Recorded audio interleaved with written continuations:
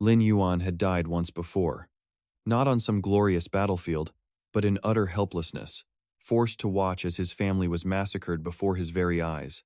In his past life, he was a nobody, completely useless in a brutal apocalypse. But fate, somehow, decided to give him a second chance.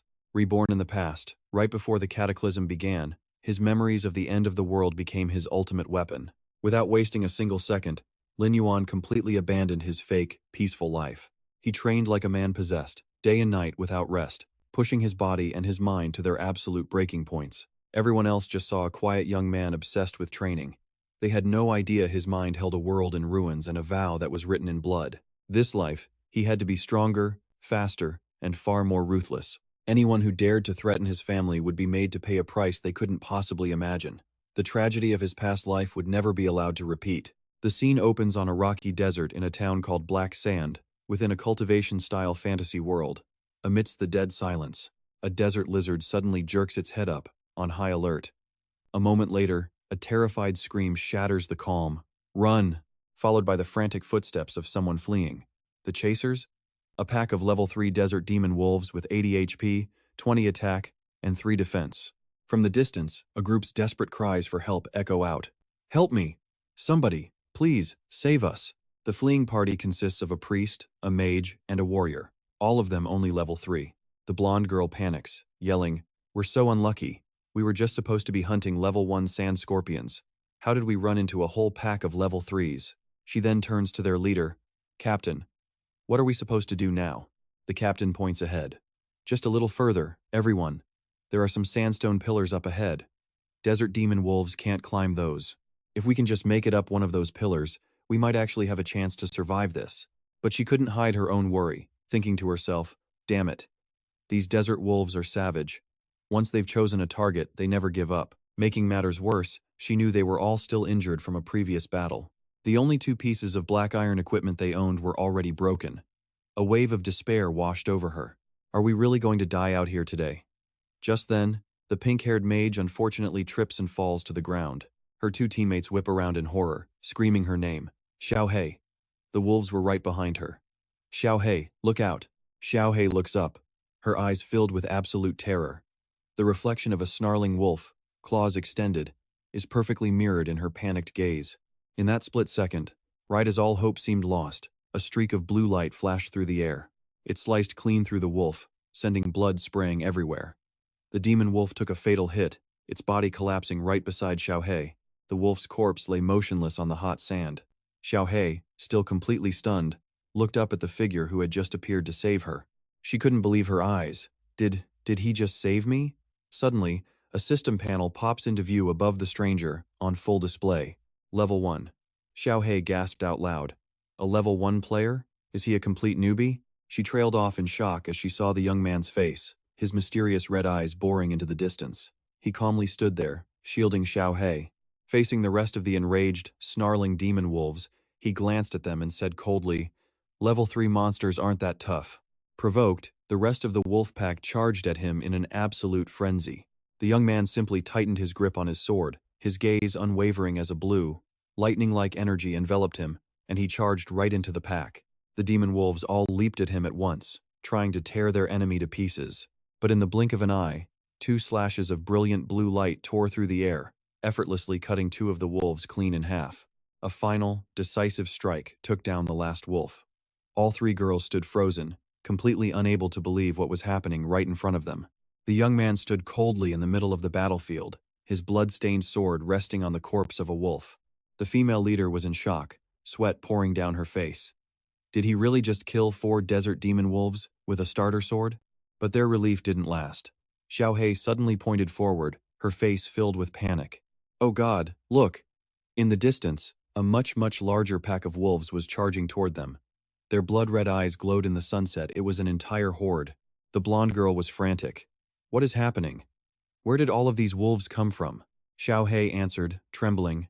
"It's probably because the other wolves in the area smelled the blood of their dead packmates." The captain desperately shouted at the young man, who was still standing there calmly. "Run. That's a pack big enough to wipe out an entire starter village. I'm not kidding. You'll be torn to shreds."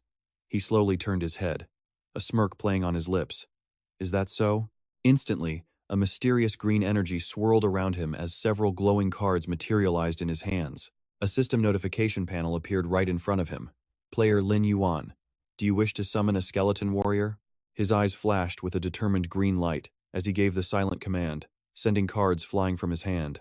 They plunged into the ground, erupting in a brilliant light as a complex magic circle etched with ancient runes covered the area. Beneath the charging wolf pack, the very ground began to shake under a downpour of green energy. From the sand, a glowing skeletal hand clawed its way out, followed by an army of level 3 skeleton warriors, 100 HP, 35 attack, 5 defense, and a head chop skill. The demon wolves didn't even flinch, continuing their ferocious charge as if nothing had happened. He just cracked a slight smirk, his eyes ice cold. Time to see who would be torn to shreds first. The bone army let out a silent war cry as the battle exploded, one skeleton warrior instantly blocking the lead wolf's pounce. At the same time, another used its shield to deflect an attack from the side. The skeleton army moved in perfect sync, effortlessly halting the savage pack. 15 minutes later, the fight was over. Lin Yuan coldly pulled his sword from the last wolf's corpse as blood splattered, surrounded by a field of dead beasts. A series of notifications appeared. 16 desert demon wolves killed, 160 experience points gained. And with it came the loot, 16 desert demon wolf pelts, 16 fangs, and 16 of their claws.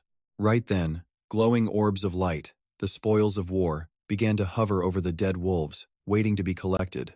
Lin Yuan calmly sheathed his weapon, absorbing the streams of glowing essence from the monster corpses into his waiting hand. Behind a nearby rock, a female mage was still in shock, stammering to her teammate. "Captain, am I dreaming? Did he really just wipe out all 12 of those desert demon wolves by himself?" The pink-haired girl slowly approached, her curiosity burning. Excuse me, are you a mage? Was that a summoning skill?" "I'm a mage too, but I've never seen anything like that before." Lin Yuan turned his head slightly, his eyes glowing with a mysterious red. "And who said I'm a mage?" The girl was completely stunned, her eyes wide with shock. "Then you're a..." As she trailed off, his lips curled into a confident smirk. Behind him, a massive system data panel blazed to life. "It's because I possess a forbidden SSS rank profession." The system screen clearly displayed his unprecedented information. Player, Lin Yuan. Level 2. Class, Necromancer. His talents were Dark Summoning and Hellgate, with stats of 5 Strength, 25 Constitution, and 30 Spirit. His name is Lin Yuan, from the planet Bloodscar. And he is a regressor. 3 years ago, scientists observed a mysterious, giant planet named Demon Star suddenly appear next to their world. Then, 3 months ago, an unknown company released a virtual reality game that completely shook the globe. After entering the game world with VR headsets, people were assigned a wide variety of classes and professions. By leveling up, they gained the power to fight the game's monsters, and slowly, the line between virtual and real began to fade. At first, nobody took it seriously, thinking it was just a game. Until one day, people started using their in-game abilities in the real world. These superhumans became known as the Chosen. But with their arrival, the real catastrophe began. A fanatical cult, calling themselves followers of the evil god, began to invade reality from the game, slaughtering people without mercy. He watched as the cities of Bloodscar were torn apart, crumbling under the assault of giant, monstrous tentacles. Lin Yuan's eyes filled with despair as he recalled holding his family's bloody bodies. His parents died in that disaster. Humanity gathered every last bit of its strength from across the planet for one final counterattack.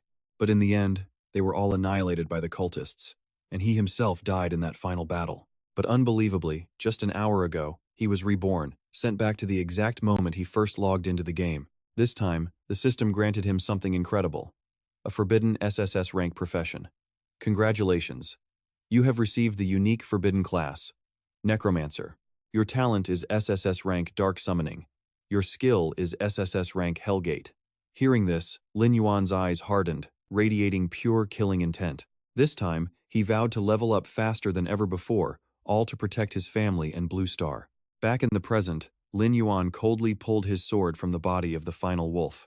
He extended a hand toward the corpse, and a stream of green miasma flowed out, wrapping around the body with a demonic hiss. The tendrils of energy branched out, instantly connecting to every single corpse scattered across the battlefield. As the dead wolf's eyes flashed green, a system prompt appeared. Use Dark Summoning on Desert Demon Wolf Corpse? Yes.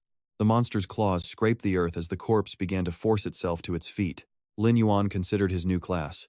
Its special trait was granting him the physical stats of a warrior, but at the same time, it gave him the power of dark summoning, turning monster corpses into undead soldiers to fight for him. The entire pack was rising again. These zombie monsters didn't just inherit their previous levels and skills either. The system shows the stats for the level 3 Demon Wolf Zombie. 80 HP, 20 attack, 3 defense, and a bite skill that deals 200% damage. Their new deathly body skill made them immune to fear, poison, blindness, and even bleeding effects. He moved his hand, drawing a gorgeous magic circle, gifting them that new skill, making them immune to almost all negative effects. The ground then cracked wide open, bursting with a blinding blue light. This was his other talent, the Gate of Hell. It could be used to store any monster he resurrected, and its capacity would grow right along with his level. From deep underground, a colossal, bizarre gate wrapped in chains began to rise. An eerie creak echoed as the gate slowly pulled apart, unleashing a brilliant stream of light from within. The pack of zombie wolves obediently marched forward, stepping into the world inside the gate. Amidst the magical storm, Lin Yuan stood surrounded by dozens of monster phantoms. He knew if his level was high enough, he'd have an invincible army of the dead. Seeing this terrifying sight, the female mage paled and stepped back. "Are you raising the dead as zombies? Who are you?" But Lin Yuan ignored the girl's fear, simply looking up at the changing sky. He looked at the time. It was almost here. The scene suddenly turned crimson, and bloody text appeared in the air, announcing the arrival of the world boss. Lin Yuan's eyes filled with a mix of excitement and pure killing intent. Time to kill a boss. From the horizon, countless blood-red lightning bolts crashed down with insane destructive power, forcing other players to watch in terror. The blood-red sky suddenly cracked like glass, spreading with crimson veins. In the center of the rift, a pair of demonic red eyes appeared, staring down at the terrified players below. They screamed, "The giant death wolf is here!" The game's website said its attack range is 50 meters, one player yelled while running. "We better get as far away as we possibly can." Desperate screams for help echoed as chaos erupted, players scattering in every direction. But the boss was too fast, tearing through the crowd and spreading death. Two players hid behind a rock, watching the horror unfold. Right before them, the giant wolf chomped down on an unlucky player, standing tall amidst a field of bodies. Its info panel appeared. Giant Death Wolf, a level 6 lord with 2400 HP. As it appeared, one player tried to rush out but his friend held him back. "Brother, are you crazy? A single player can't kill the giant Death Wolf. You're just throwing your life away." The two players behind the rock trembled. This is a world boss, the giant Death Wolf. How could anyone possibly kill a monster that terrifying? Then one of them pointed. "Look, what is that guy doing?" Amidst the absolute chaos, a lone figure was calmly walking toward the boss. It was Lin Yuan. He strode forward with his sword in hand, his cloak whipping in the wind. His red eyes shone with cold, hard determination. The blonde player spoke up. "Look at that sword. He's definitely a newbie." The other agreed. "Exactly. The giant Death Wolf is a level 6 lord. Without help, all of us combined wouldn't be enough to even scratch it." An information panel appeared, explaining the monster hierarchy in this world. Monsters were ranked from weakest to strongest: common, elite, chieftain, lord, royal, monarch, and god tier. Among them, a lord-level monster, even a low-level one, was a massive threat to any new player. Lin Yuan stopped, now facing the colossal beast alone as another player's desperate shout echoed from behind. "Hey, are you insane? Get back here, you're just going to die." He looked up at the monster, muttering, "A level 6 world boss." Then, with utter contempt in his voice, he said, "Looking at you now, you're nothing at all." As if provoked, the wolf let out a furious roar. A powerful shockwave erupted as the system announced the boss had activated its howl skill. Lin Yuan swiftly dodged out of the way just as the boss swung its massive, sharp claws down. The world boss activated Death Claw. His eyes sharpened as memories from his past life flooded his mind. He recalled that in his previous life, this level 6 giant death wolf only had about 3400 HP and 510 attack power. For the adventurers in this desert, whose highest level was only 3, it was an impossible challenge without a full party. Remembering that bloody past, he thought about how he and his entire team had nearly died fighting this very beast. Back in the present, the giant claw descended, but he faced it with absolute calm. But now, he has been reborn.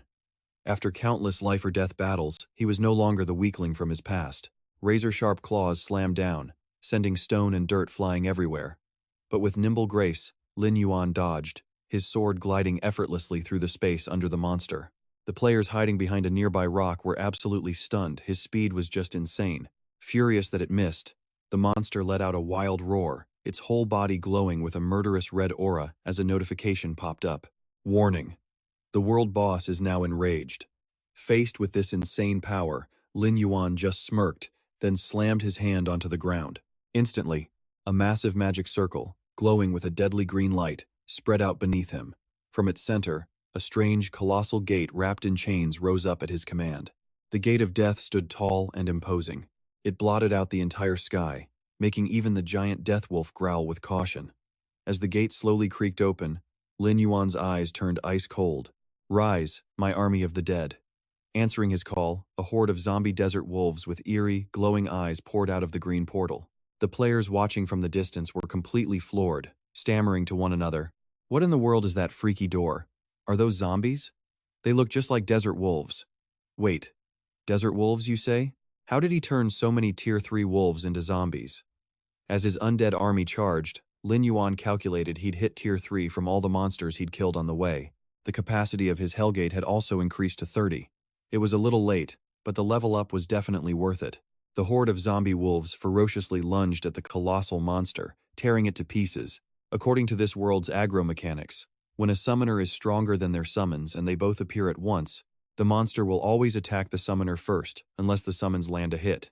Otherwise, the boss won't switch its target. Swarmed by the undead, the giant boss furiously swiped its claws, scattering them. However, one zombie wolf with an immortal soul stood its ground, its roar defiantly drawing the enemy's attention. The boss immediately raised its claws, preparing to deliver a fatal blow to the tiny, ragged zombie. Seizing that opening, Lin Yuan's eyes flashed. This was his chance.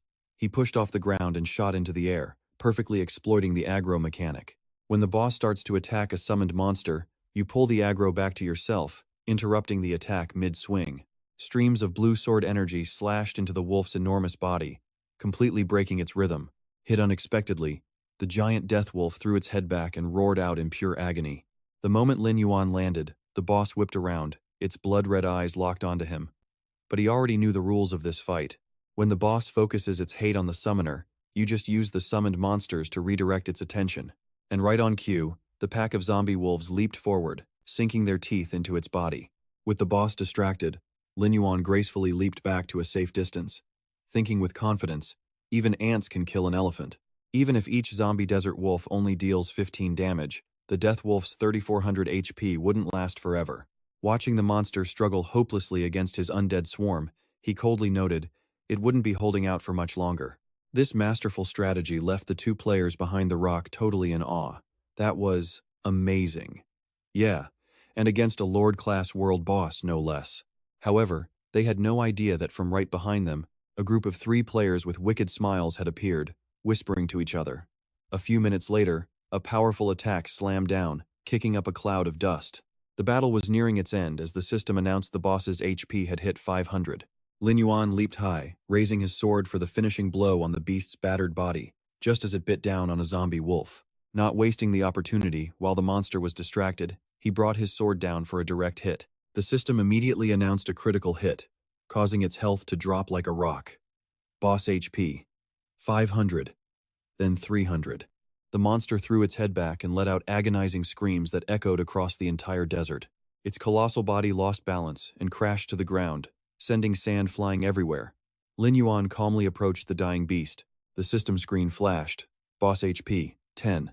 Death was near. He coldly looked down at his defeated opponent, waiting for the final strike. Suddenly, from behind, came the sound of footsteps rushing through the sand.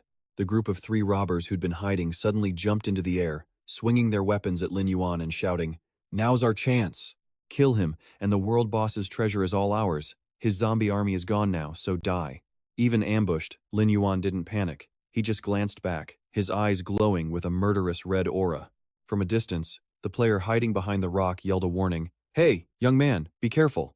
But Lin Yuan didn't need the reminder. He had already spun around in a flash. He swung his sword in a single, fluid motion. He unleashed a massive, crescent-shaped wave of sword energy that swept through the 3 bandits, sending them flying with pathetic screams. All 3 bodies hit the ground with a sickening thud, blood pooling under the tip of his dripping sword. Standing over their corpses, Lin Yuan sneered, "Don't overestimate yourselves."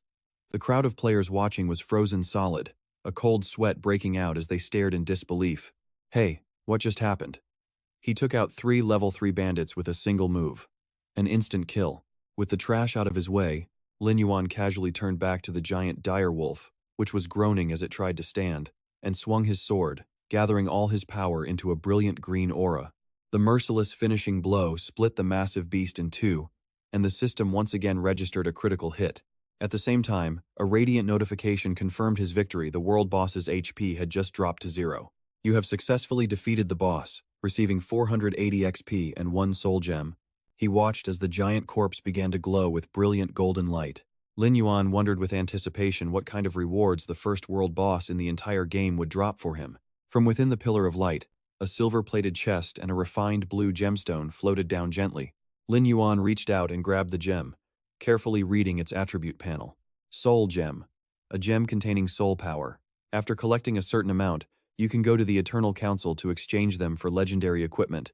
He clutched it tightly. He thought back after reaching level 60, players had to visit the Eternal Council, where the elf race lived, to keep leveling up. It was still way too early for that.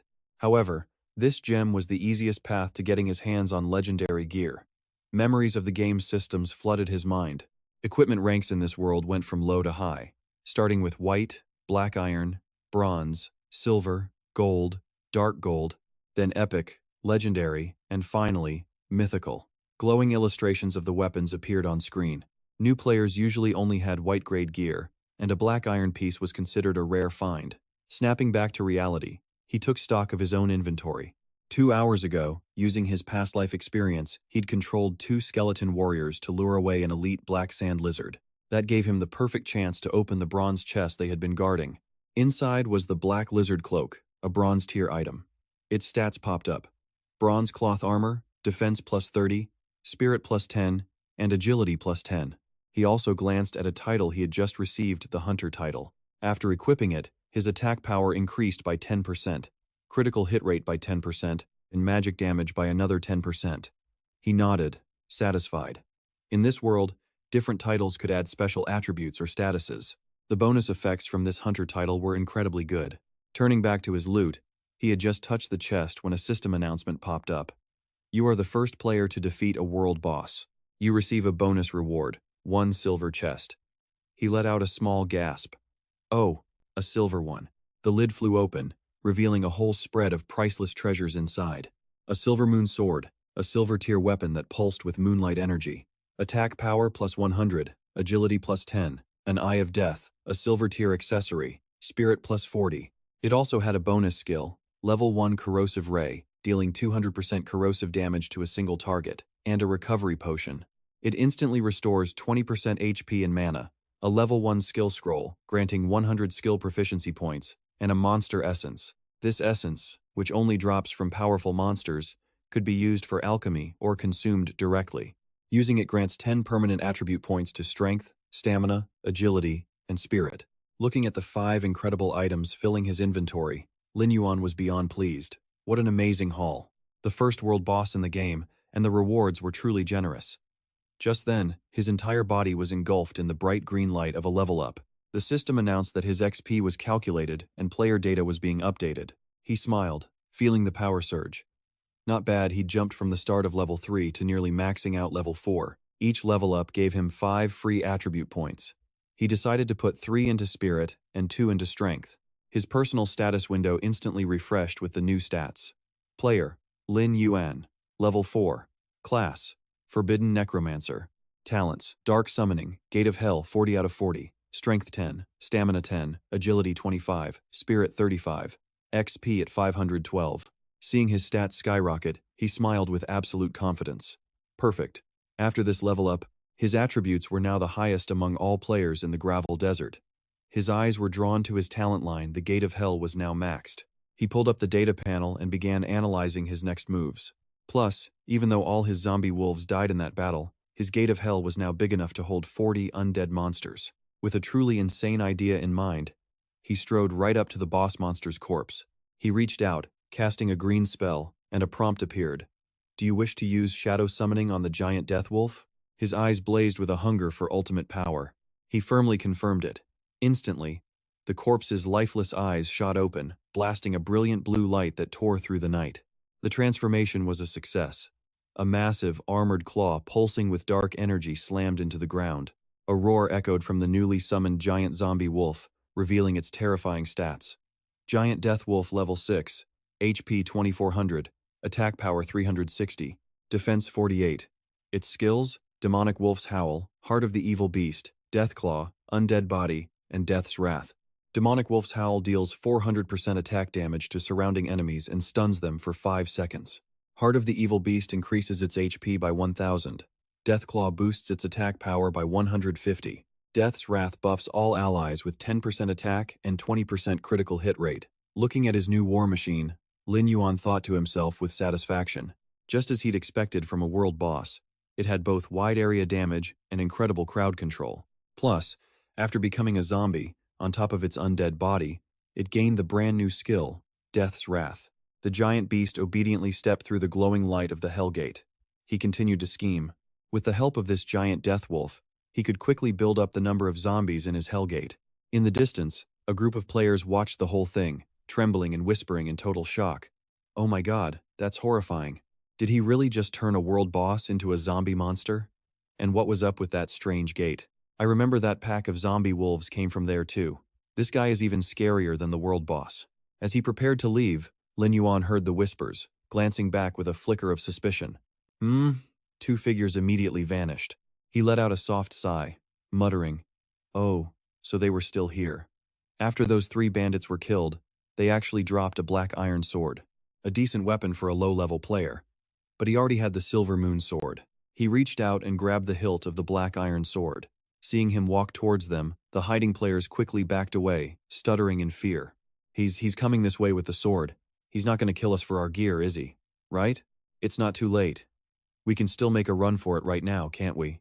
But with his superior speed, Lin Yuan was already standing before the player in the headband, asking in a cold voice, "You were the one who shouted earlier, correct?" The headband guy broke out in a cold sweat, his face pale with fear as he stammered a reply. Yeah, that was me." Unexpectedly, Lin Yuan held out the hilt of the black iron sword towards him, saying simply, "Take it." The player's eyes went wide, unable to believe what was happening. This is... After handing over the weapon, Lin Yuan decisively turned and walked into the sun-scorched desert, waving as he left a final comment. "Thanks, maybe this will be useful to you." The players all rushed over, their jaws on the floor. "What? No way. He came over just to give you that sword? Look closely, that's a black iron-grade sword. It's worth a fortune." 10 minutes later, Lin Yuan was still walking alone across the barren, windswept desert. Suddenly, his body began to glitch, flickering with waves of static. He flinched, his brow furrowing. Huh? This feeling. Instantly, the entire virtual space shattered, replaced by bright green static on a black screen. A piercing warning beep sounded as a bulky VR headset with a flashing red light appeared on his head. Back in reality, Lin Yuan frowned. He pulled the headset off, letting out a sharp breath. Just as I thought. Not enough battery, it kicked me out. He sat quietly in the gaming chair in his tiny room, carefully placing the VR headset on his computer desk. His expression turned determined, yet worried. He told himself he had to earn money quickly to buy a proper gaming pod. He looked up at the huge computer monitor, which was brightly displaying the splash screen for the game, World of Immortals. The screen shifted to a graphic of Earth covered in a digital network. He recalled the game's basic info.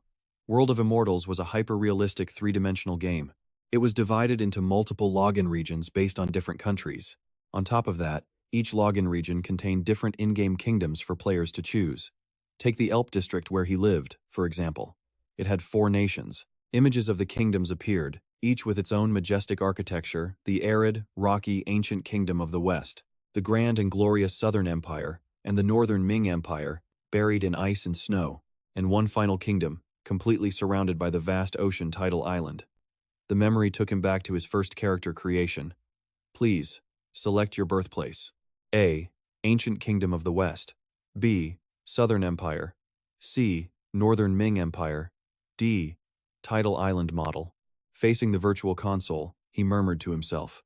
He had another chance at life. and he was making the exact same choice as before. Without hesitation, his finger pressed the interface labeled Western Desert Ancient Nation as his mind drifted back into the past. Because just before he died, he discovered a terrible secret. The memory threw him back to that moment. The sky was torn open by a giant, crimson demon eye, unleashing hell on earth amidst endless, agonizing screams. Buildings collapsed into fire and smoke. People scattered in absolute desperation, running for their lives. Help me. In his previous life, Lin Yuan lay helpless under the rubble, covered in blood, the screams echoing all around him. Somebody, help. Right at the edge of death, the corner of a cloak fluttered into his field of view. He struggled to open his blood-soaked eyes, staring up in absolute shock. There, framed against the fire and the evil god, stood the majestic silhouette of a cloaked figure. Lin Yuan's gaze locked onto the emblem on the man's chest. Was that golden jade? The insignia of the Western Desert Ancient Nation Guild? The badge was a single golden eye. The first believer of the Demon Lord, the memory shifted, showing that figure kneeling before a massive evil entity, before snapping back to reality a player in a dimly lit room. Lin Yuan, chin in hand, thought deeply. He remembered it all too well. That first believer was the key to the final ritual, the one that summoned the evil god to Bloodscar.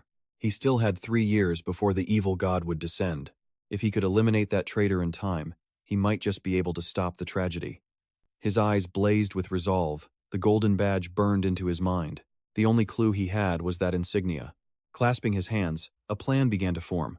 Only guilds in the main city of the Western Desert used golden jade emblems, and getting in required level 10. To expose this rat's true identity, he had to level up. And fast. At that thought, his gaze hardened into pure steel. That was it. Suddenly, he raised his hand. A magic card, glowing with an intense green light, materialized between his fingers as a powerful aura enveloped his entire body. He stared at the card. Had he really just summoned the skeleton card? He clenched his fist, crushing the card into a burst of brilliant energy. In this world, certain players could manifest their in-game powers in reality, right from the very beginning. These people were called the Chosen, or sometimes the Children of Fate, their power like an echo of ancient, mighty warriors. Every one of the Chosen possessed a powerful, hidden class and ridiculously high luck stats. They were humanity's main line of defense against the evil god. In his past life, he only gained his powers in the real world when the Bloodscar catastrophe had already begun. But this time, it was happening so much sooner. It seemed his forbidden soul summoner ability was anything but normal. He just wasn't sure how it compared to the hidden classes of the Chosen. Lost in thought, a sudden click from the door snapped him back to attention. He immediately shot to his feet. He glanced at the wall clock before stepping out of his bedroom, right on schedule. He walked into the dining room to find his father and sister staring in bewilderment at a lavishly prepared feast. Yuan, what's all this? But he just placed a hot plate of roast duck on the table with a warm smile. Everything's ready. Just eat, his sister grinned, nudging their father who was still in a daze. Dad, don't you get it? This is a rare gesture from Yuan. Let's eat. Their father finally nodded. Ah, okay then. He stood there silently, watching his family alive and real enjoying the meal, overcome with an emotion that caught in his throat. It's a sad truth about people. You only realize how precious something is after you've lost it. Only then do you try to make up for it. In his past life, he had lived in complete ignorance, taking these peaceful days for granted. Dark memories surfaced of him hiding in his messy room, consumed by a VR game, ignoring his father's worried sighs from outside the door. If that boy keeps this up with his gaming addiction, he's going to completely ruin himself. Can't you stop? You'll just make Yuan angry again. It was only when disaster took everything that he painfully realized just how foolish he had been. Staring at his reflection in a dark screen, a single tear traced a path down his cheek. His expression was bitter, but filled with absolute resolve. He served some more food and asked, "Today is Sunday. Isn't little Dan coming home?" His mother smiled at his father. Dan said she's preparing for a practice exam, so she took food with her to study at school. Oh, right. If you have time later, you should bring some of this to her. The food she brought can't be as good as this, his father teased, smiling warmly. I never thought our Yuan would actually learn how to cook. These chicken wings are incredible, Han. Don't even think about fighting me for them. His mother laughed. All right. They're all yours. All yours. As his father took a bite, a look of pure, surprised happiness spread across his face. He looked at his parents gently, making a soft promise. I'll learn how to cook more dishes for you both. Hearing that, his parents just froze, completely stunned into silence by their son's sudden and heartfelt gesture. His mother reached up, wiping away a tear of pure joy, while his father just smiled proudly and nodded. Yeah. A moment later, Lin Yuan was running relentlessly up a massive flight of stairs, his breathing heavy and ragged. He was training like a madman, covered in sweat. He knew if he wanted to control the game's power in reality, he needed a body strong enough to handle it. No time to be lazy. He immediately switched to a heavy bag, throwing powerful punches that tore through the air. After the brutal session, he stretched and wiped away sweat, his physique now toned and rock solid. He glanced down at the stopwatch on his wrist. 50 meters in 5.5 seconds. Not bad, he thought with a slight frown, but there was still plenty of room to improve. Just then, the digital watch on his wrist started beeping insistently, the alarm he'd been waiting for. His eyes hardened as he looked up and muttered, "Well, I guess it's time to head back in." Logging into the game, his figure materialized from a blinding pillar of digital light. You have entered the gravel desert. The desert sky was instantly blotted out by the massive shadow of a winged creature. With a world-shaking screech, the dark shape plummeted toward the ground at a terrifying speed. Its shadow was large enough to swallow him whole. Lin Yuan just narrowed his eyes and looked up, completely unfazed. In the sky, a whole flock of bizarre red-feathered monsters were diving straight for him. He faced the oncoming swarm without flinching, standing his ground. With a single, fatal slash, he cleaved the lead monster bird in two. Its info panel popped up. Normal weeping bird. Level 2, with 4 HP and 20 attack power. 2 defense. Skill. Beak assault. Blood sprayed as he struck a heroic pose on the rock. System notification. 15 experience points gained. Watching the monster corpses fall to the ground, he glanced over his shoulder with a look of disappointment. Just 15 experience points. His crimson eyes narrowed in calculation. Without a second thought, he turned the corpse into a new summon. At that exact moment, a massive wolf paw slammed down hard onto the brutal desert sand. From the shadows, an entire pack of desert demon wolves charged out, dozens of blood-red eyes glowing with hunger. Lin Yuan just leaned back calmly, smiling to himself. His new summon immediately attracted the entire massive wolf pack. It's no surprise this was one of the desert demon wolf's favorite meals. Preparing for the slaughter, he decisively popped the top off a magic potion. He stood his ground, facing the furiously charging wolf pack head-on. Then he calmly downed the entire vial. Raw power surged through his body as a notification appeared. Monster essence consumed. All stats +1. He shot forward like a bolt of lightning. Then I'll take advantage of this. The savage wolves bared their death-wreaking fangs, but his blade instantly and ruthlessly pierced the lead beast's jaw, just to get things started. This. Brilliant arcs of blue sword energy lashed out from his blade, completely shattering the pack's attempt to surround him. Lin Yuan landed gracefully, flicking blood from his sword as the system announced, "You have successfully slain Desert Demon Wolf ×4. But there was no time to rest. 2 more enormous, enraged beasts dove straight from above, trying to tear him apart. He met them with a perfect, destructive slash of his own. He sliced them both in half in midair. System notification. You have successfully slain Desert Demon Wolf ×10. His boots hit the cracked earth hard, radiating a menacing green sword aura and overwhelming killing intent. Dodging a vicious pounce from above, Lin Yuan quickly fell back, immediately unleashing a wave of green energy that tore the pack's formation apart. Gripping his weapon tightly, he muttered, "Here they come." A cold, sharp light flashed in his eyes. Perfect timing. His blade became a blur, parrying and slicing through the charging beasts. He cut through them all in a torrent of black blood, clearing everything in his path. System notification. You have successfully slain Desert Demon Wolf ×20. The slaughter continued. The numbers kept climbing. You have successfully slain Desert Demon Wolf ×30. He ended it with a massive spinning strike, unleashing a devastating area of effect attack. The final system achievement appeared. You have successfully slain Desert Demon Wolf ×40. Congratulations. You have advanced to level 5. Instantly, a hellgate opened, releasing 7 zombie wolves. Looking at his new undead army, he made a quick calculation. After just 2 battles, the hellgate was already overflowing with zombie monsters. Standing on the cliff, he checked his player status. Lin Yuan. Level 5. Class. Forbidden Summoner. Shadow Summoning Talent. Hellgate 50/50. Strength 22, Physique 20, Agility 45, and Spirit 48. He confidently sized up his current power level after boosting his 4 main stats with that monster essence. His combat power was now high enough to take on elite-level monsters of the same rank. Gazing into the distance, he made a decision. It was finally time to find that person. His destination, Black Sand Town. Pulling his hood low, he quietly melted into the bustling crowd. He suddenly stopped, standing before the wooden door of a small house. With a creak of old hinges, he pushed his way inside. Inside, an old NPC called out to him as a status window appeared the mage instructor of Black Sand Town. Lin Yuan got straight to the point. "Instructor, I'm here to learn skills." He recalled the rules from the game, Xianxia World. Usually, skills came from books dropped by monsters or found inside treasure chests. Images of players collecting skill books flashed through his mind, along with that basic rule. But on top of that, every profession also had its own dedicated instructor to teach new players. Facing the NPC, he thought to himself, this was his instructor from his past life as a mage. What was his name again? The old man, meanwhile, replied with glee, "Excellent. Teaching you will earn me enough coin for wine for the next half a month." Lin Yuan's eyes narrowed as he analyzed the situation.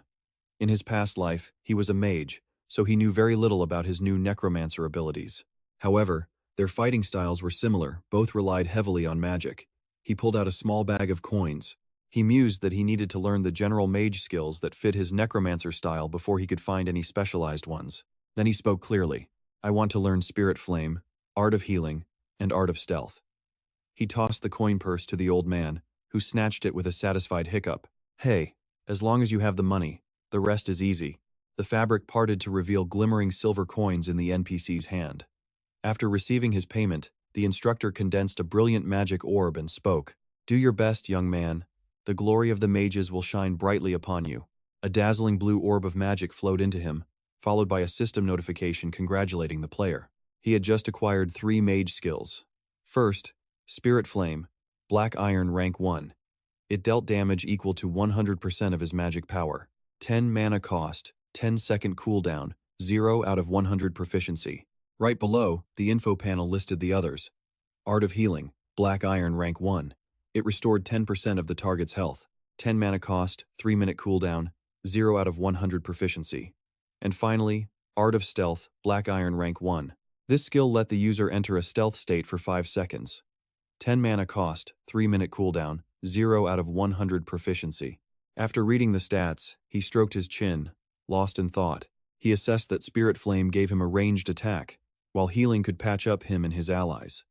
As for stealth, that was a lifesaver for emergencies. But these were just the basics, simple skills. If he wanted to learn higher-level abilities, he'd have to find more resources. With his goal set, a determined glint appeared in his red eyes. All right, time to move out and level up.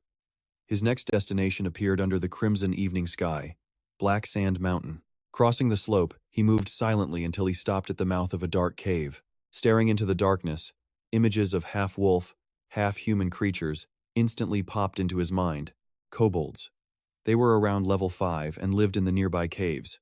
Their keen sense of smell allowed them to hunt prey even in total darkness. And they were cunning, preferring to ambush their targets. A single one of their packs usually numbered around 100. After finishing his analysis, his eyes sharpened with cold calculation. So, in terms of both numbers and level, the kobolds were the perfect monsters to level up his new zombie army. To prepare, he took out a potion he'd bought from an NPC a half hour ago and drained the vial. The system immediately confirmed the night vision potion's effect, granting him vision within a 3-meter radius in the dark for 30 minutes. With everything ready, he summoned his gate.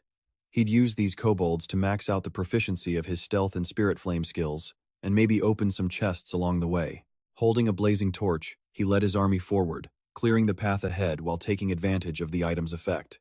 A normal torch. Its effect increased vision by another 5 meters. "By your command, Master." The zombie wolf pack, their ghostly eyes glowing with menace, charged deep into the cave. Some time passed. The sound of his footsteps echoed as he descended through the narrow rock walls. 15 minutes later, his face grew wary under the flickering firelight. He stops dead in his tracks. A frown, a signal to his wolves, something's moving. Without a word, he whips around, hurling the torch forward. Its flame cuts through the darkness, revealing monstrous shapes slinking up the stone steps, trying to stay hidden. From the shadows, a deep, guttural growl echoes out. Then, bloodshot red eyes snap open, filled with hate. Suddenly, countless wolf-like shadows burst from the night. All fangs and claws, lunging straight for him. Seeing his enemy clearly, he just smirks. The kobold miners have appeared, their stat window popping up right beside them, showing they're just common mobs. Level 5, HP 120, Attack 30, Defense 6. Skill, Mining Attack. With a wave of his hand, he gives the order, kill them all. Leave none alive. The battle erupts. One reckless kobold leaps down from above, swinging its pickaxe right for his head in a deadly arc. At the same time, a brawny monster raises its sharp claws, letting out an enraged roar. But he doesn't even flinch. A blur of green sword energy slices through the enemy, sending blood flying. A notification pops up. Kobold Miner ×2, eliminated. As they fall, another one charges forward, activating its shatter skill. The attack leaves deep scratches across his summoned wolves, a brutal counter. Lin Yuan ignores it completely. He unleashes a ruthless sword strike, slicing the beast clean in two while it's still airborne. The system reports, Kobold Miner ×8 defeated. He comes to a quick conclusion: these mobs aren't strong, but dodging their pickaxes is the absolute key to winning this.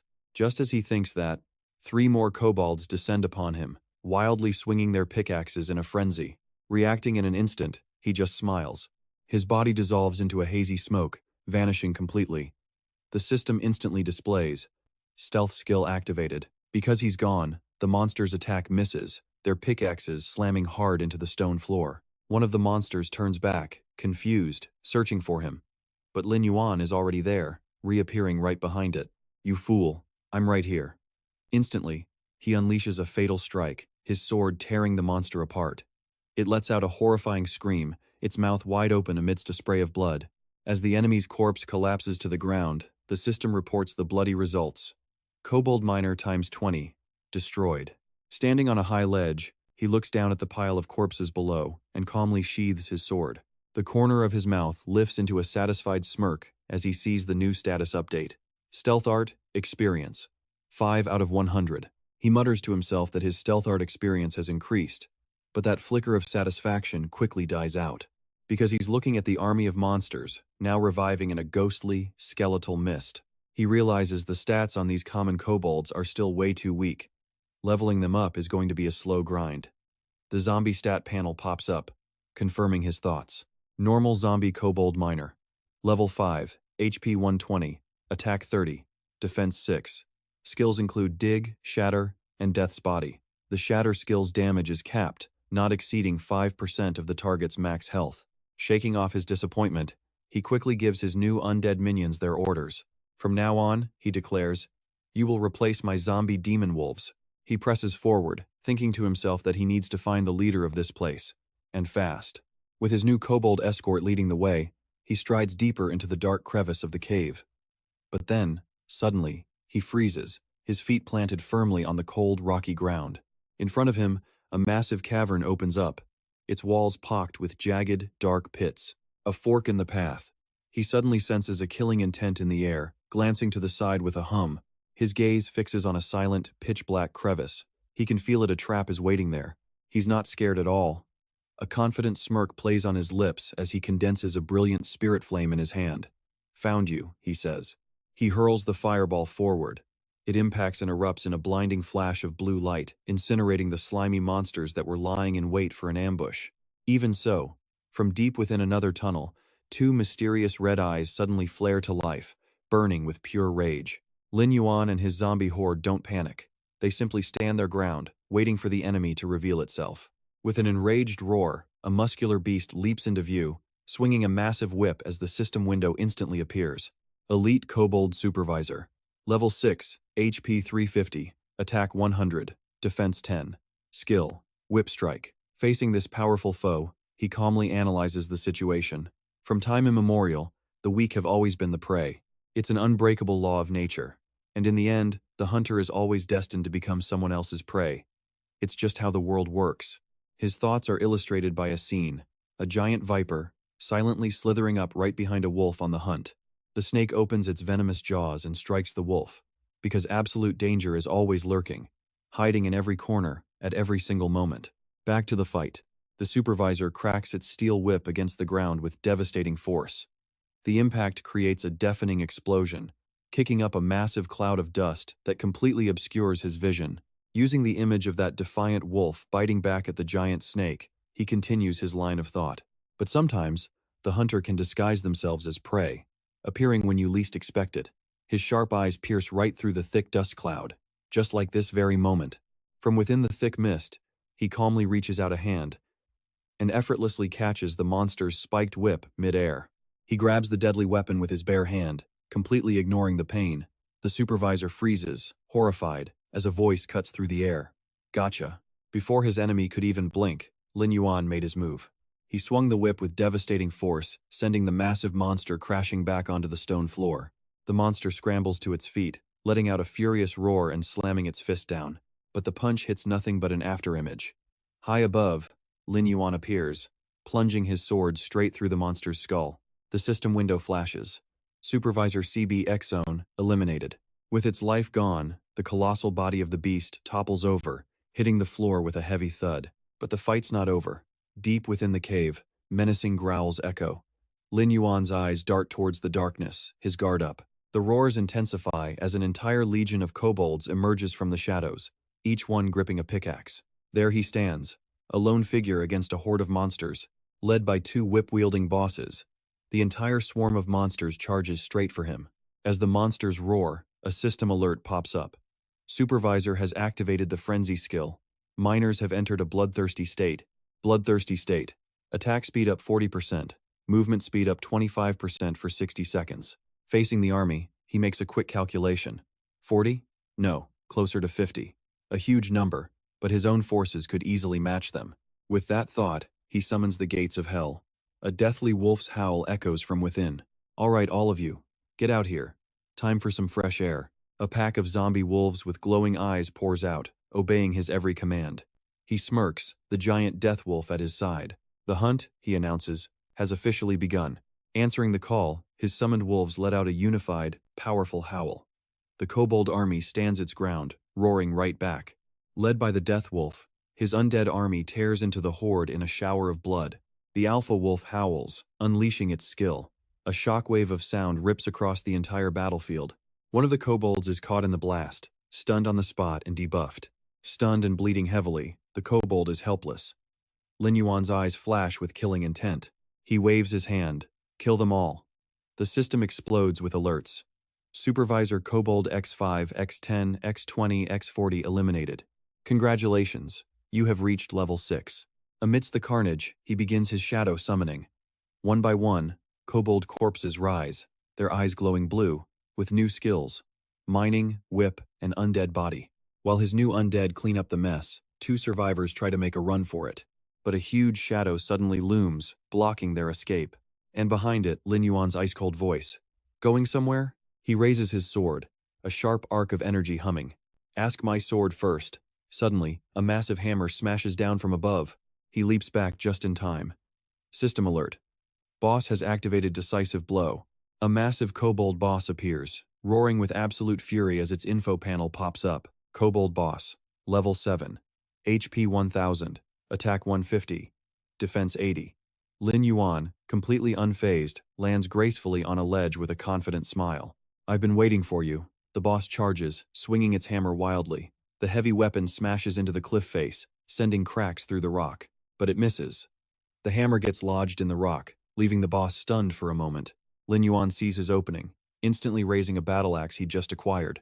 He dives, bringing the axe down hard on the boss. The impact rings out, but the blade can't pierce its tough hide. Just as he suspected. A boss's defense is no joke. He can't even scratch it. Enraged, the boss swings its hammer in a furious counter. Lin Yuan's eyes widen in surprise, the massive hammer barrels straight towards him. But he just watches it come, completely unfazed. With a roar, the boss smashes its hammer down. Lin Yuan dodges and counters, noting this creature's attack patterns are far from simple. This thing is way beyond your typical elite monster, based on the power it's showing. At least 2 or 3 times stronger, in fact. A blue flame appears on his fingertip. The plan is simple. Keep his distance and chip away at its health. He gives the command. Arise. His entire undead army materializes, surrounding the boss. Just then, a system alert flashes. Boss activates finishing blow. The death wolf leaps forward to intercept. The system flashes. The next finishing blow will deal double damage. Seeing this, he immediately gives the order to attack. His zombie army swarms forward, pinning down the massive boss. Right after, his Death Wolf roars, activating a party skill. The Death God's Rage kicks in attack power up 10%, crit rate up 20%. Fueled by the buff, the zombie horde's assault becomes even more ferocious as they let out a unified roar. The Death God's Rage is active. The all-out attack lands for colossal damage, forcing the boss to shriek in agony. Negative 150. Under the constant barrage, the boss staggers from the sheer force of the zombie swarm. Lin Yuan seizes the opportunity, conjuring a fireball and activating his magic skill, Spirit Flame. He soars into the air and unleashes countless blue fireballs. This rain of fire engulfs the restrained boss, who howls in pain from the continuous hits. Negative 20. Negative 30. Another 30. He thinks to himself that if he remembers right, the kobold boss has incredibly low magic resistance. Engulfed in flames, the boss lets out a final, furious roar. It charges madly at Lin Yuan for revenge, but he just smiles and activates his stealth skill. Instantly, he shoots into the air, circling around behind the charging beast.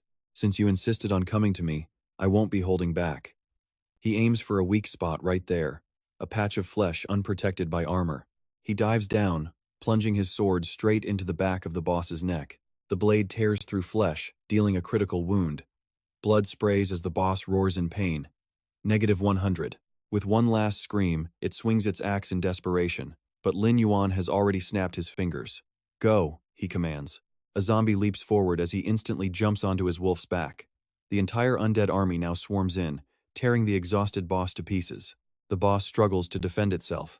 He notices its armor has been completely shattered. Immediately, he summons countless dazzling magic orbs around himself. The next attack will unleash his full firepower. He delivers a cold, final judgment. I'm taking your life. A cascade of damage numbers appears. Negative 30, negative 40, negative 40. Burning alive, the boss screams in absolute agony. Seeing their leader fall, the remaining monsters roar in a frenzy and charge forward. Looking at the remaining mobs, his expression doesn't waver. This is just a desperate last stand. The slaughter continues, and it is over quickly. The system notifications roll in. You have successfully defeated 18 kobold supervisors. You have successfully defeated 20 kobold miners. You have successfully defeated 35 kobold miners. Seeing its kin slaughtered, the last boss panics and turns to flee for its life. But it doesn't get far. It freezes in its tracks, spotting a cloaked figure blocking the path. He draws a sword crackling with blue lightning, his voice ice cold. Trying to run? His hand tightens on the hilt. Leave your life here first.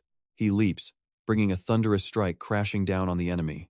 The kobold's head flies into the air in a spray of bright red blood. The headless body collapses onto the stone floor with a heavy thud. He sheathes his weapon and gets the notification. Boss defeated. Experience points plus 50. At the same time, the light of a level up envelops his body. Congratulations, you have reached level 7. Looking at his updated stats, he smiles, satisfied. Level 7 perfect. Player. Lin Yuan. Level 7. Class. Necromancer. Taboo. Talent. Shadow Summoning. Hellgate, 20 out of 70. Strength, 27. Stamina, 23. Agility, 45. Spirit, 50. Experience, 68 out of 2,745. His eyes hold a distant, calculated look.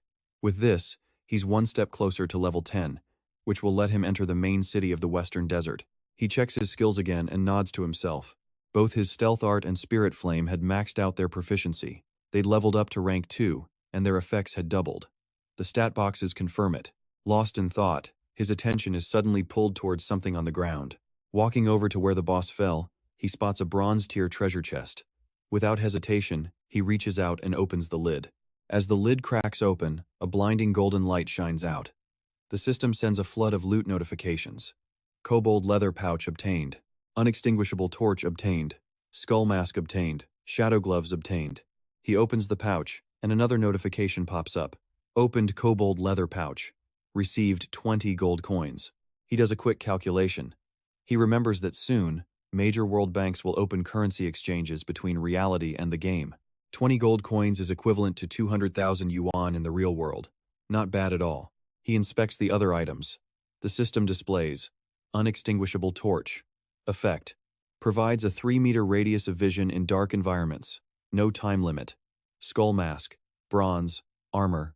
Its effect reduces incoming physical damage by 5%, stamina plus 10, strength plus 10. As his hand touches the final item, his eyes flash with surprise. Oh! He slips on the silver-blue gloves. Shadow gloves, silver, armor. Effect. The gloves' power scales with the user's physical strength, just like a kobold's. Defense plus 30, attack plus 30. He let out a small laugh. His luck was pretty good, pulling a silver-tier weapon from a bronze-tier reward. The gauntlets pulsed with the power of a kobold. He couldn't wait to test them out. At the same time, near the kobold cave, a hulking warrior surveyed the battlefield. This was Huang Feilong, guildmaster of the Bloodscar Guild, a level 8 warrior. The man beside him boasted smugly, "Our recent training paid off.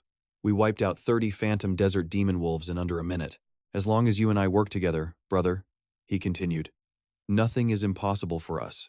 This was the vice master of the Bloodscar Guild, Huang Feihu, a level 5 rogue. Behind them, the other guild members were quick to flatter. "As expected of our guildmaster and vice master, taking out that many phantom wolves in a single blow. Your power is astounding." One of them gushed. "That's right. If we ever run into that scum from the Thunder Guild again, we'll wipe the floor with them." They all cheered. Indeed. But Huang Feihu was still fuming. If that Lin Yuan hadn't appeared out of nowhere, we would have claimed the first world boss kill. No other guild would dare to look down on us then. He recalled the world announcement. The giant wolf world boss had been defeated by the player Lin Yuan. The image of Lin Yuan standing over the giant wolf's corpse made him relive that initial shock. What the hell? Huang Feihu was still seething. "I don't know what kind of ridiculous luck that bastard has, but the moment I find him, I'm going to unleash hell on his head." Huang Feilong's face hardened as he reprimanded him. "Feihu, how many times have I told you not to act so recklessly?" The guildmaster's voice dropped as he analyzed the situation. "Lin Yuan is ruthless, and his strength can't be underestimated. So, it's better to recruit him than to fight him." With that settled, Huang Feilong shouldered his axe and left. He remembered there was a kobold dungeon nearby. "I'm going to check its location. The rest of you stay here and recover." His underlings bowed respectfully, waiting until he was gone. Huang Feihu gritted his teeth in frustration. His own brother had scolded him 3 times over that lone wolf. It felt so unfair. He gripped his dagger tightly, roaring in his mind. "Just you wait, Lin Yuan. I'll rip your fangs out in front of my brother, and then take your head to prove who's truly the strongest." Seeing his boss in a rage, a lackey quickly ran over to suck up, pointing, "Vice Master, don't waste your anger on that trash. Look over there." Following his finger, Huang Feihu frowned, asking, "What is it?" Elsewhere in the same forest, a young woman was walking, and completely unaware she was being watched. She was a mage dressed in purple, enjoying a leisurely stroll under the setting sun. Huang Feihu and his men started to stalk her, a sinister smirk spreading across his face. Meanwhile, Lin Yuan was heading toward the cave. He was looking at a system window with satisfaction.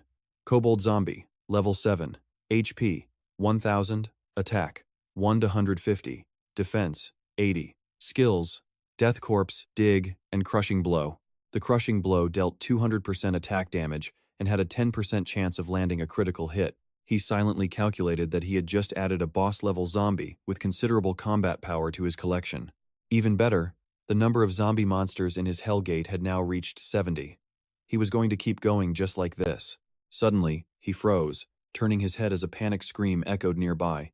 "You, all of you, stay away from me." A female mage was stumbling backward in terror, clutching her staff. "Don't come any closer. If you take one more step, I won't spare you." She watched in despair as Huang Feihu and his men tightened their circle around her. He let out a sleazy laugh. "Well now, what incredible luck. To think we'd run into such a beauty out here." He advanced, his eyes filled with greed. "Don't worry, sweet thing," one of his men added. "Just entertain the brothers a little. Instead of suffering, you should just try to enjoy it." "That's right. Just make our vice master happy, and you'll be rewarded handsomely." Unable to stand it, she raised her staff defensively. "If you come any closer, I swear I won't hesitate to attack." But the blonde man simply slapped her weapon away.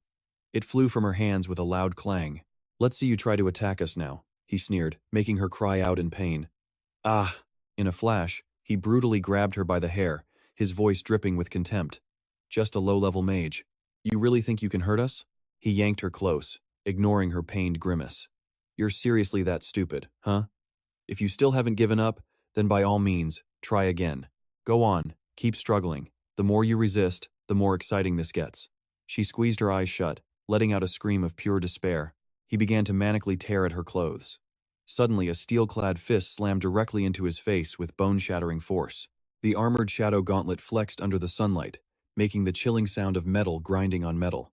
Huang Feihu took the full impact of the punch, flying backward with a blood-curdling scream of agony. His underlings watched the lightning-fast attack in horror, screaming, "Vice Master!" His body slammed hard into the cliff face, kicking up a massive cloud of dust.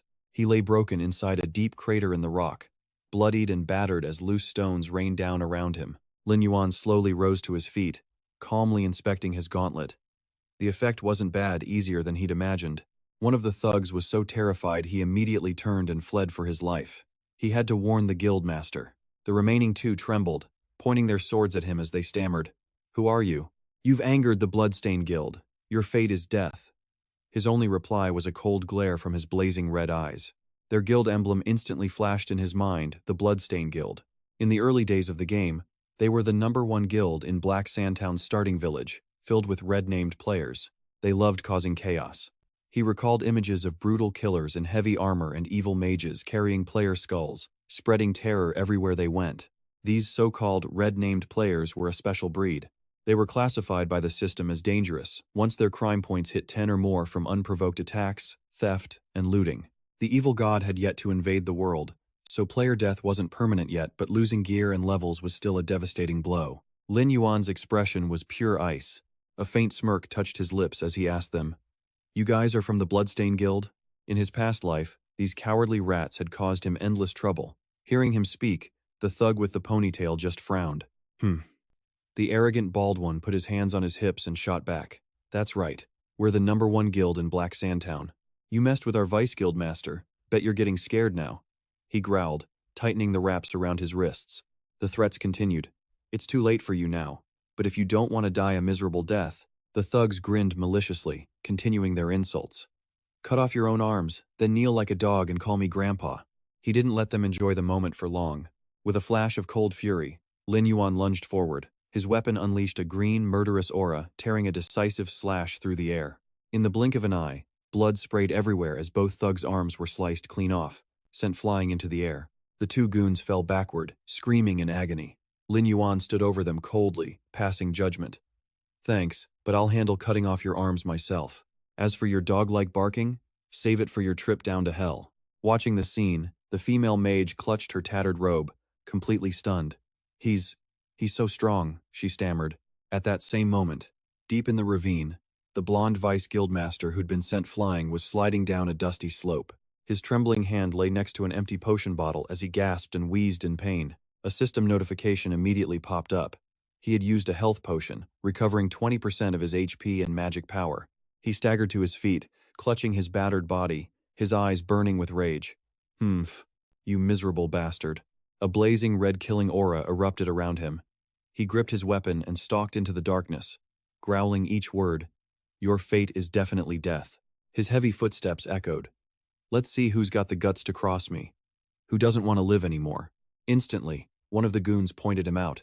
"Guildmaster, he's over there." Hearing the noise, Lin Yuan raised an eyebrow.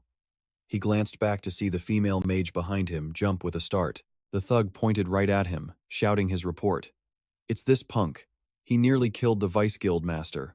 The burly guildmaster beside him glared and asked, "Who?" But when he got a clear look at his opponent's face, the armored guildmaster froze. Breaking out in a cold sweat, he raised his weapon defensively and yelled, "Hold on!" He stared in terror at those blood-red eyes. The rumors were true. They were cold and emotionless, but radiated an insane amount of pressure. His gaze then dropped to the weapon in his opponent's hands, and he began to tremble. It looked as if it were forged from moonlight, a blade shimmering with a light so cold it seemed capable of slicing through anything. A brilliant, terrifying green aura now pulsed from Lin Yuan's entire body, striking pure fear into his enemies, and the sheer power radiating from him created an unbearable, suffocating pressure. While the leader was backing away in sheer terror, his clueless underlings behind him were still shouting and cheering him on. "Guildmaster, hurry up and show this punk our power, you damn blind dog. You dare provoke us? Do you have a death wish? You bastard, just wait for death." The armored guildmaster, drenched in sweat, bit his lip and thought to himself, "Damn it, that aura, plus a sword that must have dropped from a boss-level monster. There's a 99% chance this is Lin Yuan. He gripped his greatsword in desperation, cursing the stupid lackeys who were still cheering behind him. Of all the people these idiots could have picked a fight with, they just had to provoke him.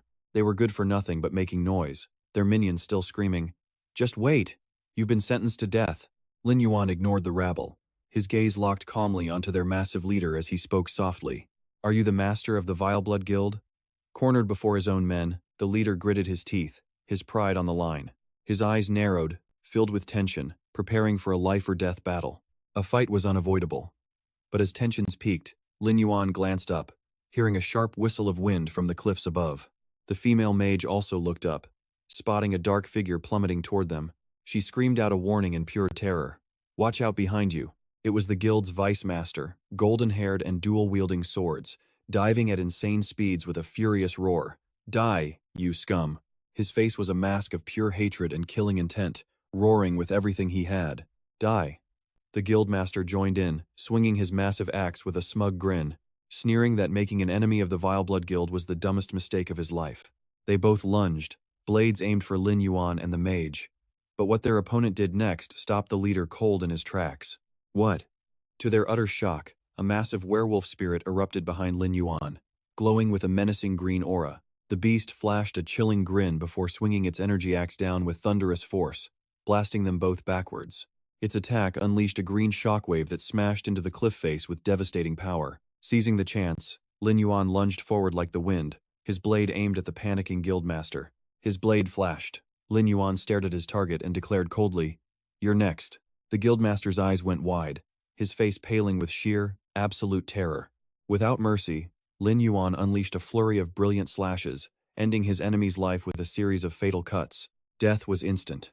The guildmaster collapsed in a pool of blood as Lin Yuan turned and walked away. He glanced back at the body with disdain. This guild wasn't even worth his time. And then, the red system window flashed a warning for killing a player. His crime value had just increased by 2 points. His expression remained calm. The points would just disappear on their own, as long as no more points were gained within 1 week.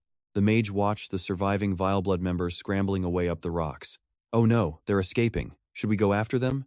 Lin Yuan stood calmly, sword in hand, and replied, "They're just small fry, no need."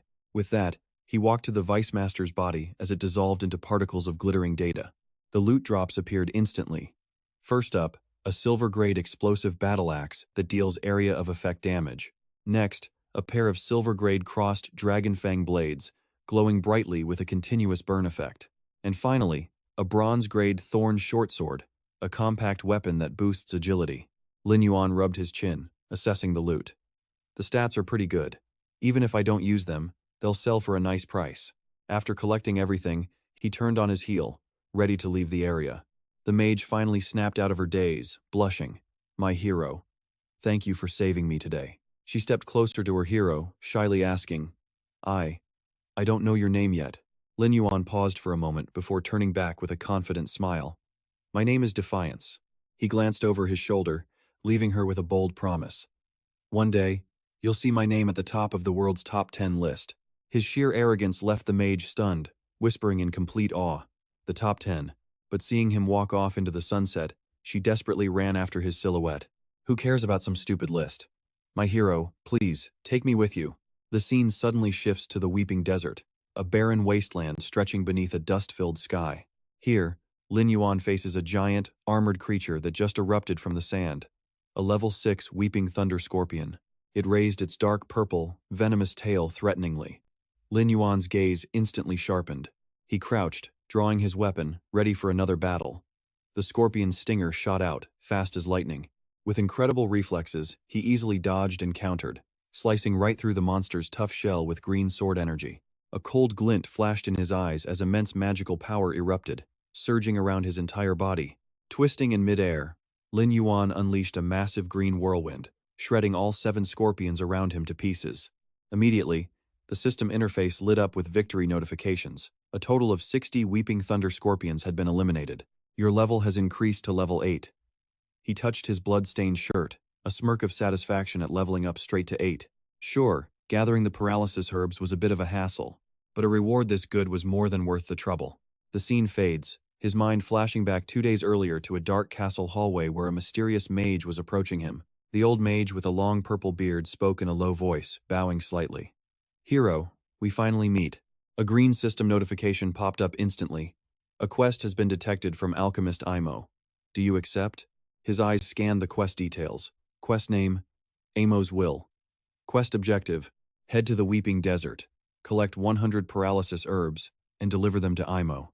1-day time limit, Iron Rank quest. Lin Yuan stroked his chin, his mind racing, remembering events from his past life.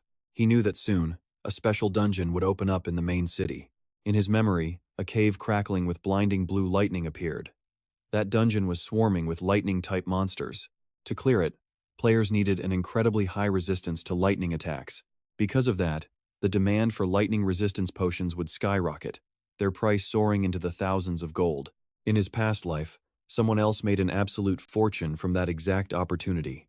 And completing this herb collection quest would grant him the recipe for that very potion. And Imo had just arrived today. Once this quest was turned in, the alchemist would disappear from the game forever. Without a moment's hesitation, he slammed the glowing red accept button.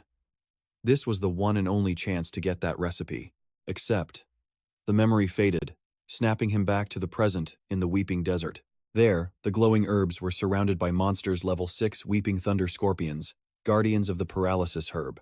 Quick as lightning, he brought his foot down, a devastating stomp that instantly crushed the head of a charging scorpion.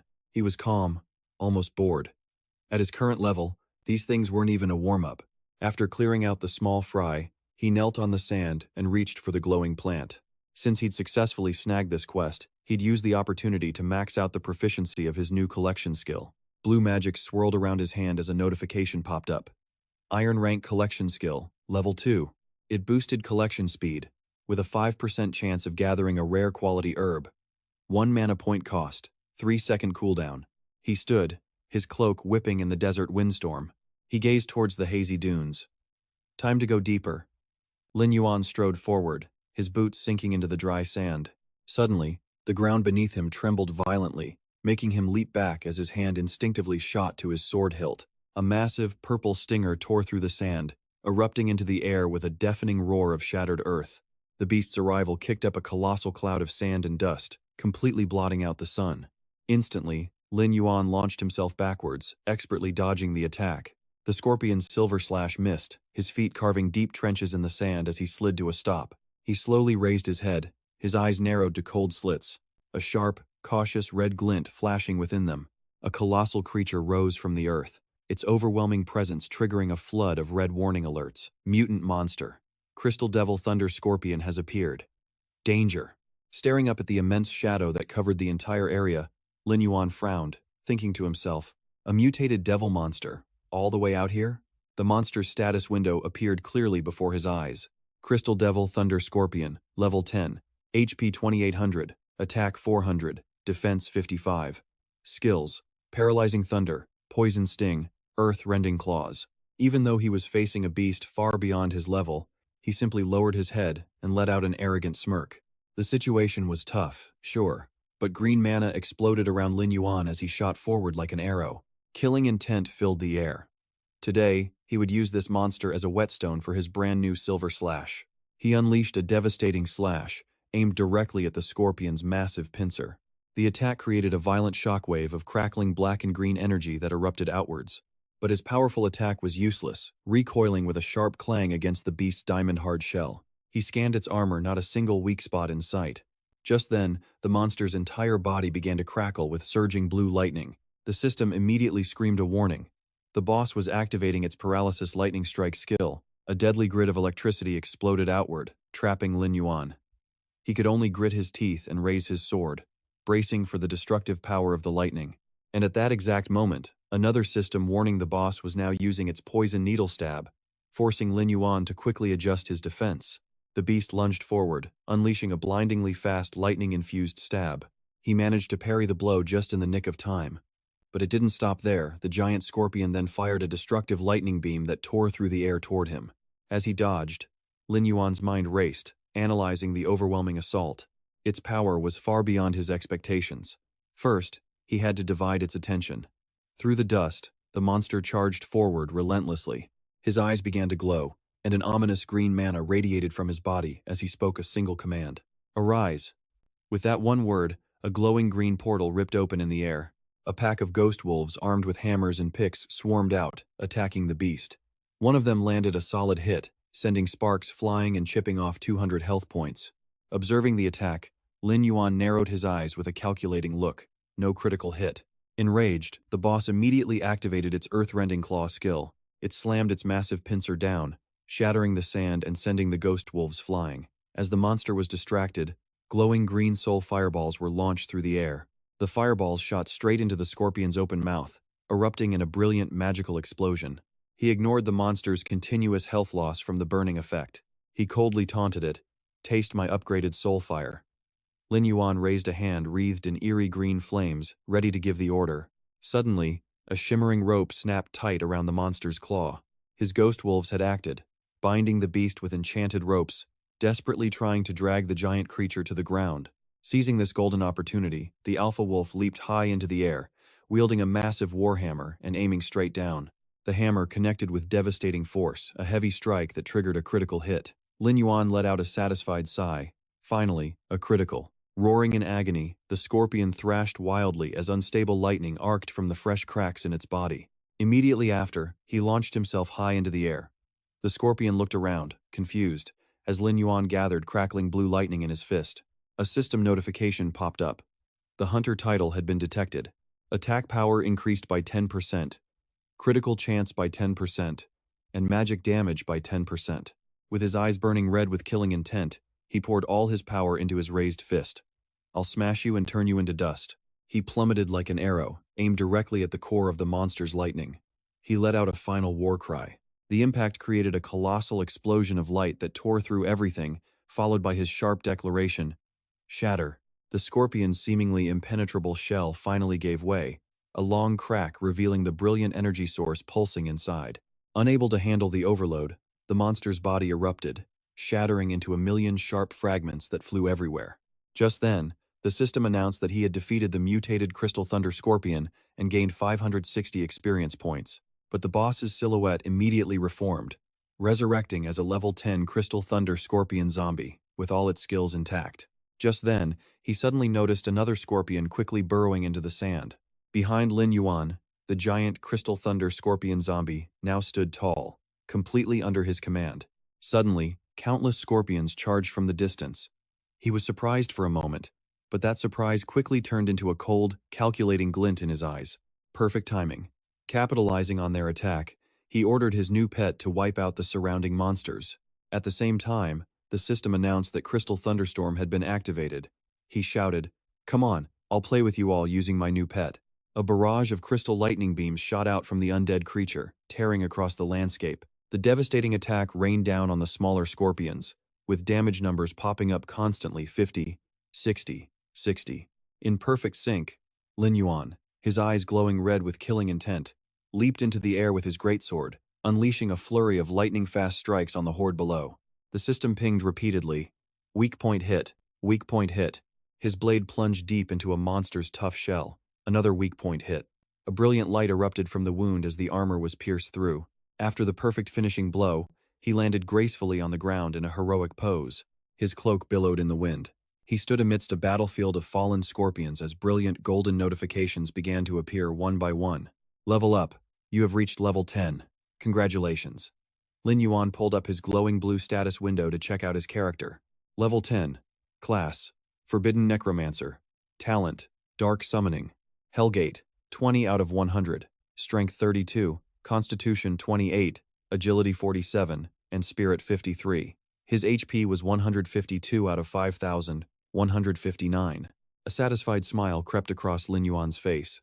Yeah, leveling up twice in a row felt absolutely amazing. Just then, the boss rewards flashed on screen.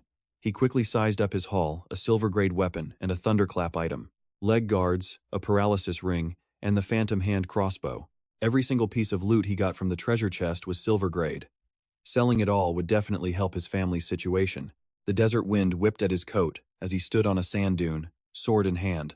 Below him, monster corpses littered the ground, and a system notification confirmed the area was cleared. Suddenly, A brilliant golden light enveloped his hand as a new notification popped up. Congratulations, you have received a gold tier class skill book. An ancient grimoire, a creepy red eye staring from its cover, slowly descended into his hands. Golden magic immediately flowed from the book, spreading through his entire body. The information display flashed. Dark curse. Requires necromancer. Lin Yuan clutched the book to his chest, smiling. He really was lucky. The golden light exploded. The system announced the skill book would be automatically added to the player's memory database. A massive pillar of light shot straight into the desert sky. A message followed. Congratulations, you have received an exclusive skill for the Necromancer class. The skill details appeared, surrounded by images of gloomy green skulls. Dark curse. Dark curse. Gold tier. Level 1. It deals damage equal to 20% of the target's health or restores 20% to an ally. It costs 100 mana with a 10-second cooldown. A blue soul flame ignited in his palm. He analyzed the skill. This meant he could restore 20% of his undead summon's health. Lin Yuan's eyes sharpened as he focused on the new power dancing in his hand. He turned towards his scorpion zombie, which stood by a cliff with its health bar at 60%, and fired a blast of bright green energy. Let's give this a try, he said decisively. The energy blast hit the monster's head, creating a shining recovery crown icon. The scorpion zombie tilted its head back and let out a revitalized roar. Its health bar instantly jumped to 80%. He clenched his fist, withdrawing the magic. Lin Yuan gazed into the distance, his eyes filled with determination. All right, warm-up's over. It was time to head to the main city and find his first subordinate. The scene instantly shifted. In the real world, Lin Yuan removed his VR headset with a dry click.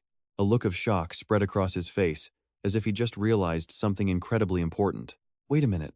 In the living room, his mother stood behind the gaming chair, looking worried. Yuan, your father's back hurts. Go give him a hand. He was startled. He and his mother quickly rushed to help his father, who was grimacing and clutching his back, and eased him onto the sofa.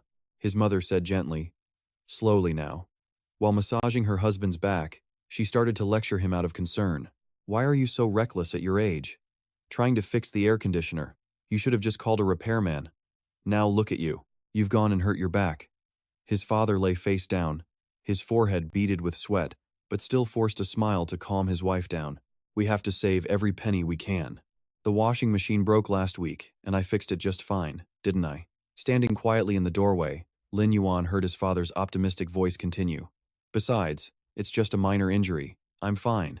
I'll just take a short nap and be good as new. I still have to pick up Xiao Tan from school tomorrow.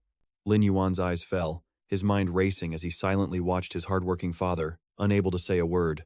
The next day, under the clear blue sky of the bustling apartment complex, in the bedroom, his father was still fast asleep, while his mother frowned, annoyed by a noise. Hearing a constant racket from the living room, she cracked open the bedroom door. Yuan, is that you? She called out sleepily. Why are you making so much noise this early? Stepping out, both parents froze in shock when they saw two workers mounting a huge new television on the wall. The whole living room looked sparkling and luxurious. A worker walked over and grabbed the father's hand, causing both parents to cry out in surprise. He said, "Excuse me, are you Mr. and Mrs. Lin? These are the new items that Mr. Lin Yuan purchased. We brought and installed everything as quickly as we could. Please confirm the delivery." Standing stunned in the living room, his father started sweating bullets. Wait a second. Am I dreaming? What in the world is going on? The scene cuts to a high-end gym. Lin Yuan is doing sit-ups on an incline bench, his muscles flexing as sweat drips down his body with each steady breath. He moves over to the treadmill. He kept his pace steady, running without effort before speaking. Sorry for the disturbance. The beautiful manager smiled and asked, "Would you like to sign up for our VIP package? We just need to charge the full amount for 1 year up front." Without hesitating, he decisively held out his bank card in response. All right then, here's my bank card. He thought to himself that after selling some old gear, he'd renovated the house and bought a family membership here. A deep, calculating look filled his eyes.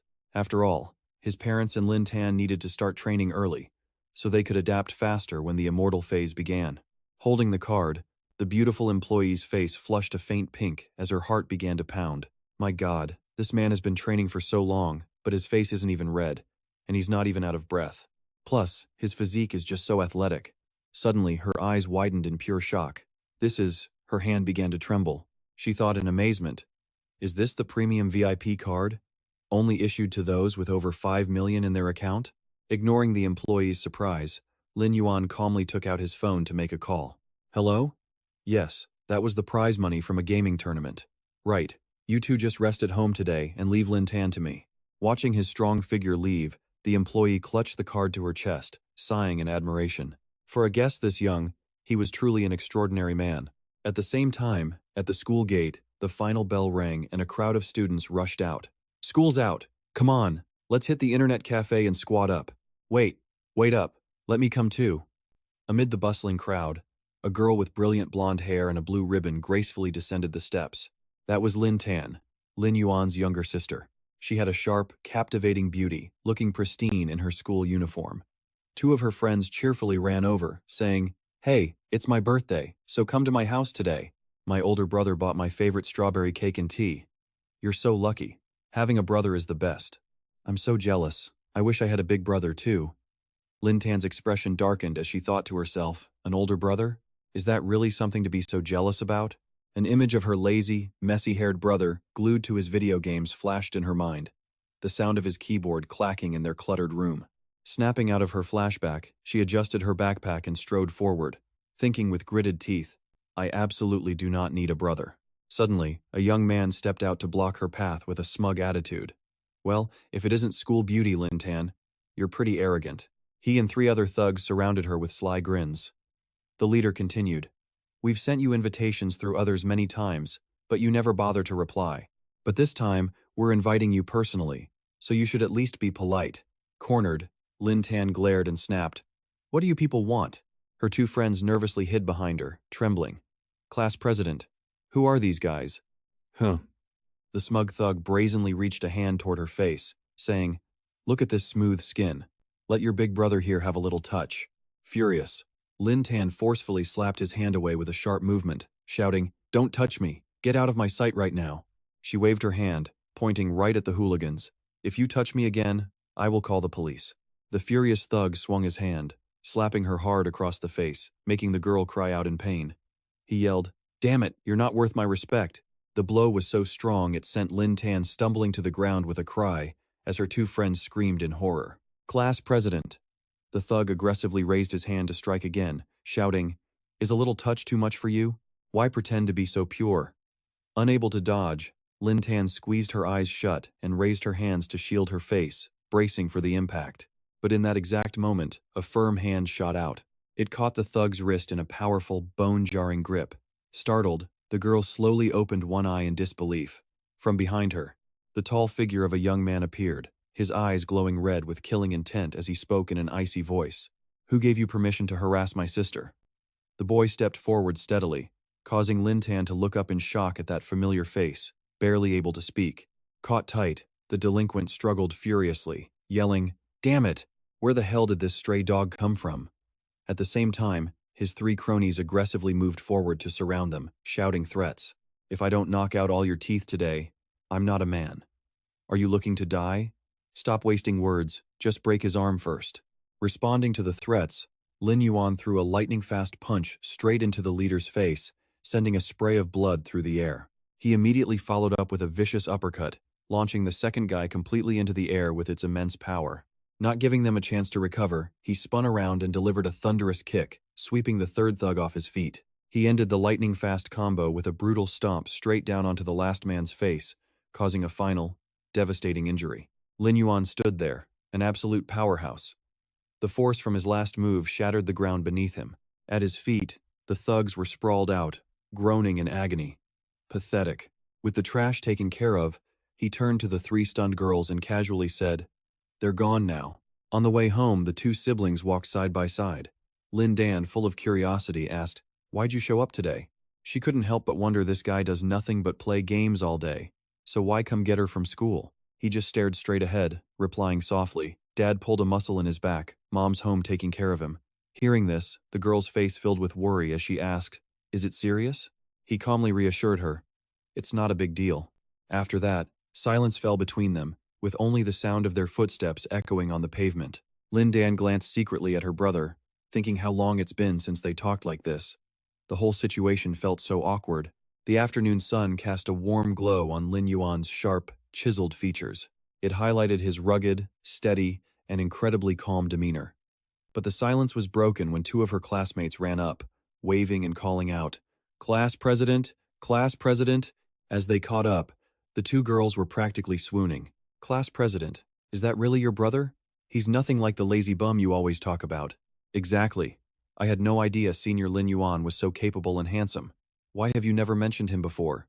Lin Dan was just baffled, staring at her two best friends. "Handsome? This guy? Seriously?" Under the bright sun, Lin Yuan offered a slight smile, causing a stir among the nearby female students. "Whoa, who is that guy? He's so handsome, right? He's one of the seniors who already graduated. He's way better looking than any of the guys at our school." Seeing her friends mesmerized by her brother's tall figure, Lin Dan blinked, surprised by his sudden popularity. One underclassman was even bold enough to run up to him, bashfully saying, "Hi, senior." He politely replied, "Hello." This left Lin Dan, walking behind, completely stunned. Wait a second, has he always been this tall? Why hadn't she ever noticed this before?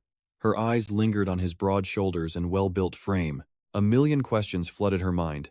He even has muscles now? When did he start working out? No wonder he handled those thugs so easily. But he's definitely still the same person. An old memory surfaced: a scrawny, listless Lin Yuan, hoodie pulled up, face buried in his phone, totally closed off from the crowded subway. A complete 180 from the shining figure he was now. The Lin Yuan of the past was just a shut-in locked away in a dark room. Unshaven, sluggish, controller in hand, surrounded by a mess of snack wrappers. Lin Dan frowned. She stared at her brother's strong back, thinking, why does this sudden drastic change feel so real? Her friends waved goodbye, chirping happily. "See you tomorrow. See ya."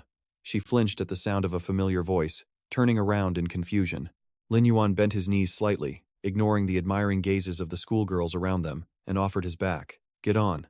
She waved her hands frantically, her cheeks flushed red.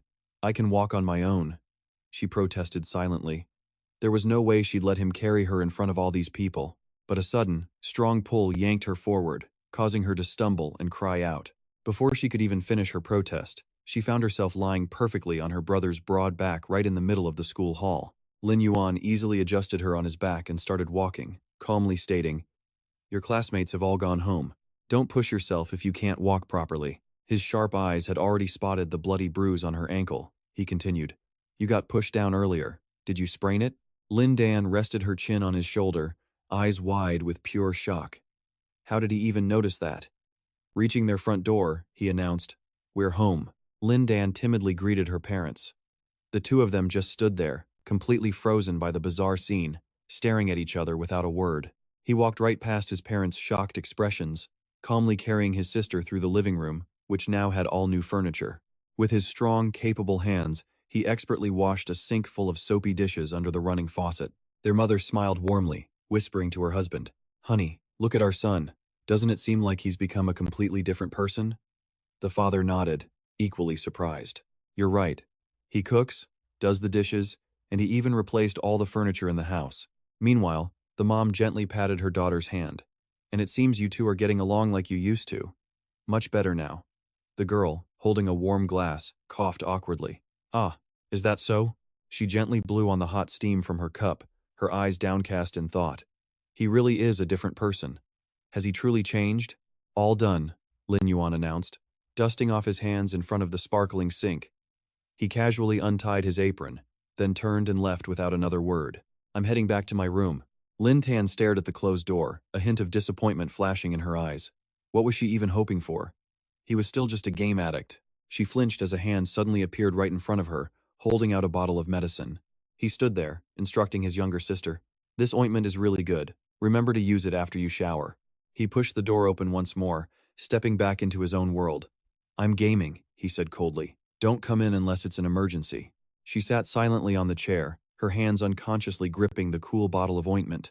Closing her eyes, she savored a distant warmth and smiled softly. I know. Nobody wants to go in your room anyway." A rare smile bloomed on her face, melting away the cool, arrogant look of the campus belle. He stood hidden behind the door, rubbing his forehead and sighing as he heard his mother's voice. "See? I told you their relationship was getting better." "So, what happened at school today?" he heard, followed by his sister's evasive reply. "Nothing happened, Mom. I'm going to take a shower now." He leaned back into his comfy gaming chair, feeling a weight lift. The recent family troubles, he thought, might finally be settling down. He pushed his messy hair back, his gaze slowly regaining its usual sharp and determined focus. He decisively placed the VR helmet on his head, preparing to connect. "All right then," he muttered. "Time to get back in the game." The scene flared to life as a colossal pillar of energy slammed down into the desert. A notification appeared. Main hub, Sandstorm City. Beneath his tattered cloak, his eyes glinted with cold calculation. Time to go catch that rat. He strode towards the majestic towers in the distance. The edge of his cloak whipped around in the sandstorm as a system message popped up. "You have entered Sandstorm City." In another corner of the city, a man cried out as a brutal kick slammed into his face. "Ah, please, Your Eminence. I swear to God it's all a misunderstanding." An armored guard pointed a razor-sharp spear at the man on the ground and roared. "Shut your mouth. You can save your filthy lies for when you're rotting in prison." From a hidden corner, Lin Yuan quietly stopped, watching the entire brutal arrest unfold in the sun-drenched square. The guard suddenly froze, his eyes darting to the side with suspicion. He whipped his head around, staring into the empty space with a confused murmur. "Strange. Did I just see something?" Lin Yuan's figure had completely blended into the shadows of the hallway, hidden behind a giant stone pillar not far away. He furrowed his brow, analyzing the game's rules, patiently waiting for the perfect moment to strike. The patrol guards in this city were extremely sensitive to anyone with a criminal record. After a quick calculation, he knew it would take 3 days for his crime points to reset. Lin Yuan stood tall in the middle of the square, lightly adjusting his cloak and muttering that this was the perfect time to meet his old friend. The scene shifts to a magnificent cathedral as text appears on screen. Church. Father Lauren stands at the pulpit, arms outstretched, baptizing a kneeling believer. "In the name of the Lord, the darkness of your past has been washed away. From now on, your soul will be as pure as the driven snow, and holy light will illuminate your path. Now I will baptize you." Lin Yuan stepped into the cathedral, announcing, "I've come from the poorhouse." The old priest offered a gentle smile, his eyes showing a spark of interest at the newcomer's words. Lin Yuan calmly walked through the crowd gathered in the church, his voice ringing out clearly. "I heard there is a patient here in critical condition, and I have come to treat him." The voice of a doorman echoed from behind the massive wooden doors. "Then we'll have to trouble you to heal Knight Darkway," he said, getting a simple okay in reply. The view changes to a room where a muscular man lies unconscious, a green wound spreading across his chest. Darkway, former member of one of the strongest Knight orders in the ancient Western Desert Kingdom, the Scorpion, Lion Knights. Lin Yuan recalled a vision of a mighty Darkway riding a scorpion lion beast in the past. He thought to himself that in his previous life, he was level 15 and barely managed to get a single gold-level weapon from the man. A pop-up confirmed it. Darkway, former Scorpion, Lion Knight. Lin Yuan stood beside the sickbed. With a calm expression, he looked down at the man and said, "Sir Darkway, I came here specifically to treat the poison in your body." Darkway's tired eyes fluttered open, sweat beading on his forehead as an info panel showed the young man was only level 10. The old priest standing nearby scoffed, his tone dripping with disdain. You? Just a level 10 mage? Even the city guards are a higher level than you." Suddenly, Darkway erupted into a violent coughing fit. He spewed a mouthful of blackish-green blood and poison onto the blankets, his breathing becoming incredibly labored. Lin Yuan laid it out plainly. "The poison is already eating away at your internal organs, and if you refuse my treatment..." Leaning down, he stared at the patient, wiping his mouth, and delivered the cold truth. "You won't live for more than a month." The words left Dak speechless. Dak gritted his teeth through the pain, shouting back, "To cure this poison, you need 1,000 grams of rotgill fish fat. If you're not afraid to die, go try your luck in the desert mire." Instantly, a system notification chimed, and a series of green information panels popped into view. A new quest appeared. A gold-level mission. Retrieve 1,000 grams of rotgill fish fat and cure the poison. The system simply asked, "Will you accept?" Under his hood, a confident smirk formed on Lin Yuan's face. He gave a short, simple answer. "Of course." The scene shifts to a murky swamp, littered with floating human skulls and bizarre fish breaking the surface. In the desert mire, strange creatures slithered across the dry, cracked sand under a blazing sun, making wet, sickening sounds as they moved. Suddenly, a giant fish erupted from the mud, its maw filled with razor-sharp teeth, lunging at a screaming guard. A quick system scan identified the threat. Rotgill fish, an elite monster, level 15. Its stats were terrifying: 3,500 HP, 300 attack power, and special skills like Tail Whip Leap and Gill Curse. Just then, A valiant blonde knight leaped into the air, swinging his sword with all his might. He yelled orders to his men below. "Hold your positions! The teeth on these things are sharp. Don't let them bite you." "My back." A massive beast whipped its glowing tail, slamming the ground and creating a deafening, earth-shattering shockwave. The blonde knight and his entire team were sent flying into the air. They screamed in pure agony as the brilliant explosion of energy blasted them backward. The soldiers began to sink into the mire, calling for help as the fish swarmed them. Meanwhile, the monster's massive tail began glowing again. A system alert flashed. Skill activated. Tail whip leap. The giant rockgill fish opened its black mouth wide, let out a furious roar, and charged straight for the knight. Gritting his teeth, the blonde knight desperately raised his sword in a last-ditch effort to block the attack. His world went dark as the giant mouth, with its slimy tongue and rows of sharp fangs, completely filled his vision. The knight's eyes widened in sheer terror, his mud-caked face breaking into a cold sweat. "This is it," he thought. "I'm dead." But then Lin Yuan shot down from the sky like a meteor, his eyes glowing red with killing intent, a blur of pure speed. Lin Yuan's hand shot out with lightning speed, grabbing the knight's sword arm in an iron grip. He yanked the knight back, unleashing a torrent of blue flame as he growled, "Don't get in my way." He charged forward, the brilliant blue fire reflecting in his confident and unyielding eyes. The fish monster's eyes went wide with shock as the blue fire slammed right into its eyeball. It let out a horrifying shriek of pure pain as the flames erupted on its head, creating a massive, ground-shaking explosion. Lin Yuan landed gracefully, leaving the stunned knight to collapse to the ground behind him. Kneeling, the blonde knight clutched his throat, his face a mask of shock. He whispered, "Am I still alive?" Suddenly, he whipped his head around, his eyes wide with disbelief as he called out, "Wait a minute." The knight looked up toward where Lin Yuan stood, thinking to himself, that incredible hero was right here just a moment ago. Like an arrow, Lin Yuan dove down from above, trailing a brilliant stream of green magical energy through the air. He swung his arm, unleashing blades of green magic that tore through the swarm of fish monsters, landing critical hits. A giant fish with blood-red eyes took a direct hit and let out a horrible, gurgling scream. It suddenly jumped like a frog. Then countless others followed, leaping into the air, their jagged mouths aimed at Lin Yuan. The blonde knight stared in horror, desperately screaming out a warning. "Great hero, be careful." Another huge fish slid through the thick mud, moving toward him with incredible speed. Lin Yuan simply backflipped to dodge the attack, a taunting smirk playing on his lips. "Is that all you've got?" He landed perfectly, his expression calm and cold as he planted his feet firmly on the ground, ready for more. In an instant, he summoned his sword, gripping it tightly as a blue light radiated from his hand. Trash that gathers together is still just trash. He raised the sharp weapon, a murderous light flashing in his red eyes. He thrust his weapon straight into the monster's eye, creating a blinding flash that completely destroyed the eyeball. The swarm of bizarre fish took one critical hit after another, writhing in agony. The knight could only watch from a distance, completely dumbfounded. The knights couldn't help but gasp, "Damn it, what in the world is this hero even made of?" The 8 of us were nearly crushed, yet he single-handedly slaughtered 5 of them. His power is incredible, but killing those fish alone should be impossible.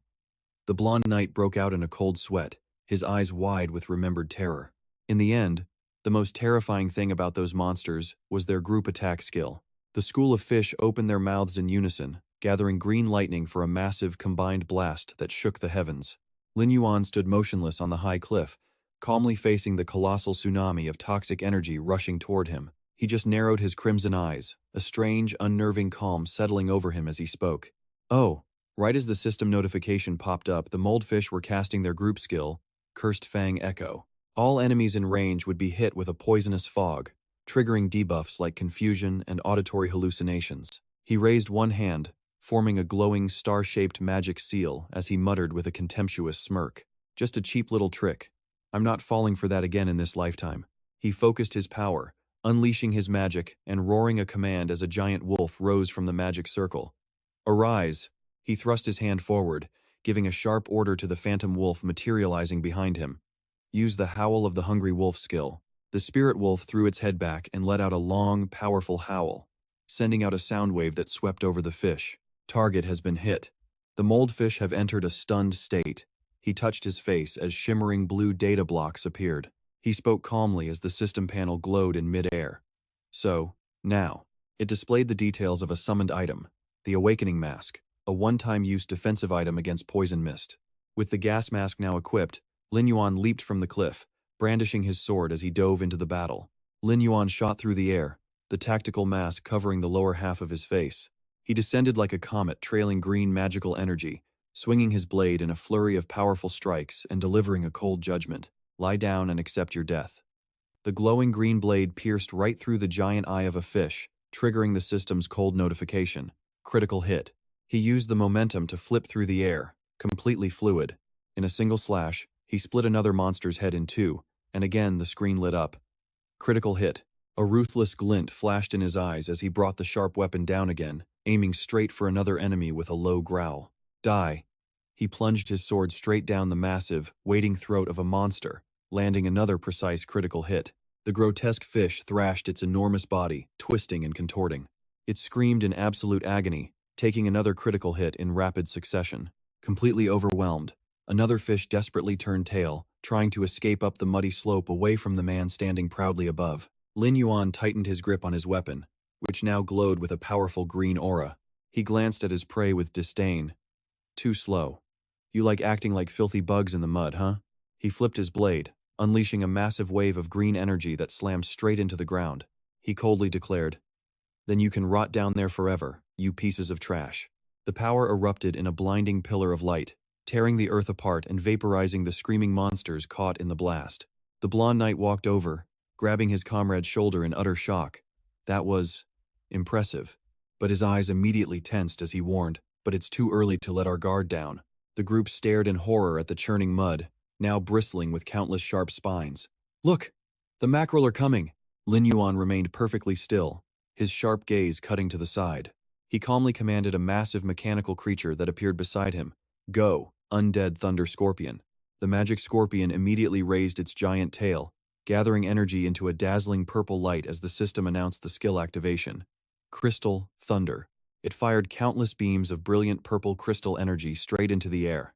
A storm of purple lightning rained down on the fish hiding in the mud, creating a bloody, wide-scale bombardment. Full-scale explosion. The energy spikes descended with terrifying destructive force, plunging deep into the ground. They tore through the monster's tough scales and flesh with absolute ease. One giant fish was impaled through the head, its red eyes rolling back as it let out a final, agonizing shriek.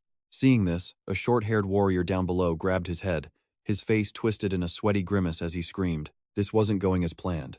The gap in level and numbers was just too massive. He couldn't kill them all at once. After clearing out the small fry, Lin Yuan leaped into the air, landing directly in front of the group, his cloak billowing majestically. He calmly asked the dumbfounded people below, "Whoever said I was going to kill them all?" He raised a hand and pulled his hood down low. Underneath the gas mask, his blazing red eyes narrowed with cold calculation. The blonde knight and his companions stared in absolute shock, their eyes widening at his bizarre attack pattern. Hold on, that's the direction the scorpion was aiming. Is he targeting the female mackerel's stomachs? On the slope above, fluid started seeping from the dead female fish, attracting countless pairs of red eyes from the darkness, as a soldier shakily pointed. "Look, the male mackerels." The mage broke out in a cold sweat. His face went pale with shock at the pure madness unfolding, screaming out, "They're attacking each other!" The monster fish went completely berserk, ferociously tearing into their own kind with savage roars that shook the entire valley. One monster clamped its massive jaws onto a bloody corpse beside it. Its eye shot through with pure, crazed bloodlust. At the same time, a calm voice explained, "Whenever the female putrid mackerel dies or lays eggs, they release a large amount of muscatol." The thick, dark purple liquid, full of toxins, bubbled as it flowed down the rocks, releasing a very distinct odor. It drives the male fish into a blind rage, making them attack anything and everything within their range. Lin Yuan stood tall against the sunset, calmly stating, "I simply exploited their biology and made them slaughter one another." And just then, a fish corpse slowly sank into the thick mud, bubbles rising to the surface with a sickening gurgle. Suddenly, a colossal fish erupted from right behind him, its mouth full of razor-sharp teeth. Someone yelled, "Watch out, benefactor!" Lin Yuan remained perfectly still on the ledge, looking up at the massive monster that was now blotting out the entire sky. The onlookers scrambled back in horror, one grabbing his teammate and shouting, "What? Is that a female mackerel? Why is it as big as one of the males?" From above, Lin Yuan just smirked under his mask, coolly saying, "Right on time." He stretched his hand forward, his command causing green magic to take form. Zombie wolves. Go. Instantly, the pack of snarling zombie wolves charged, viciously biting and clawing at the giant monster's body. Watching the fish thrash around, he coolly assessed the situation. A level 15 elite monster, no doubt. He knew that even with 6 zombie wolves tearing into it, he wasn't causing any significant damage to the beast. But as he tightened his grip on his weapon, his eyes flashed with cold confidence. This would be enough to hold it down. As a zombie wolf chomped down on the monster's head, his figure shot through the air, and a system notification confirmed the kill. His glowing blade tore through its tough hide, sending purple liquid spraying everywhere. He shouted out, "This is it!" He then flipped and swung his weapon in a wide magical arc, knocking away the dark purple orbs of poison. His hand moved in a flash, catching a handful of slimy purple eggs that spilled from the monster's gut. Taking careful aim, he hurled the eggs straight into the gaping mouth of a dead male fish nearby. The knights just stared, completely baffled by his actions. "What is he doing?" Lin Yuan then pointed, ordering the zombie wolf holding the egg-filled head to take it to a rock in the center. Obeying the command, the creature shot off with blinding speed. It dropped the purple-leaking fish head right on the designated spot. He nodded, raising his sword. "Right there." The zombie wolf then let out a massive howl to attract attention as poisonous smoke began billowing from the severed head. Time to lure in the pests, he thought. The toxic smoke rose high, and the male fish lurking in the mud began to swarm towards it. Drawn by the irresistible scent, the horde of monster fish charged blindly into the thick purple fog. He yelled out, "Everyone, gather over here!" A deafening cacophony of crashes and slams immediately erupted from the smoke. The crazed monsters viciously bit and slammed into one another. A notification popped up. The mackerel school has started attacking itself. Seeing this, a soldier had a flash of memory. "I remember reading that mackerel eggs are extremely attractive to the males." The blonde knight continued. "So he intentionally created a pheromone bomb to drive the entire school into chaos." Meanwhile, Lin Yuan continued gathering sharp green magic in his outstretched hand, growling. This still isn't enough. Behind him, massive zombie werewolves armed with giant pickaxes materialized from the shadows. He gave the order, "It's your turn to work." They charged forward, pickaxes raised, towards the giant fish corpses littering the ground. "Model. Keep pushing." A werewolf slams its hammer down, completely shattering the monster's tough, scaly armor. Seeing the loot drop, a soldier's eyes go wide as he points, asking if that's the green poison sac from inside them. Lin Yuan calmly walks over to the group, casually explaining. That's right. He elaborates that the green poison sac acts like a parasite, and the foul smell it emits signals danger to the rest of the school. Beneath the murky water, the remaining fish thrash about wildly, trying desperately to escape while letting out terrified screams. As the fish scatter into the distance, he adds that they will now stay at least 5 meters away, too afraid to come any closer. They aren't fully immune to their own venom. Once afflicted, their fate is sealed, leaving them at the mercy of others. The blonde knight practically explodes with joy, jumping up and down and cheering at the top of his lungs. They're gone. All the fish are gone. Lin Yuan moves through the dark water littered with corpses, his mind already on the side quests and loot. He stops beside the massive monster corpses, their bodies splayed across the dry mudflats. He touches his gas mask, watching it dissolve into streams of digital data as he quietly murmurs to himself.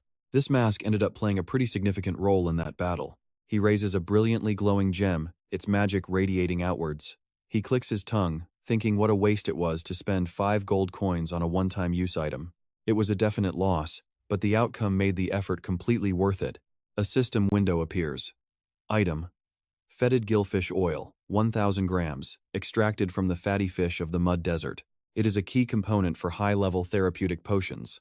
It has a miraculous effect on infected and festering wounds, causing necrotic tissue to regrow as healthy flesh. After reading, Lin Yuan looks down, a flicker of memory in his eyes. "Oh," he mutters, "I almost forgot about this." He then casually tosses a small, bright red orb, letting it hover in the palm of his hand. Instantly, a new item window appears. Nose of the Wave Teaser, armor type. It's a stretchy sphere made from fetid fish skin. When he presses it, the orb lets out a little squeak, vibrates, and starts to glow. Its effect is to release fetid fish pheromones, which sends small and medium-sized aquatic creatures into a total panic. He grips the red orb, his expression completely deadpan. A single bead of sweat drips from his brow as he thinks about its absurd design. The quest reward is amazing, but this item's design has to be some kind of sick joke from the game developers. How on earth did an item that makes its wearer look like a total clown even get created? Suddenly, the blonde knight gets right in his face, his eyes sparkling. Whoa, that is so cool. And it even glows. The knight clasps his hands, his face flushed with excitement. Oh my gosh, it even moves. This earns him a judgmental side-eye from Lin Yuan, who asks dryly, "You actually like this nose cover?" The ecstatic knight throws gold coins around. "It's so unique. My incredible benefactor, will you sell it to me, please? I'll buy it at any price." His teammates can only sweat drop and try to calm him down. Sorry, he's always like this. Lin Yuan just turns away, tossing the red orb to the knight and saying generously, "Consider it a gift." The knight raises his hand, quickly calling after him, "Wait a second. At least let me pay." But Lin Yuan keeps walking, replying flatly, "No need." From where the knights stood, Lin Yuan's retreating figure seemed to be wrapped in a brilliant halo, with a pair of sacred angel wings. The team clasps their hands, crying with gratitude. Our benefactor, he really is an angel. Meanwhile, Lin Yuan walks on with a deadpan thought. What nonsense. Someone actually wanted to pay money for that thing. The scene cuts to a grand cathedral. Two robed figures stand guard before its massive wooden doors. Above them, a sign reads, "Church." Inside, in the infirmary, a hand pours a glowing green liquid onto a man's chest wound. As it sizzles and smokes, the man with the beard suddenly bolts upright. He stares in shock. "What?" he exclaims, watching the mangled wound on his chest glow green and heal itself. The man now sits on the bed, looking much calmer. His gaze is fixed on the young man holding the empty vial. "I didn't expect you could actually get it," he says, amazed. Just then, a system chime rings out with a notification. You have successfully completed Dak's Golden Quest. Quest reward: Golden Weapon Green Spirit Sword. Lin Yuan raises his hand, summoning the massive greatsword which hums with powerful green magic. His eyes sharpen as he murmurs to himself. Finally, the Green Spirit Sword. The first gold-tier weapon he ever obtained in his past life. A stat screen flashed into existence, detailing the Azure Spirit Sword. Its effects were impressive. Plus 150 attack power, plus 150 magic damage, and plus 100 spirit. Its signature skill, the Azure Spirit Curse Mark. In a 150-meter range, it dealt damage based on his spirit, multiplied by 150%. And the best part? No cooldown, for only 10 mana. The sword floated, glowing amidst magic circles and crackling blue lightning. He continued his analysis. Sure, the basic effects were pretty average, but that Azure Spirit Curse Mark skill was just insanely effective in a real fight. His eyes sharpened as he recalled scenes of just completely overwhelming monsters with it in the past. A smirk crossed his lips, remembering its hidden effect. Every hit stored Azure Spirit energy in the target, and after 3 hits, it unleashed bonus damage equal to spirit times 250%. A glorious vision from his past life appeared him, standing tall on a mountain peak, summoning a colossal sword with just a wave of his hand. Back in those days, the Azure Spirit Sword was the very weapon that helped him sweep through the western desert, all the way until he became its #1 mage. Snapping back to the present, Lin Yuan gently traced the patterns along the blade, his crimson eyes glowing with absolute satisfaction. And then, the system dished out more rewards. 1,000 reputation points for the main city, and 500 for the Scorpion Tail Knights, as he gazed out at the bustling desert metropolis. He ran the numbers in his head. Even though the reputation points only brought him to a neutral standing, just like last time, it was more than enough to let him walk freely through the city. Suddenly, he paused, another notification catching his eye. Oh? There's more? The system window glittered with new text. For your excellent completion of the mission, you have received an NPC affinity bonus. Dak's affinity has increased by 10 points. He glanced at Dak, who was touching his chest in a daze, and thought to himself that things were playing out a little differently this time. Then, Dak gave a gentle smile. He turned to Lin Yuan, speaking sincerely. Thank you so much, young brother. If it wasn't for you, I probably would have died in a sickbed next month. Lin Yuan gave a calm reply. It was the least I could do. At those words, Dak's expression instantly turned serious. He placed a hand on his chest, and his voice dropped to a warning tone. As a token of my gratitude, there is something I must warn you about. Lin Yuan stood motionless, his face pensive, a flicker of speculation in his eyes. He couldn't help but wonder if those 10 extra affinity points had just unlocked a hidden plotline for him. The haunting words of a cloaked man, standing beneath a blood moon with a flock of black crows, echoed in his mind. If you meet a man named Quincy, do not go near him. Right then, he calmly explained, "Quincy is my teacher." "Why is that so surprising?" Hearing that, the man's eyes shot wide open in shock, and he quickly asked, "What? He's your teacher?" Dak placed a scarred hand on his thigh, sighed softly, and, "Even though you have hidden your profession, the truth is," he stood up straight to face the young man, stating with absolute certainty, "You are a necromancer, correct?" Lin Yuan's brow furrowed immediately, his expression wary and serious as he asked, "How did you know I'm a necromancer?" "After I hid my profile, not even Quincy could know my class." Dak turned away, his gaze lost in the distance as he recounted his past. "I was once a knight in the Scorpion Tail Order. We reported directly to the king himself. We were responsible for all sorts of secret missions, one of which was hunting down necromancers. For that, I learned a special skill, dark perception." Hearing the unfamiliar name, Lin Yuan repeated it with curiosity. Dark perception? A glowing red hexagonal magic sigil appeared in midair, along with an explanation. Dark perception is an exclusive skill of the Scorpion Tail Knights. The moment a necromancer appears, it automatically senses them. The closer they are, the stronger the signal becomes. Lin Yuan looked up at Dak, frowning with confusion. "So you knew who I was from the very beginning?" "There are actually skills made just to counter necromancers." Dak held up his hand, waving it off as he answered earnestly, "No, I was poisoned, and my perception was severely impaired. I didn't notice it at first. But now that I have been cured, that unique presence of a Shadow Lord radiating from you is impossible to hide." The young man only grew more confused, muttering back, "Shadow Lord?"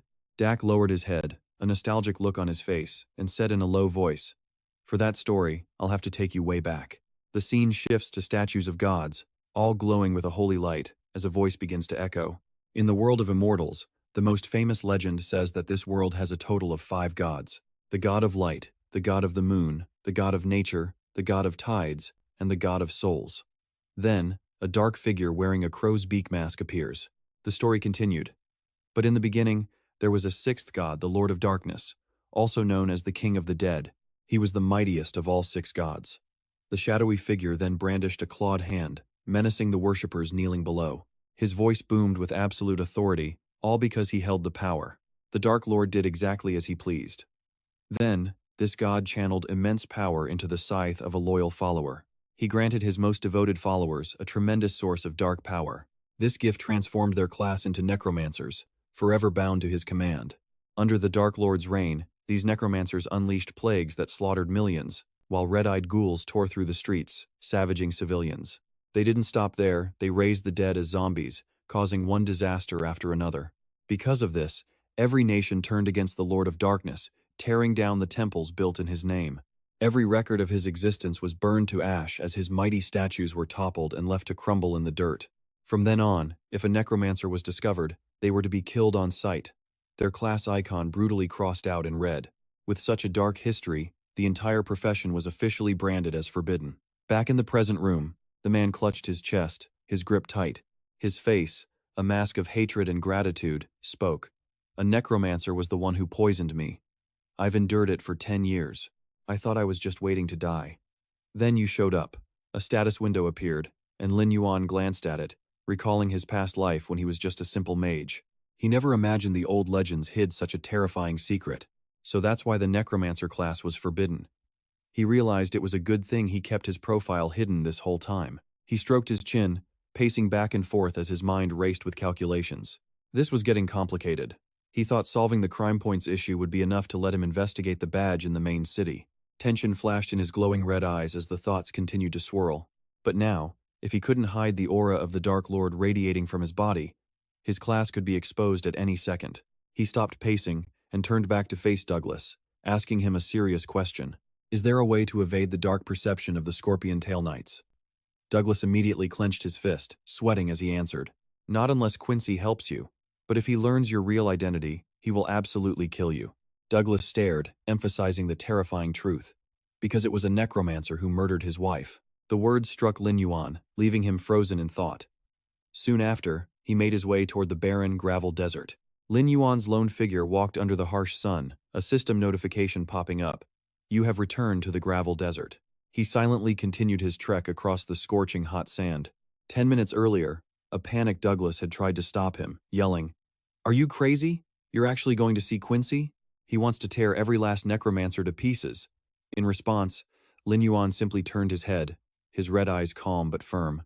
I have no other choice. He had stood there silently, thinking to himself, if he continued to carry this aura of the Dark Lord, he'd be in constant danger everywhere, not just the main city. He had to solve this. Back in the present, out in the desert, while deep in thought, a massive blade of light suddenly sliced through the air straight for him, making him gasp. Huh?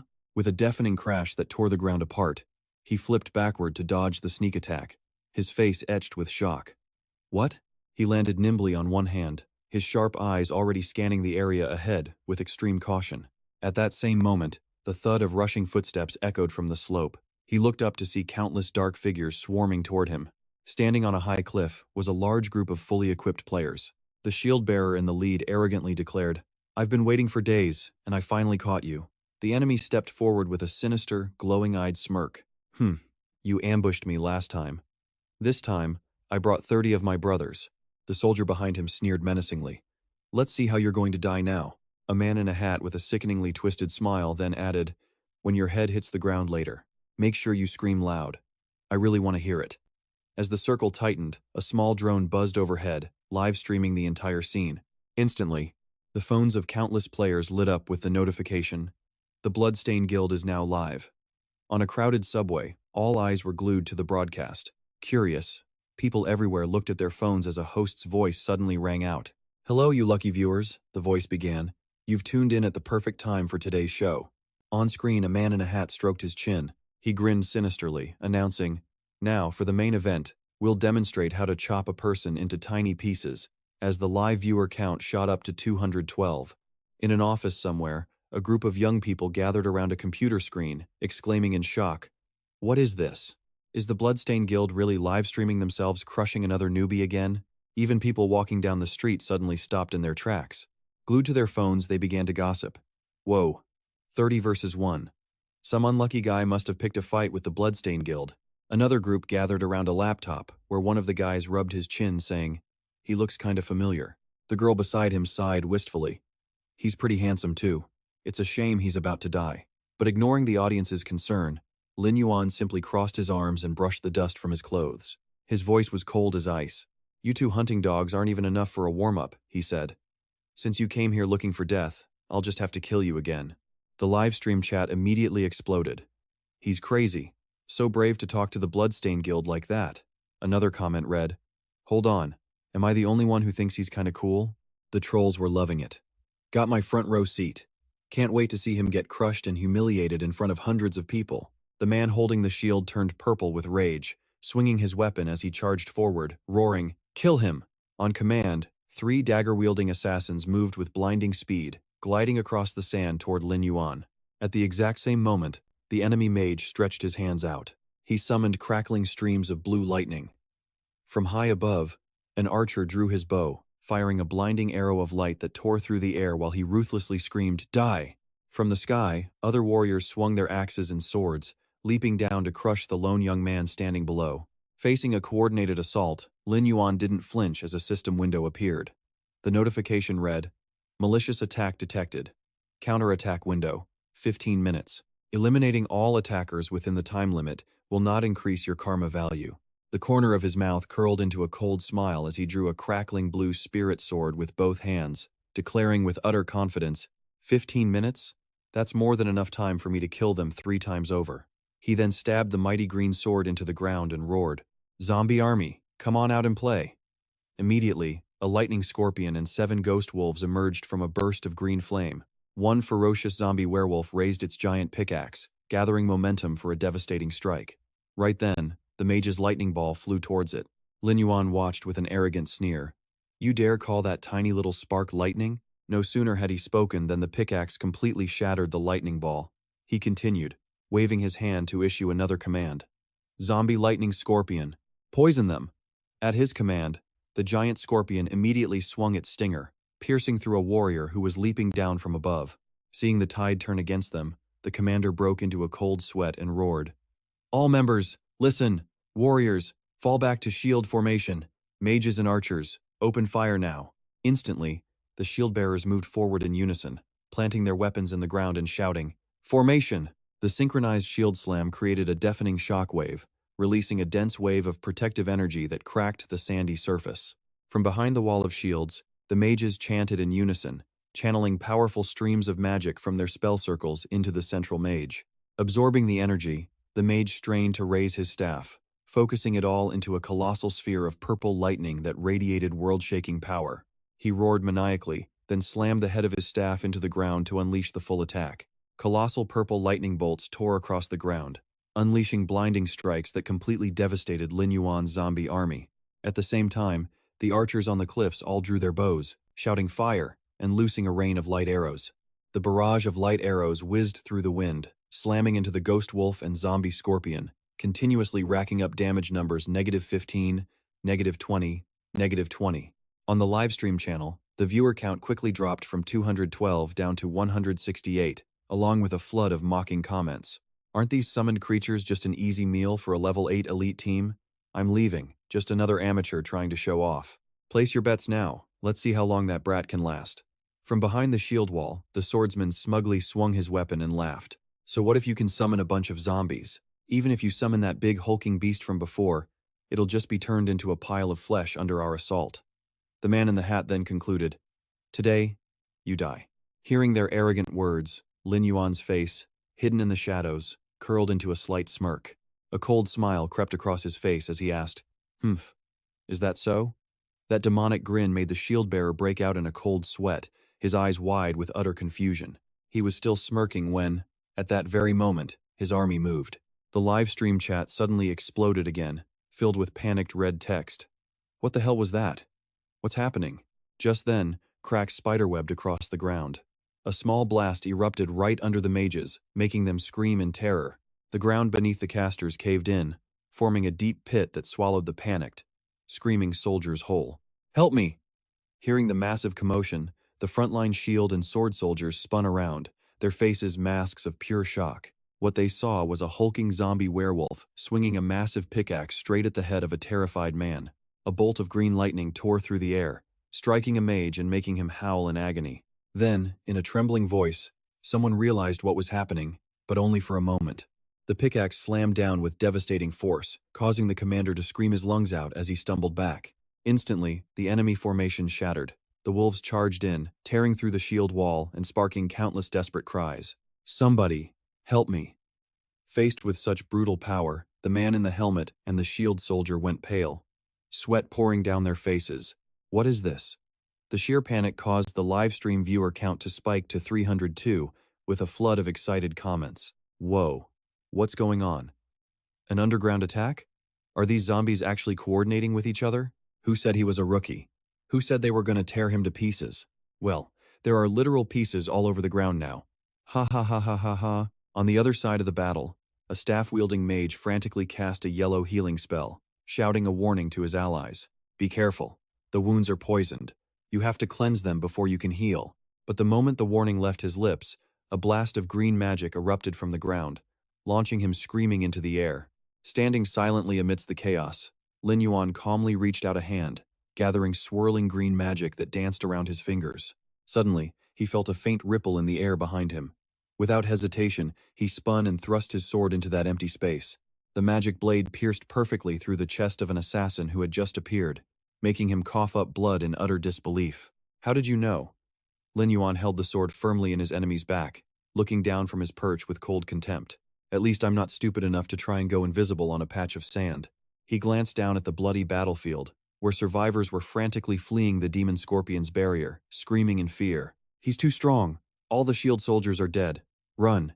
Seeing his gang being annihilated, the helmeted man gripped his greatsword tightly. His eyes were shot with rage, and he gritted his teeth so hard they could be heard grinding. His face twisted into a mask of pure fury, reflected in his own sharp blade as he snarled, "Useless, worthless trash." Fueled by absolute rage, he launched himself into the air, bringing his massive sword down directly on Lin Yuan. "I'll kill you myself." Facing the deadly blow, Lin Yuan simply tilted his head up, his red eyes glowing and his face eerily calm. He stood his ground, back straight. His hand tightened around the green spirit sword, unleashing powerful vortexes of magical wind that swirled around his body. Instantly, he swung his sword skyward, activating the green spirit curse mark, summoning giant, roaring skulls that lunged at his foe. The massive, ghostly skulls, trailing green energy, shot through the air toward the swordsman suspended in the sky. The man's eyes widened in absolute horror, his face draining of all color as he stammered, "What in the world is that?" Immediately, Lin Yuan leaped into the air, flipping and slashing with his sword, issuing a cold, final verdict with his slashes. Landing back on the ground, he calmly turned his back on his enemy. With his eyes hidden by his hair, he began a slow countdown. 3. Behind him, the helmeted man was drenched in sweat, his face twisting in despair. 2. 1. And then, a terrifying, ground-shaking explosion of light engulfed the leader and his final, desperate scream. Lin Yuan stood firm, one hand on his cloak. The other held his smoking green spirit sword as he smirked. "This old friend really does feel better in my hands." At that exact moment on the livestream, the viewer count skyrocketed from 302 to 558. The comment section went absolutely wild. "What? Is this guy a pay-to-win player or something? Huang Feihu talked a big game, but ended up as a firework. He wanted to chop someone up, but got blown to bits himself. Does he need a sidekick? I'm great at cheering and spamming the chat." A system notification flashed in red. Player Huang Feihu has left the stream, physically. The view shifted back to the brutal battlefield. A terrified shield-bearer watched his brothers get ripped apart by monsters and zombies, their desperate screams echoing everywhere. "Ah, save me." Sweat drenched his forehead, his eyes wide with disbelief. Was he hallucinating? In the distance, the figure of Lin Yuan stood motionless amidst floating embers of red magic. The pressure was suffocating. The shield-bearer couldn't believe it had only been a few days. Around the young man, the cracked earth was littered with the bloody corpses of his attackers. That terrifying aura made his opponent seem less like a man and more like a god manipulating reality itself. He trembled uncontrollably, feeling as though he was facing a true demon from the depths of hell. Suddenly, Lin Yuan turned his head slightly, his sharp, glowing red eyes locking onto the last survivor. The shield soldier's weapon fell from his grasp. He collapsed to his knees, his face a mess of tears as he begged, "Please, don't kill me." But in response to his pleas, Lin Yuan simply pulled his sword from a nearby corpse and began to walk toward him. He slowly drew his blade, his imposing figure striding toward the trembling soldier as he spoke one word: "Now." With that, he swung his glowing blue sword, plunging it straight through the shield soldier's head. He declared coldly, "It's your turn to taste despair." The sheer force of the blow sent the man's body flying back, pinning him deep into the cliff face as he let out one last, pained groan. Lin Yuan simply held out one hand. He calmly watched the blood float around his glowing sword and spoke flatly, "It's over." Just then, his crimson eyes narrowed, his gaze snapping towards the sound of flapping wings in the air. High above, a tiny camera bot was frantically trying to escape the scene. Lin Yuan raised a hand, gathering a swirling vortex of blue energy as he calmly muttered, "I almost forgot about you." He flicked his wrist, unleashing a blast of magic that tore through the sky, striking the fleeing device dead on. His power receding, he stood alone on the desolate battlefield, not a single soul left. It's finally quiet," he remarked. The scene suddenly cuts to a glittering skyscraper in the real world, late at night. An angry message flashes across a screen. Damn it, why did the big boss have to blow up the livestream drone? In a luxurious room, several men are in a heated discussion. A message box pops up asking, "Does anyone know who he is?" Another chat bubble replies instantly, "I know him. He's the powerhouse who killed the giant wolf. I saw it happen with my own eyes." On the computer monitor, a flood of messages pours in one after another. "Where is he right now? I have to meet him. Looks like he's in the gravel desert." The Mercenary Guild already sent an S-rank invitation. In a dark corner, a blond man in a white suit swirls a glass of red wine, a sinister look on his face as he mutters the name, Lin Yuan. At that exact moment, in a rundown warehouse back in Black Gravel Town, inside the game world, a scruffy, bearded man in ragged clothes is passed out, curled up asleep on a pile of old wooden crates. The wooden door creaks open, revealing Lin Yuan's face hidden in shadow as he silently observes the situation inside. From his corner, the bearded man stirs, lets out a hiccup, and groggily slurs, "Oh, it's you again?" The messy room is littered with empty wine jugs. Quincy clutches one and grumbles, "I'm not teaching you. I have enough money, and I'm too lazy today." Ignoring the drunk's complaints, Lin Yuan calmly brings up his system panel and removes his class disguise. He states firmly, "We need to talk." As he speaks, his glowing status screen flickers, the class display changing from mage to his true profession, Forbidden Necromancer.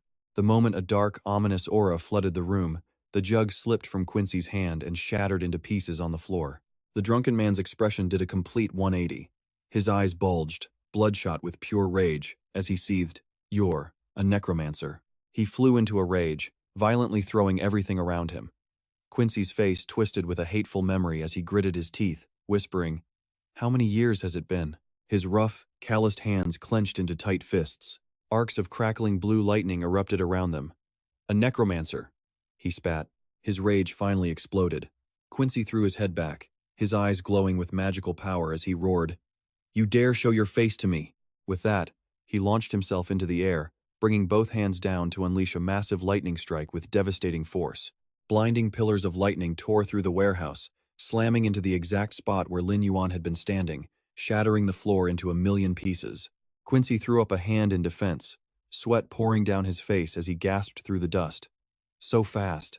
A dark, demonic shadow radiating pure killing intent flashed right past his face at an incomprehensible speed. Seizing the opening, Lin Yuan flipped through the air, his cold, sharp blade now aimed directly at his target. The glowing tip of his sword stopped just an inch from the man's eyeball. Lin Yuan's calm voice cut through the tension. "Can we talk now?" Under overwhelming pressure, Quincy grits his teeth in a cold sweat, while Lin Yuan's sharp eyes remain locked onto his prey. With the situation completely under his control, Lin Yuan raises his weapon, looking down on the man. Quincy asks in a low voice, "What do you want?" After a sigh of resignation, he clutches his chest, answering helplessly, "All right, if you insist, I'll give you a hint." And so, the story flashes back to a distant memory, his voice filled with sorrow. In the beginning, under the Dark Lord's rule, the immortal world was plunged into endless despair. To bring justice, Quincy and his wife fought against the Dark Lord's most loyal subordinate. An image of the woman appears, her face shattered as she gazes at the sky. A truly cruel sight. After a battle of life and death, the necromancer was slain. But while trying to heal Quincy, his wife was cursed by that same necromancer. Her soul was corrupted by darkness, erasing all her memories and turning her into a monster that could never be reborn. Watching his beloved wife twist into a demon amidst a dark aura, Quincy reaches out, crying in utter despair. He collapses to the ground, his sword cast aside uselessly, shedding bitter tears to break the curse and save her. The only way was to destroy her corrupted soul himself. But after that battle, Quincy couldn't even hold a sword. Everyone thought he'd spend the rest of his life in grief. Until one day, he announced a mysterious quest. If someone could save his wife, they would receive his entire fortune. And for any necromancer who succeeded, they would get the method to break the dark perception, a treasure he had taken from the dead necromancer.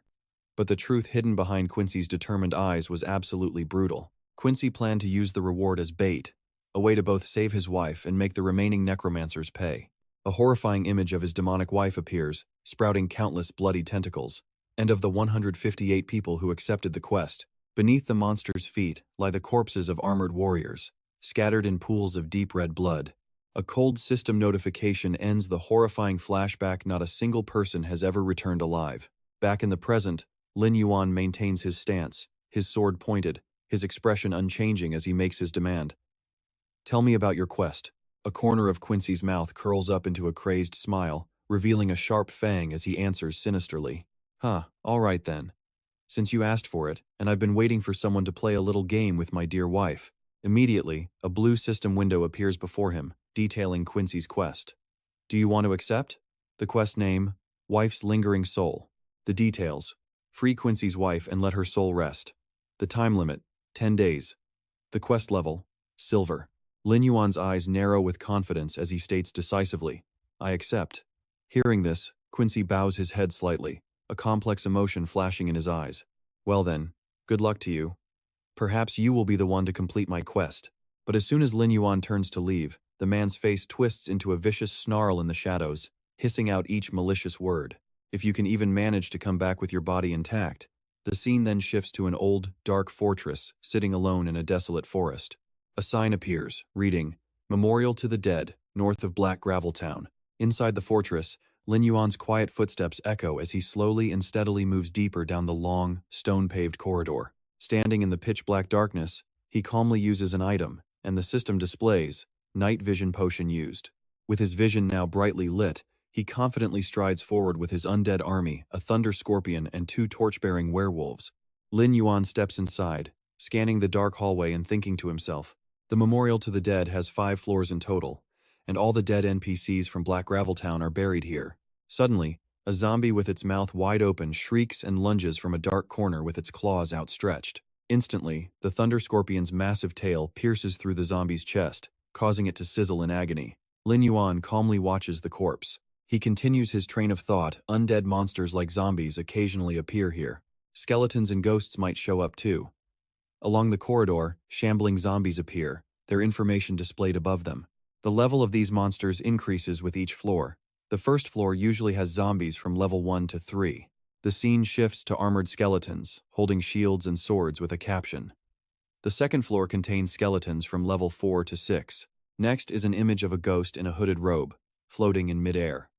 The third floor contains ghosts from level 7 to 9. Finally, a massive monster comes into view, trampling on bloody corpses. On the fourth floor, a giant, fanged ghoul grins sinisterly. Completing the thought, a level 10 ghoul. With all this information, Lin Yuan leads his 2 torch-bearing werewolves straight toward a teleportation gate glowing with brilliant blue light. Lin Yuan stepped into the magic circle with a sharp, determined gaze. Let's just go straight to the 4th floor in one go. The space around him warped instantly, a flash of teleportation light sending him soaring past the memorial's towering stone pillars. His vision blurred past ancient dark archways, moving directly up towards the higher levels of the tower. The light finally settled, and the system announced his arrival. Memorial of the Dead, 4th floor. Lin Yuan strode down the massive corridor, his eyes cautiously scanning the dead silent atmosphere. He paused, hearing scraping sounds up ahead. He glanced down into the darkness, where countless glowing red eyes stared back at him from the shadows. In an instant, a ghoul dug its claws into the wall and lunged forward, a notification blazing to life. Skill, wall climbing, activated. High above, 2 more monsters hung upside down, ready to strike with their own skill. Tearing climb. A whole swarm of ghouls poured out from the darkness, rushing straight for him. The stat panel appeared Elite Ghoul. Level 10, 2000 HP, 400 attack, 40 defense. Skills, Rotten Bite, Wall Climbing, and Tearing Climb. They let out a bloodthirsty roar, activating their Rotten Bite skill. But facing this overwhelming horde, his expression remained ice cold as he taunted them. Bring it. Answering his command, the Thunder Scorpion slammed the ground in a devastating blow, creating a huge crack, glowing with blue energy activating its skill, Earthcracker. Next, it swung its sharp tail, gathering an electric charge that crackled violently with explosive bolts of lightning. The giant scorpion whipped its tail in a powerful horizontal sweep, sending 3 ghouls flying into the air in a flash. The zombie wolf army leaped into the fray, unleashing a storm of energy blasts that made the ghouls shriek in agony. Under such overwhelming power, the monsters were smashed back against the walls, sending shattered rock flying everywhere. One dying ghoul tried to crawl away on the cracked floor, its red eyes staring in terror at a glowing sword. Lin Yuan lifted his foot and crushed the monster's head, his cold voice speaking evenly. I almost forgot about you. As the battlefield fell silent, littered with piles of ghoul corpses, a system notification lit up the empty space. Congratulations, you have leveled up to 12. The young man turned his head slightly, looking over his work with a murmur of surprise. That ended faster than I thought. He waved his hand, creating swirls of blue magic around his undead army, clicking his tongue with a bit of regret. Too bad Dark Corpse Control can only revive actual corpses. It doesn't work on immortal-type monsters. Suddenly, swirls of dark purple energy, pulsing with immense danger, coiled around Lin Yuan. He snapped his head around, his red eyes widening in pure shock. A colossal pillar of purple light slammed down from the ceiling, causing an explosion that shook the entire floor. Lin Yuan desperately raised his sword to block the terrifying impact, gritting his teeth in disbelief. What? The force of the attack shoved him backwards as he glared at the energy beam and growled. Damn it. His entire body was thrown into a deep, dark pit created by the attack. All around him were countless cracks of purple energy. He landed in a vast hall, where a stone throne was lit by eerie blue flames. A massive shadow entity appeared, letting out a terrifying growl that shook the very air around him. Lin Yuan quickly regained his footing, raising his sword to face the new monster. His calm face turned to survey the area. Looking up, he spotted a glowing purple coffin suspended by chains, wondering, did the area change? Inside the coffin, a woman with demon horns and her eyes covered stood perfectly still. Suddenly, a wicked smile spread across her face as she licked her lips and spoke in a mesmerizing voice. Ha ha ha, you have finally arrived. Immediately, the woman shattered the coffin and its binding chains, creating a massive explosion that rocked the entire chamber. She stepped casually from the wreckage, extending her sharp claws and calling out in a low voice. Fresh blood. A system panel popped up below. Hate-filled demonus, a level 18 lord, 6,000 HP, 800 attack, 200 defense. Skill, Death Flower. A piercing shriek followed. Lin Yuan readied his stance, his eyes narrowing as he sized her up. So this is the 5th floor? The demoness let out a crazed laugh and shot downwards to attack, roaring with bloodlust. I will tear you to pieces. Lin Yuan quickly raised his sword, blocking the enemy's sharp claws with a deafening screech of metal on metal. Right after, the demoness spun, swinging massive tentacles that grew from her back. The system flashed. The boss has activated the skill Death Flower. The tentacles slammed violently into the stone floor, smashing huge cracks into the ground. They quickly surrounded and tightened around the young man. But Lin Yuan swung his sword, unleashing a brilliant arc of energy that sliced right through them. He backed away, warily eyeing the tentacles dripping with a purple toxin. Corrosive poison, he realized. Watching the rocks dissolve on contact, he began analyzing the attack's power level. He then gripped his sword with both hands, channeling all of his strength into the weapon. He swung his sword, unleashing brilliant blue arcs of energy. That's useless against me, he yelled, as the precise slashes severed the tentacles. Lin Yuan focused intently, his blade glowing with a dark purple shadow magic that absorbed the enemy's energy. The dark magic clung to the severed tentacles, causing them to completely disintegrate in mid-air. Seeing her attack fail, the demoness snarled in absolute fury. She opened her mouth wide and unleashed a powerful purple sonic wave that tore through the chamber. The system panel immediately flashed a notification. The boss had activated the skill Shatterkill Boost. Under the immense power of the roar, all the surrounding wooden doors burst open at once. A new roar echoed out as something began to rise. An area of effect skill? No, she was summoning something. He narrowed his blazing red eyes, his face a mask of intense concentration as he watched the situation unfold. From the darkness, a skeletal hand radiating a cold green aura reached out, its bony fingers scraping against the doorframe with a sickening creak. Lin Yuan raised his sword, his expression tensing as he realized exactly what had been summoned. Moments later, cloaked skeletons carrying rusted weapons began to shuffle out from behind the doors. He gasped in shock. Are the NPCs from Black Graveltown buried here? On top of that, countless skeletons in more modern armor clawed their way from the cracked ground. He muttered, not only them, but also the challengers who failed Quincy's quest. Lin Yuan's grip on his sword tightened, his face grim with vigilance. Damn it.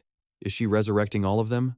At that very moment, the skeletons began reassembling their broken parts with a series of dry, cracking sounds. His red eyes flashed with sharp realization. There had to be even more skeletons behind those doors. He never expected this boss could raise the dead. He immediately summoned his zombie army with a single, decisive order. Emerge! Surrounded by his pack of demonic wolves and scorpions, he pointed toward the open doorways. Block those doors now, he commanded. Responding instantly, a zombie werewolf swung its massive pickaxe high and slammed it down to block the exit. His strategy was clear. Let his zombie army hold back these low-level mobs for now. The Thunder Scorpion moved to assist, using its giant pincers to completely seal the passage, giving no skeleton a chance to slip through. Lin Yuan turned back to face the demoness, raising a hand and issuing an order to his army. Activate Blood Frenzy. Instantly, a demonic wolf threw its head back and roared, its entire body erupting in a terrifying rage-filled aura. Roar! The system screen lit up, entering Blood Frenzy state. The wolf's eyes immediately turned a bloodthirsty, burning red. He then summoned two more of his most powerful creatures, calling out the Koba Chieftain and the Phantom Thunder Scorpion. The two summoned monsters immediately charged toward the skeletons trying to break through the doors. He ordered the attack. The Thunder Scorpion slammed its giant tail into the floor. The system displayed, skill activated, earth-shattering pincer. At the same time, the Koba Chieftain raised its massive warhammer high, bringing it down in a critical strike and activating its skill, Heavy Impact.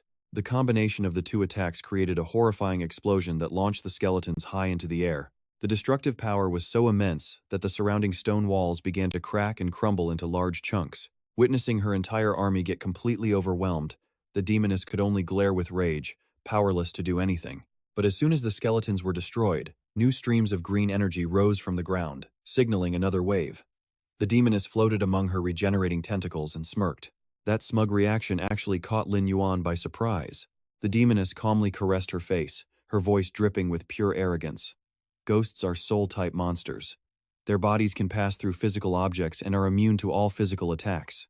Lin Yuan's cloak billowed violently around him. He swung his sword in a magical arc, responding with total confidence. But they also take double damage from magic. With that, he leaped high into the air, unleashing a magical sword art that summoned countless skulls hurtling toward the demoness. He gripped his glowing sword, preparing to strike her down with the Azure Soul Curse. But the demoness suddenly shot forward with blinding speed, effortlessly dodging every attack and stunning him. Her speed had just skyrocketed. At the same time, the wooden doors held back by his zombie army began to shake violently. Skeletal hands pounded against them from the inside. Lin Yuan glanced back, a single bead of sweat rolling down his forehead. The NPCs trapped inside could break out at any moment. He had to end this. And he had to do it now. He quickly pulls out a ring, purple lightning crackling around his fingers. He had to stop her movements. Clenching the ring in his palm, he unleashes its full power. The system window flashes with details. Paralysis ring equipped. Silver type, plus 100 HP, 100 magic, 15 agility, and 15 spirit. Bonus skill, paralyzing toxin. Paralyzing toxin. When equipped, attacks have a 5% chance to paralyze the target for 3 seconds. With the ring active, he flips through the air. His blade, unleashing a flurry of brilliant energy, slashes toward the demoness. He tightens his fist, channeling all his lightning energy into the ring, activating its skill. Paralyzing toxin activated. A massive bolt of purple lightning shoots from his fist straight at the stunned demoness. The attack lands, exploding in a blinding flash of light. The system immediately confirms. Target hit. Paralyzing toxin triggered. Seizing the opportunity, Lin Yuan leaps into the air, swinging his sword in a glowing arc as he shouts, "I'm not done with you yet." Instantly, a giant demonic skull appears behind the demoness, slamming into her and creating a brilliant explosion. Under the immense force of the blast, the demoness is thrown backwards. Vicious streams of green energy rip right through her dark cloak. Lin Yuan slams his sword into the ground, sending a shockwave that shatters the stone floor and sends debris flying everywhere. He plunges his blade deep into a crack in the ground, continuing to channel his skill. He looks up, a satisfied smirk on his face. Not bad. In the next moment, a giant ghost wolf materializes with a thunderous roar. He speaks his thoughts with pure confidence. After being hit by the green soul curse once, her speed has already dropped. Now for the wolf's howl. Answering his command, the ghost wolf throws its head back and lets out a long howl, releasing a shockwave that shakes the very air. The system announces the skill activation. Struck by the sonic wave, the demoness staggers, clutching her head. Target stunned. Lin Yuan grips his sword tightly, his sharp eyes filled with absolute confidence. He knew that even if the stun was only 5 seconds, that was more than enough time for him. He dashes forward, creating countless clones that slash at the enemy as he asks coldly, "How many hits can you take?" A barrage of magical slashes rains down on the demoness's body, dealing continuous damage. 50, 50, 60, 60, 60. In pure agony, she grinds her teeth as thick, black blood drips from her mouth. She screams, unleashing a violent wave of dark purple energy. Damn it. Lin Yuan frowns, wary of the enemy's sudden move. The system flashes. Boss has activated corpse explosion. A series of dark energy explosions erupt from the dead bodies on the ground, creating earth-shattering booms. Thick smoke and dust instantly blanket the entire area. Streaks of purple lightning flash through the chaos. His entire army of ghost wolves and scorpions is consumed by the chain explosions, turning to dust. Swirling clouds of purple smoke rise, covering a huge section of the crypt.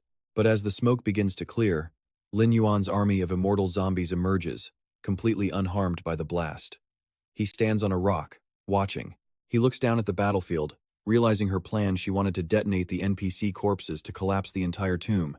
He glances at his remaining summons and clicks his tongue in annoyance. His zombie army was down to a third. A heavy loss. He turns back to face the weakened demoness, his red eyes flashing with pure killing intent. Now, it's time to end you. He leaps into the air, unleashing a volley of demonic skulls while yelling, "Begone!" The ghostly skulls, glowing with green energy, rocket toward the demoness, creating a destructive storm of power. Completely overwhelmed, the demoness can only reach out in despair, letting out one final, desperate scream. Her health bar plummets with every hit. Boss entering death state, HP 300. Boss entering death state, HP 200. Boss entering death state, HP 100. Boss entering death state, HP 30. A blinding halo of light erupts. The system displays the final message. Congratulations, you have killed the hateful sorceress. 800 experience points received. Lin Yuan lands lightly on the shattered ground, standing firm as the smoke clears. He looks up at his snarling ghost wolves surrounding him and wonders, is it over?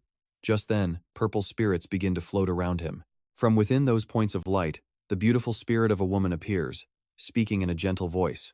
Thank you, brave human. She smiles peacefully, her body slowly dissolving into sparkling motes of light and vanishing into thin air. Lin Yuan reaches out his hand, and a swirling purple light flies down, transforming into a small golden ring. The ring hovers above his palm, glowing brightly as the system window appears. Beloved ring. Quest item. Cannot be discarded. Cannot be sold. Note, this is the engagement ring Quincy gave his wife, a symbol of their love. Lin Yuan frowned, his eyes filled with doubt. Was this ring really the only reward? Suddenly, a skull-faced book materialized out of thin air, pulsing with purple dark energy as eerie bells chimed. Lin Yuan glanced up, his face a mask of pure surprise. Whoa, what's this? He reached out to grab the book, realizing he never knew the Wraith's corpse explosion skill was exclusive to necromancers. The information panel appeared below. Golden corpse explosion. Learning condition. Necromancer exclusive. He held the book, eyes narrowed in thought. Was it because the one who sealed her was the Dark Lord's loyal servant? In the next moment, the book dissolved into countless streams of green light, flowing right into his body. A system notification popped up. The skill book had been automatically stored. He stood in the middle of a brilliant pillar of light. The skill details appeared. Golden corpse explosion, level 1. The effect allows one corpse to explode. It deals 60% of his own HP as fire damage to nearby enemies. It costs 100 mana with a 10-second cooldown. He smiled, satisfied. Even though this skill would consume his corpses, its damage and range were pretty solid. This was a welcome, unexpected bonus for him. The scene then shifts to the bustling town of Black Revel. A cloaked Quincy stood on a balcony, staring at a ring in his palm. Is this the engagement ring I gave her? He clutched the ring tightly, as memories of his beautiful wife flooded his mind, whispering, a sealed soul has no memories. Only when it is freed can it regain its memories and drop its most precious item. Back in the room, Lin Yuan stood by the window as Quincy asked with trembling hands, my wife. When she passed, was she in pain? Lin Yuan calmly replied, no. Quincy cherished the ring, a single tear rolling down his cheek. Seeing the vision of his smiling wife, he choked out the words, that's good to hear. He turned around, saying earnestly, I never expected a necromancer, the very class I despise, would help me fulfill my wish. No matter what, I will forever remember this kindness. A worn, leather-bound book emitting black smoke slowly materialized in his hands. He opened a chest, revealing a crown that glowed with a green light. He said seriously, now it's time for me to fulfill my promise. The system panel displayed, Unique Crown of Shadows, a head-type item. Effect 1. Crime value will be hidden when equipped. Effect 2. Conceals the dark aura. Note, Necromancer exclusive, cannot be sold or destroyed.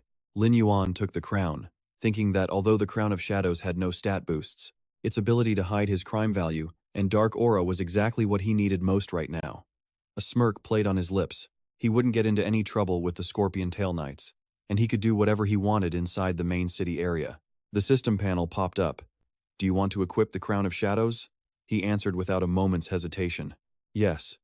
A glowing magic circle surrounded him as the crown dissolved into green flames and merged with his body. He stood amid swirling energy, his cloak billowing, and smiled.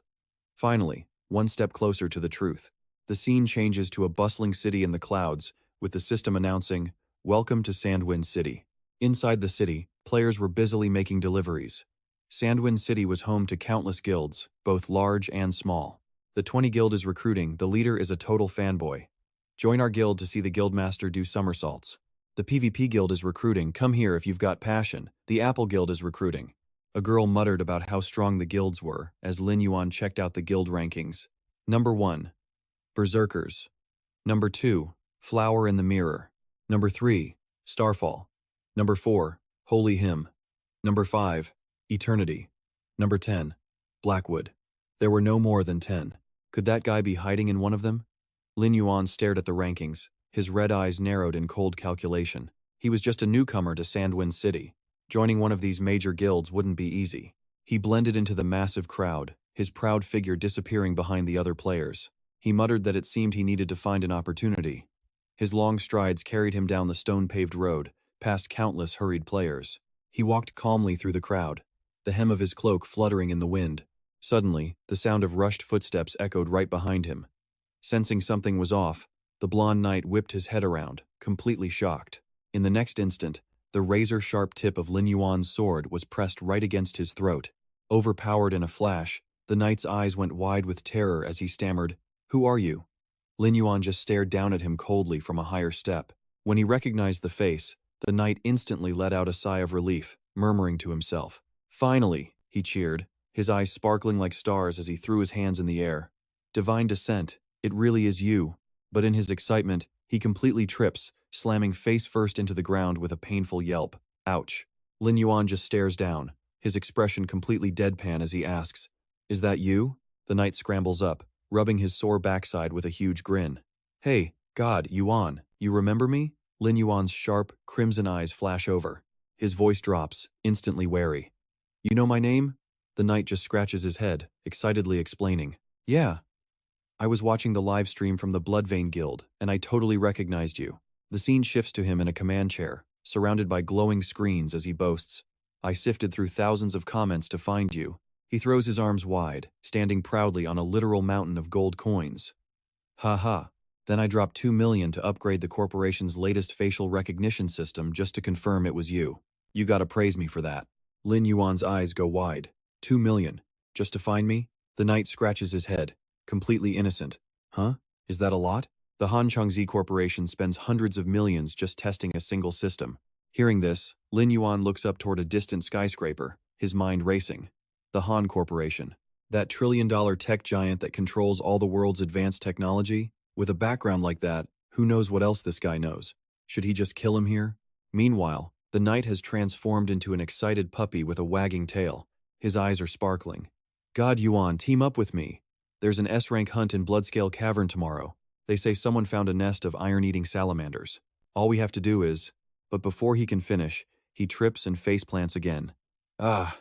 Lin Yuan is just left completely speechless. He turns to leave, saying coldly, "You should go, don't follow me." He thinks to himself, "Why am I even taking an idiot like this seriously?" Hearing the rejection, the knight plops onto the ground and just laughs. "Haha, you're right. A powerhouse like you who can solo the entire Bloodvein Guild wouldn't need a team." He scratches his head, sighing. "The Blackwood Guild's third team will also be at this hunt, scouting for rookies. If you perform well, you might get a chance." Lin Yuan stops dead in his tracks. He glances at the guild rankings, where the Blackwood Guild is right at the top. The knight sighs in disappointment, muttering, "Looks like I'll have to try my luck alone." Suddenly, a low voice sounds from behind him. "When is the hunt?" He whips his head around, totally baffled. "Huh?" Lin Yuan, his back still turned, patiently repeats himself. "I said, what is the specific time for the hunt?"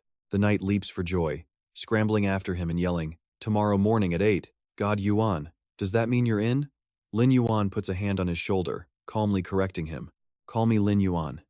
He starts walking again, adding, "However, before we go, I need to prepare a few things." The knight covers his mouth, confused. The scene then cuts to a dilapidated fortress, where a skull flag whips in the wind. A sign appears, Vulture Bandit Camp. Suddenly, a massive explosion rocks the entire area. Shattered rock flies everywhere as Lin Yuan and his zombie army smash right through the wall, advancing inside. He gives the order, "The Lord should be up ahead." A cloud of cold mist escapes his lips as he breathes.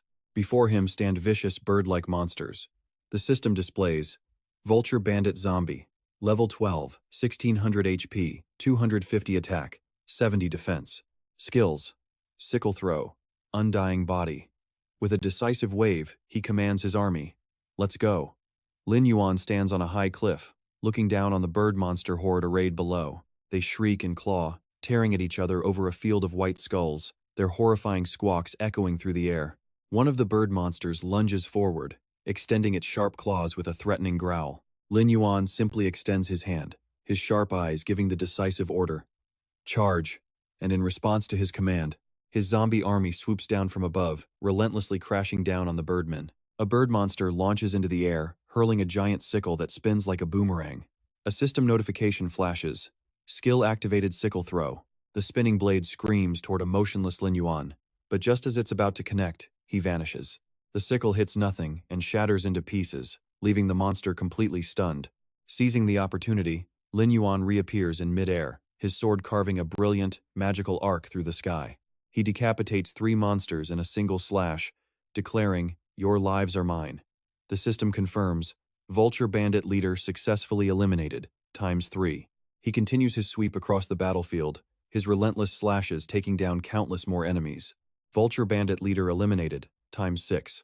Vulture Bandit leader successfully eliminated, ×10. He lands lightly on the ground, his coat billowing among the shattered monster corpses.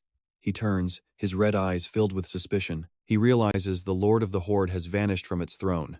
And then, a colossal shadow appears right behind him. The system panel displayed the Vulture Robber Lord, a level 19 boss with 6,200 attack power. It had 820 defense and the skills Invisible Scythe and Sneak Stab. As the Lord screeched, activating its sneak attack, Lin Yuan swiftly shot his hand forward.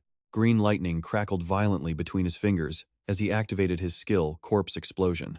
The Vulture Lord lunged forward with its sharp scythes, screaming "Die!" But bird-like zombies suddenly erupted from the ground, blocking its path. A horrifying green explosion ripped through the air, engulfing the entire area in a sea of flames. Thrown back by the blast, the Vulture Lord roared in pain as its body slammed hard into the cliff face, cracking the very stone. Lin Yuan launched himself into the air, aiming a lightning-fast punch straight down at his foe.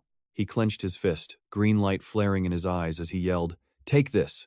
The system announced. Shadow gauntlets activated. The punch landed true, stunning the Vulture Lord. "Go to hell!" Lin Yuan roared. A massive pillar of light erupted, blasting the boss into an abyss with one final, horrifying scream. Lin Yuan landed back on the ground, his fists still clenched tight. Green lightning still sparked around his body as he calmly stated, "It's over." A system notification popped up. "You have killed the Vulture Robber Lord. Congratulations, you've reached level 13. The skill info appeared. Golden Shadow Curse, level 3. It deals damage equal to 20% of the target's HP, or heals an undead for the same amount. The mana cost is 60, with a 6-second cooldown. EXP 20 out of 300. Golden Corpse Explosion, level 2. It detonates an undead, dealing fire damage to nearby enemies equal to 80% of the user's max health. It costs 100 mana with a 10-second cooldown. EXP 2 out of 100. A skill scroll then appeared. The system asked if he wanted to use the scroll to upgrade the skill. He confirmed it. He stroked his chin, thinking the result wasn't half bad. He remembered using a skill scroll to upgrade his Shadow Curse once before, and now he'd just boosted it straight to level 3, while also leveling up his Corpse Explosion skill at the same time. He glanced at his undead army, a satisfied smile on his face. This was more than enough for now. The system then reported that he had acquired 130 immortal monsters. Details of the new monsters appeared. Vulture Robber Captain, level 15, and the Vulture Robber Lord, level 19.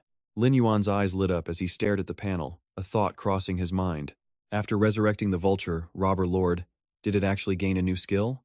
He recalled the last time and muttered, "What's more?" When the giant dire wolf was resurrected, it also gained a new skill, Wraith's Fury. He rubbed his chin thoughtfully, a small smile playing on his lips. Does this mean reviving Lord-class monsters gives them a bonus skill? This could get interesting. But just then, a system notification popped up. The hunting expedition you have entered will officially begin in 2 hours. A smirk touched the corner of his lips. Lin Yuan turned without hesitation, his long coat whipping dramatically in the wind. "Prepare to move out," he commanded. The scene then shifts to the rendezvous point, just before the jagged entrance to the molten bloodscale cavern. Lin Yuan, already sweating, pointed and asked in confusion, "What in the world are you wearing?" The other guy was busy striking a pose in a gleaming suit of armor. Lin Yuan couldn't help but ask, "Are you trying to cosplay as some kind of Golden Knight statue?" The Golden Knight puffed out his chest proudly. "Yuan, I spent 50 gold coins to have a master blacksmith custom forge this incredible armor just for me. So you can rest easy," he said, "because today I definitely won't be dragging you down." And right at that moment, a loud ripping sound echoed from the crotch plate of the armor. The armored plate dropped right down to his ankles, revealing his boxers. Both of them froze. The air went silent as they just stared at each other, completely speechless. Lin Yuan, sweating bullets, tried to play it off. "That's the first time I've ever seen that kind of segmented armor. It's pretty unique. Han Qing, his face bright red, hastily pulled the piece back up and stammered. The blacksmith told me this was the latest style. He gritted his teeth, trying to pull off the helmet, but it was stuck fast. He started to panic, flailing around blindly and yelling, "Wait, I can't see. Yuan, help me." While Lin Yuan was completely speechless, Han Qing staggered around and crashed right into someone, letting out a yelp. The Golden Knight slammed headfirst right into a stranger's groin, who let out a sharp, pained grunt. Looking up, he dazedly let out a single sound. Huh? Before him stood a huge, bald man radiating an overwhelmingly dark aura. The bald man cracked a terrifying smile, his voice dripping with false concern. "Are you all right?" A system window appeared. Black Tree Guild, 3rd Squad Captain, Zhao Kui, a level 15 warrior. Han Qing stood frozen, breaking out in a cold sweat as a murderous aura coiled behind the bald man like a giant viper. He swallowed hard, thinking, "This guy is smiling. So why do I feel like a venomous snake is staring me down right now? Is it just my imagination?" Suddenly, a hand shot out from behind, yanking him back by the collar and making him jump. Lin Yuan pulled his friend back, his voice cold and flat. "Aren't you ever going to take off that idiotic outfit?" Han Qing just laughed sheepishly. "Heh, right." Zhao Kui narrowed his eyes at the newcomer's arrival, letting out a cold snort. Lin Yuan's crimson eyes were sharp as daggers, locking onto the bald man's gaze without a hint of fear. Zhao Kui felt a bead of sweat. He gritted his teeth, infuriated. "This brat, how dare he glare at me like that? What a nuisance." He tried to plaster on a friendly smile again, calling out, "Hey, you two but was cut off by another guild member with a one-eyed mage. Which one of you is Han Qing?" The man held a registration form with a photo of a golden knight, clearly labeled, Han Qing, swordsman. He frowned, comparing the picture to the person in front of him. Then, he pointed straight at Han Qing and yelled, "Ah, it's you, isn't it? The one in the bizarre suit?" The guild members behind them erupted in mockery. "What in the world is that fashion sense? Ha ha ha, look at all that flashy gold. He probably thinks this is some kind of ridiculous cosplay show." Han Qing scratched his head, forcing a laugh and waving his hand. Hey, yeah, that's me," he quickly added. "You three must be the bosses from the Black Tree Guild, right? By the way, this is my friend." Suddenly, the sharp, clean sound of a weapon being unsheathed cut through the air. A guild member named Yang Gao leveled his sword at them, cutting him off arrogantly. "Enough. We're not interested in the names of some newbies, and know this, we're not letting you bring your friend for double the fee. It's because our captain is being extremely generous." Lin Yuan lowered his head, his eyes hidden by his hair, and remained completely silent. Zhao Kui stepped forward, pushing the sword down as if to make peace. "What do you think you're doing? We need to be polite to our new friends, don't we?" The goon quickly tried to justify himself. "I was just joking." "Captain." With a metallic scrape, the sword slid back into its sheath. Zhao Kui continued to speak with a faint smile. "However, don't get too cocky just because our captain says a few kind words. You should appreciate this opportunity with gratitude.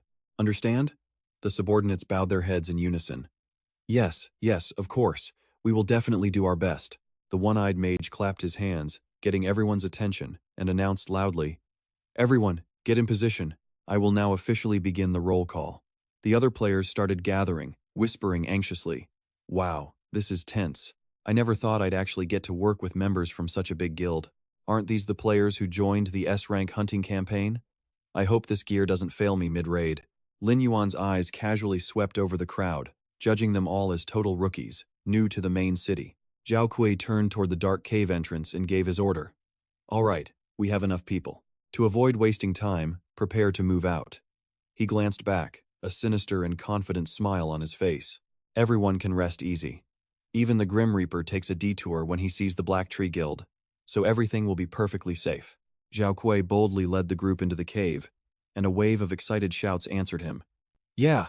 Han Qing, now in a brand new set of white armor, happily skipped past the grumbling guild member, holding a small red flag. He waved the flag, urging his friend on. "Lin Yuan, hurry up. I heard there are glowing slimes inside this cave." The soldier behind them grumbled under his breath. "This guy. He thinks this is a picnic." Lin Yuan simply strode along behind him. The tattered ends of his black cloak fluttered behind him, the corners of his lips turning up in an amused smile. His eyes gleamed with anticipation. I can smell it already. A truly thrilling scent. The scene shifts deep inside, where the party navigates a long slope filled with giant stalactites. A moment later, they stop at a fork in the path, murmuring, "Whoa, a fork in the road already?" But hey, we haven't run into a single iron-eating lizard yet. Another player explained that this was completely normal. The iron-eating lizards are nocturnal and hide during the day, so they're probably all gathered together resting deep inside some den. A woman in the group looked to the leader for guidance. Captain Zhao, in your opinion, which path should we take? Zhao Kui's eyes narrowed with a calculating look as he made his decision. In my opinion, it's best we split up.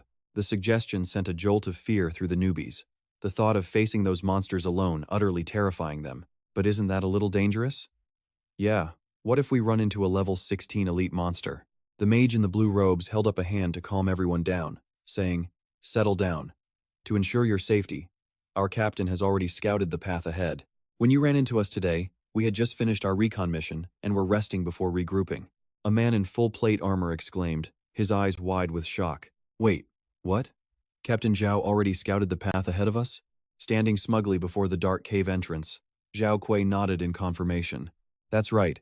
Based on our morning recon, the middle path is thick with the pheromones of iron-eating lizards, so the risk of an ambush is extremely high.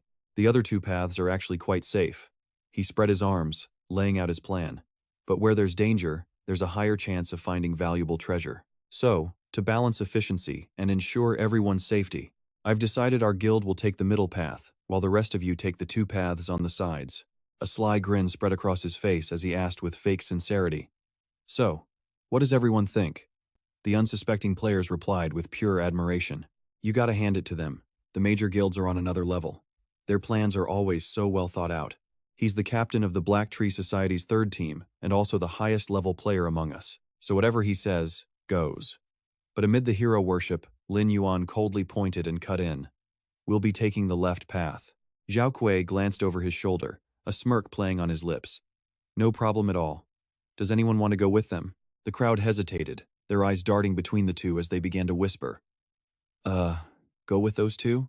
I mean, one of them looks pretty eccentric and not very reliable. And the other guy? A man scoffed, looking at Lin Yuan's silent expression. He's just some cold-faced freak. He's probably hiding his level and class because he's afraid of being embarrassed. A blushing girl tried to defend him. Oh, but I think he's pretty handsome. The other guy snapped. Then you go with him. Zhao Kui just shrugged, holding his hands up in a gesture of helplessness. Seems like your popularity is a little lacking, huh? It's a real shame. Even though I'm the captain for this mission, I can't force anyone to join you. Unbothered by the mockery, Lin Yuan turned to leave, calling out simply, "Follow me." Han Qing quickly scrambled after him. Oh, okay. The figures of Lin Yuan and Han Qing vanished into the darkness of the left path. As Zhao Kui watched them go, his fake smile instantly disappeared. He clicked his tongue, his malicious nature finally showing. Two ignorant fools. Meanwhile, deep within the silent caves, the only sound was the steady dripping of water from icy stalactites, creating tiny ripples on the water's surface. Lin Yuan and Han Qing walked through the quiet cave, surrounded by small slimes hiding behind the rocks. As they walked, Han Qing nervously hunched his shoulders and said, Yuan, the temperature is dropping fast, and I've got a weird feeling. Breaking into a cold sweat, he turned to whisper, I feel like someone is watching us, and that chilling feeling was only getting stronger. Lin Yuan remained perfectly calm, glancing over to reply, You finally noticed? There's definitely something here. Hearing that, Han Qing completely panicked. What? But didn't Captain Zhao say he already scouted this path and that it was safe? Lin Yuan just cracked a sarcastic smirk. Huh. You actually trust that guy? This is an S-rank hunt, but they brought a bunch of rookies. It's obvious they just want to use us as bait, Han Qing asked, confused. Then why didn't you? Lin Yuan tilted his head, looking at the slimes hiding on the cliff, and calmly cut him off. Expose him? Instantly, he reached out and snatched a trembling slime, startling the poor creature. Lin Yuan then hurled the slime deep into the darkness, stating plainly, Because as it happens, I also want to see just how many of them there are. The two of them froze, their eyes glued to the deep darkness ahead. Suddenly, countless pairs of glowing red eyes lit up the shadows. Just as Lin Yuan mused that interesting things could be lured out, the monsters began to crawl forward. A system window immediately identified them. Iron, eating lizard, elite level. Level 16, HP, 3300, attack, 440, defense, 100. Skills, Iron Tail Whip, and Corrosive Shield. Suddenly, a surprise attack slammed down on the ground, sending rock fragments flying. The scene then cuts to the adjacent cave. A brilliant vortex of fire erupted amidst a swarm of monsters, accompanied by a deafening roar. The one-eyed mage cast his spell, incinerating the screaming lizards. Right after, a powerful slash of blue light descended, cleaving a monster clean in two. A cocky swordsman cuts down his enemy with a brutal swing, then lets out a roar. "You idiots, come on and witness my power." He turns to Zhao Kui, sucking up to him. "Captain, thanks to those decoys luring the monsters and splitting them up, things are way easier now. I can't believe those fools actually fell for that scouting the path lie. Haha." A spiked mace whistles as it spins through the air. Zhao Kui's voice rings out once most of these are dead. The iron-eating lizards in the other two caves will be next. Zhao Kui smashes a monster with his mace, continuing smugly. "That's when we'll swoop in for the prize. We'll get double the results with half the effort." Just then, 3 vicious iron-eating lizards leap down from above, aiming right for him. Zhao Kui keeps his arrogant smirk, taunting them. "You uncultured creatures, who do you think you're screaming at? Haha, come on, all of you." The charging monsters are instantly thrown back by an invisible force, their bodies breaking against the cliff wall. Zhao Kui drags his spiked mace, sending sparks flying, his voice ice cold. Trash should stay at the bottom of the food chain forever. Back in the left cave, Han Qing's eyes go wide. He stammers out Lin Yuan's name as a monster in front of him attacks with its tail. The system announces the activation of the Iron Tail Whip skill, which uses a metallic tail to sweep horizontally. On a direct hit, it deals 170% attack damage to the target. Instantly, giant sickles come spinning through the air. The system announces, Machete Toss skill activated. Machete Toss hurls a machete at a target with a max range of 10 meters and can be retrieved, dealing 0% attack damage. At the same time, Birdman shadows flicker past the lizard, and the system announces the activation of stealth and backstab. Watching the undead Birdman army overwhelm the lizards amid a clash of steel, Han Qing exclaims in shock. "When did you get all of these undead monsters?" He can't hide his admiration, adding excitedly, "This is even more impressive than the battle at the mud swamp. You're incredible." Lin Yuan just glances back with a calm smile. "I told you I had some things to prepare, didn't I?" Han Qing's jaw drops. "What? You subdued all these powerful monsters in less than a day?" Just then, a dazzling message appears on the system screen. "You have successfully eliminated 5 elite iron-eating lizards." Lin Yuan steps over a monster's corpse, his undead army surrounding him. He nods, satisfied. It's over. Their performance wasn't bad. Han Qing watches him, eyes sparkling. "I'm so jealous," he whispers to himself. "When will I ever be as strong as you?" Suddenly, the ground shakes violently. Han Qing stumbles, using his sword to stay upright. "What the hell is this?" he shouts. "An earthquake?" He turns to call for Lin Yuan, but sees him busy collecting monster corpses with an eerie green flame. Han Qing thinks to himself, Lin Yuan is busy. I'd better check this out on my own. I can't bother him with every little thing. I have to be useful too. Han Qing carefully moves forward, following the rumbling sound. Seems like it's coming from this way. He stops, his boot tapping the stone floor. He looks down, a confused expression on his face. Did the shaking stop? Without warning, a massive, bright red tongue smashes through the ground and shoots into the air. Han Qing freezes, the color draining from his face. The slimy tongue stands tall before him like a grotesque tower. A cold sweat breaks out as he stammers, "What? What the hell is that?" The fleshy tongue immediately slams down on his position. Han Qing is thrown to the ground, his sword flying from his hand. "Help me," he screams in terror. The tongue coils back, readying its next attack. It lunges like lightning, wrapping tightly around Han Qing and squeezing the air from his lungs. He's dragged mercilessly into the newly formed pit, his face pale with absolute despair. He shuts his eyes tight, thinking it's all over. But in that life-or-death moment, a brilliant green sword slashed tears through the air. Lin Yuan leaps forward, severing the giant tongue with a single swing. "Just a beast hiding underground, eating dirt," he scolds coldly. "How dare you pull these tricks in front of me?" Fresh blood sprays from the severed tongue like rain. Lin Yuan decisively grabs Han Qing by the collar, yanking his friend out of the danger zone in a split second. They both land safely. Han Qing clutches his chest, coughing violently. He looks back at the hole, shouting a warning to Lin Yuan. "That thing is definitely a giant monster. So before it gets out, we have to hurry, and before he can finish, the ground ahead cracks apart with a deafening shatter." Han Qing's eyes widen in horror. "Oh God, it's too late." A colossal blue reptile bursts from the ground, roaring with fury. A system window flashes open. Iron-eating salamander, a level 20 boss, 6300 HP, 850 attack, 280 defense, skills, Iron Tail Sweep, and Unbreachable Fortress. It's also got Earth Burrowing and a Poison Sand Breath. Han Qing stumbles back, sweating bullets. The mission intel was completely wrong about this. The Molten Bloodscale Cave was supposed to hold an elite monster, not a full-blown boss. Still, he bravely steps in front of Lin Yuan, gritting his teeth. I'm sorry, Yuan. You wouldn't be facing a monster this terrifying if it wasn't for me. I'll hold it off. You need to run. Lin Yuan just cracks a small smirk. He asks calmly, "This is supposed to be a scary monster?" His eyes flash crimson with raw excitement. "No. That's my prey." Han Qing stared blankly. "What?" The carrion lizard roared, thundering forward as its heavy steps shook the entire cave. Lin Yuan flew into action, charging it head-on with a glowing magical sword and a fierce battle cry. "Let's see you handle this," he shouted, as Han Qing followed close behind. Above them, the Birdmen army got into position, their elder hurling a set of deadly sickles. A barrage of giant, spinning sickles tore through the air, all aimed directly at the boss. The monster reacted instantly. A system notification popped up. Boss activated Iron Tail Sweep. Its steel-hard tail swung out, batting away every single sickle. It roared triumphantly, but Lin Yuan seized the opening he'd made.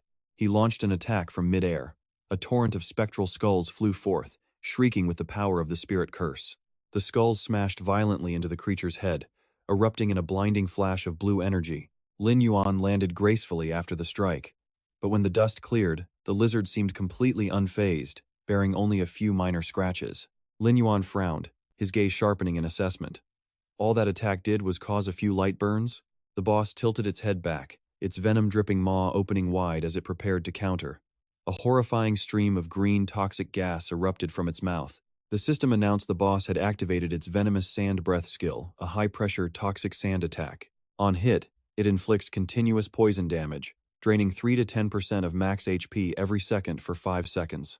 The stream of toxic energy hit the ground, creating a massive green explosion. From outside the blast zone, Han Qing screamed in panic. "Yuan, be careful." The wave of poison sand rolled forward, shattering the nearby rock formations into dust. Lin Yuan leaped backwards, sliding to avoid the lethal blast. The ground where the sand passed sizzled and melted, smoking ominously. Han Qing was horrified. It was a powerfully concentrated corrosive attack. Lin Yuan watched the boss, thinking hard. This fight was tougher than he'd imagined. Just then, another powerful tail sweep sliced through the air towards him. He jumped high into the air to dodge it, a thrill-seeking grin spreading across his face. This just made things more exciting. In mid-air, he raised a hand and issued a command. "Arise, Lord of the Great Vulture." From the void, the Vulture Lord appeared, majestic in its shining armor. It spread its massive wings and let loose a piercing shriek. In a flash, the giant birdman dived straight for the lizard boss at incredible speed. Han Qing could only stare with wide-eyed disbelief. Was this undead monstrosity another one of Lin Yuan's new summoned servants? He stared with shining eyes, absolutely in awe of its magnificent power. On the battlefield, the Vulture Lord had already zipped behind the lizard. It raised its twin daggers as the system flashed. Backstab skill activated. The reptilian monster glowed as the blow landed. A system alarm rang out. Boss has activated Impregnable Fortress. Impregnable Fortress boosts defense by 150% for 10 seconds. At the same instant, its enormous tail whipped around to strike the enemy behind it. Lin Yuan's sharp eyes spotted the danger, and he shouted a warning. "Watch out!" But the tail swipe was too fast. It slammed into the Vulture Lord, sending it flying backwards in a blinding explosion of force. Han Qing's face went pale. "That reaction speed is unbelievable," he gasped. "Does that thing have eyes in the back of its head?" Lin Yuan landed, frowning at the giant lizard as it slowly turned around, muttering, "Eyes in the back of its head." While the Vulture Lord was knocked back by the tail whip, Lin Yuan stood observing, analyzing the enemy for a weak point. Lizards, he remembered, have simple eyes and mainly rely on changes in light to sense their environment. So, if an enemy stops moving, they become hard to see. But, he reasoned, their motion detection is absolutely first-rate. Their hearing and sense of smell can pick up the slightest movement from their prey. In fact, some lizards even possess infrared sensors to detect an enemy's body heat. Remembering all this, he realized the lizard's sensitivity to an enemy's movements was many times greater than a human's. A cold smirk touched his lips. It looked like the only way to beat this thing was to make it trap itself.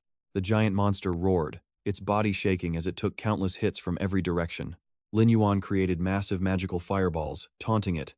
Let's see which is tougher, your scales or my fire. The lizard moved with startling agility, dodging the incoming fireballs at an incredible speed. It threw its head back and let out a thunderous roar, a clear challenge to its enemy. Lin Yuan kept moving, calmly stating his plan. Good, I'll provoke it until its attention is focused entirely on me. From afar, Han Qing shouted in worry. Yuan, you're in serious danger. He was sweating, muttering to himself. A boss-level carrion lizard's defense is just too strong. Those fireballs won't do any real damage to it. What you're doing is a massive risk. His friend's eyes widened in sheer disbelief at what he was seeing. Wait, Lin Yuan was charging straight ahead, right into a pile of lizard corpses. Han Qing couldn't help but yell, those are living corpses. But Lin Yuan was already airborne, vaulting clean over the lizards' heads. A smirk played on his lips as he gave a decisive command. Then, in an instant, he stopped cold and spun around with practiced ease. Just as the salamander lunged, he swung his blade, unleashing a brilliant arc of sword energy that stunned the beast. In that moment, the pile of corpses suddenly lurched to life, their hands grabbing hold of the boss, leaving it completely shocked. Lin Yuan taunted it from a distance. You giant piece of trash, don't you even know how to stop? The monster roared in absolute fury, but Lin Yuan simply raised a hand. Green energy gathered as he said coldly, time to enjoy this party of explosions. The system announced the activation of Corpse Explosion. A terrifying green blast swallowed the monster whole, as damage numbers flooded the screen 50, 80, 100. Lin Yuan's face was illuminated by the eerie green light. He knew immediately the beast's armor had been shattered. The giant salamander roared in agony. Lin Yuan stood firm against it, then moved with incredible speed and issued a sharp command. The Vulture Lord would flank left. Taking advantage of the monster's turned head, he analyzed it further. The lizard still had another weakness. Its eyes were incapable of focusing on enemies from both the left and right at the same time. The Vulture Lord charged in from the side, preparing to unleash a fatal strike. Its arrow aimed directly for the boss's eye. Seeing this, the boss began gathering an energy ball in its mouth to retaliate.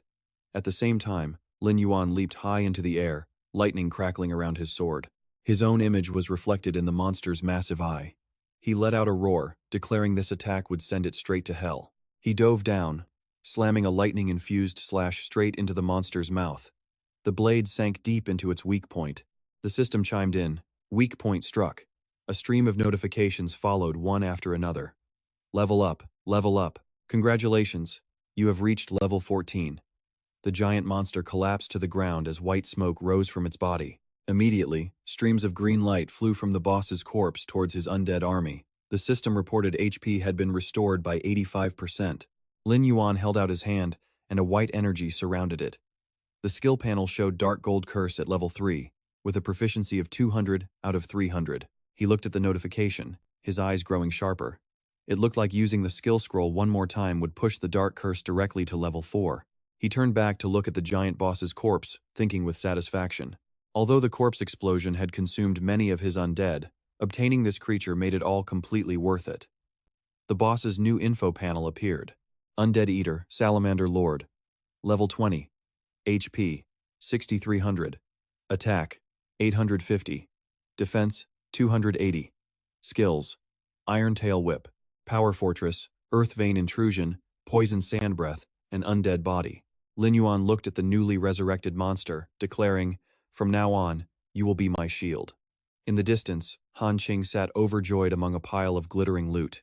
He called out, Lin Yuan, this is the first time I've ever seen so many spoils of war. Should we start counting it all right now? Lin Yuan turned, his cold gaze fixed on the cave entrance. What's the hurry? There are still a few rats left to kill. The scene shifts to another cave, where the body of an armored player is sprawled out on the ground. Zhao Kai stood on a rock looking down with absolute disdain. Humph. Those idiots weren't even worth a second glance. The swordsman and the mage approached, brown-nosing him. Heh. It was all thanks to the captain's wise commands. With him here, even a lord-class monster would have to kneel and accept its fate. Captain, based on that tremor from before, the fight on both sides should be about over. If we go now, we can reap the rewards of their labor. Zhao Kai crushed a small lizard under his boot, a crisp, bone-shattering sound echoing in the silence. He hoisted his spiked mace onto his shoulder and gave the order, let's move out. It's time to collect the bodies. Suddenly, an explosion erupted right above them, nearly hitting the mage's feet. Instantly, a barrage of explosions surrounded them, forcing everyone to jump back in a panic. Zhao Kai roared with fury.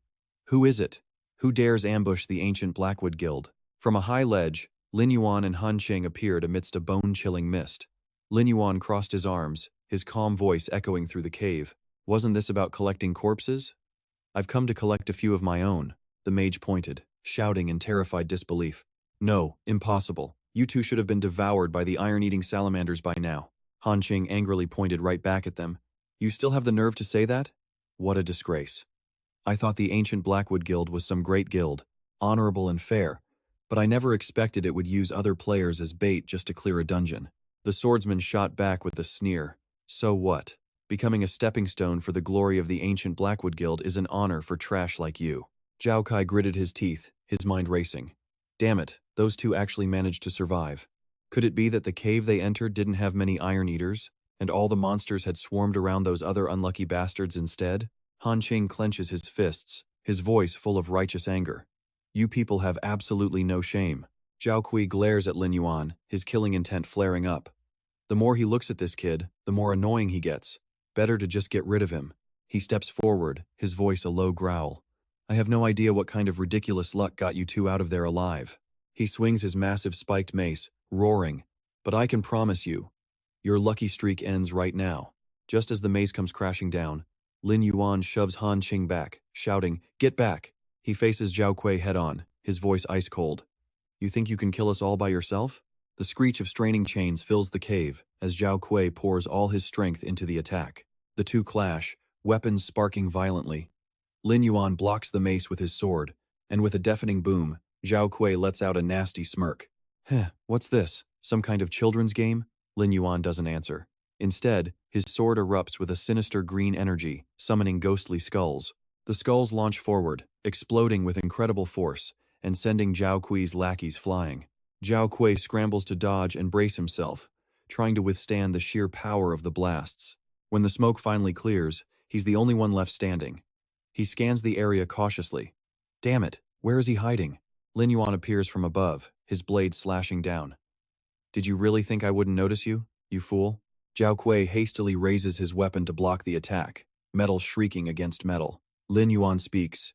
Experience proves that those who live by luck alone. He pours more power into his sword, pushing his opponent back. Have to sleep with one eye open. After the impact, Zhao Kui vanishes into the smoke. Lin Yuan stands alone in the sudden silence. And then, a colossal shadow looms up behind him. Zhao Kui's voice echoes out, because in the end, for trash like you. Lin Yuan whips around, completely startled. Zhao Kui swings his mace down from above, straight for his head, roaring. Your worthless life can be snuffed out at any moment. A massive explosion rocks the entire cave. Han Qing lets out a horrified scream. Yuan! The swordsman and mage turn their weapons on Han Qing, laughing. I'll take this, rookie. Hey, wasn't your warm-up enough for you? Now it's my turn, right? From the smoke, Zhao Kui looks down at the figure at his feet. All right, I don't have time to play around with you. He raises his fist, preparing to land the finishing blow. So just lie down and accept your death. But then he freezes, his eyes flying open in shock. What? His fist is stopped cold, caught by another hand. It's Lin Yuan's voice. You're the captain of the Black Tree Guild's third team, right? Zhao Kui breaks out into a cold sweat, unable to believe what he's seeing. How? How could this kid possibly be okay? From out of the darkness, a sinister smile spreads across Lin Yuan's face. His eyes glow a menacing red as he tightens his grip on Zhao Kui's hand. I think I'm starting to get an idea of the true level of the city's 10th-ranked guild. He gets to his feet, effortlessly pulling Zhao Kui up with him. Zhao Kui screams in pain as his fist is crushed by that unbreakable grip. Lin Yuan squeezes harder, a red gleam in his eyes. He then flings Zhao Kui through the air with one hand like he's nothing more than a toy. Zhao Kui's body slams into the ground next to his two henchmen, carving out a deep crater. He staggers up, coughing. You bastard. I really underestimated you. Forcing himself to stand, he orders his men. Don't just stand there, attack him together. His two lackeys shout in agreement. All three leap into the air, charging toward Lin Yuan with a single unified war cry. Die! Lin Yuan simply looks up, a contemptuous smirk playing on his lips. In the end, a mob is just a mob. They're nothing special. He swings his sword, unleashing a massive wave of energy that blows all three away. ending the battle in an instant. But just as the energy fades, two green bird-like phantoms dive from the sky, forcing Zhao Kui and the mage to look up in shock. The phantoms immediately snatch them up, causing the swordsman to cry out in absolute panic. What? The mage screams in terror. Zhao Kui's eyes are wide with horror as he realizes an overwhelming power is descending upon him. He stands frozen to the spot, staring as a sky full of green ghostly skulls hurtles straight for him. An immense force slams into him, sending him flying. All he can do is roar in pure, unadulterated agony. That horrifying pressure slammed all three enemies down, crushing their faces into the rocky ground. They were completely paralyzed. Struggling to lift his head, Zhao Kui's gaze fell right on the tips of Lin Yuan's boots, towering right over him. Terrified, the guy starts crawling backward, pathetically begging for his life. If you kill me, the Black Tree Guild won't let you go. They'll never forgive you. So think carefully. But Lin Yuan just stared him down with cold, lifeless red eyes until his gaze shifted, breaking the tense standoff. Han Qing suddenly rushed forward. He hugged Lin Yuan's leg with hearts in his eyes, gushing, "As expected, you're unbeatable." I was worried sick for a second there.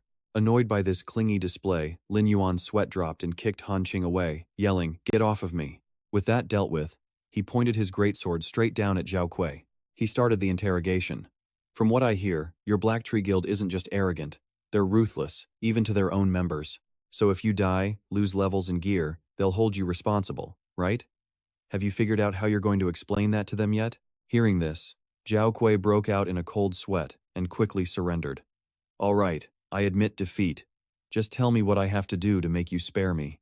The corner of Lin Yuan's mouth curved into a faint smile.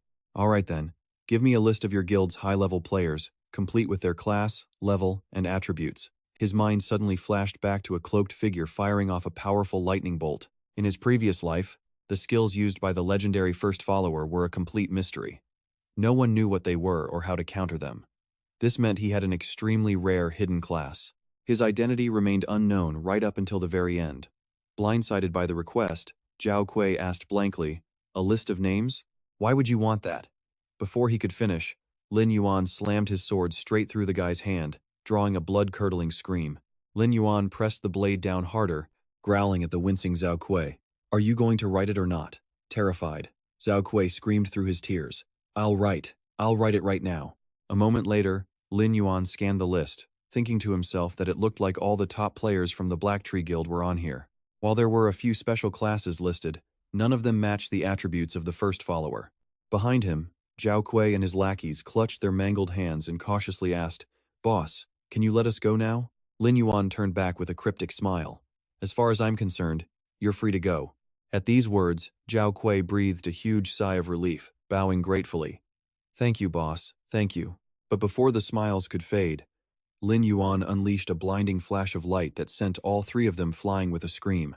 He delivered his cold judgment. "But you've harmed countless innocent players, and for that, you owe them an explanation." After finishing them off, the system displayed the loot drops: a moon-tinged demon hammer, silver, a berserker dance sword, copper, and a cloak of adjacent light. Lin Yuan picked up the newly dropped sword to inspect it, a look of surprise on his face. Just then, Han Qing excitedly walked over carrying a chest. "Lin Yuan, look." They had a treasure chest, and it's still unopened. Lin Yuan calmly reached out to take it. "All right, I'll pick first, and the rest is yours." But Han Qing quickly pulled the chest back. "No, you can't." Instead of splitting it, Han Qing smiled and offered him the entire chest. "I'll buy it. I can't just take advantage of you." Seeing his firm attitude, Lin Yuan just shrugged and said, "Suit yourself." He turned and walked away, slinging the sword over his shoulder. "There's nothing in there for me. You can take it all," leaving Han Qing waving happily behind him. "All right then, I'll transfer the money to you right now." A notification confirmed a deposit of 54 gold coins, and the scene shifted to outside the molten bloodscale dragon's cave in broad daylight. As Lin Yuan walked, he mused that, as expected, it was all just silver-grade equipment. In the current version of the game, gold-grade gear was hard to come by. Han Qing suddenly raised a hand, hesitating. "There's something. I don't know if I should mention it." Lin Yuan glanced over at him and asked, "What is it?" Imagining shadowy assassins, Han Qing broke out in a nervous sweat as he issued a warning. "I've heard the Black Tree Guild holds a serious grudge. If they can't win in-game, they'll retaliate in real life. How about I have my bodyguards protect you?"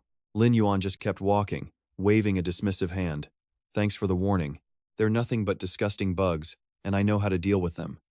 Back in the real world, Lin Yuan was taking off his VR helmet when a voice called into his room. Yuan, come on out. Dinner is almost ready. He stood up from his gaming chair, turning to call back. I'll be right there. As his hand touched the doorknob, the distinct click of a lock echoed in the quiet room. The moment the door creaked open, Lin Yuan freezes, facing a giant figure in a suit with an oppressive aura and glowing eyes completely blocking his path. But contrary to expectations, Lin Yuan breaks out in a cold sweat, his face a mask of pure shock. He looks closer and realizes it's just his dad wearing a VR headset. His father awkwardly raised a hand, slowly taking off the helmet. Then, clearing his throat, he smiled and held it out. Hey Yuan, look, isn't this the gaming helmet you needed? Is it broken? Lin Yuan took it and looked it over, confused. It seemed to be working just fine, with no damage at all.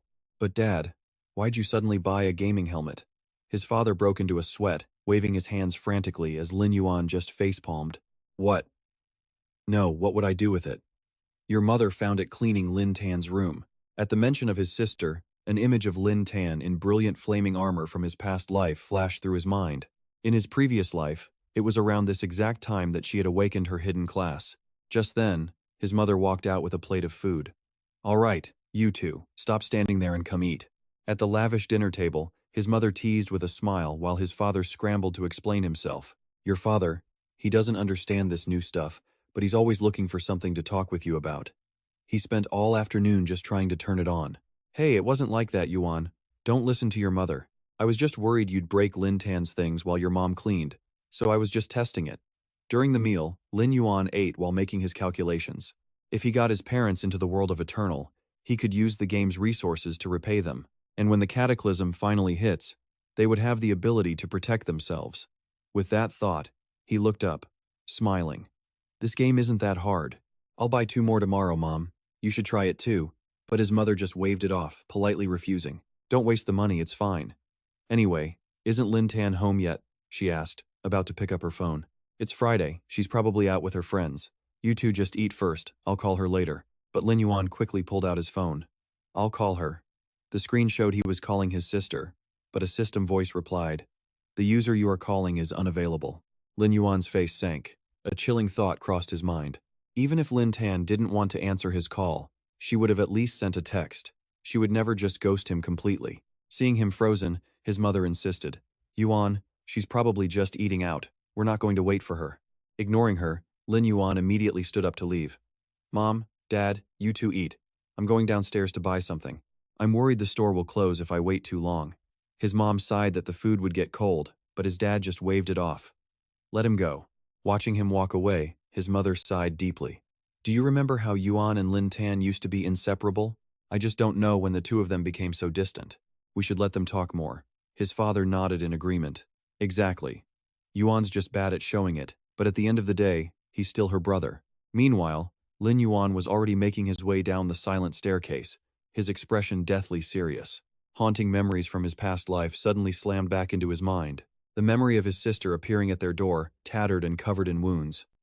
It came flooding back Lin Yuan, holding instant noodles, frozen as she stumbled home. He had turned back then, stunned. Lin Tan, what happened? But she just clutched her bleeding arm and screamed at him. It's none of your business. Don't call the police. And don't you dare tell Mom and Dad, you hear me? Then came the slam of a door, leaving Lin Yuan standing all alone in the darkness of the hallway. Back in the present, a cold glint flashed in Lin Yuan's eyes. In his past life, right after Lin Tan had started playing Eternal, she had quickly awakened her hidden class. But she also endured suffering that she never, ever should have faced. It all started with the appearance of that one mysterious organization. He pictured them figures clad in strange armor and cloaks. The system was a secret group, founded by 9 chosen ones, and only others who were chosen could ever hope to join. An image appeared, a hooded woman touching a pool of crimson water. He remembered one of them was called the Prophet, who could sense other chosen ones in the real world. He would send members to invite them to join the system. The organization grew unbelievably powerful at a terrifying speed. Soon enough, the power of the system became absolutely unrivaled inside the game. But it didn't stop there. He remembered seeing them capture criminals in the real world. Their influence in reality just grew stronger and stronger.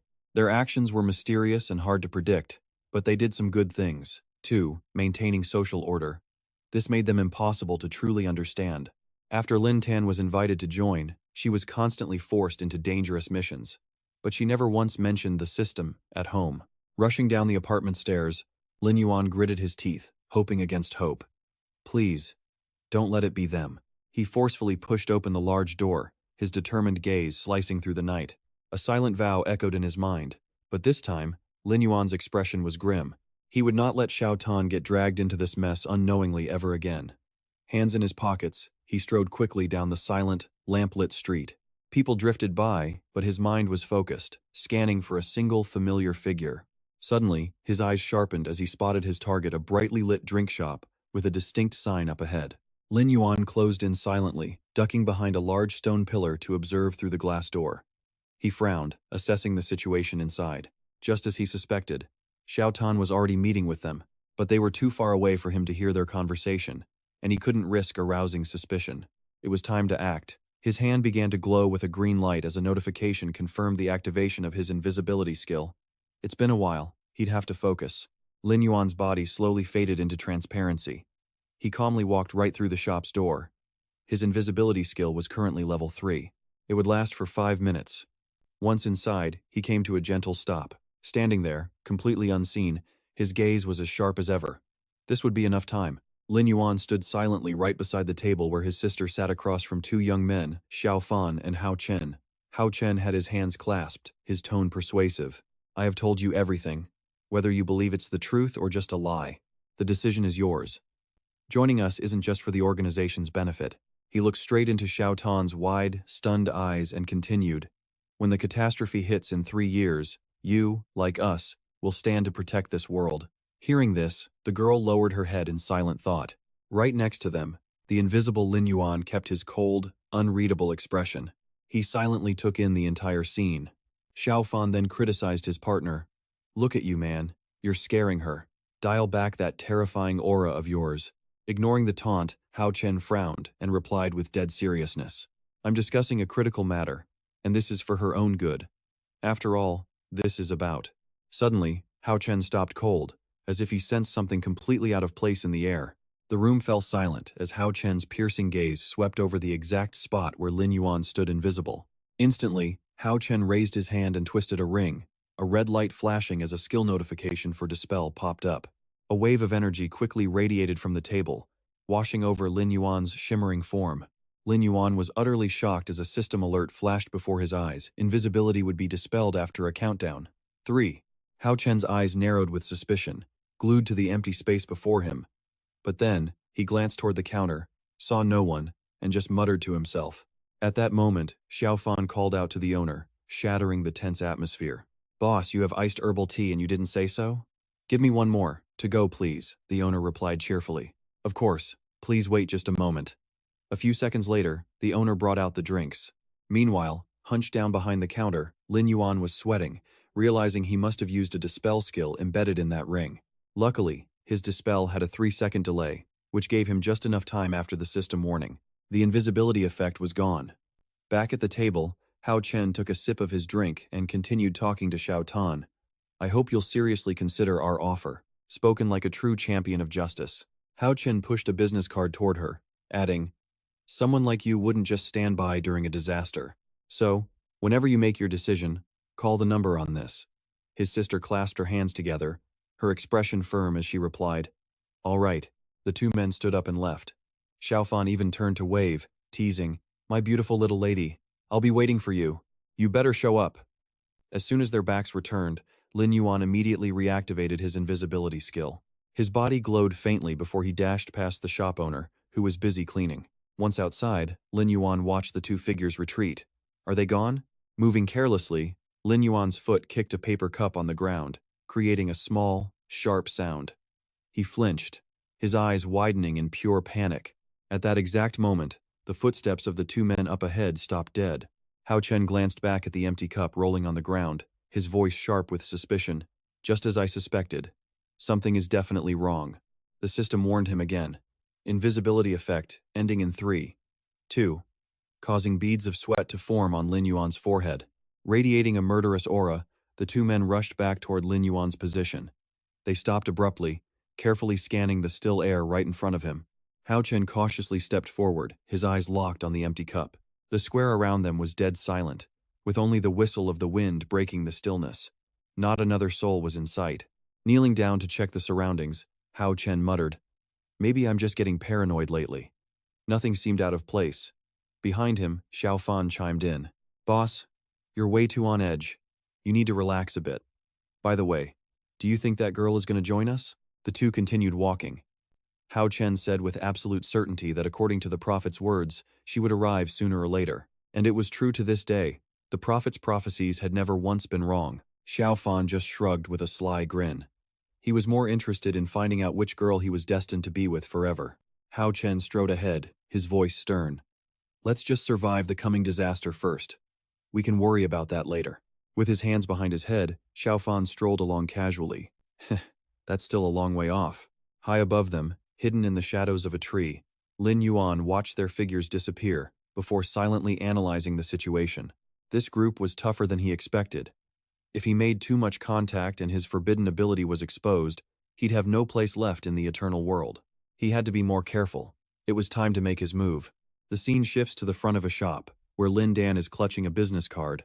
She had just stepped out, looking at her phone with a thoughtful expression. Suddenly, her eyes widened in surprise. "Brother, what are you doing here?" It was Lin Yuan, waiting for her on the steps and holding a small plastic bag. "I was just picking some things up," he said calmly. "You haven't eaten yet, right?" She ducked her head, avoiding his gaze and muttering, "I'm fine." Lin Yuan held up the bag of food. "It's late," he said gently. "Don't make Mom worry any more than she has to. I bought some stuff to take home. Let's see if there's anything you feel like eating." Lin Dan just stood there, stunned, thinking he couldn't even take care of himself, so why now? Seeing her frozen, Lin Yuan simply turned and urged her to go. He glanced back at his sister, gently reminding her it was time to head home. Lin Dan stared at his retreating back, completely speechless. A little while later, at their apartment, the sound of footsteps was followed by an announcement. "We're home." Their mother came out to meet them, chiding, "You were out so late you lost track of time. Have you eaten? I can heat something up for you." But Lin Dan just closed her eyes, looking exhausted. "No thanks, Mom. I'm just gonna go rest." And with that, she went straight to her room, as her mother turned to Lin Yuan, saying, "You haven't eaten either, Yuan. I'll make something else." A soft click came from Lin Dan's room. She leaned back against the locked door, sighing heavily. She then walked slowly toward her bed, completely lost in thought. What has been happening lately, she wondered, falling onto the mattress with an arm across her forehead. Hugging a teddy bear, she thought back. Ever since she started playing that game, all sorts of strange and wonderful things had begun to happen. Her mind flashed back to the game world, where a giant mantis attacked, creating blades of razor-sharp wind. A purple-haired girl had screamed at her, "Lin Dan, run! I'll distract the monsters." Her face then twisted in terror as a system notification appeared. Longscythe Mantis. Normal, level 5. HP, 300. Attack, 50. Defense, 8. Skill, Frenzy Dance. Effect. Rapidly moves its scythes to inflict double damage. At that same moment, the monster reared up to attack. The purple-haired girl fell, screaming as a different mantis lunged from behind, its scythes tearing through space. Seeing this, Lin Dan took action. She immediately charged forward to shield her friend, vowing, "You go, I'll hold them off." She gripped her greatsword tightly, declaring, "I'm a frontline warrior. How could a warrior abandon their team and just run away? You can leave this to me." With that, she let out a massive battle cry, gathering her strength just as the swarm of giant mantises rushed toward her. She swung her massive sword with all her might, parrying a lightning-fast strike from the monster's sharpened scythes. Even so, the sheer pressure from the attack made her face contort with extreme strain. Just then, another mantis appeared right behind her. The monster slammed its scythes down with crushing force, and the pain finally made her cry out, "Arg!" Just as she was about to collapse, a notification chime rang out from the system. "Congratulations, player. You have activated your hidden potential." The system window updated again. Ability awakening in progress. Though she was coughing from pure exhaustion, something inside her changed. A determined glint appeared in her eyes. She tightened her grip on her sword, let out a massive roar, and a brilliant power exploded from the blade, blasting everything away. The blinding light tore through the area, sending the monster flying backward in a complete panic. A colossal shockwave slammed into the ground, creating deep, powerful cracks across the battlefield. After unleashing that devastating attack, the girl stood there, panting from pure exhaustion. Sheathing her sword, she stood tall and majestic as the system announced the skill Dawn Sword had returned to the real world. Lam Dan slowly raised her hand to look. She was stunned, whispering that the feeling was so real that she could feel her body changing even in the real world. Lost in thought, her eyes fell with worry. If the disaster he talked about really happened, could she actually protect everyone? A faint, mystical blue light suddenly pulsed from her fingertips. Lying on her bed with an arm across her forehead, she was tormented by a single thought. But if even this power couldn't stop the disaster, what chance did anyone else have of surviving? She shot up from her bed and grabbed a picture frame, murmuring quietly to herself whether she joined them or not. Staring at the picture, her gaze hardened with resolve. She had to get stronger, as fast as possible, to protect them. She gently placed the photo of a happy family of 4 on the table, and the scene cut to Lam Vien. He too was looking at the picture with a pensive expression. The move to a new house couldn't wait. He needed to focus on the game and couldn't always be on high alert. The next day, standing before a modern building, Lam Vien thought to himself, it was time for them to finally live a better life. Just then, a receptionist's voice called out, "Welcome, sir." The smiling employee walked over and asked if he was there to see a property. Lam Vien, hands in his pockets, calmly made his request. "Do you have any luxury villas? I want one with a high-end security system." A bead of sweat trickled down the receptionist's face. He looked so young, could he even afford it? But she kept a professional smile and asked, "Sir, have you seen the prices for this residential area? This location is..." Without missing a beat, Lam Vien pulled out a powerful black card and said nonchalantly, "I haven't, but I think this should be enough." The employee's eyes went wide when she saw the black card on the reader, and she stammered out, "This is," as she clutched the card in pure excitement. Wasn't this an exclusive VIP card that required a deposit of at least tens of millions? Oh my God, he was a walking god of wealth. Upon arriving at the new residence, the villa's AI system immediately broadcast a warm greeting. "Welcome home, master. Employee number 2345 is at your service with absolute sincerity." His mother stood frozen in the face of such extravagance, hesitating to ask her son, "Did I hear that correctly? Are you saying?" The whole family stared in awe at the massive villa before them as his mother gasped, "This is our new house?" She walked out to the spacious yard with its own pool, exclaiming over and over, "A private pool. This place is as luxurious as what you see on TV." His father stepped into the bedroom, looking around in surprise. "This bed is huge." His mother then turned to her son, worriedly grabbing his hand. "Vien, how many years will you be paying this off? Maybe we should go back." His father cleared his throat and agreed. "Your mother is right. We don't want to put too much pressure on you." Lam Vien just smiled, reassuring them both. "There are no monthly payments. I bought it outright with cash from past competition prizes and my income from the game, so please live here without any worries. I'll be living in the house next door. I need to focus on playing the game." His father put an arm around his wife, laughing with satisfaction. "I never thought I'd live in a villa like this in my entire life. Haha, it's all thanks to our son," his mother agreed with teary eyes. "In the blink of an eye, our boy has grown up and can stand on his own 2 feet. Lam Vien watched them, a gentle and quiet smile on his face. His eyes warmed seeing his parents so happy. Walking around the villa, he assessed that its security was more than enough. The next step was to guide his parents into the game so they would be more prepared for the coming of the new order. Suddenly, his eyes darkened, his instincts screaming of imminent danger. From a dark corner, a group of men appeared, their leader sneering. "Finally. Haha, we've been waiting for you to show up for a long time." A tall, tattooed thug holding an iron pipe stepped forward menacingly. "Finding you wasn't easy." Lam Vien casually kept his hands in his pockets, glancing at the bald man, wondering if this was the leader of the Black Tree gang he'd already destroyed. Despite being surrounded, he took a calm step forward. Seeing his indifferent attitude, the thugs became enraged and rushed him all at once. "Aren't you supposed to be a great fighter? Why don't you act tough in real life?" "Ha! He's frozen in fear. Go, smash his head in for me." A fierce-looking thug roared as he swung the iron pipe straight down at Lam Vien's head. "Anyone who dares to insult him is just asking for death." Right before the blow landed, a secret system notification activated his stealth skill. Lam Vien just smirked. Too slow. The iron pipe slammed into the pavement, shattering the tiles. The thug could only gape in shock. Huh? His target had completely vanished into thin air. When the leader swung his own iron club down, Lam Vien reappeared. easily dodging the attack. He lunges forward. Without hesitation, he throws a kick, and a massive wave of power explodes in a blinding flash. The thug screams in pure agony. Arg! He's sent flying backward, letting out a horrific cry before crashing to the ground, spitting up blood. The terrified goon stammers out. Is he a man or a ghost? Lin Yuan looks down, pointing the blade at his neck, his voice cold as ice. You clinging leeches never stop, do you?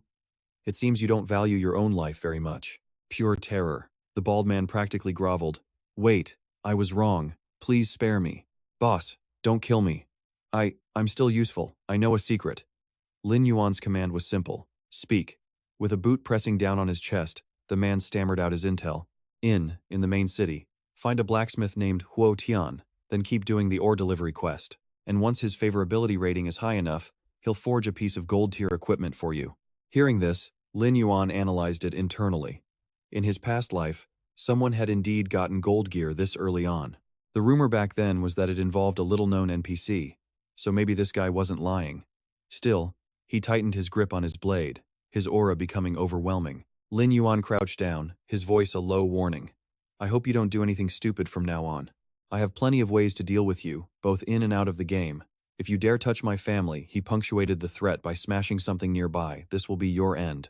Sweat poured down the man's face as he nodded frantically. I understand. The scene shifts, entering the game. Night has fallen in the main city of the Western Desert, inside the Night Moon Inn. Patrons gathered, clashing their mugs together over steaming plates of food. A grizzled old blacksmith with a bushy beard boomed at Lin Yuan. You say you can provide me with 100 ore fragments? Don't joke with me, boy. You look too clean to be a miner. But if you actually pull it off, I'll forge you a weapon for free when you do. Leaving the inn, he concluded that Zhao Kuei hadn't lied. Next step, the mines. Nearby, a drunken girl was trying to escape a group of shady men. Wait, where are you running? Let us buy you a drink. The girl waved them off. Ugh, get away from me. I don't even know you people, she slurred, stumbling away. Don't touch me, she insisted, as one of them moved in closer. All right, just come with me. I promise I won't touch you. Passing by, Lin Yuan stopped, observing in silence. The thug snapped, pointing a finger in his face. What are you looking at? I'll rip your eyes out. In a flash, Lin Yuan struck, taking the thug down and snarling, Idiot! You clearly don't value your life. Finally free, the drunken girl staggered closer to him, teasing, Ooh, what a handsome young man. Thank you. Can I buy you a drink? Lin Yuan turned his back, his refusal cold and sharp. Not necessary. The girl chased after him. No, don't walk so fast. He kept his face a stoic mask, ignoring her completely. Suddenly, she tripped, falling right into his arms with a soft groan. Oh, she purred, nestled against him. So you like to dance, young master? I also. Before she could finish, Lin Yuan sighed, threw her over his shoulder, and muttered, What a pain. He kicked open a door to a room and placed her on the bed to rest. With that done, he made his way to the venomous snake mining area. There, Lin Yuan had his minions working non-stop, picks swinging as they dug relentlessly. He quickly did the math. He currently had 12 magic dog-human hybrids from his Hellgate, and they were perfectly suited for mining. This meant he could gather a massive amount of ore in a very short time. But suddenly, an explosion echoed from the distance, making him whip his head around. New monsters had appeared, triggering a system notification. Normal frenzied mole rats. Level 10, 1200 HP, 70 damage, and 15 defense. Skill. Frenzy Bite, a combo attack that adds a 10% damage bonus. He summoned his giant scorpion. Lin Yuan gave the order. Wipe them all out.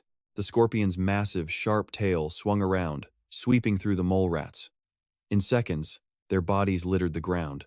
Activating the magic circle on his hand, Lin Yuan figured collecting different types of monsters would make his strategies more versatile. One by one, the dead mole rats rose again, now as shadow minions under his complete command. Just then, a huge, fiery explosion rocked the cavern wall, forcing him to turn and look. Lin Yuan's eyes narrowed in shock. What was that? From above, a giant mole rat boss was diving down, attacking a female player holding a scepter. The system panel flashed red. Boss Frenzied Mole Rat, level 16, 3800 HP, 300 damage, 150 defense. Skill, Frenzied Pursuit, enhanced by a keen sense of smell. Seeing this, he backed away to analyze the situation. That was the mind boss. Someone was intentionally kiting the monster. The female player raised her scepter, forming a glowing protective circle. Then, out of nowhere, she launched a blast of light magic straight at him. Lin Yuan stood there, sword in hand, completely bewildered. He instantly leaped back, dodging again and again. As the attack relentlessly chased him, he quickly analyzed the situation. Was this a target-locking skill? No. Just then, a system notification popped up. A priest had cast the sacred shield art on him, increasing his defense by 20 points for 60 seconds. He was stunned to get a buff from that class. Suddenly, someone in the distance looked around, completely baffled. What's going on today? Why has all the iron ore just vanished? Wait, isn't that the priest from the Iron Triangle team? Why is he playing all by himself? A player controlling a scout drone sizes up the situation, realizing he needs to act fast. At that moment, the priest shouts while panting and running. Hold on, I didn't mean to lure the monster here. Go on without me. I'll take full responsibility for my actions. On the live stream, there are 15 viewers. The comments start flooding in with sarcasm, mocking the priest for trying to solo a boss and laughing at his strange, assassin-like agility. Lin Yuan silently praises the priest's sense of duty but decides to happily accept this boss that's serving itself up. He just spent a fortune on a new villa, after all. The viewer count on the channel suddenly skyrockets from 15 to 130 people. The audience goes wild, they recognize him. It's the great master who single-handedly defeated the world boss. They excitedly urge him to make his move. The massive monster opens its mouth wide, letting out a terrifying roar as it prepares to pounce on the screaming, desperate priest. In that split second, Lin Yuan appears, blocking the beast's heaven-shaking blow with his own brilliant sword. The priest, having narrowly escaped death, collapses to the ground, stunned and stammering. In a distant grassy field, a muscular bald guy is watching the battle on a live stream. He shouts out in frustration, "Damn it, there's no shame in being defeated by a monster like that." Beside him, another guy holding a glass adds that the internet is buzzing about the great master, Lin Yuan. It's annoying, isn't it? They just can't stop praising him. But when it comes to pure skill, I dare say no one can compare to our president. The bald man smirks and exposes him. That's Ji Yan from the Raging Bang Guild. He's watching the live broadcast too. He continues his taunt, saying honestly, Kwang Shen is just benefiting from his guild and his class. As for raw skill, right now, no one can even hold a candle to the great master. Hearing this insult, Ji Yan, with his red headband, glares angrily. Say that again. The bald guy quickly backpedals. Oh, you're Ji Yan of the Raging Bang Guild, right? Hey look, it's not just me saying it. The comment section is filled with people praising him. And some are even saying that as the president of the #1 guild, Kwang Shen should have stepped down a long time ago. Ji Yan doesn't waste words. He draws his massive broadsword from its sheath as a threat, pushing the blade against his opponent while demanding to know who he is. The bald guy sweats bullets, forcing a fake smile as he replies, "What's the use of getting mad at me? Everyone's saying it." The bald man squints, adding with a hidden meaning, "But you should understand, Kwang Shen is very humble." When the heroes leave, the villains take the stage. Ignoring that comment, Ji Yan turns away, asking for confirmation. That kid is still live streaming, right? He gets his answer, Lin Yuan is inside the mines. Ji Yan grips his broadsword and storms off, issuing a firm command. Notify the guild. Everyone who's online follows me. Back at the mine battlefield, Lin Yuan unleashes a continuous flurry of slashes, tearing through the monster's hide. He stands in front of the priest and calmly says, "You can leave. Its aggro is completely focused on me now." The giant mole monster roars in fury, raising its sharp claws to charge at Lin Yuan. It slams down, shattering huge rocks and shaking the very ground.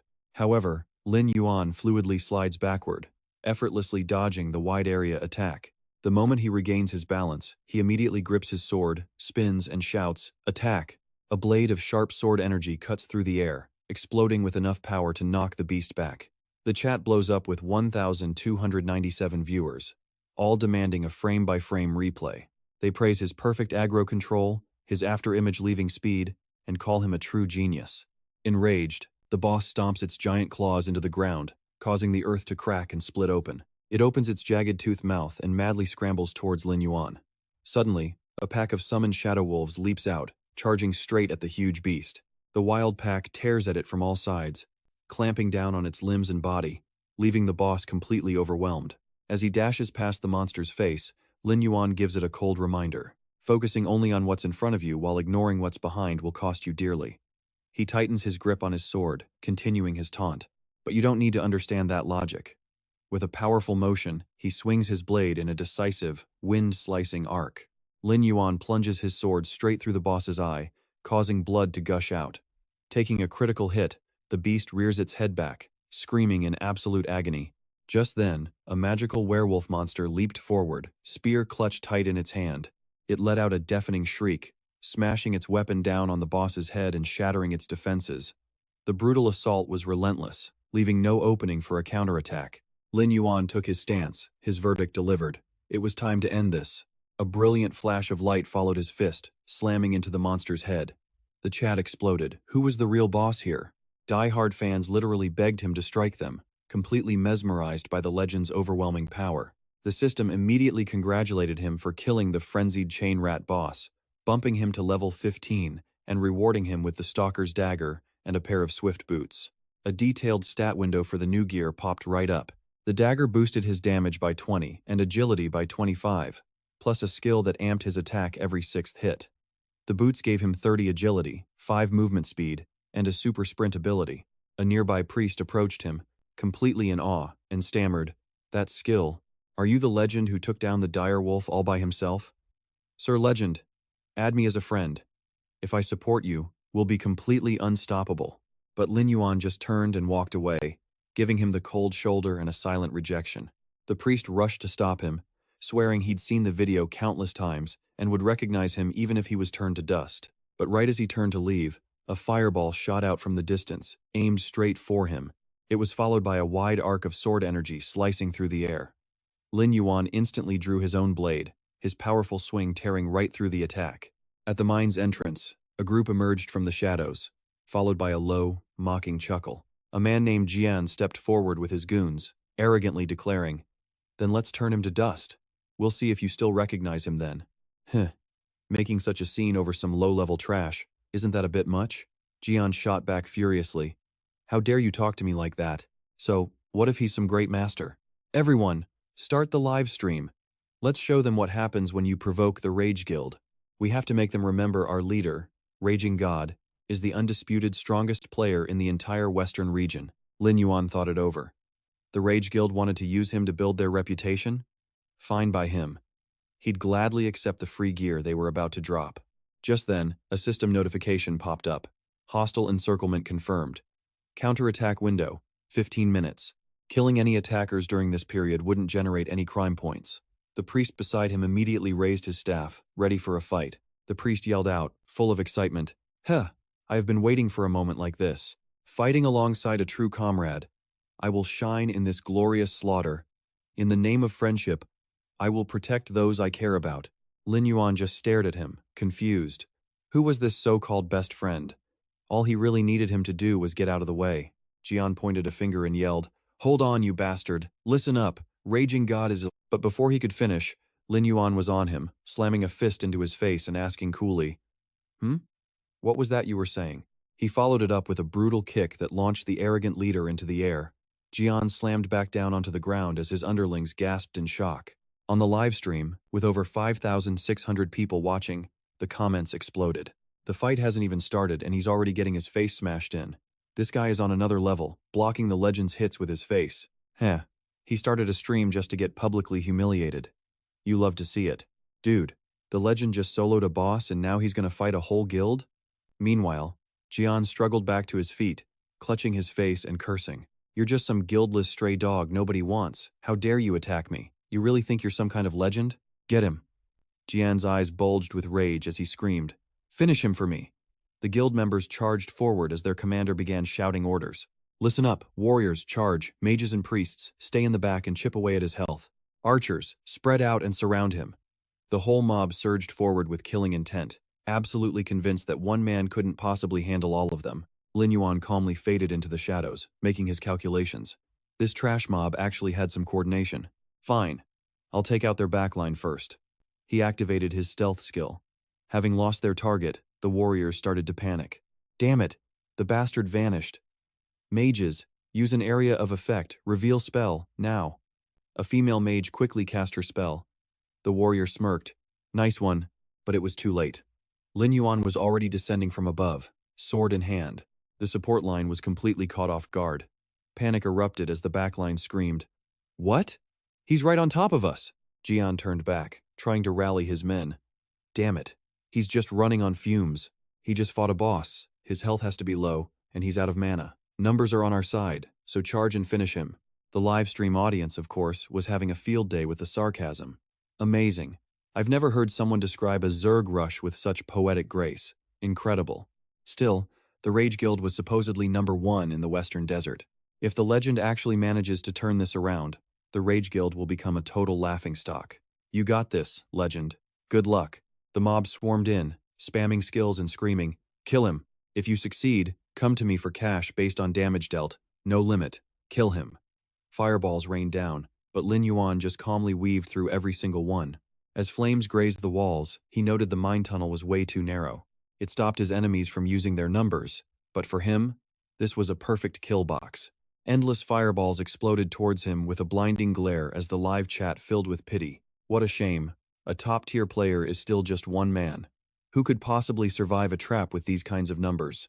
What a waste. They totally exploited a loophole. Remember this, everyone. He's a solo player against an entire coordinated team. The impact sent rock flying, choking the passage with dust.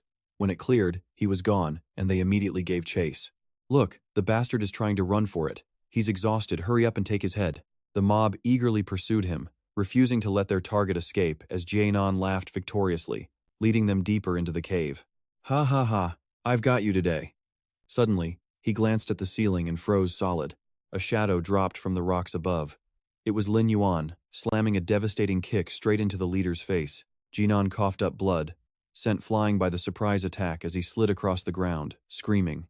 He clutched his face, cursing, "You coward! Sneak attacks aren't heroic at all."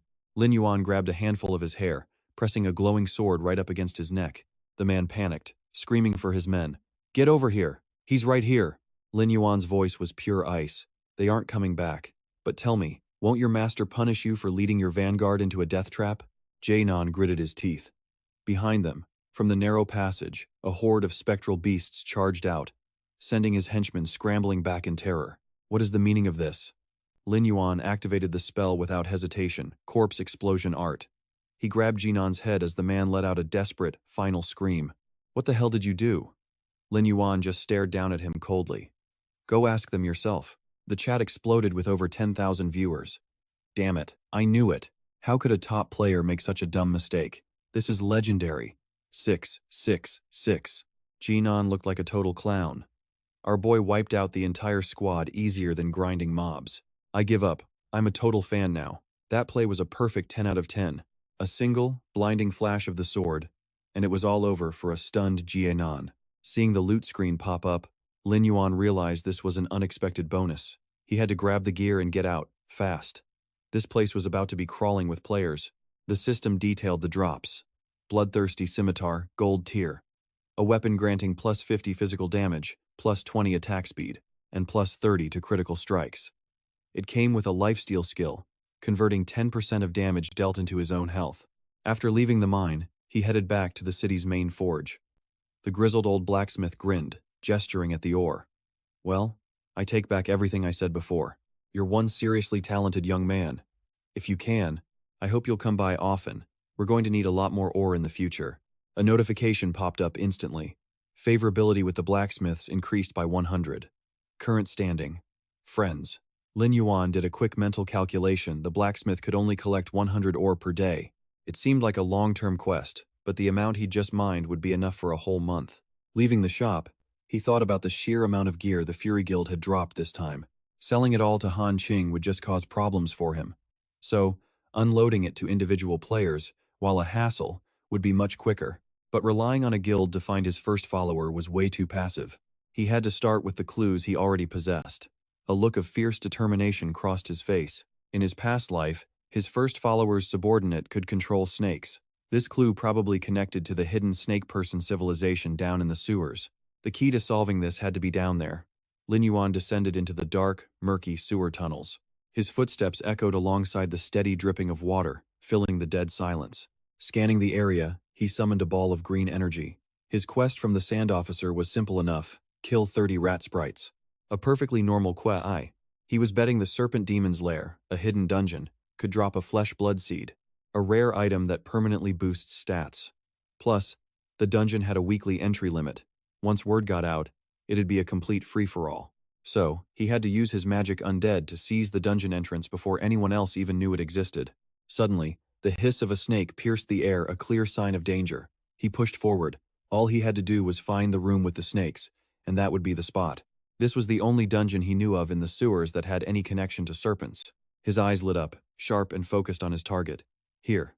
Lin Yuan immediately swung his sword in a powerful arc, shattering the barrier in his way. As dust filled the air, he frowned with suspicion. Something felt off. Could a snake in the serpent demon's lair really be this massive? A giant snake emerged from the gloom, letting out a piercing hiss as the system window instantly appeared. Serpent King, level 60. Its HP, attack, defense, and skills were all off the charts. The monster lunged, jaws wide open. He leaped back, stunned, thinking, "This is also from the snake person civilization? How is its level so high?" It was level 60, meaning he couldn't afford to take a single hit. Without hesitating, Lin Yuan fell back and activated his invisibility skill. Now completely invisible, he was sweating bullets, totally on edge. Death meant losing levels and gear, a devastating loss he couldn't afford. But even with invisibility active, the serpent's giant tail smashed hard into the ground. It shattered solid rock, sending him into a panic. Invisibility was useless. He barely managed to leap backward and escape the blow. He switched tactics on the fly. He would just have to use the terrain to his advantage. Lin Yuan kept dodging and weaving as the monster bit clean through the solid rock walls. The close calls made his gaze incredibly sharp, his focus absolute. The massive Serpent King kept lunging forward, relentlessly attacking with its razor-sharp fangs. Its head crashed into the floor, creating huge cracks and sending stone fragments flying. Dodging in midair, he knew the situation was getting critical. This was bad. He realized he couldn't block a single one of its attacks. To get some breathing room, Lin Yuan immediately summoned a magical beast. A massive thunder scorpion appeared, charging straight for the giant snake. His plan was simple. Use the thunder scorpion to buy himself some time. You had to fight magic with more magic. Watching them clash, he smirked with confidence. "Let's see you handle this." The scorpion clamped down on the snake, unleashing a massive, brilliant blast of lightning. Even injured, the Serpent King was furious, lunging forward with its tongue flicking and destroying everything in its path. Panting with exhaustion, Lin Yuan glanced upward. He spotted a mysterious, glowing triangular passageway just above him. Behind him, the creature's tough scales slithered past, crushing everything in their path. Quick as a flash, he slid through the narrow path just as the ground exploded behind him. Safe for now, he looked back, his eyes sharp with vigilance. The serpent's enormous, terrifying eye glared through the gap, followed by a furious, rage-filled hiss. Now in a safe spot, he analyzed the situation. Even a beast like that couldn't cause any real trouble here. After all, this place was under the city's protection. He couldn't help but admire the royal palace of the West Desert, guarded by the Grandmaster. The Duke, guardian of the nation. Any monster that approached would be crushed without exception. Unable to follow, the snake let out a guttural hiss and began to retreat. Lin Yuan recalled the world's lore, putting the pieces together. The snake person civilization and the West Desert Kingdom were ancient, mortal enemies. The sheer power of the West Desert Kingdom had utterly crushed the snake person civilization. It forced a remnant of their people to retreat underground, where they secretly plotted their revenge. And anytime a beast, spirit, or monster dared to set foot on the royal grounds, the Grandmaster would destroy it without a moment's hesitation. That snake was powerful, sure, but it was no match for the Grandmaster. This probably meant the Serpent Demon's lair was located nearby. Following that clue was his best shot at finding his target. Still, he decided on a new plan. To avoid another disaster like that, he needed to visit the market and find some bait that only attracted low-level snake monsters. That kind of potion would only draw in the weaker ones. This way, he wouldn't stumble upon another colossal beast like that one again. The scene shifts to a magnificent white palace, bathed in the glow of a brilliant sunset. At a stall, a merchant beamed, "Thank you for your purchase. Please come again." Meanwhile, Lin Yuan was checking the stats on his new item. Snake Lure Potion. Its effect emits a special scent that attracts low-level snake monsters to its location. Suddenly, a familiar voice called out with a radiant smile, "I have searched all over Sandstorm City just to find you." It was that same priest from before. He rushed over eagerly. "My dear friend, I hope you've been doing well without me. Lin Yuan remembered him. Wasn't this the same guy who'd been chasing after him during the mine boss fight? The man just rambled on. First things first, add me as a friend, my dear friend. Finding you on this enormous map was no easy feat, but I feel our souls are calling to one another. Lin Yuan frowned. Do you need something? Just then, a system notification popped up. That year's son is requesting to be your friend. Lin Yuan simply turned and walked away as the priest continued to pester him. Of course I'm busy. Hold on. Don't you want to come hunt monsters with us in the Valley of the Damned? Fighting side by side sounds great, but he shuts it down flat. No, I have something else to do. The priest quickly reaches out to stop him. Wait, my dear friend, don't you think a super trio would be awesome? Come join us. He spreads his arms wide, trying to make a flowery sales pitch. And this way, you can be with me. With Leng Yue and Tin Han, they could form an unstoppable team the wings needed to awaken this broken, sunken world. That name, Leng Yue, sends Lin Yuanfeng's thoughts spiraling back to his memories from a past life. Leng Yue led the second strongest guild in Sandstorm City, known as the Mirrorflower Watermoon Guild. He was also a core member of the Order, and rumor had it, he was one of the 9 saviors who founded the organization. Lin Yuanfeng quickly analyzes the benefits. This is a massive opportunity for clues on the Order, or maybe his first real ally. But the hidden dungeon resets tomorrow, and if he misses it, he loses out on this week's incredible loot. So the best move is to grab the reward right in front of him, then contact Leng Yue later. Just then, a system notification pops up. His friend request was accepted. Lin Yuanfeng turns to leave with a promise. Let's hit a dungeon together next time. I really have to go now. The priest just waves back happily. All right. I'll be waiting for your invite anytime, my dear friend. Using knowledge from his past life, Lin Yuanfeng quietly approaches a stone staircase. A golden village snake should be lurking near the hidden dungeon entrance. He drops to one knee, carefully checking the cracked ground, searching for any sign of the massive snake. Suddenly, his eyes sharpen. He spots them 3 small blue snakes slithering out from a crack in the rocks. As their tails vanish into the darkness, he realizes these small snakes are the true monsters of the serpent demon's lair. Still, better to be careful. Lin Yuanfeng unleashes a blast of magic, shattering the camouflaged rock and clearing the way. He descends the dark stairs with his hulking zombie minion, a smirk on his face. He'd finally found it. Before him is a massive snake skeleton, draped ominously against a green-tinged wall. The system instantly announces his entry into the hidden dungeon. From a high platform, he gazes down at a sea of writhing monsters below. The system displays the details. Normal serpent demon larva, level 10. 1000 HP, 100 attack, 10 defense, and the flesh seed skill. Flesh seed condensation, the larva creates a unique seed within its own body. Lin Yuanfeng raises his hand, gathering a brilliant, powerful sphere of green magic and gives the order. Go. The moment he speaks, a colossal thunder scorpion is summoned, crashing down into the horde with overwhelming force. The scorpion's gruesome pincers open wide as he gives the cold command. Kill them all. The battle log flashes. The thunder scorpion activates Crystal Thunderstorm, and a devastating wave of purple energy erupts from the beast. Arcs of raw lightning tear through the space, instantly crushing the swarm of serpent demon larvae. Immediately, he rushes in, standing amidst a downpour of loot, and snags a single orb from the air. This is it, the hidden dungeon's special drop, the flesh seed. A system message appears. Consume flesh seed. Special medicine. Effect. Randomly increases a main stat from +1 to +5. Human players gain tolerance. 0 of 100. Lin Yuanfeng smirks, bringing the glowing red orb to his lips. The notification is instant. You have consumed 1 flesh seed. Spirit +3. Current tolerance, 1 of 100. Watching his scorpion generate a mountain of these seeds, he does the math. He can eat a maximum of 100. The stat boost is absolutely massive. A rare permanent stat item like this would easily sell for 4 or 5 gold coins apiece. By clearing this hidden dungeon once a week, he'll be able to farm 1,000 seeds. This way, he'll never have to worry about money again, even without joining a guild. He continues consuming the item as notifications pour in.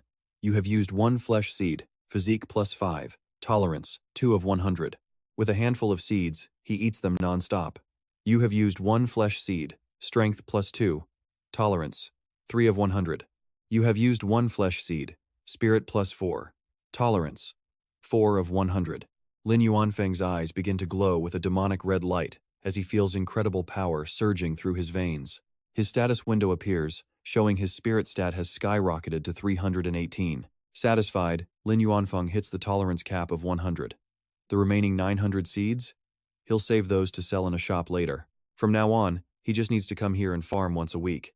Behind him, leftover magic rises from the dead snakes, forming eerie, ghostly green illusions of serpent demons.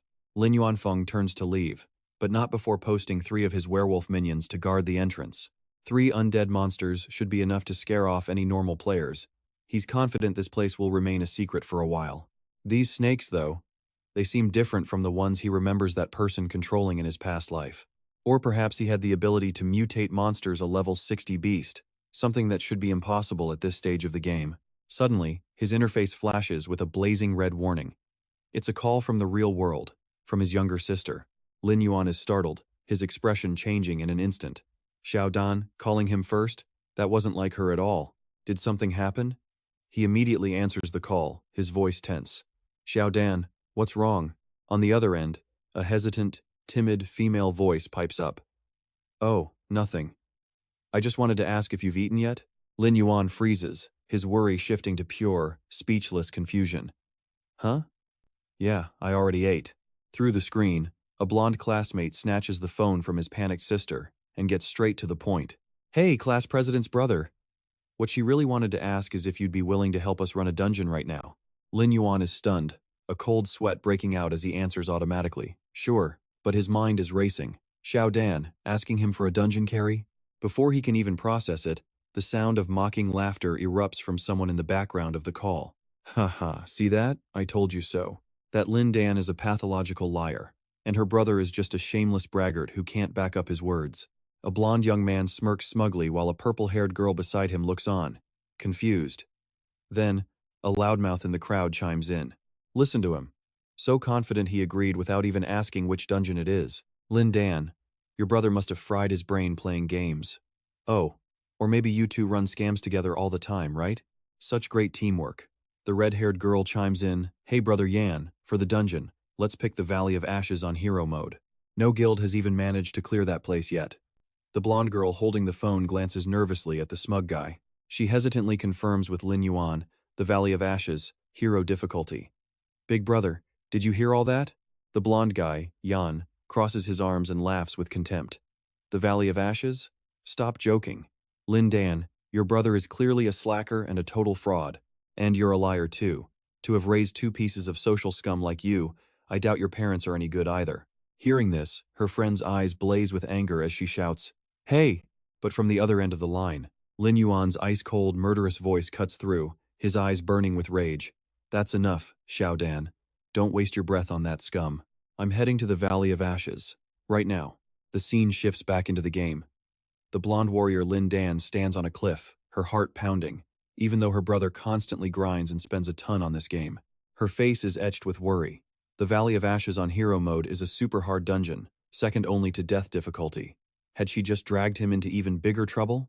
As she's lost in thought, a gentle and familiar voice calls out from right behind her. Xiao Dan turns, surprised to see her friend. A system notification announces that Qianxia Chang'e has joined the party. The warrior exclaims, Qian, what are you doing here? Dressed as a priest, Qian taps her staff on the ground. I heard what happened, she says, clearly annoyed. Your deskmate was just congratulating you on moving into a new villa, and that moron Wang Yan just had to overhear? That jerk is something else. I'm here to be a witness. Later, we're going to make him bow and apologize to you in front of everyone. The warrior Lin Dan's eyes well up with tears. Thank you. Suddenly, a shrill, mocking voice echoes up from below the cliff. Yeah, you should have a witness. Just wait until you see the results. Make sure you open your eyes and watch carefully. Wang Yan and the red-haired girl leap onto the cliff, laughing condescendingly. I've met plenty of social climbers like you before. Are your parents just servants in that villa, and you still have the nerve to claim you live there? Ha! The system continuously announces VIP players joining the area.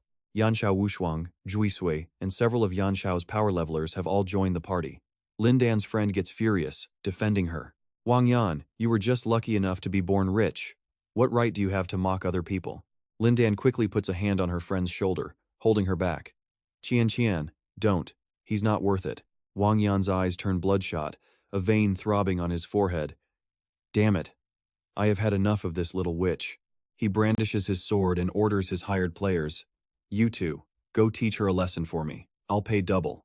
The red-haired girl lets out a shrill laugh. "Hee hee. I've been dying to mess up that innocent little face of hers. Let me at her."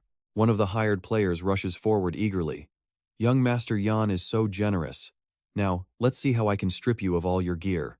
But just as the minions gleefully charge, a colossal green wave of sword energy tears through the sky, slashing straight down with destructive force. Before the two hired thugs could even touch the girls, a blast of magic sent them flying, screaming in absolute terror. What in the world was that? As the dust cleared, Lin Yuan landed with his cloak flowing, standing guard right in front of his sister.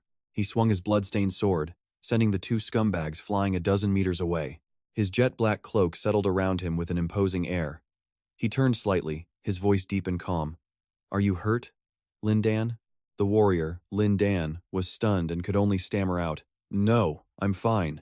She secretly glanced at her brother's back, her cheeks flushing. So fast, and so insanely cool.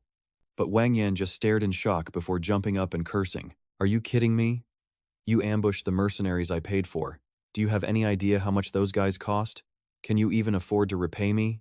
How are we supposed to clear this dungeon now?" Lin Yuan didn't answer.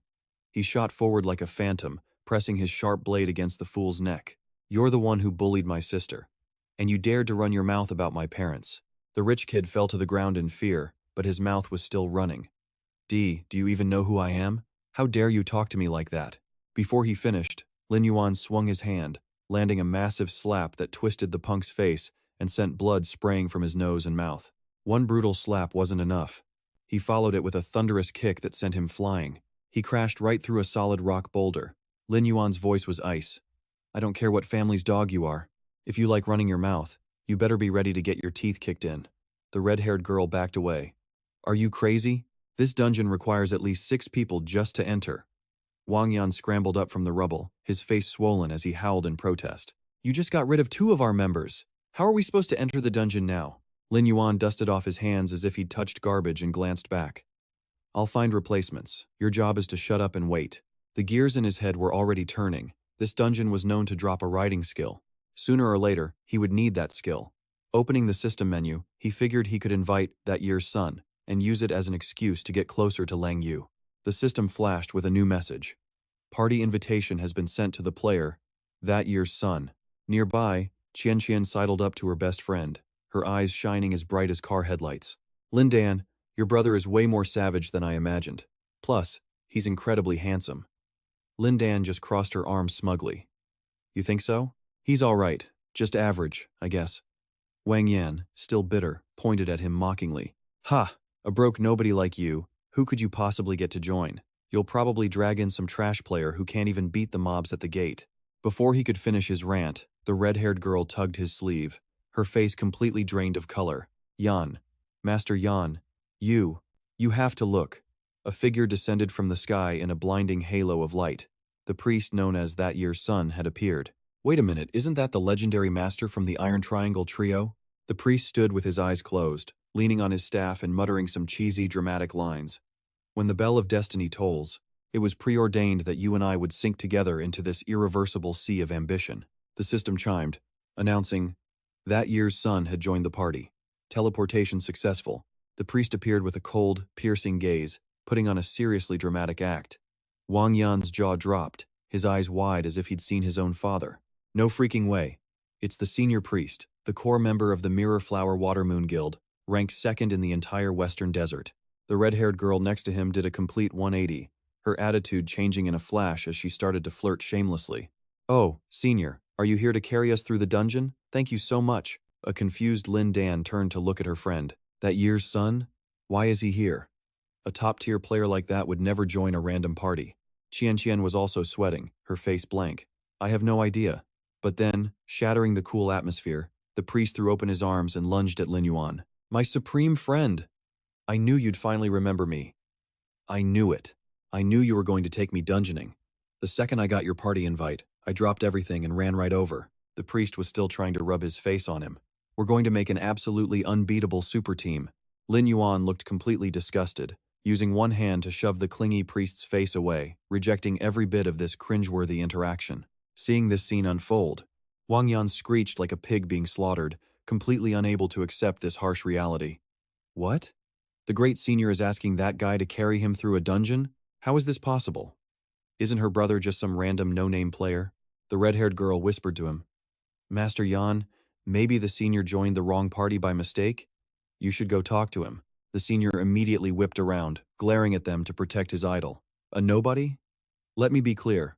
I came here specifically for my supreme friend. He's the master of masters, what they call a god-tier player. How have you never heard of him? But as they were about to argue, Lin Yuan coldly turned and walked away, cutting them off.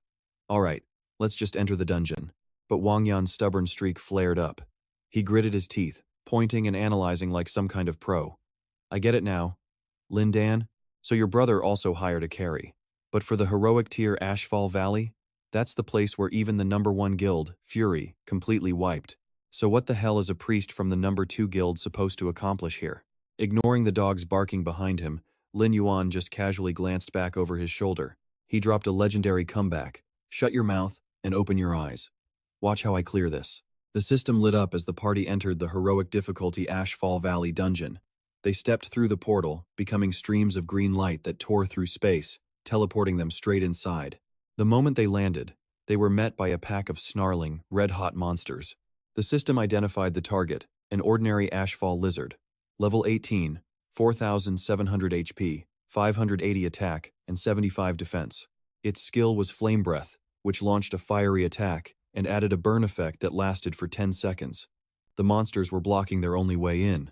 The warrior, Lin Dan, broke out in a cold sweat, her hands gripping her weapon nervously. The stats on these monsters are insane. Can my brother really handle this? If only my level were a little bit higher. Standing behind them, Wang Yan let out a wicked smile, a dirty plan forming. A priest to clear monsters, he thought. I'm not going to let him get what he wants. Time to pull every single monster in the area. The red-haired girl switched sides instantly, raising her hands to conjure a fireball. Yes, of course, young Master Yan. The fireball shot out, exploding into a nearby group of lizards. The girl smirked, thinking, let's see how he handles this mess. The lizard that got hit roared in absolute fury, its grotesque mouth opening for a deafening shriek. Sensing the dirty play behind him, Lin Yuan's eyes sharpened like blades as he shot a cautious glance backward. In the next second, a massive flood of red lizards came pouring in like an avalanche, breathing fire everywhere. What is happening? One of them screamed. Why are there so many monsters rushing us all at once? Lin Dan and Qian Qian stared with wide, terrified eyes, completely panicked. This wasn't anything like the guide videos they watched. The Ashfall lizards swarmed together, their glowing red maws roaring as they charged the party, ready to eat them alive. The young master Wang Yan drew his sword, pretending to defend while taking sick pleasure in their panic. Looks like your luck isn't so good today, is it? In stark contrast to the others' panic, the other priest looked absolutely ecstatic, raising his staff and shouting with glee. This chaos is thrilling.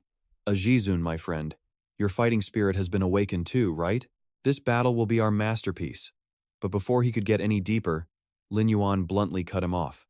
Thunder Scorpion. A magic circle opened, and a colossal Thunder Scorpion appeared.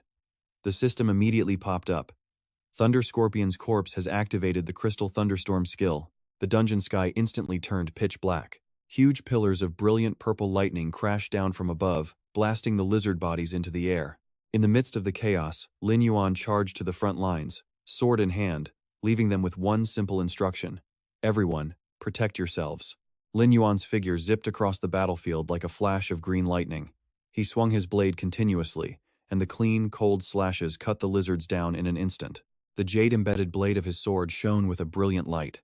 The god-tier gamer spun around, unleashing one final strike to clear out the remaining monsters, his eyes burning with absolute killing intent.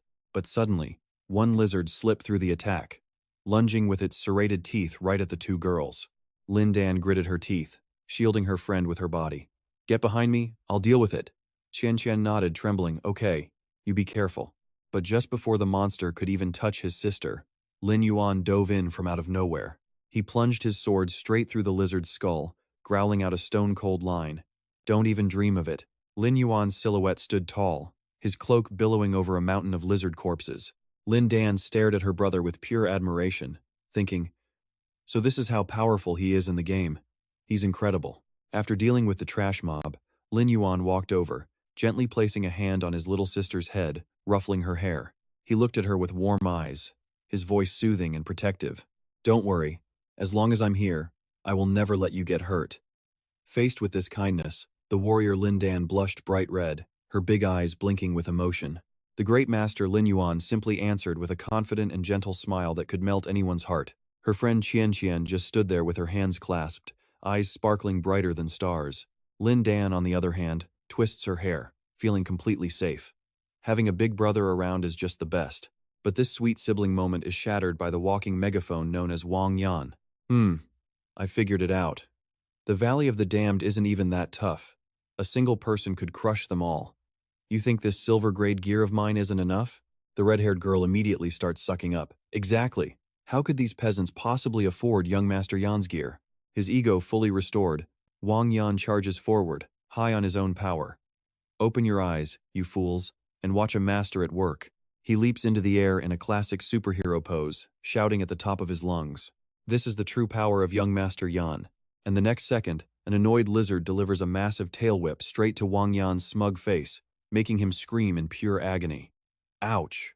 The young master lies face down on the ground like a flattened frog, whining. Damn it, this monster's too strong. It hurts so much. Lin Yuan just stands there, hands on his hips, glaring at the liability on the floor before speaking bluntly. If you want to get yourself killed, wait until I've cleared the dungeon. Pushing the deadweight aside, Lin Yuan's hand glows with a brilliant green magic. He mutters to himself, planning to spoil his sister. He'd wanted to get a gold-grade item for Lin Dan, but for now, silver gear would have to do. Looking like a bought-out Zonce, Lin Yuan casually tosses the expensive, sparkling items to his sister like they're nothing. This equipment should suit you well. Take it and use it. The system displays War Will Gauntlets, silver grade, granting plus 50 attack and plus 25 strength. Along with it is a dazzling silver dauntless battle armor with a massive plus 50 physique stat. Seeing the expensive gear, the red-haired girl's eyes light up like headlights as she practically drools with envy. He's so handsome. A single piece of silver gear could buy so many luxury items, and he just gave away millions without blinking an eye. Young Master Wang Yan seethes, grinding his teeth in pure jealousy. Enough, must you be so pathetic? Faced with the incredible gear, his sister Lin Dan has a bout of teenage pride and stubbornly refuses. You should keep it for yourself. I'll figure out my own equipment. Rejected. But her doting brother Lin Yuan doesn't get angry at all. He just gives a fond smile, thinking she's still the same as ever, always trying to act tough. Without further delay, the party charges forward to clear a path. Lin Yuan moves like a whirlwind, brilliant green slashes sending lizards flying through the air. The warrior Lin Dan is just as fierce, swinging her greatsword with incredible momentum. Their classmate rushes in casting spells, while Wang Yan just runs for his life. Wherever a monster is, you can be sure he's not there. Meanwhile, Lin Dan is struggling to block a heavy blow from a beast. She wipes sweat from her brow, her eyes burning with fighting spirit. She knows she can do this, but her luck runs out as a massive lizard lunges from a blind spot, roaring right in her face with its massive, fang-filled jaw. Before she can even scream for help, a huge, dazzling green magic orb slams into the lizard's head, exploding and instantly vaporizing it. Lin Dan glances behind her, a warm smile touching her lips. She thinks to herself, it has to be him. As she slashes through monsters, she complains under her breath, but her heart is soaring. It's just like old times. He always treats me like a kid, interfering in everything. Far in the back, the god-tier gamer Lin Yuan sighs, wiping his brow. Why is it so hard to secretly gift someone equipment? And so, an absolutely ridiculous scene starts to play out on the battlefield. The big brother is busy skewering monsters in front of him with one hand, while secretly tossing support magic to his sister with the other. Their friend just watches from the sidelines, sweating bullets as she observes the entire thing. One of them is sneakily trying to provide support and loot. The other one knows exactly what's happening but is too stubborn to admit it. The awkward synergy between these two is absolutely perfect. Watching their back and forth might even be more fun than actually grinding monsters. Through a narrow ravine littered with the remnants of battle, the group presses on into the dungeon's deepest, darkest area. The priest from before raises his staff, looking up at the colossal cliff face in front of them. His voice rings out dramatically. Whoosh, the final boss is right inside. He then turns to Lin Yuan with a rarely seen serious expression. His esteemed friend speaks up. Hey, maybe we should fall back for now. If they leave the dungeon now, there's no penalty, but a party wipe against the boss means losing levels and gear. The risk is just too high. Hearing this solid advice, Lin Yuan nods with a cold, calm face. But just as it seems they might retreat, the loudmouth Wang Yan pops up on a rock, arms crossed and laughing hysterically. Huh? This is hilarious. They were so tough fighting small fries, but the second they see the boss, they're ready to tuck their tails and run. Ignoring his barking, Qian turns to comfort her friend. Lin Dan, your brother is already incredible for getting us this far. Lin Dan lowered her head, biting her lip in sheer guilt. She'd caused him trouble again. If only she were a little stronger, maybe things would be different. But as despair settled in, Lin Yuan stepped forward. His tall, unwavering figure spoke with clarity. The Sun Priest was right, the death penalty is too harsh. An ominous green smoke, the mark of summoning magic, erupted around him. He finished with a chilling statement. So no one else needs to lift a finger. The air around them instantly turned ice cold. Dozens of muscular werewolf zombies materialized from the void, weapons drawn. A demonic legion formed at his back as Lin Yuan smirked. I alone am more than enough. Seeing the massive army of monsters, Wang Yan's jaw practically hit the floor as he stammered in disbelief. So many summoned beasts. What the hell is this guy's deal? He thought, completely stunned. The veteran priest, the Sun Priest, clasped his hands proudly. He was practically beaming, waving his arms around like a certified fanboy. He scoffed. You're in the same party as this legend, and you still don't grasp his true power? Whether he's soloing a world boss or taking down the entire Bloodstained Guild by himself, out of all the players I've ever known, he is the absolute strongest. On the sheer cliff above, the colossal bloodlust lizard clung to the wall. Its spiky scales and serrated maw radiated an absolutely terrifying pressure. Faster than a blink, a massive sphere of green magic tore through the air. It slammed right into the boss's face, triggering a huge explosion. The beast's yellow eyes widened in pure fury. The final battle had officially begun. The orb of green magic struck a critical blow right on the giant boss's chest, causing it to rear back in pain, its fanged mouth wide open in a furious roar. Staggered by the brutal hit, the bloodlust lizard went completely berserk. Its bloodshot eyes bulged with rage, tongue lolling out. A moment later, a massive magical explosion erupted beneath it, shaking the entire cliffside. Along with that ear-splitting roar, the system pinged with some seriously dire information. The ruinous Lizard King, a level 21 sovereign class. 10,000 health, 1,200 attack, and on top of that, a whole list of broken defensive skills. Despite the suffocating pressure, Lin Yuan stood there calmly with his hands in his pockets, flanked by two werewolves ready to smash the boss. Meanwhile, in the backline, the team's freeloader, Wang Yan, saw the stats and started sweating bullets, shouting in a panic, 1,200 attack points? With that much damage, one single touch means instant death. There was no point in even trying to fight. In total contrast to that coward, the warrior Lin Dan bit her lip, her eyes burning with resolve as she raised her greatsword. She thought, this all started because of me. I can't let him walk into this death trap alone. Without a single moment of hesitation, she recklessly charged forward. She yelled towards his back, let me draw its fire and tank the damage for you. But just as she was about to go all in, the system announced the fanboy priest had activated a skill, the Sun Priest's Holy Shackles. In a flash, a golden magic circle clamped tight around Lin Dan's ankles, rooting her to the spot. Target successfully locked. The priest slammed his staff on the ground, striking a cool pose. He smirked as he gave the immobilized girl some advice. Just stand there and watch the master at work. Rushing in would only get in his way. Furious and trapped, Lin Dan whipped her head around to glare at him. What? What did you just say? But he just ignored her yelling. The priest just waved his hand dramatically, continuing his grand, preachy speech. Let us all witness the smooth and graceful moves of our supreme ally. While the peanut gallery had their moment, back in the arena, Lin Yuan simply stood with his back to them, calmly stroking his cold, magical blade. Just then, a red alert flashed from the system.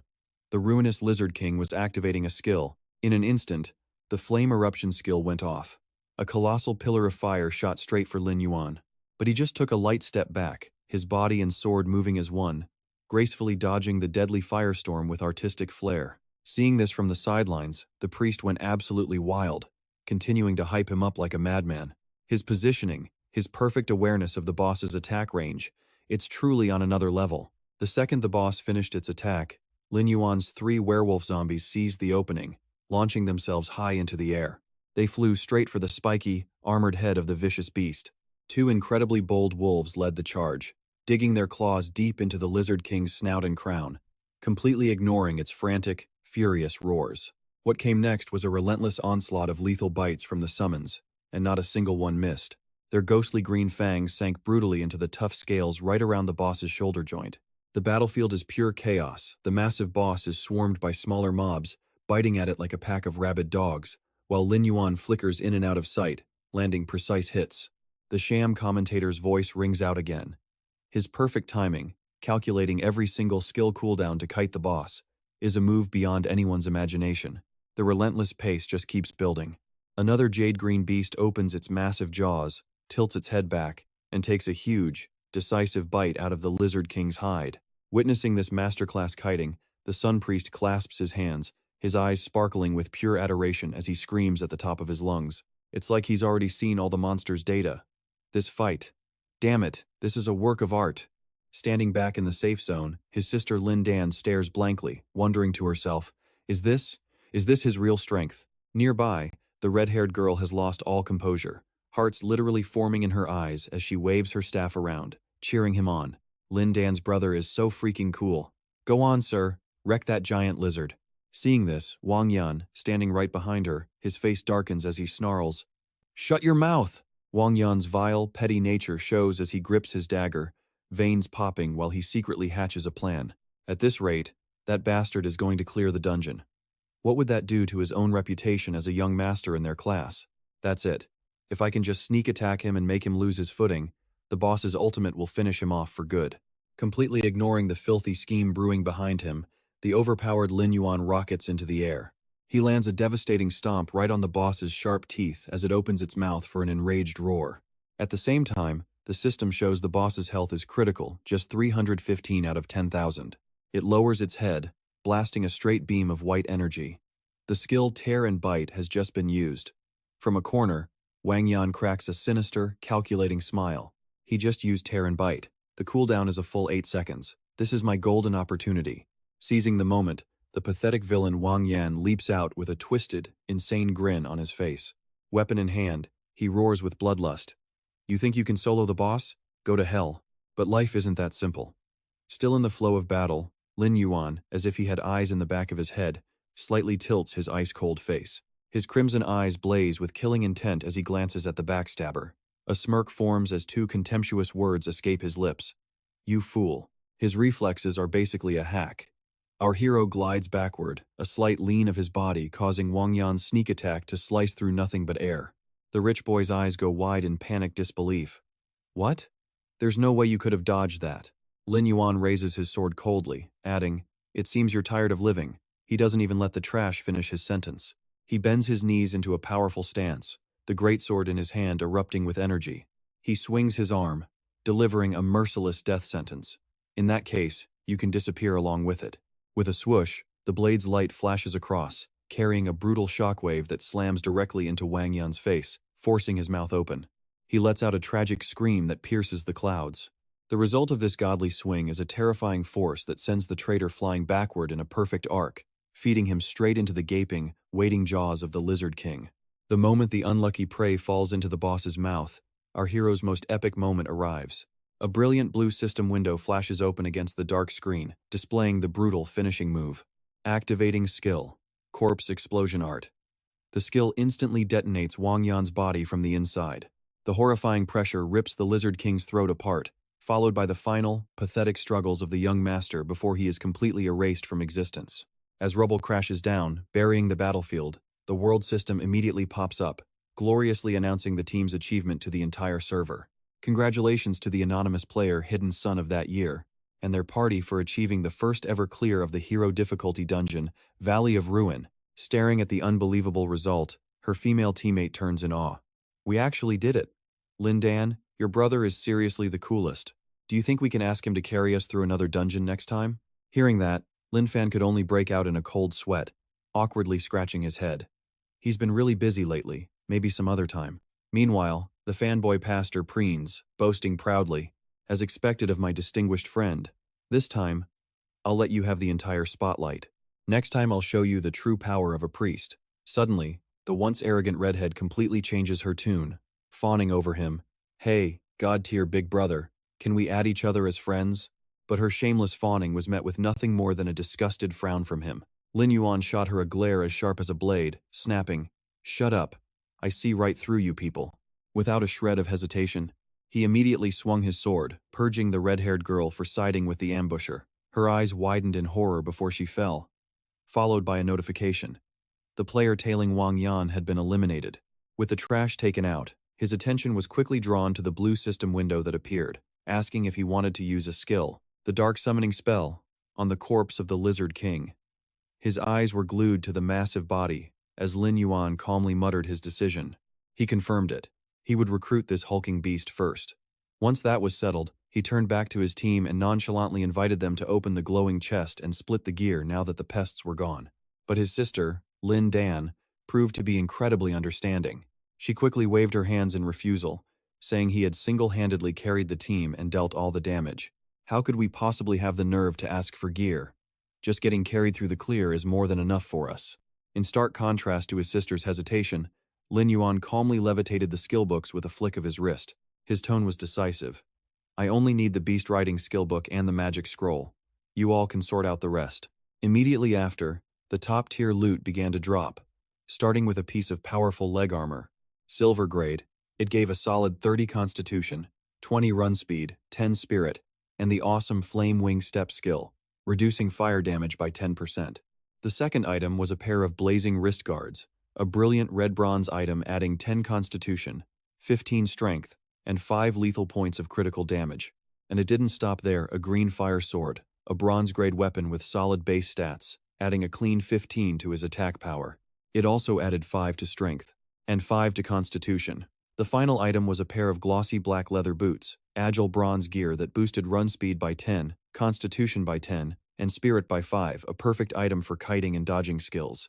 Seeing the dazzling array of gear, the team's priest beamed, his eyes practically sparkling. "This is perfect. Our guild leader has been trying to buy leg armor. This drop is an absolute godsend," he exclaimed. Seizing the moment, the man quickly made a proposal. "How about this? I'll buy all of this gear and we can split the gold evenly among everyone." Hearing the lucrative deal, the two girls' eyes lit up with joy. They had hit the jackpot. Only Lin Yuan's expression remained neutral, completely indifferent as he gave his answer. "Split it however you want. I don't need the money." With the transaction complete, Lin Yuan casually turned toward the portal, leaving his sister with a protective warning. "After this, Wang Yan's group won't dare to cause you any more trouble. Next time you run into problems, just give me a call. I'm going to do some quests now." As her brother was about to leave, Lin Dan quickly reached out to stop him. "Wait a moment." He paused mid-stride, turning his ice-cold face halfway back to look at her, raising an eyebrow and asking in an even tone, "What's wrong? Still want to split more gear?" But she didn't care about the items. Her brow furrowed with a deep, probing curiosity. "Ever since we entered the instance, your moves have been on a whole other level," she said. "And you used that summoning spell to call endless minions. Could you be the legendary hidden class genius I've heard about in this game?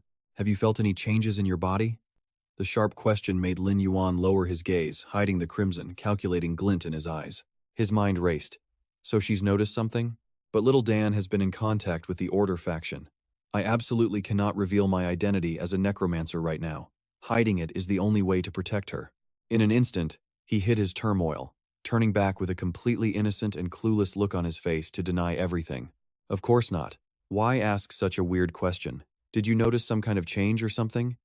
Flipped back on her, Lin Dan jumped and broke into a cold sweat. She stammered, waving her hands frantically and clearing her throat to change the subject. "No, not at all. Oh, right. I just remembered I have a quest to turn in. I gotta go." Watching his sister's back as she hurriedly fled, Lin Yuan's face softened, and a rare, faint smile appeared as he made an assessment. She's all grown up now, but her acting is still as terrible as ever. Still, at least she was willing to call me brother this time. That counts as progress. Just as that warm memory began to surface, a loud voice suddenly cut him off. "Hey, friend." He turned his head. There he was, the fanboy priest, waving enthusiastically as he led two incredibly cool-looking players toward him. "So glad you haven't left yet.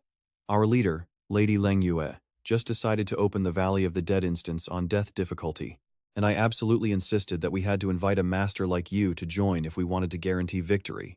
Standing on a ruined outcropping, Lin Yuan observed. He tilted his head slightly, part of his cold face visible under his black cloak as he silently observed the newly arrived group. With his sharp eyes, his mind quickly formulated a beneficial plan. He never expected to run into Lin Yuan this early. This was the perfect chance to investigate whether that number one believer was hiding within the Mirrorflower Watermoon Guild. With his calculations complete, he gave a decisive nod, accepting the offer. All right, I've been wanting to test out death difficulty anyway. Seeing his idol agree so quickly, the priest was ecstatic, rushing forward to throw an arm around Lin Yuan's shoulders with a wide grin. Awesome! You're a true friend. Come on, let me introduce you to the awesome core members of our guild. As he spoke, he proudly gestured toward the woman in the fiery, high-slit armor. Our Iron Triangle lineup includes the leader of the Mirrorflower Watermoon Guild, the stunning Ice Queen herself, Lady Lin Yuan. In response to the over-the-top introduction, the female guild leader simply crossed her arms with a cool expression. Hello, I've heard your name. Welcome to our core team. Not finished yet. The priest then pointed towards a guy in a huge wizard hat standing beside him. And this here is Xing Yin, our heavy hitter for magic damage. His class is super rare, you know? He's the main mage of our guild. But before the priest could finish his praise, the wizard cut him off with an annoyed scowl. That's enough. I never agreed to letting this guy join the team. Picking up some random solo player isn't a smart move. The mage's eyes sharpened under the brim of his hat as he shot Lin Yuan a look of utter contempt. The margin for error in a death-level raid is basically zero. A nobody like him won't know how to coordinate, he'll just be dead weight. I'm not taking that risk.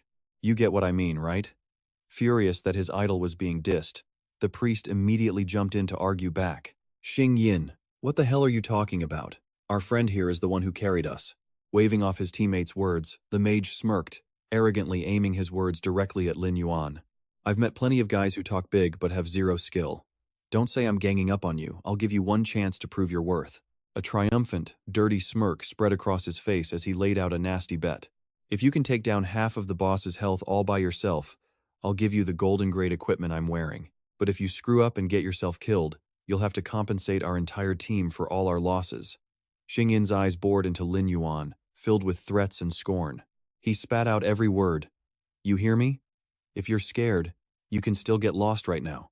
Faced with such an arrogant provocation, Lin Yuan didn't flinch at all. He just tilted his head, a challenging half-smile playing on his lips. Golden gear being served up on a platter? Only a fool would refuse. But I want everyone here to be a witness, just in case someone tries to bail on the deal later. The two of them glared daggers at each other, and the sheer killing intent made the air heavy and suffocating. Seeing a civil war about to break out, the leader Lin Yuan stepped forward, her sharp voice cutting through the tension. That's enough, Xing Yin. I already made the decision to let him join. If you had a problem, you should have said so back then. The decision's been made. Stick to the plan, swallow your pride, and focus on cooperating so we can clear this raid. Scolded in front of an outsider, Xing Yin seethed with rage. He gripped his staff so tightly that fiery magic flared to life around it as he shot back.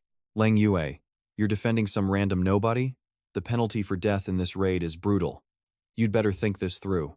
In response to his anger, Lin Yuan just brushed him off coldly. I won't repeat my decision. Bitterly, the mage backed down, his hateful eyes fixed on Lin Yuan's back. He ground his teeth, his mind screaming with venomous rage. Lin Yuan, I'm going to make you watch with your own two eyes just how useless this stray dog you picked up really is. The only person this team can't afford to lose is me. Under his dark hat, his face twisted into a mask of insane, warped jealousy as he continued his silent scream. It will always, only be me. In a flash, the team was deep inside the dark, fiery dungeon. The second they arrived, they were met by the threatening growls of the gatekeeper beasts. The system immediately scanned the data on the scorching lizards. A level 18 common monster with 4,700 health, 580 attack, and 75 defense, plus a fire-breathing skill officially kicking off the next bloody battle. Just then, a blinding golden light slammed down from above. Before the dust even settled, a giant lizard head emerged, its blood-red eyes gleaming with a thirst for blood. Trapped in the narrow canyon, the guild members and Lin Yuan found themselves caught in a pincer ambush. The cliff walls on all sides were swarming with vicious monsters, while a massive lizard lord slithered down towards them, its long tongue flicking out, aimed straight for its prey. Seeing this suffocating scene, the priest broke out in a cold sweat, starting to panic. The number of monsters on death difficulty is just ridiculous. How are we completely surrounded the second we walk in?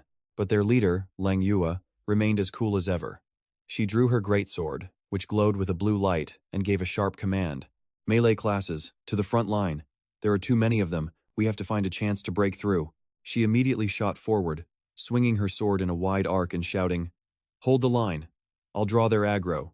Everyone else, find an opening and push out." From the back line, the priest quickly replied, "Okay, got it," while the mage Xingyin began charging two crackling orbs of lightning in his hands. A venomous glare. He stared daggers at the back of Lin Yuan's neck. Just looking at this tagalong's face made his blood boil. He desperately wanted to smash these lightning orbs right into his head, but his jealousy made him lose focus. And just like that, a lizard monster dove from above, hitting a blind spot behind their defensive line. The priest screamed in terror. What was that? Xingyin flinched, panicked. Oh no! A monster had slipped right past him. Trapped in a brutal fight, Leng Yue blocked a monster's claw while snapping at him. What on earth are you thinking? Getting scolded by his leader forces Xingyin to refocus. He grits his teeth, sweating. They're screwed. More monsters are coming and no one is left to defend the rear. Their entire formation was hanging by a thread. The red-haired girl gritted her teeth, making a tough call to send out her pet. No choice. I'll use my baby brown bear to block them. Xingyin immediately tried to stop her, horrified. That's suicide. The monsters will tear it apart. You traded silver-grade gear for that pet. Just as their formation was about to collapse, the black-cloaked Lin Yuan calmly stepped forward. He raised a hand to the sky as dark magic swirled at his feet. Then, a calm declaration. I'll handle this. A dark sigil opened beneath him. 3 massive dire wolves emerged from the shadows, their fur matted gray, their eyes glowing an eerie green. They bared their fangs, growling with primal fury. A scarred demonic bear appeared, smashing its boulder-sized claws into the ground, creating a powerful defensive shockwave. The shadow beasts got their command, instantly lunging into the fray. 2 of the wolves clamped down hard, sinking their teeth into a red lizard's back, tearing viciously until it roared out in pure agony. Lin Yuan wasn't just standing by. He moved like a phantom, gliding right past the monster's snapping jaws. His blade flashed with green light, unleashing a wave of energy that sliced the enemy clean in two. The back line was completely cleared. The archer let out a huge sigh of relief. He really did it. That's amazing. Now my pet doesn't have to be sacrificed, she celebrated. But Xingyin was absolutely seething. He glared at Lin Yuan, grinding his teeth.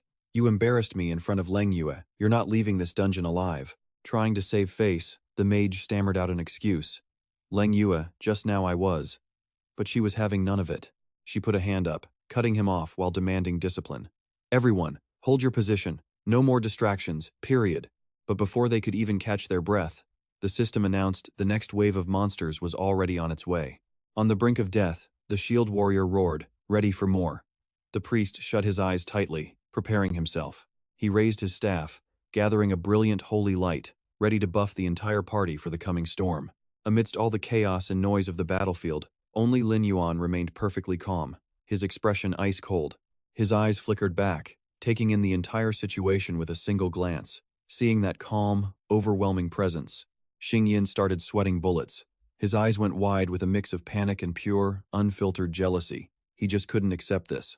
On the front lines, Leng Yue cut down monster after monster, all while silently observing and evaluating Lin Yuan. He could analyze a blind spot and neutralize a fatal threat in an instant. His reflexes and his execution were the marks of a rare genius. After this dungeon, she thought, I have to invite him to join our guild. The mage, Xingyin, fell back to the rear. He watched as Lin Yuan's summons covered the back line while Leng Yue dominated the front. Their perfect teamwork was an insult to his ego. He could feel his favored position slipping away. Lightning crackled around Xingyin's hands. His face darkened as he began plotting something nasty. My impression with Leng Yue is totally shot, he seethed. I have to find a way to humiliate this guy, completely. So, the coward leaped into the air, launching a powerful lightning orb straight at Lin Yuan's back while shouting, I'm covering you. Watch out for friendly fire. But Lin Yuan felt the killing intent from behind. He shot a sideways glance, his eyes glowing red with pure contempt. What an absolute fool. But this was a golden opportunity, a chance to get closer to Leng Yue, make her lower her guard, and get some information.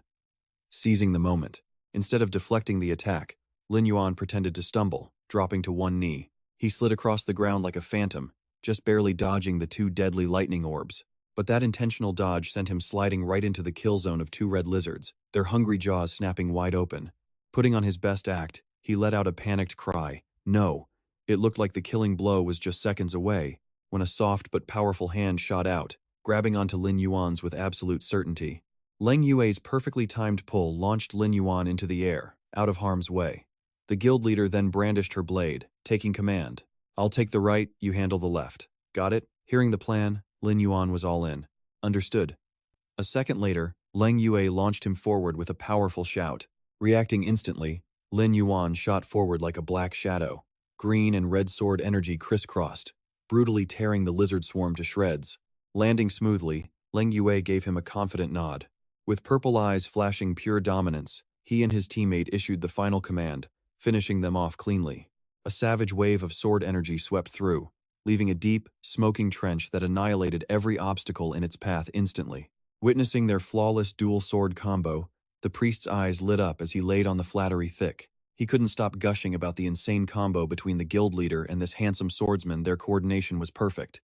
Ignoring the praise, Lin Yuan stood tall with his sword, his cloak fluttering around him with the air of a seasoned, world-weary master. Leng Yue sheathed her sword, a smile of approval on her face. I've never seen a skill like that. Did you learn it after your class change? Lin Yuan just shrugged in response. Nothing special, just found a skill book. Hearing that, Leng Yue's recruitment mode instantly kicked in, her eyes shining with a friendly invitation. Our top 2 guild has many hidden masters. Interested in joining Mirrorflower Watermoon to exchange techniques?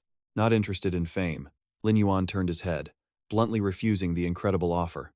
Forget it, he was used to playing solo. A lone wolf through and through. Despite the rejection, Leng Yue still held a gentle smile, which left Lin Yuan completely stunned. Was that familiar smile just an illusion? It looked exactly the same. Unfortunately, that rare smile caught the eye of the mage, Xing Yin, and it became the spark for his insane jealousy. He gripped his staff tightly, a silent curse forming on his lips.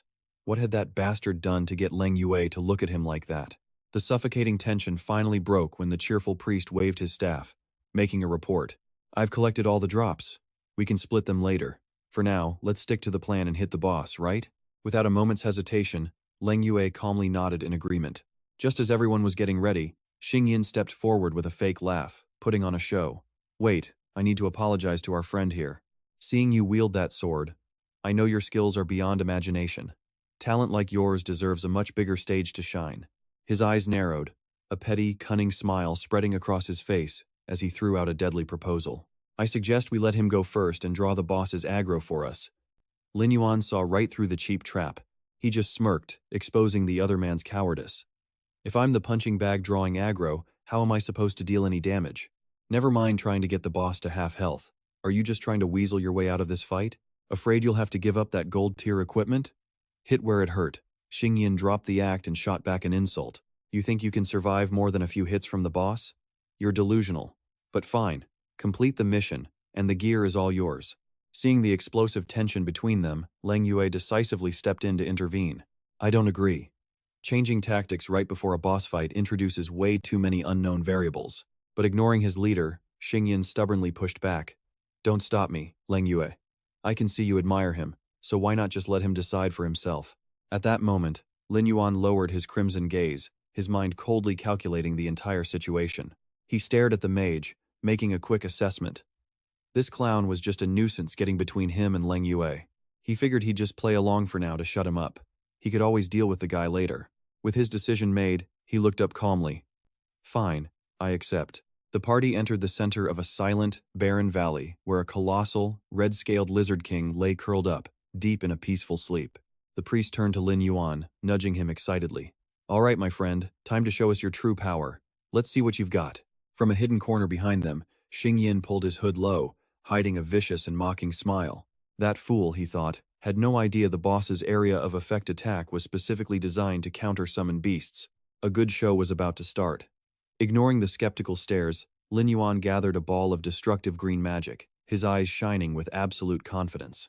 The boss's lethal difficulty rating in the current version was, to be fair, a massive challenge. But thanks to his experience from a past life, he knew its mechanics like the back of his hand. Seizing the chance for a first strike, he planted his feet, launched himself forward, and swung his sword in a perfect crescent arc.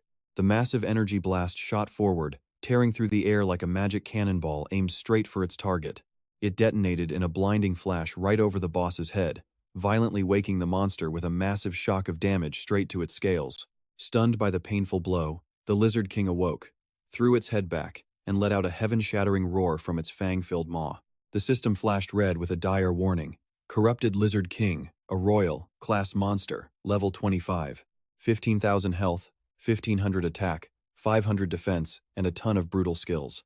Reading the stats, Xingyin broke into a cold sweat and screamed in horror. A level 25 death difficulty boss? The highest ranked player is only level 15. What are they supposed to do with a gap that massive? Someone yelled, "Don't just stand there, deal some damage." That fool Lin Yuan must be regretting everything right about now. Heh. But contrary to the schemer's fantasy, the boss stomped its foot, unleashing red energy pillars that tore the ground apart. Lin Yuan, however, flawlessly flipped through the air, dodging the punishment and landing in a ridiculously cool, solid kneeling pose. He slammed his hand down, and a magic circle erupted, summoning a pack of ferocious phantom wolves. A knowing smirk played on his lips. Same old habits, his opening floor slam move hadn't changed one bit. Meanwhile, Xingyin raised his staff and yelled at Lin Yuan on the front line to seize the chance and charge in, just as Lin Yuan leaped into the air. But Xingyin, hanging back, let a treacherous smirk spread across his face.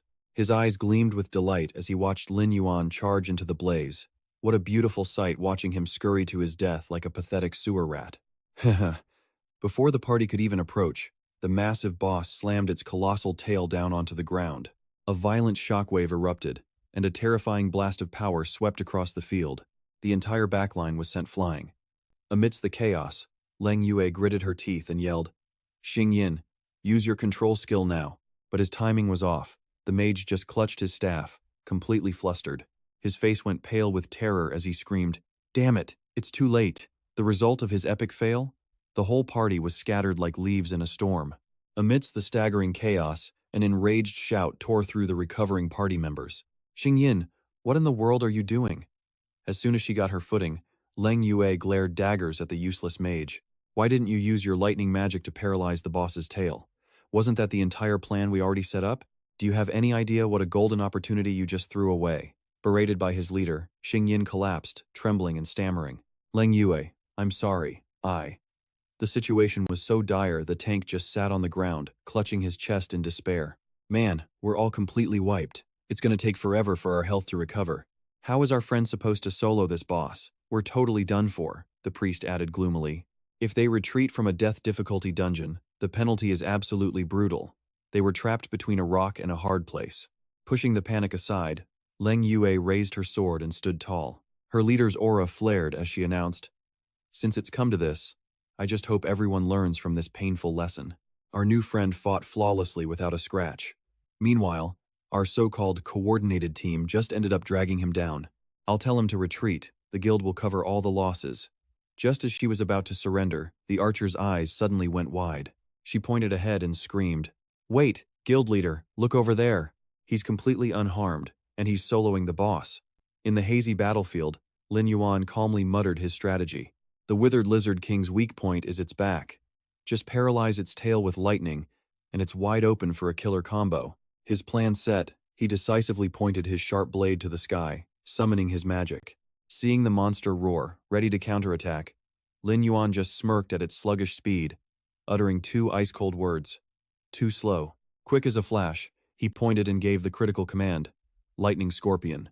Break its tail for me." Instantly, a giant magic scorpion drove its stinger deep into the Lizard King's tail. The moment the stinger hit its mark, the system announced the picture-perfect execution. The Lightning Scorpion's skill activated. Paralyzing Strike. A massive burst of lightning exploded, shocking the beast's entire body. High-voltage electricity surged through its massive frame, locking the boss in a state of total paralysis. The system displayed two golden words, crushing any hope of resistance. Paralyzed. He seized the moment the boss's defenses were shattered. Lin Yuan waved his hand, ordering his summoned beasts to charge forward. "Good, the blind spot is secure. Everyone, attack!" Watching the incredibly smooth combo, Xingyin stared in disbelief, breaking out in a cold sweat. He actually had a lightning-type summon, and he knew the boss's weakness. Jealousy surged through him, and he cursed under his breath. How did that bastard know? Damn it. That move just proved I'm more useless than a summoned pet. Shattering the gloomy mood, the priest raised his staff, rallying the entire team with an excited shout. Amazing! Our friend can actually win this. Everyone, heal up and move in to give him some backup. The warrior, fired up with fighting spirit, roared back, Roger! Just as the team was about to charge, Tinningan raised a hand, a sinister grin spreading across his face. He muttered with satisfaction, Hold on. He laughed, knowing they were walking right into their own demise. The mage's eyes were locked on the demon wolves, savaging the boss as he mocked their weakness. Those pathetic summoned beasts wouldn't last more than a few hits anyway. All it would take is a single shockwave from the boss to wipe them out. And just like he predicted, the wolves' health bars began flashing critical red. Their bodies flickered violently, about to get wiped out by the Lizard King's reflective damage armor. Refusing to let his army fall, Lam Vien calmly raised his hand as a dark green magic circle erupted from his palm. The system interface flashed to life, activating a tide-turning skill. Skill activated. Dark Blessing. A torrent of dark energy instantly surged into his summons. The demon wolves' muscles swelled, their bodies restored to full strength in a flash of brilliant green light, ready to fight again. This sudden reversal made Tingan's eyes widen in absolute shock. His teeth chattered as he trembled, muttering in utter helplessness. Impossible. How can he keep healing his summons when they're being worn down like this? At this rate, couldn't he just solo the boss by himself? Ignoring the mage having an existential crisis, Lang Nuyet drew her massive greatsword, regaining her composure and shouting to rally her team. Everyone, get ready. The boss's health is almost in the execution zone. Let's all charge in and finish this. The entire squad roared in response, their killing intent surging. Feeling the humiliation of being cornered, the Lizard King threw back its head and bellowed, its body glowing red-hot. The system blared an urgent danger alarm, announcing the activation of its skill, Universal Forge. A wave of heat surged outwards like a volcanic eruption, turning the entire valley into a giant furnace ready to incinerate everyone inside. It threatened to cook alive anyone who dared to venture near the epicenter. Facing the jaws of death, their leader Lang Nguyet's expression changed. She yelled a frantic warning to the whole team. Be careful. This is the boss's ultimate wide-area attack before it dies. Taking advantage of his teammates' panic, Tin Nan's mind was completely swallowed by raw jealousy. His eyes, now bloodshot and crazed, burned with rage. No way. I absolutely will not let you win. I have to get that gear. Lang Nuyet must be mine. You should just die right here with this monster. He put on the mask of a savior, raising his staff to activate the skill Thunder Ring while theatrically yelling to split the formation. Everyone get back now. Clear a path so I can interrupt the boss's ultimate attack. However, instead of aiming at the monster, the deadly ring of lightning suddenly changed direction, streaking across the ground. It shot straight for Lang Nuyet's unguarded back in a treacherous assassination attempt. The sneak attack was so unexpected the leader had no time to defend. All she could manage was a shocked, "What?" before the merciless bolt of lightning slammed into her, sending her flying straight into the death zone. Witnessing this disgusting betrayal, Lam Vien remained completely and utterly calm. He used the wind to dash forward to intercept, muttering with a disdainful smirk, I already knew. That piece of garbage would try to backstab someone. Lang Nguyet's body flew uncontrollably, heading straight into the boss's fiery inferno. Lam Vien shattered the ground beneath him as he shot forward to save her, sighing to himself coolly. What a complete pain. Quick as a flash, Lam Vien's steady arm reached out, grabbing her by the waist just as she reached the brink of death, and pulling her back decisively. He caught her soft body in his arms in a classic, romantic bridal carry. Leaning his cold face close, he reassured her with a deep, charming voice. Don't be afraid, just hold on tight. The words barely out of his mouth, he leaped backward, carrying her out of the death zone. With a cold point of his finger, he delivered the final judgment. The bright blue system announced a brutal finishing move, skill activated, corpse explosion. The savage internal explosion created an immediate blue shockwave, completely shattering the Lizard King's defenses as the brilliant light faded away. Before the dust could even settle, the world system was already ringing, broadcasting their unprecedented achievement to the entire server. Congratulations to the player Anonymous, along with Lang Nuyet and Ting Ngan, for the first clear of the death difficulty dungeon, the Valley of Ruin. Nestled securely in his strong arms, Lang Nuyet's cheeks flushed a deep red with shyness. Her heart pounded as she voiced her admiration. I never would have guessed. You're so young, yet have so much combat experience. You didn't panic at all. Lam Vien gently set her down on her feet, replying softly, Is that so? Maybe it was just good luck. After a moment, Lang Nuyet regained her serious demeanor, but her eyes still held a look of admiration as she made a proposal. Even if you don't want to join the guild, I'd still really like to be friends with you. Ahem. just so it's easier to raid higher-level dungeons together. Seeing right through her excuse, Lam Vian smirked victoriously and sealed the deal. All right then.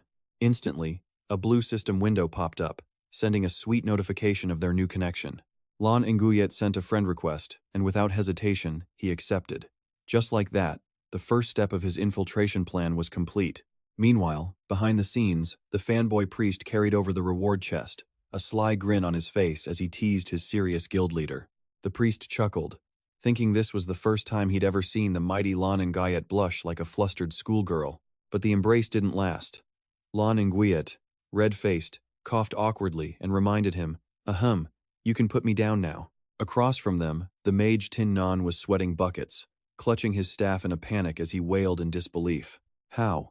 How can this be? I haven't even touched a single strand of her hair. After gently placing the beauty on the ground, Lam Vian stood tall. Instantly, the system lit up with a golden announcement. The player, name hidden, achieved a contribution level of 87% in the Death Difficulty Valley of Embers dungeon. Wielding that insane score, he calmly held out his hand to call in the debt. My contribution level was 87%. According to our bet, you should take off that golden equipment and hand it over to me now. Called out so directly, Tinningan's face went pale.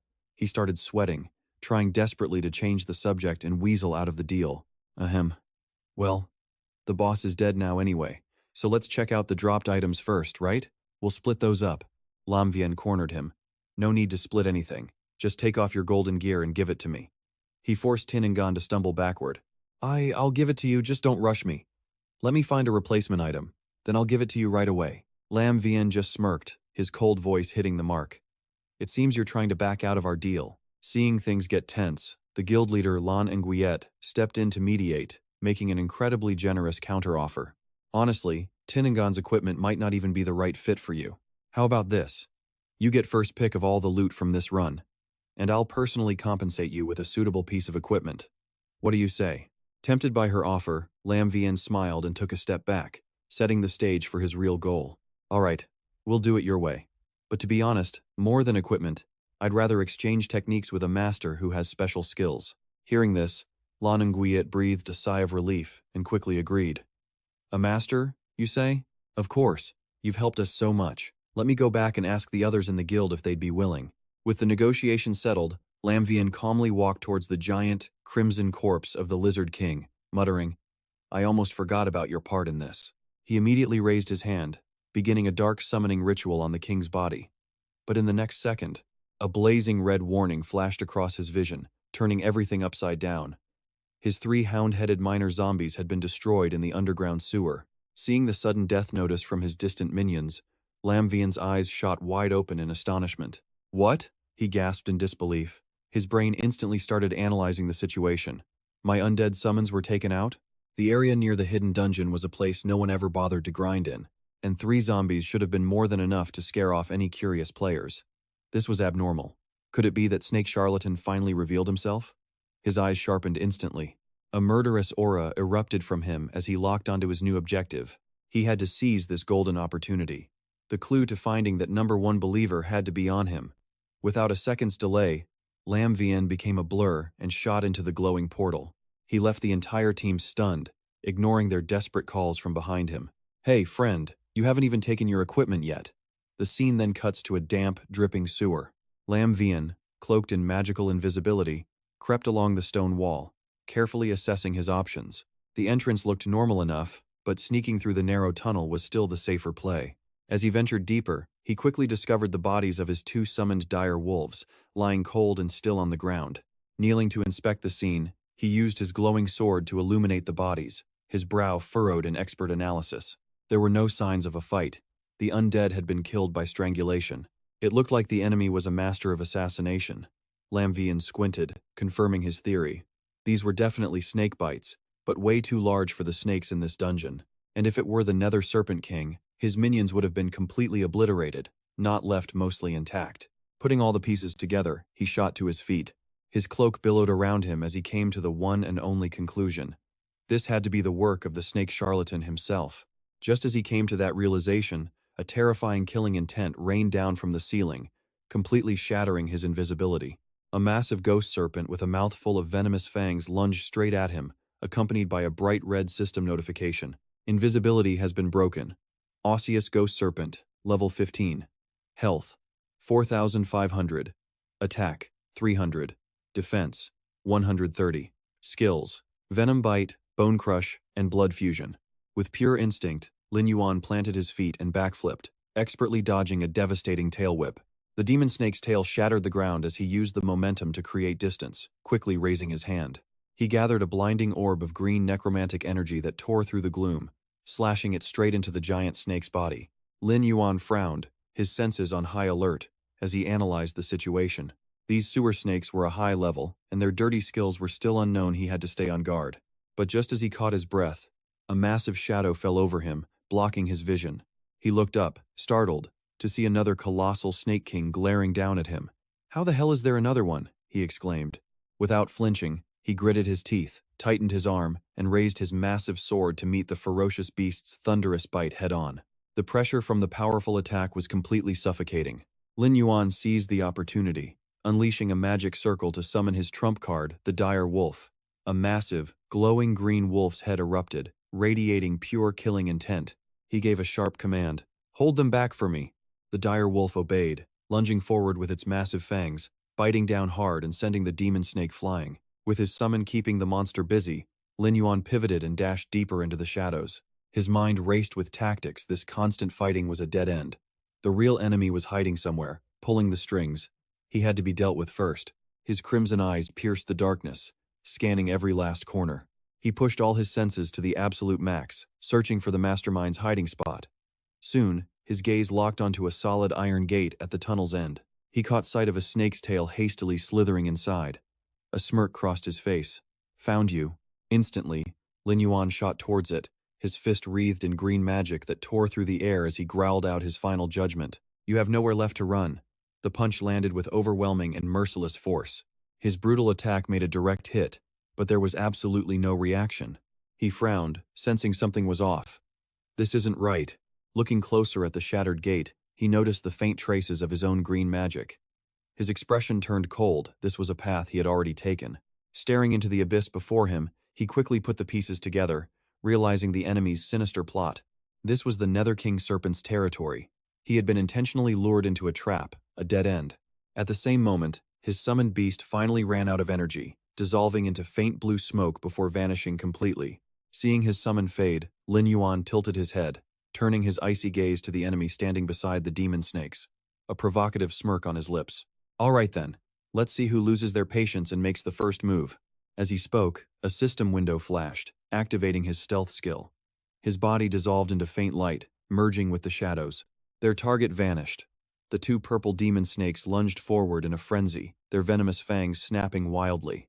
Their attack hit nothing but the cold iron gate, leaving behind an empty space where a person had just been standing. Seeing his prey slip away, the snake charmer ground his teeth in frustration, growling. So, he didn't fall for the trap. Beneath his scaly mask, his eyes flashed with murderous intent. "I absolutely will not allow a second person to know the secret of this sewer. This is my territory." The atmosphere grew heavy with a suffocating silence. The gloomy sewer was eerily still, except for the faint ripples in a puddle of water. The villain held his breath, his dark purple eyes scanning every nook and cranny, trying to sense the intruder's location. The moment he caught the slightest vibration, he spun on his heel and unleashed a destructive bolt of lightning from his staff, screaming madly, "You've shown yourself, now become food for my snakes." The powerful attack slammed straight down, shattering the ground into a mess of rubble and thick dust. But contrary to the villain's fantasy, Lin Yuan descended like a phantom from the air, landing in his enemy's blind spot with a cold, mocking tone. "Who exactly are you trying to hit?" This caused the snake charmer to jump in a panic. "What?" Seizing the moment while his opponent was stunned, Lin Yuan swung his greatsword, unleashing a massive, crescent-shaped slash of green energy. As a last-ditch reflex, he tried to save a little face. The villain threw his staff up to block the attack, gritting his teeth in frustration. "You dare to mess with me?" Not wanting a fair fight, he immediately called on the giant spectral snake behind him. It lunged at Lin Fan, fangs bared and roaring. "You're asking for death." In an instant, Lin Fan analyzed his opponent's weakness. It was clear this guy was garbage at close combat. He was always trying to create distance. All Lin Fan had to do was unleash his minions to pin down the beasts, and victory was his. With the plan set, He smirked. You're not the only one who can summon minions, you know. Let's let them play together. Another legion of the undead claws its way from the earth. The snake charmer's eyes flew wide open, muttering in absolute disbelief. More of them? More undead zombies? How could this be such a coincidence? This is completely and utterly impossible. While his enemy was still rebooting, Lin Yuan pressed the attack with a brilliant green magic slash, adding some verbal damage too. Seriously, aside from dancing with snakes, you got any other skills? He'd hit a nerve. The villain absolutely seethed, instantly firing back. Shut your mouth. A dead man walking like you doesn't need to know so much. His cloak billowed in a magical aura as Lin Yuan just scoffed at the weak defense. Stop barking. Without your snakes, you're as useless as a rock. A disgrace to the title of #1 disciple. With his master insulted, the villain erupted in fury, unleashing a storm of toxic purple-black fire as he roared. You scum! How do you know about the existence of my great lord? Taking advantage of the chaos, a giant magic serpent dropped from above, bringing down a wave of pure destructive power right on top of Lin Yuan. The villain gripped his staff, a vile, triumphant smile twisting his face beneath the mask. Didn't see that coming, did you? I've still got plenty of snakes in reserve. Get ready to talk. But facing the serpent's siege, Lin Yuan remained perfectly calm. His crimson eyes, sharp as a blade, silently uncovered the truth. So that's why the earlier sneak attack was so well hidden. These creatures knew how to use the terrain for cover. He'd fallen right into the #1 disciple's trap he had to capture him alive for information. In the next instant, he swung his sword, completely shredding the swarm of attacking snakes. Seeing this, the snake charmer went berserk, focusing his entire life force into a single devastating strike aimed right at Lin Yuan. He spat out a final judgment. The game ends here, you piece of trash. But our hero swiftly dodged, already planning his counterattack. This was the moment. The perfect chance to lure his opponent in close. A blast of destructive energy tore through the air. Lin Yuan raised his sword to block, faking a pained yell. Damn it! A second later, 2 snakes shot out, binding him tight. The bastard's magic even came with a stun effect. His movements were obviously slowing down. The snake charmer pointed his staff down, taunting him with a sneer. When I saw those zombies, I thought my eyes were playing tricks. Never thought you'd be an undead hunter. Too bad your skills are absolute garbage. Looks like you didn't even finish your training, huh? Hearing his ultra-rare class name exposed, Lin Yuan paused, his sharp eyes revealing a flash of genuine astonishment. Undead hunter? What the hell are you even talking about? His mind was racing, suspicion rising to its peak. How in the world did this lowlife know about his hidden class? He even seemed to have the entire skill set memorized. Behind the scaled mask, the villain's lips curved into a crazed, smug smile as he taunted him. Just confess already. Where did you get the intel on the boss's location? I've got all day to play games with you. In response to that arrogance, Lin Yuan raised his head, his eyes burning red with a cold, deadly killing intent. I'll return that question to you. In a minute, I'm going to beat you until you spit out every last thing you know. Before he could finish, the snake charmer's face went pale with terror as he saw that his precious snakes behind him had been turned into undead. You dared to turn my snakes into undead zombies? When the hell did you do that? Lin Yuan clasped his hands behind his back, proudly passing judgment. My undead army is endless. Your pets, however, are dying by the second.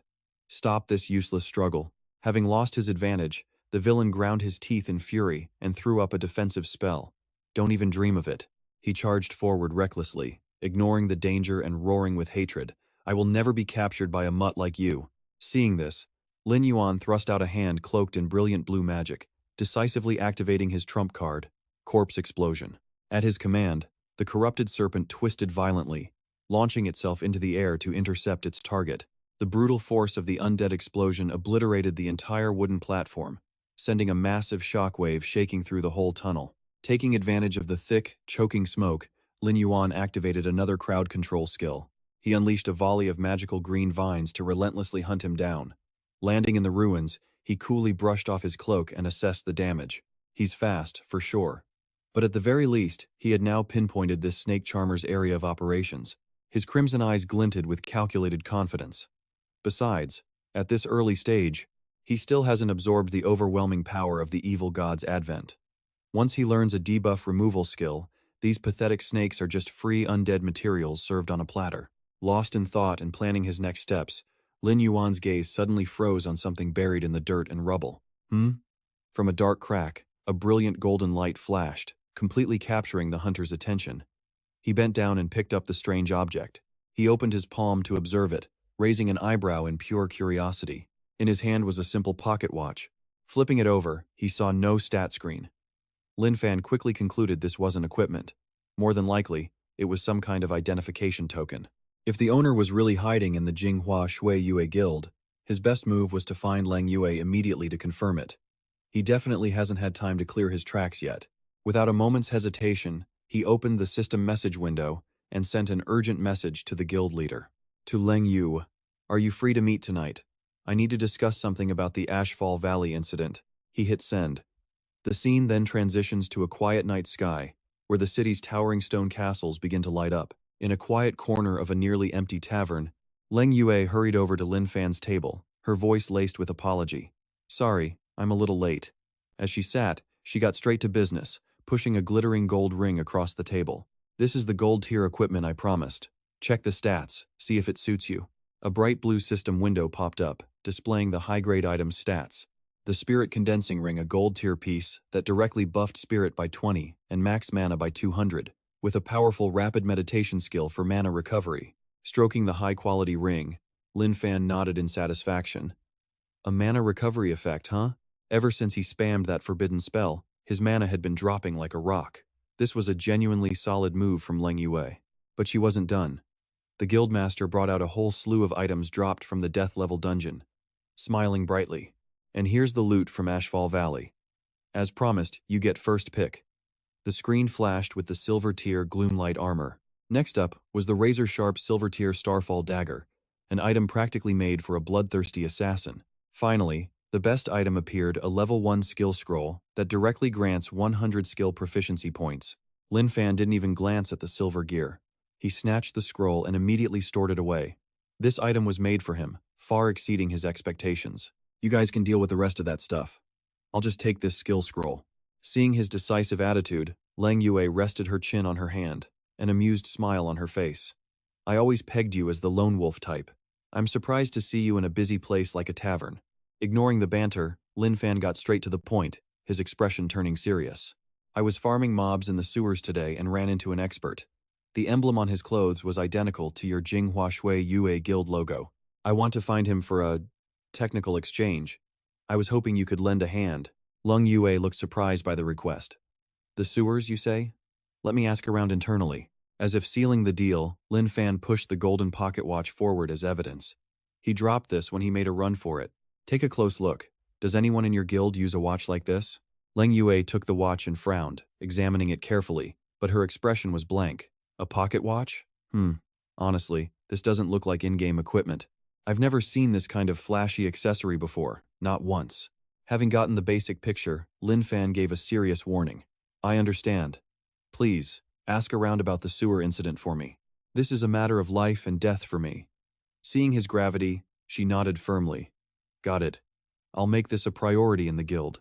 With the main business settled, Lin Fan subtly began to probe, trying to get a feel for the enemy's internal politics. "Speaking of which, you just handed over a gold-tier item to an outsider to settle a debt. Didn't anyone inside Jinghua Shui Yue have an issue with that?" At the mention of her troublesome teammate, Leng Yue's face went cold as she scoffed. "Oh, Jing Yin threw a fit, of course. But he's the one who screwed up in the first place. He has no one to blame but himself." Her sharp gaze suddenly softened. She brushed her hair back, her voice tinged with nostalgia. "There's another reason. You look a lot like my younger brother. It's confusing sometimes. If he were still alive now, he'd be about your age." Seeing Leng Yue's nostalgic expression, Lin Fan lowered his eyes, quietly connecting the dots. So that's why. Her reactions before had always felt strangely familiar. He gently pushed the pocket watch back toward her. "That was a long time ago. Try not to dwell on the sadness." The heavy atmosphere lifted as Leng Yue regained her usual sharp demeanor. "Oh, and one more thing, if he trusted him, he should stock up on anti-electric drugs. He was going to need them very soon." After pocketing the ring, Lin Yuan nodded, and the system instantly confirmed the commission was complete, 100 paralysis herbs delivered. Lin Yuan realized the Order faction must have already sniffed out the Thunder-type dungeon. He now held the best formula for lightning resistance potions. He wrapped up the conversation, saying he'd consider her offer, but for now, it was getting late. Leng Yue stood up with a smile and suggested, It's on my way, let's walk together. The two stepped out of the tavern onto the quiet stone street, but around the corner, a figure in a low hat suddenly appeared, blocking their path. It was Jingyin, confronting Lin Yuan and his goddess. Tinningan's face went dark, his hands gripping his staff so tight he drove it straight into the stone floor. That scum, daring to meet with Lan and Guyet behind his back, he was about to get wrecked.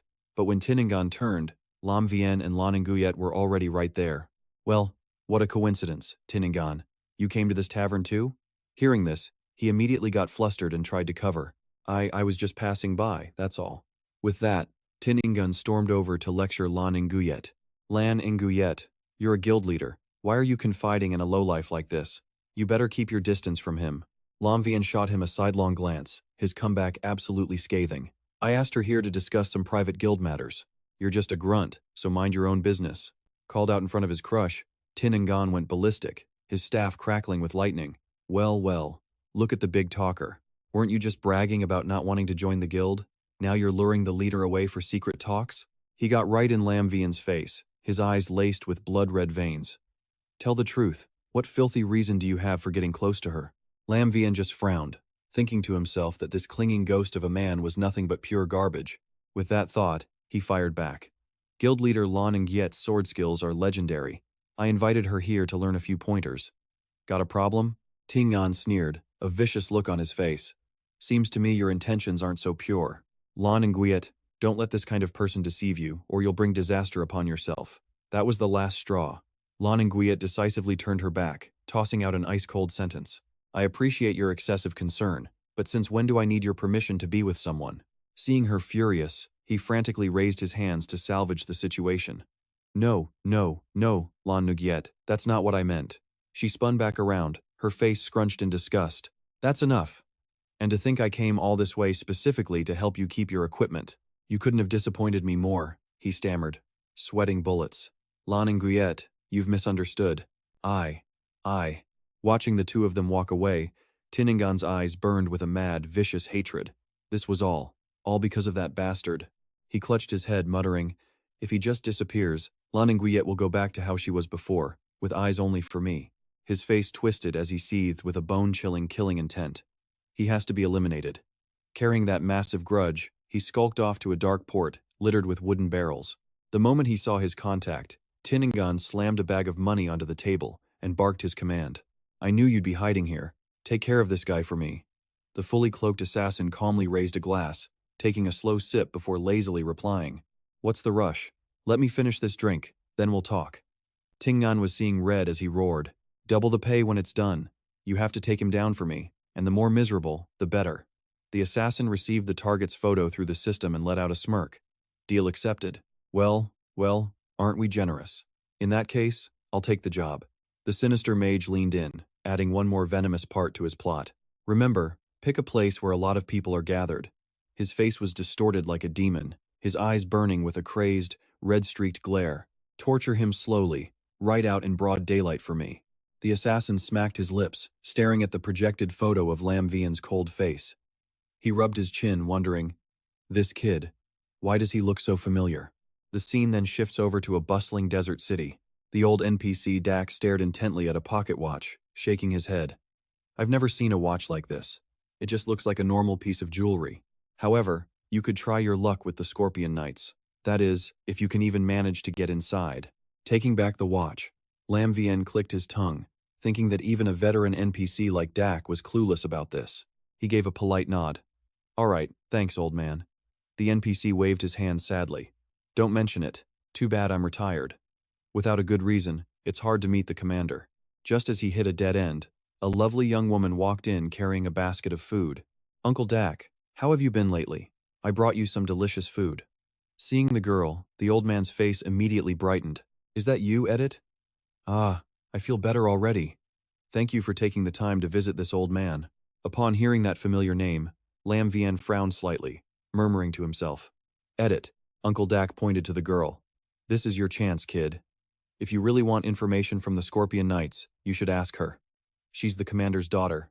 But unexpectedly, Edit quickly shook her head, a pained expression on her face.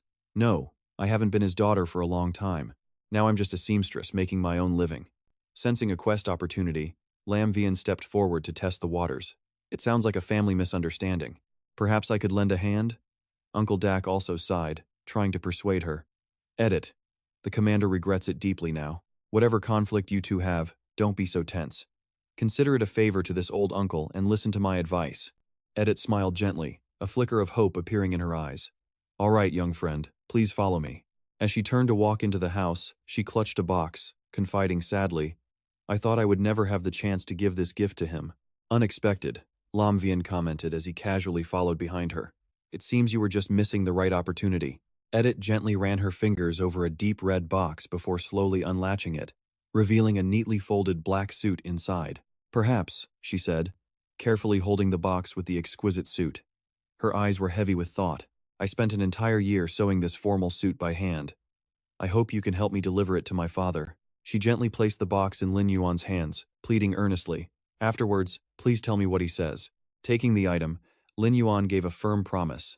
Rest assured, I will deliver this as soon as possible. Immediately, a green system window popped up. A notification appeared. You have accepted the hidden quest, Dusty Kinship. Lin Yuan quickly scanned the quest details. The name of the mission, Dusty Kinship. The conditions, heal Edit and gain favor, and have a reputation with the Scorpion Knights greater than 0. The mission, deliver the suit to her father, the Gold-tier Commander Qi. The time limit was 12 hours. Soon, Lin Yuan stood before the gates of the Scorpion Knights barracks, a compound heavily guarded by soldiers with massive pikes. Seeing a stranger in a black cloak approach, 2 guards immediately crossed their weapons to block his way, yelling, Halt! Who goes there? One demanded. Lin Yuan calmly replied, Don't worry, I've been sent by Lady Edit to deliver an item to the commander. Hearing this, one guard lowered his weapon in surprise. Lady Edit? Please wait here. I'll inform the commander at once. While he waited, Lin Yuan crossed his arms, his mind already spinning with calculations. The Scorpion Knights were the strongest military force in the Western Desert, second only to the State Preceptor. Getting on good terms with them would make his future plans much easier. The guard quickly returned, waving him over enthusiastically. Sorry to keep you waiting, please follow me. Lin Yuan followed the guard deep into the barracks, his eyes catching sight of a massive, winged lion with a ferocious scorpion tail, chained to the ground. He glanced at the beast, already scheming. If he wanted the Scorpion Knight's signature manticore mount, he'd have to grind more reputation points to even qualify to buy it. Seeing the stranger walk past, the beast let out a vicious snarl, baring its fangs with fiery, threatening eyes. They arrived before a large command tent. The guard stopped and pointed inside. The commander is in the tent ahead. You can go in yourself. Lin Yuan nodded politely. All right, thank you. As he pushed back the flap and stepped inside, Lin Yuan immediately tensed up, reminding himself that Commander Qi's power was utterly terrifying. He was on par with a level 60 Lord-class monster. He absolutely could not reveal his secret as a necromancer. Inside, he saw a man in heavy armor facing away from him, studying a battle map. Lin Yuan spoke. Commander Qi, I apologize for the intrusion. The silver-haired man with a long scar turned his head slightly, his voice thick with remorse. Tell me, is my daughter Edit living well? Lin Yuan stepped forward, placing the red box on a wooden table. Lady Edit misses you very much, he replied calmly. She entrusted me to bring this to you. He carefully lifted the suit out with both hands. Lin Yuan explained, This is the formal suit she spent a year making for you, hoping you would understand her feelings. Qi stared off, stunned. A year? The child must have poured her entire soul into this. Sigh, then why won't she come to see me? Clutching the suit, the old commander's eyes shone with both pride and sorrow. It seems she never lost her passion for tailoring. Look at these exquisite stitches. It's a true masterpiece. His face crumpled in despair as he bowed his head in regret. And yet, all those years ago, I was so stubborn. I thought my daughter couldn't pursue such a lowly profession, and in the end, I forced her to leave home. His rough, calloused hands gently caressed the soft, ruffled collar as he whispered with shame, We haven't seen each other in 10 years. Watching the emotional scene, Lin Yuan was stunned. Who knew a legendary general like Qi could have such a tender side? He knew this was his chance to bring up the issue of the watch. Composing himself, he offered a comforting smile. Commander Qi, Lady Edit doesn't resent you at all. The commander's head snapped up, his teary eyes now filled with resolve. Please, tell her something for me. I don't care about that pointless honor anymore. I just want my daughter back. Lin Yuan placed a hand over his chest and bowed respectfully. All right, but there's one last thing I need to ask you about. He then opens his palm, revealing a strange, skull-shaped golden watch. Do you know anything about this? The old commander, Shi, studies the item in his hand, answering with a firm, deep voice. A pocket watch. I can say with absolute certainty I have never seen a design like this before. All right, now go give my message to Edit. Lin Yuan puts the watch away, sighing. It was a dead end. Very well. But just as Lin Yuan turns to leave, Commander Shi's voice stops him in his tracks. Wait. Shi's gaze suddenly turns razor sharp, one eye flaring with an oppressive red light. Who exactly are you? Hit by that intense pressure, Lin Yuan breaks out in a cold sweat. Did the old man spot a weakness in his story? But then, the commander closes his eyes, sighs, and retracts his killing intent. That was out of line. If my daughter trusts you, then I have no reason to doubt you any longer. He then presents a brilliant golden medal as the commander declares, Thank you for everything you've done for Edit. If anyone dares to bully her, you have my authority to drag them to hell in the Scorpion Knight's name. At that, Lin Yuan lets out a huge sigh of relief, wiping the sweat from his brow. That was way too close. He promises firmly. Understood. I will absolutely protect Lady Edit's safety. Instantly, the system screen flashes a bright notification. He's received Shi's recognition, gaining 1,000 reputation with the Scorpion Knights. The notifications keep coming. His reputation with the Scorpion Knights has reached the friendly level. He has officially been granted the status of an honorary member of the Scorpion Knights. Looking at the medal, Lin Yuan smirks. He can't believe the commander was so generous to just hand it over. An item like this can't be earned by grinding. It's a personal gift. This medal is basically a free pass in the Western Desert. Leaving the commander's tent, he heads straight for the shops with a scheme forming in his mind. His reputation is now 1,500. The reputation shop is unlocked, and he cannot miss this opportunity. After all, some exclusive gear is only sold here. The shop's guard greets him with a friendly smile. Greetings, young knight. What are you looking to buy? Scrolling through the epic items, Lin Yuan makes his choice. I want to buy a lion-scorpion mount. A sly grin spreads across his face. He's already mastered the fighting techniques. Activating this mount would basically make him a mobile fortress. The NPC strokes the bizarre creature, a hybrid of a lion and a scorpion, and warns him, the lion-scorpion is extremely expensive. There are only a few in the entire city, and its price is 3 million gold coins. Lin Yuan just throws a massive bag of money on the table without flinching. Not a problem. The system instantly pops up 2 messages. Gold has been paid, and the lion-scorpion mount has been successfully activated. The scene snaps back to the tailor shop, where Edith is clutching her hands, tears of pure joy streaming down her face. My father, he really said that about me? Oh my goodness, I thought he'd completely forgotten about me, that he only ever cared about his night order. Lin Yuan offers a gentle, comforting smile. Don't say that, Lady Edith. The commander truly wants you by his side again. She lowers her eyes, a contented smile on her face. Just knowing he cares is more than enough for me. The familiar interface lights up again. The hidden quest, Dust-Covered Kinship, is now complete. Edit respectfully hands him a wooden box with a bright smile. This is a small gift to say thank you. Please take it. And please, tell my father that making beautiful clothes for people with my own hands makes me truly happy. I want to stay here and continue doing this work. He opens the box, and the stats of a gold-tier item fill his vision. The Shadow Spirit Cloak, plus 100 Constitution, plus 60 Defense, plus 30 Spirit. It also comes with an incredible active skill, Magic Cloak, which provides total immunity. For 10 seconds, he's immune to all magic damage and control effects, with a 24-hour cooldown. He throws on the new cloak, and a golden aura flares up around him as he smirks victoriously. Magic and control immunity? He realizes this is the perfect counter for the Serpent Tamer. He nods. Thank you. I'll pass along your message. The scene shifts again, returning to the outside of the Scorpion Knight's main tent. From within, Commander Shi lets out a long, relieved sigh. It seems Edith is truly happy with her life now. That puts my mind at ease. Still, he hasn't given up the search for clues. Lin Yuan stroked his chin, thinking. The watch plan was a total bust, so he might as well ask about the intel on the snakes. Steeling himself, he spoke up. Commander, sir, do you happen to have any information regarding snakes? The commander stroked his beard, his brow furrowed with a confused expression. Snake species? Ever since the Serpent Man civilization was driven out, his men had already wiped out every last snake around the city. But then he paused, eyes narrowing in deep thought. What if, he wondered, the snake appeared in a dream? Does that count? Sensing something unusual, Lin Yuan pressed for more details. A snake? He asked. What's so special about it? Stroking his chin, he recalled. Well, rumor has it it's a giant python, but things from dreams are usually just illusions. We really don't know how to handle it.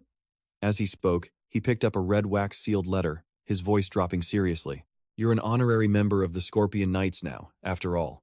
Since you're so interested in this particular snake, he handed the letter over. I'm officially assigning this mission to you. Taking the sealed letter, Lin Yuan gave a firm nod. All right, I'll head out immediately. But his mind was already racing. Could it be the Nether King serpent? How could it possibly enter someone's dream? This had to be connected to the snake charmer. Right on cue, the system panel flashed with a new mission. Quest accepted. Count Kalo's nightmare. He quickly scanned the mission details, traveled directly to Count Kalo's estate, locate him, and uncover any clues about the quest. With a 48-hour time limit, Lin Yuan followed the system's directions, and soon found himself before the gates of a massive, opulent stone mansion. But before he could even take a step forward, the thick wooden doors burst wide open. A brutish servant was dragging a young woman out by her collar, throwing her to the ground without a shred of mercy. The girl cried out in pain as she hit the hard stone pavers. The servant just glared, pointing and cursing at her. How dare a low-life peasant like you defy the Count? A butler in a sharp suit and gold-rimmed glasses sneered, disdainfully pulling on his white gloves. She clearly has no idea who she's messing with. Beat her for me. A group of goons immediately rushed forward, kicking the girl as she curled into a ball to protect her head, all while hurling insults. You worthless trash. You only learn your lesson after a good beating. A burly thug raised a muscular fist, his teeth grinding. The great Count, even looking at a commoner like you is a blessing you don't deserve, peasant. But before the punch could land, Lin Yuan caught it effortlessly. He smirked. So, this must be the Count's estate. Your welcoming committee has certainly been an eye-opener. Interrupted, the goons backed off, glaring at the stranger. What sewer did this peasant crawl out of? You actually dare to meddle in the Count's private affairs? Butler just chuckled, smugly pushing up his glasses with an arrogant air. TSK, trying to play hero for the damsel in distress? Fine, if you want to die so badly, you can join her. Get him. The girl on the ground looked up with bruised eyes, pleading with her savior. Please run. If you offend the Count, it will not end well for you. Lin Yuan simply ignored her warning and stepped forward coldly. This is exactly the place I was looking for. Then, he unleashed his power, sending the entire group of thugs flying into the air with agonized screams. What in the world is happening? Looming over the now cowering butler, Lin Yuan asked coldly, Where is the Count? The man was sweating bullets, trying to muster up some courage. Do you have any idea who you're messing with? This place is. But before he could finish his threat, a figure slowly approached from the mansion, looking up at the newcomer. It was the fat, heavily bearded Count Kalo himself, looking down his nose with pure arrogance. This is my territory. What commoner dares lay a hand on my men? Go inform the Scorpion Knights and have this scum thrown in the dungeons. Unfazed, Lin Yuan calmly pulled out a gleaming gold emblem, holding it up for the Count to see as a smirk crossed his face. I was sent by the Scorpion Knights. I'm here about your nightmare. Seeing the emblem, the Count's eyes went wide. You are? A knight. The Count's attitude flipped 180 degrees. He turned to his butler and hissed, Hang every one of these useless fools upside down, starve them for 3 days. The butler bowed low, immediately scrambling to obey. Yes, my lord. Turning back to Lin Yuan, he flashed a fake, flattering smile. A bunch of blind idiots. Can't even tell a knight from a commoner. You've arrived just in time. If you can solve this little problem for me, I will personally request a generous reward for you from the capital. Lin Yuan coolly shoved his hands into his pockets and replied, I certainly hope so. Following the Count inside, Lin Yuan was met with the sight of a ridiculously luxurious library, its massive bookshelves stretching all the way to the ceiling. Servants were bustling about, some dusting with feather dusters, others struggling to clean ornate, jewel-encrusted velvet chairs. The Count collapsed into a massive armchair behind his desk, holding his head as he began his miserable story. In my dreams, a giant python is always chasing me, hissing and biting. I've summoned the most senior priests, but none of them could find the cause. It's absolutely outrageous. A Count like myself, being forced to endure this kind of pathetic torment. He pushed a meticulously detailed drawing across the desk toward Lin Yuan. I hired an artist to sketch the damned snake. Lin Yuan examined the strange drawing of a bizarre, three-headed cobra, his brow furrowed in surprise. It was just as he feared the Serpent King. Folding the paper, a small smirk played on Lin Yuan's lips. He calmly told the Count, I'll need a little more time to handle this. Just then, a timid maid with short hair brought in tea as the Count warned, I trust you'll ensure our victory. A successful mission would benefit them both. But suddenly, the maid stumbled on the carpet, losing her balance as the tray went flying. A full glass of ice-cold water splashed directly in the arrogant count's face, causing the girl to freeze in absolute terror. Hit with the cold water, the enraged count shot to his feet. Wiping his face, he roared like a wild animal and pointed a shaking finger at the girl. You filthy peasant! In his fury, he swung a massive arm, a thunderous slap that sent the poor maid sprawling across the floor. I'll skin you alive, you worthless wench, he shrieked. The poor girl could only clutch her swelling cheek, sobbing and begging for mercy under his oppressive shadow. Please, my lord, don't hit me. The count's face was a twisted, red mask of pure rage, his eyes bloodshot as he screamed. You're a useless piece of trash that can't do one simple thing. Unsatisfied, he viciously raised his heavy leather boot, preparing to stomp directly on the small girl's face. Born a peasant, die a peasant. But before his boot could connect, Lin Yuan moved like a blur, sweeping the maid into his arms and out of danger in a split second, leaving the count to stumble forward in shock. Holding the blushing girl in his arms, Lin Yuan turned his head and calmly reminded him, My lord count, we are still discussing my commission. Wouldn't you agree your current actions are— Haha, that was his mistake. But he was only trying to do what was best for them. If they couldn't handle such trivial matters, how could they possibly survive in the real world? As he spoke, he puffed out his chest smugly, while Lin Yuan gently set the maid back down on the ground. When they were homeless on the streets, he was the only one who showed them mercy. They should be on their knees thanking him for it. He shoved his greasy, cruel face close to hers, hissing as he tried to force a confession. Answer me now, Anna. Isn't that right? The maid Anna bowed her head, tears streaming down her face as she clasped her hands in fear. Yes, my lord. I am eternally grateful to the count for taking me in. The count ordered her away with a flick of his chin. Walking past Lin Yuan and the butler, he continued to spew his vile, contemptuous insults. Unlike someone like him, born with noble blood, these poor wretches who crawled out of the slums were worth less than a single piece of stale bread. He plopped back down at the extravagant dining table, lacing his fingers together as he smugly lectured them. But even lowly peasants have their uses. Being able to entertain him is the greatest purpose of their existence. Wouldn't you agree? The knight knew the fat man's insults were aimed at him for meddling, but Lin Yuan just narrowed his eyes, completely unfazed. He chose to remain silent. In response to his indifferent attitude, the count turned to flex his authority on the butler. Butler, clear the table and set a separate place for this knight who has no title. The butler bowed deeply, then shot Lin Yuan a nasty smirk. If it wasn't for the fact that you're working for me, you'd probably go your entire life without ever getting a chance to taste a count's feast. Soon, the long table was laden with food served by the bustling maids. The butler stood beside him to serve, reporting, My lord count, the venison sent by Count Golden Hu has been prepared by the chef, exactly as you ordered. He rubbed his chin, nodding like a connoisseur. It's acceptable. But then, he shot Lin Yuan a look of pure contempt and smacked his lips before giving an order. This knight is from the countryside. He wouldn't be used to such refined, high-class food. Just give him a bowl of fish soup. The butler simpered obsequiously. Yes, sir. Hearing the blatant insults, Lin Yuan's brow twitched as he made a silent calculation. The mission comes first. But after this is all over, he was coming back to tear this entire count's mansion to the ground. Then he just shrugged his shoulders and replied, Whatever you say. A moment later, the maid Anna approached, gently placing a simple bowl of fish soup before him. For you, Sir Knight. Lin Yuan looked up at the girl and offered a polite smile. Thank you. While noisily chewing a huge piece of meat and gulping down wine, the fat count grew impatient. Knight, have you figured out a solution? Don't you dare waste any more of my time. Lin Yuan calmly lifted the bowl of fish soup and took a slow sip. He calmly proposed, I hope I can stay in your room tonight, just to observe for a bit. Hearing this, the count furiously threw his wineglass, shattering it. He pointed straight at Lin Yuan and roared, Are you kidding me? Is my bedroom some kind of public space that trash like you can just wander into? Figure it out yourself. I only care about results.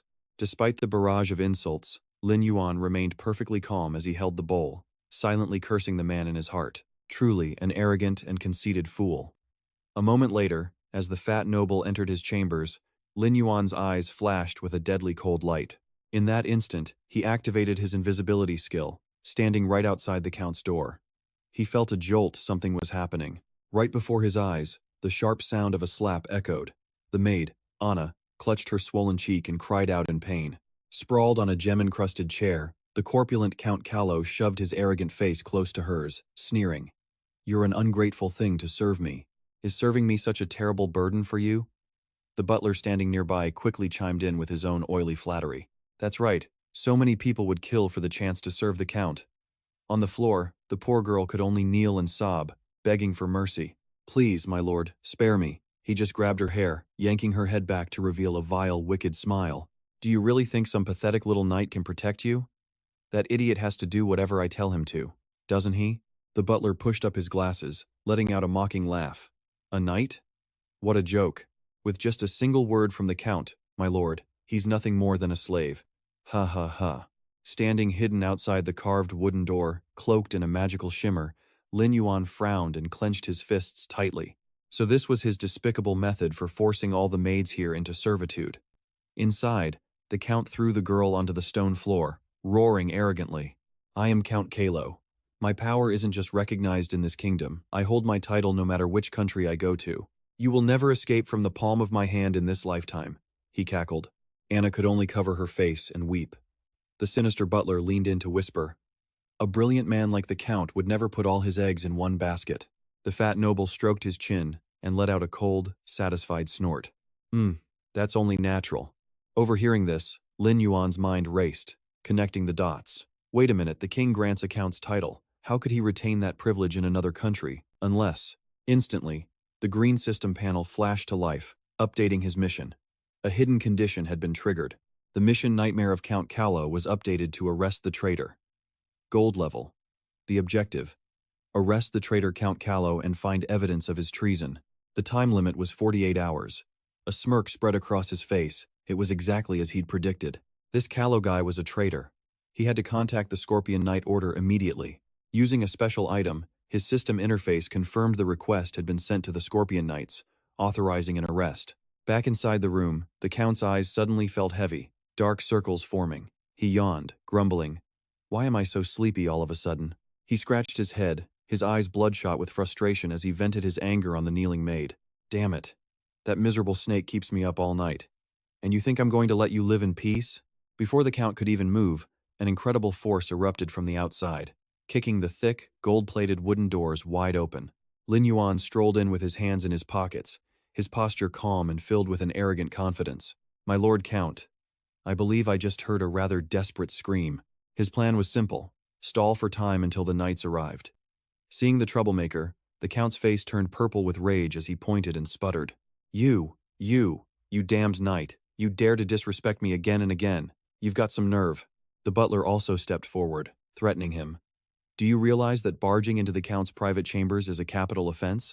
Ignoring the pathetic screams of the two men, Lin Yuan looked down at the maid and gently told her to step outside. "I have some private business with the Count." The girl looked up at him with tear-soaked eyes, completely stunned. Feeling utterly humiliated, the Count's fat face contorted as he hissed with contempt. "You ruined my mood. And you think you can just leave? A low-rank knight like you has delusions of being some kind of hero? That medal of yours can't hide the sour stench of poverty on you." The butler bowed, fanning the flames. "My lord, perhaps he deserves a little punishment?" The Count jutted out his chin and gave a merciless order. "Tie him up and hang him upside down for me. I will force him to watch and see the tragic end that awaits all low-born trash who forget their place." The butler pushed up his glasses, rubbing his hands together with glee. "Rest assured, my lord." He turned his head and screamed for reinforcements. "Guards, an intruder is attempting to assassinate the Count." Immediately, countless guards armed with long spears stormed in from the lavish corridor, flooding the room. The situation looked overwhelming. The maid Anna panicked, grabbing Lin Yuan's sleeve and pleading with tears in her eyes. "You have to run, don't waste your life for me." But Lin Yuan just watched the pack of mongrels before him, his eyes narrowed, a confident smirk on his face.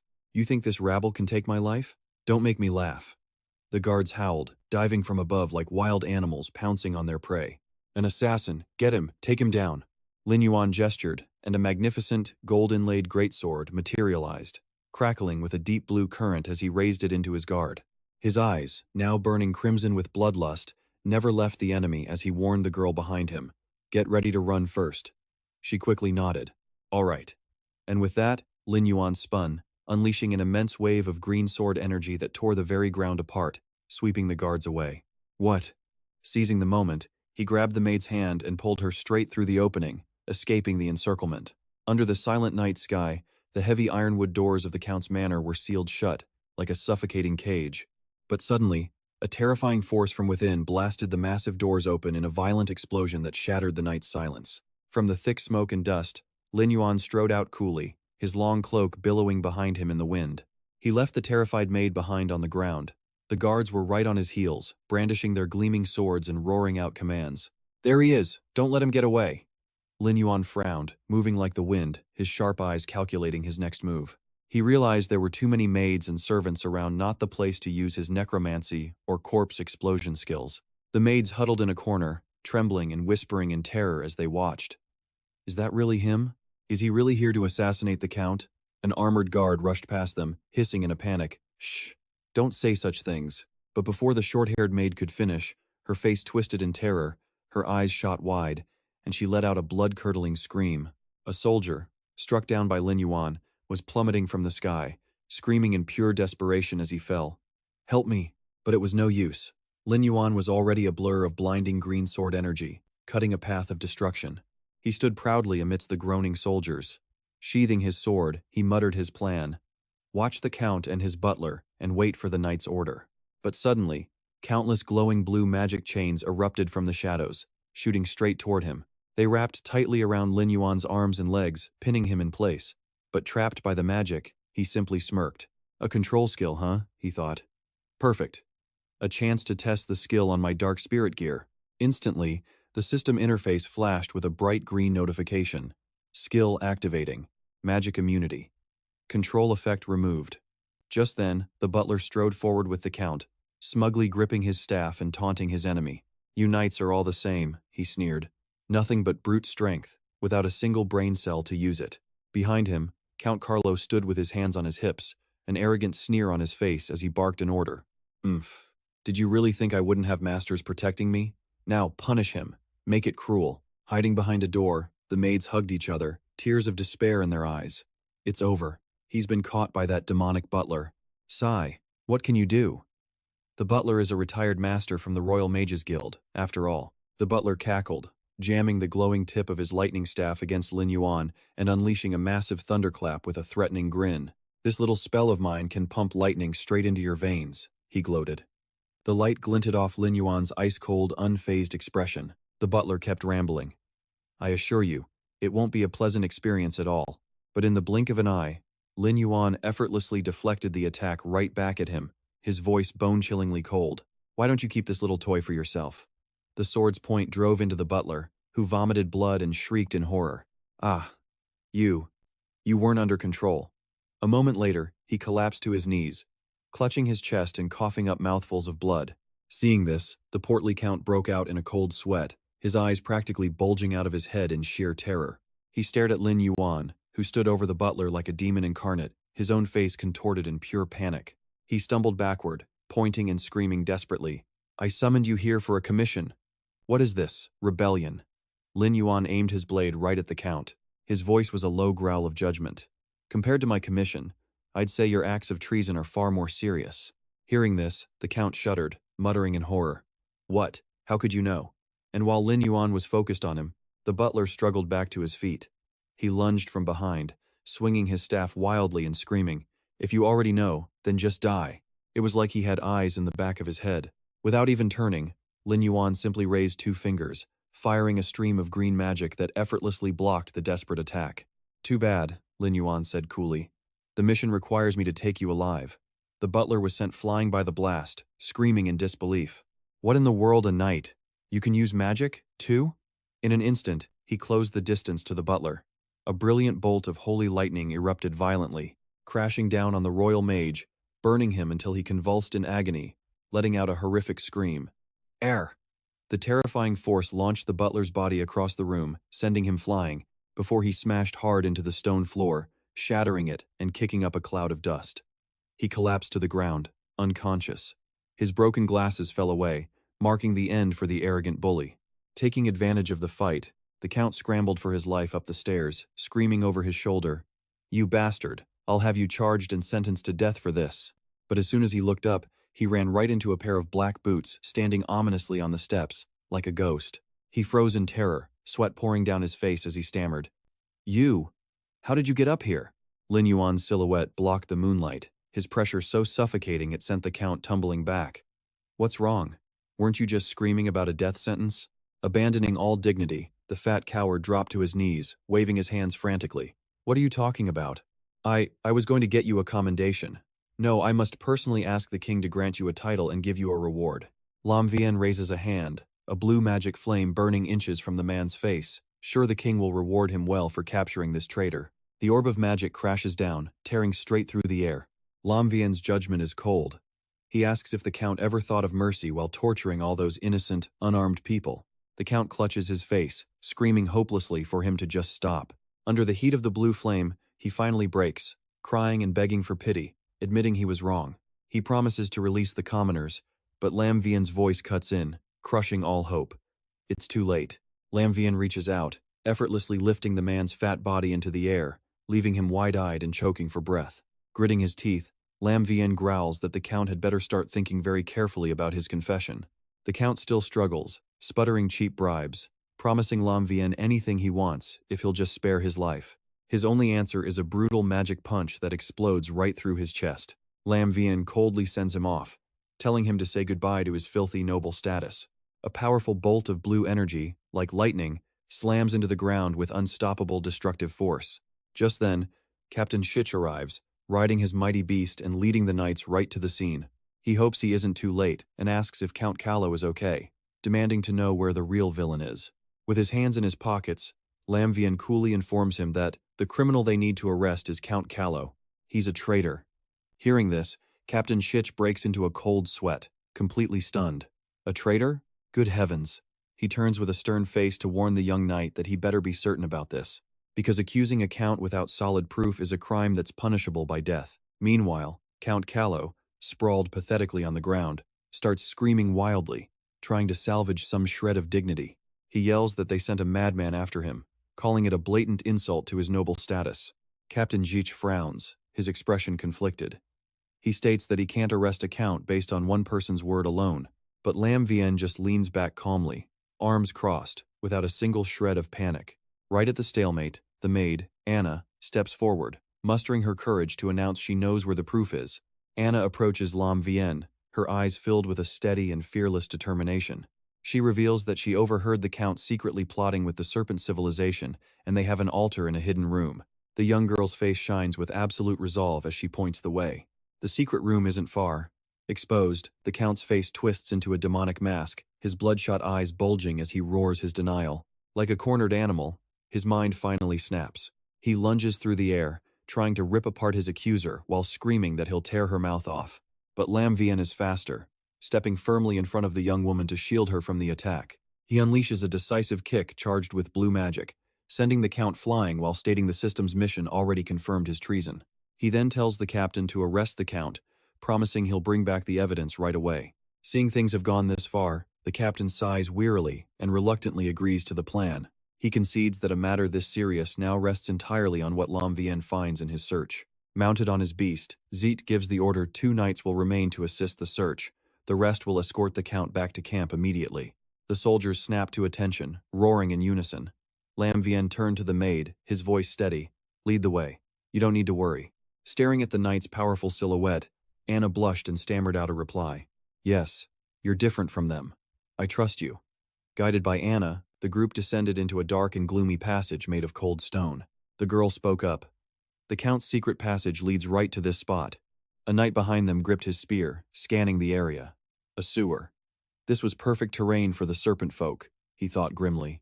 Following from behind, Lam Vien shot a suspicious glance toward the short-haired maid, his mind already racing with calculations.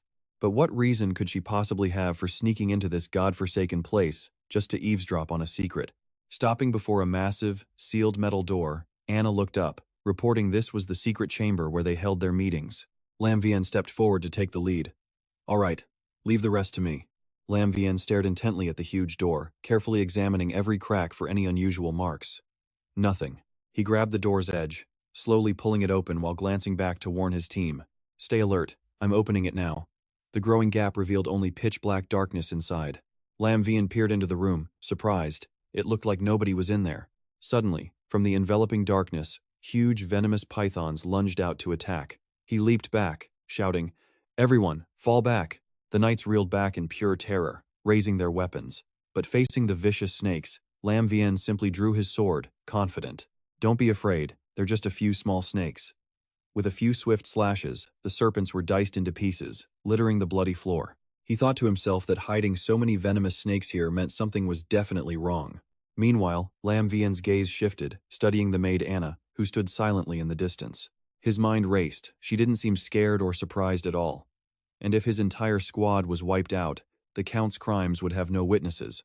Could she actually be one of the serpent folk, disguised as a human? Was she secretly working with that fat nobleman? Maybe she sensed the Count was about to be exposed and used him to make her escape. This snake-repellent potion was something the serpent folk absolutely despised. One quick test would reveal the truth. In a flash, he smashed the glass vial on the floor, releasing a pale yellow mist as he offered the perfect cover story.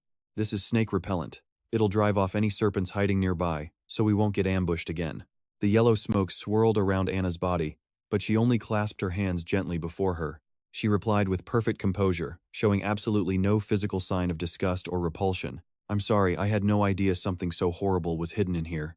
But the evidence is definitely inside."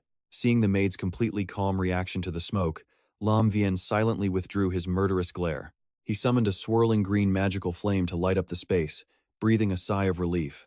Perhaps he'd been far too suspicious. He then turned to the girl with a reassuring smile. "It's all right. This wasn't your fault." The group strode deep into the stone chamber, where their eyes were immediately drawn to a massive, evil-looking coiled snake statue. Lam Vien crossed his arms. "We found our evidence." A knight picked up the statue, then cried out in disbelief. "My God, this is a totem of the serpent folk. The king ordered these destroyed. That damned Count dared to hide so many." The knight beside him held up a piece of embroidered cloth, his eyes wide with horror. This is the Count's family crest. He was really conspiring with the serpent folk. This is high treason." Behind the two shocked knights, Anna lowered her head, a sinister smile creeping across her face, hidden in the shadows. She clasped her hands together, playing the part of a weeping, fragile victim. "Please, knights, you must make him pay dearly."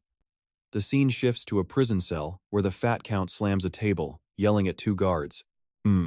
It's been a whole night. Where's your proof? How dare you slander the honor of a Count? Just wait until I get out of here. I'll deal with every single one of you worthless peasants." The cell door burst open. Commander Shit entered with Lam Vien, his eyes blazing as he commanded, "We found the evidence. Drag him out for a harsh interrogation." The guards snapped a salute, acknowledging the order. Forced brutally to his knees, the guards shouted, "Shut up and confess your crimes, you vile traitor." The sweating, panicking Count stammered, "What? Impossible, but I have no connection to the serpent folk." Lam Vien watched the interrogation unfold, his hands clasped calmly behind his back. Captain Jitch sighs, shaking his head in disbelief as he speaks with the young knight. He can't believe Kayla was actually a traitor. He claps Lam Vien's shoulder, his voice filled with pride.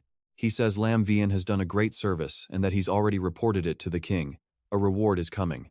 Lam Vien just smiles humbly, stating that it was simply his duty as a knight.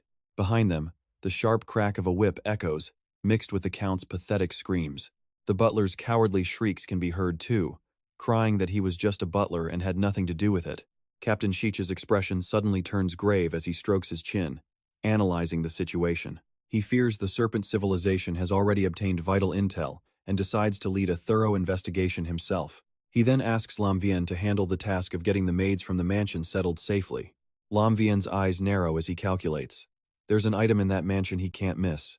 He quickly agrees, promising to handle it. Just then, a guard comes rushing over to deliver an urgent report. "Commander, they're talking." Sheet's eyes flashed. He immediately spun around, grabbing a pen and paper to take notes. The once dapper butler, now a bruised and swollen mess, shoved his way forward, desperate to betray his master. "Let me confess first." "Hey!" The Count wasn't about to get shown up by a mere servant. With a face covered in blood, the Count shrieked, "Shut your mouth! It is not your turn to speak." He then slammed his fat body into the butler, sending the man tumbling and crying out in pain as he scrambled to Jeet's feet, a sniveling wreck ready to confess. "I admit it," the Count confessed. "I did have some minor dealings with another power. Just a tiny bit," he sobbed pathetically. "But I came clean on my own. You have to ask the king to show me mercy." The sheer shamelessness of the traitor was infuriating. Jit gripped his sword hilt tightly. We risk our lives for this country, and scum like you sells it out? You deserve to die. Just then, the system interface flashed brightly. Mission complete. Capture the traitor. Scorpion Knight's reputation had increased by 1,000. Still, Lin Yuan frowned, uneasy. That's it? What about the giant serpent?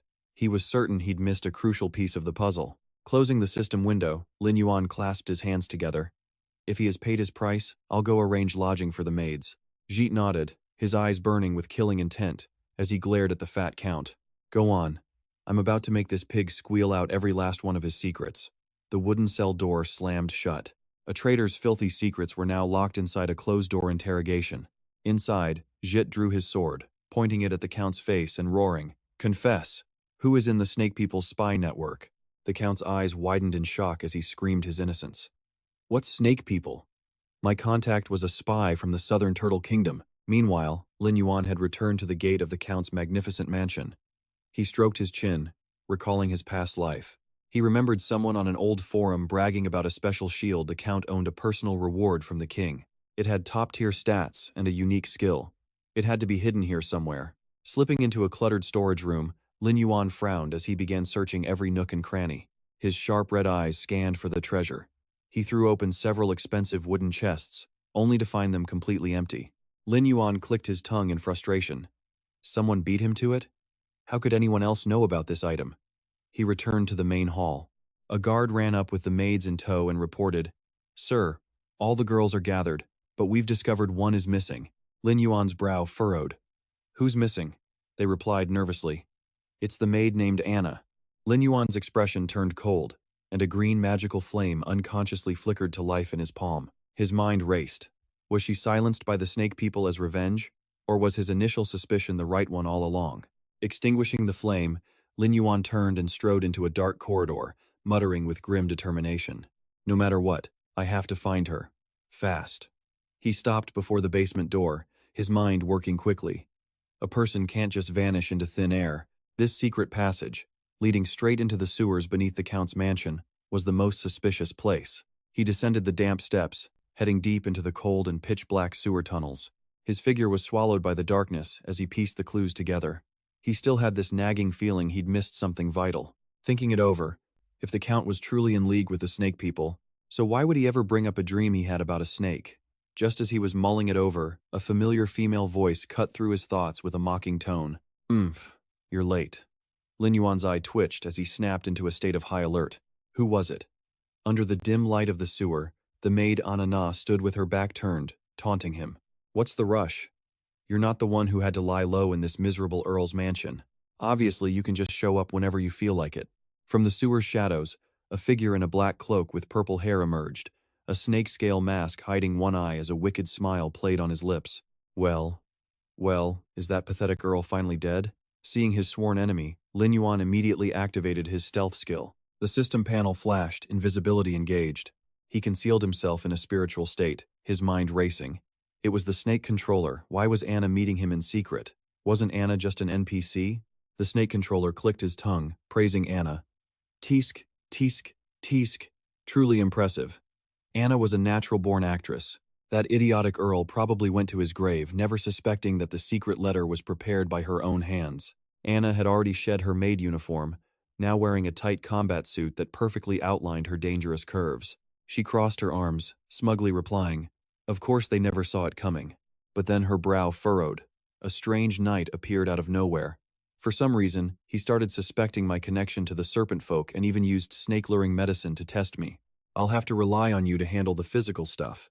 The snake controller smirked. "Oh? Weren't you always able to twist those fools around your little finger?" Then his face turned serious as he asked, "What does he look like?" Anna held out a portrait, reporting coldly, "This is what he looks like. I still need to carry out the serpent folk's mission and slowly weaken the nobles of the Western Desert Nation." Then she asked him, "Right, how's your snake supply coming along?" The snake controller took the portrait. He gave it a careless glance, but in the very next second, his face twisted into a mask of pure rage. Veins bulged on his forehead as he seethed through gritted teeth. "It's this bastard. If it weren't for him, my precious baby snakes wouldn't have left me. It was him. He stole my hidden dungeon." Hiding in the dark corner, Lin Yuan finally understood. It turned out Anna was a spy for the serpent folk, aiming to frame and eliminate the nobles of the western desert. But another question popped into his head. If the Earl was really framed, then why did the system notify him that the mission was complete? Whatever, he'd just find the right chance to wipe them all out. Hearing the snake controller's roar, Anna crossed her arms with a look of disdain. What's wrong? You've run into him before? Isn't he just some knight who knows a little magic? Can't you even handle a small problem like that? Provoked, the snake controller roared in fury. What the hell do you know? His true strength is far beyond what you've seen. He can summon the undead. If it wasn't for that damned undead guarding the hidden dungeon's entrance, why would I be having such a headache? Anna was stunned. The undead? Could his class be? The snake controller gritted his teeth and replied, That's right. That's why I need to borrow the Nether King serpent for a bit. His face became incredibly sinister. His eyes blazed with a murderous red light as he screamed, I will make sure he dies without a complete corpse. But to his surprise, Anna flatly refused. Absolutely not. The Nether King serpent has other plans. Once it enters the perception range of the Western Desert's Grand Tutor, there's a huge chance that Old Man will destroy it. That's a loss our serpent folk civilization cannot afford. The snake controller grabbed her shoulders, begging desperately. But I can't wait any longer. You have to lend it to me. Anna shoved his hands away and got right in his face, warning in a low voice. I won't let you act so recklessly. Still invisible, Lin Yuan quietly analyzed the situation. NPCs don't usually interact this much with players, so was this snake controller using Anna to farm reputation points for the serpent folk civilization? He clenched his fists, making a silent vow. There was no way he was going to let that happen. Suddenly, a violent gust of wind exploded through the area, shaking the entire sewer. Lin Yuan whipped his head around, stunned by the sight before him. From a cloud of white smoke, a massive, turquoise python slithered out, its golden eyes blazing with ferocity as it raised its head with overwhelming pressure. The snake controller hastily backed away, giving the stage to the beast and its master. Standing before the python's head, Anna crossed her arms and delivered a cold threat. The Nether King serpent can sense my emotional fluctuations. If you really want to make a move, I can't guarantee I can control it. The snake controller scoffed. The two of you really are a loyal pair of master and servant, aren't you? The giant serpent lowered its gaze, its mind fixed on a single purpose. Everything for the plan. Anna gently stroked the serpent's hard scales, seeking comfort and understanding. The snake controller finally relented. Fine. I'll find a way to deal with him myself. You just continue your mission, and don't you forget the boss's orders. You have to cooperate with my actions.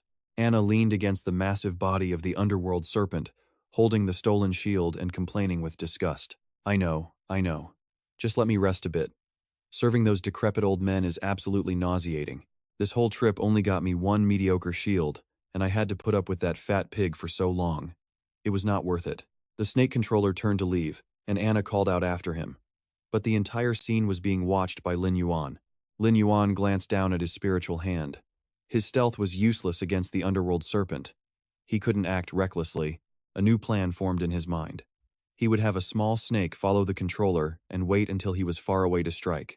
A tiny spirit snake immediately split off from his body and slithered away in complete silence. Looking at the colossal serpent, Lin Yuan whispered, Be patient. You'll see Tianri again very, very soon. The serpent flickered its tongue in eager response. Lin Yuan clenched his fist. He decided the Earl's situation could wait. Dealing with the first believer was the most urgent matter at hand. First, he had to nab that fake snake tamer. Lin Yuan opened the tracking map. A confident smirk played on his lips. With the shadow spirit's power in hand, he was ready to give that guy a nasty surprise. The snake tamer was striding along when suddenly, a numbing jolt shot up his spine. He froze mid-step. Was that undead spirit him again? The system flashed an alert, activating a skill. Demonic arm perception. Beneath the snake-like mask, his purple eyes went wide with shock. Damn it, he was being followed. He quickly pulled out a teleportation scroll. He gritted his teeth in frustration. Good thing he came prepared this time, but sooner or later, he'd have to eliminate that bastard for good. The system immediately displayed a notification. Teleportation in progress. A bright blue magic circle appeared at his feet, swallowing him whole before vanishing without a single trace. Lin Yuan stood frozen on the spot, clicking his tongue in disbelief. Another teleportation scroll? How could he use such an expensive one-time item so casually? Looks like this first follower has more resources than I thought, Lin Yuan mused, analyzing the situation. I need to build up my own capital. That's right, it's time to craft a batch of high-efficiency lightning resistance potions. When that lightning dungeon opens, they'll be a hot commodity. His gaze became resolute as he looked over at his undead minions standing guard. And to make that happen, he needed to maintain his hold on the Serpent's Nest hidden dungeon. Meanwhile, in a majestic church, a noblewoman named Edith gave her emotional thanks. My goodness, I never imagined these homeless girls had suffered so much. Please, let them stay here. Another young woman gratefully held Edith's hand. I can teach them sewing, it's better than becoming servants again. This was the whole purpose of our journey. Thank you, Lady Edith. A knight standing nearby spoke up. We'll be taking our leave now. Oh, and by the way, has her confession been processed? Another knight replied. It's already been handed over to the commander. I can't believe he was secretly working with the Southern Gui Empire. Absolutely disgraceful. The Southern Gui are our sworn enemies. As the group of knights departed, someone watched them go, muttering. So the Southern Gui Empire was pulling the strings. In this world, the Southern Gui and the Western Desert have always been rivals. I hope he gets what he deserves. As the knights moved further away, no one noticed a thing. From a dense thicket of trees nearby, the shadows stirred, revealing a figure in a black cloak. A crow perched on his shoulder as he whispered a command. Go inform the boss. The target has left the knights. We can make our move any time. The crow cawed as if it understood, spreading its jet-black wings and soaring into the sky. Back with Lin Yuan, he was walking down the road, calculating. The high-efficiency resistance potion formula in his hand was his only copy. Crafting it required a high-level alchemist, but they were almost all members of the major guilds. He stood before a quest board, his brow furrowed in thought. This formula was a one-time use item. If they learned the recipe and then double-crossed him, it would be a huge problem. Lin Yuan made a decision. Finding a freelance alchemist and signing a binding contract seemed like the safest option. He scanned the various quest papers on the board. The thing is, high-level freelance alchemists were not easy to find. He'd just have to post a bounty and see if anyone suitable showed up. Suddenly, his eyes locked onto one particular notice. He picked up the paper and read it to himself. A bounty quest posted by the player Luo Qingyan. The name rang a bell. He remembered from his past life she was a top 10 alchemist in the Western Desert, and her main class was a ranger with long-range attack capabilities. Lin Yuan's eyes lit up as he clutched the paper. Most importantly, she had never joined a single guild. The system board immediately flashed. Bounty quest accepted. Quest poster automatically added as a friend. A chat window popped up, and Luo Qingyan's surprised voice came through. Oh, I didn't think anyone would actually dare to take my quest. Can't you see the Crimson Flame Guild is trying to bury my listing? Lin Yuan typed back a blunt reply. Never heard of them. When are we completing this quest? Luo Qingyan chuckled. Looks like you're an impatient one, huh? All right, I'm sending you the coordinates. See you in a bit. A small notification appeared in front of Lin Yuan. Coordinates. 225478565. He muttered. There aren't many high-level freelance alchemists around. I hope she's someone worth working with. Lin Yuan quickly made his way to a rocky canyon under the setting sun. A sharp voice rang out from behind him. Hey there, cutie. Are you the one who accepted my quest? It was Luo Qingyan, a beautiful ranger with long brown hair, dressed in green combat gear. She walked toward him, asking, Is it just you? The granite golem is an elite monster, you know. Are you sure you can handle it alone? Lin Yuan turned and gave a slight nod, then he recognized her. It was the drunk girl from the tavern, so she was Luo Qingyan. Luo Qingyan moved closer, leaning right into Lin Yuan's face with a teasing expression. All right, not bad, kid, you're pretty handsome. Looks like this mission is all on you.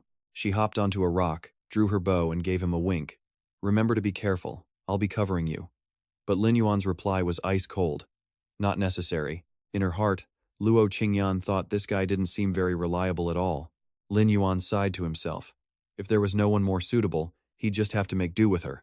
Luo Qingyan pointed ahead, explaining that granite golems hide among the rocks, always waiting to ambush people. The two of them started moving deeper into the canyon. Lin Yuan suddenly stopped in his tracks, his gaze turning vigilant. Luo Qingyan was still smiling carelessly. But don't you worry. Even if the mission fails, I won't blame you. At that exact moment, the ground shook violently as a giant granite golem burst forth from the cliffside. A stat screen flashed in front of Lin Yuan. Granite golem, level 15 elite, HP 3600, attack 300, defense 410. Skills, hardened body, power guard. Both of them quickly jumped into their fighting stances. The monster hunt had officially begun. The granite golem let out a roar, swinging its massive stone fist straight down. Luo Qingyan didn't even flinch. She drew her bow, a bright green energy arrow glowing. See? I told you I'd protect you. The arrow ripped through the air, but bounced right off the monster's steel-like body. The word miss appeared mockingly. Luo Qingyan pouted, her face twisting in frustration. Of course this would happen. Fighting is so much harder than alchemy. Before she could finish her complaint, Luo Qingyan froze as two more granite golems appeared on both sides. They swung their massive fists toward her. In that critical moment, a black shadow zipped by. Lin Yuan was now in front of her, pushing her back with one hand, his sharp sword already drawn. Get to safety. I will deal with them. A light blue aura flared up around Lin Yuan's entire body. His eyes were sharp, his brain working at full capacity. Granite golems. Their defining trait was to swarm their enemies.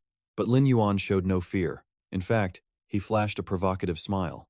The granite golem's defense is incredibly high. So, he'll just use that against them and draw all the aggro. Time to go head-to-head.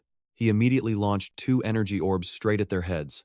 From afar, Luo Qingyan stared, mesmerized by his silhouette. She mumbled, "Why do I feel like I've met him somewhere before? A handsome guy, cold and decisive." Suddenly, a memory flashed in her mind, and Luo Qingyan was stunned as she realized. "I remember now. Isn't he the one who chased off those thugs for me in the tavern? So he really can solo monsters by himself? Turns out I wasn't just drunk and imagining things." She frantically pulled out a recovery potion, running toward the fight while worrying. "Oh man, he's probably cursing me out right now. Don't be scared, little brother. I'm bringing you a healing potion." But before she could get there, Lin Yuan stomped the ground, launching into the air like an arrow. He raised his sword high and roared, "Netherworld Gate!" Instantly, a massive, ghostly green portal ripped open right behind him. From within, the hellhounds and werewolves of the underworld screamed as they charged out. His undead army tore into the granite golems, creating an earth-shattering battle. In just the blink of an eye, the monsters were completely wiped out. Their bodies crumbled into pieces, leaving behind shimmering golden crystal cores on the ground. Lin Yuan lands softly, picks up a crystal, and walks calmly over to the still-stunned Luo Qingyan. "Took care of that. This should be the Granite Man core you needed, right?" A system notification pops up. Luo Qingyan's bounty quest was officially complete. Luo Qingyan dazedly accepts the core. Was it really over just like that?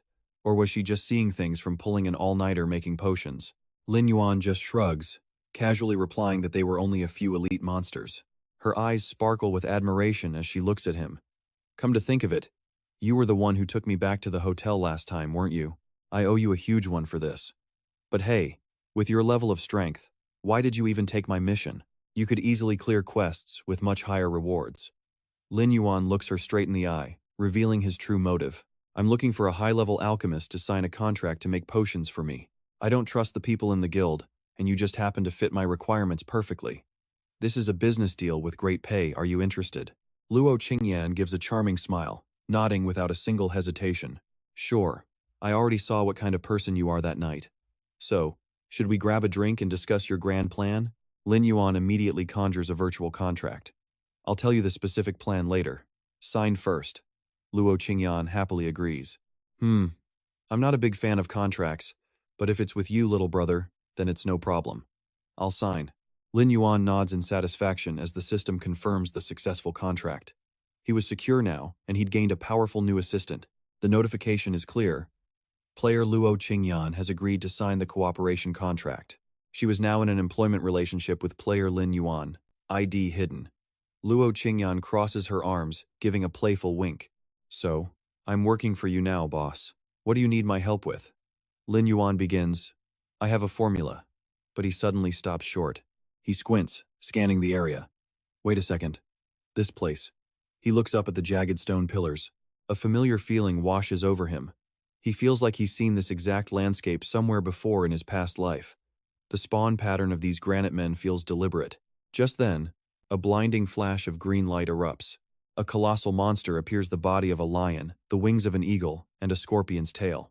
Luo Qingyan panics, but Lin Yuan recognizes it instantly. A manticore. Without a moment's hesitation, Lin Yuan leaps directly onto the back of the newly spawned beast. The monster lets out a deafening roar before flapping its massive wings and soaring into the sky, leaving a bewildered Luo Qingyan on the ground. Huh? He just left? Flying high above the canyon, Lin Yuan gets a bird's eye view. And then it hits him, so this was the angle from that photo on the forums in his past life. From up here, the stone pillars where the granite men appeared were arranged in an incredibly mystical formation. The manticore circles once before landing in front of the single largest stone pillar. Lin Yuan's eyes flash with pure excitement. This had to be the entrance to a hidden dungeon. Inside the ancient crypt, Lin Yuan and Luo Qingyan, one pulsing with dark blue energy, the other shrouded in green life force, cautiously press deeper into the darkness. Luo Qingyan whispers as they walk, her eyes wide with shock. She couldn't believe there was actually a hidden dungeon in this stone forest. But there are only two of us. Are we really going to be okay? Lin Yuan, however, remains calm, his mind already running the calculations. Regarding this dungeon, the forums in his past life only had a single picture of the entrance.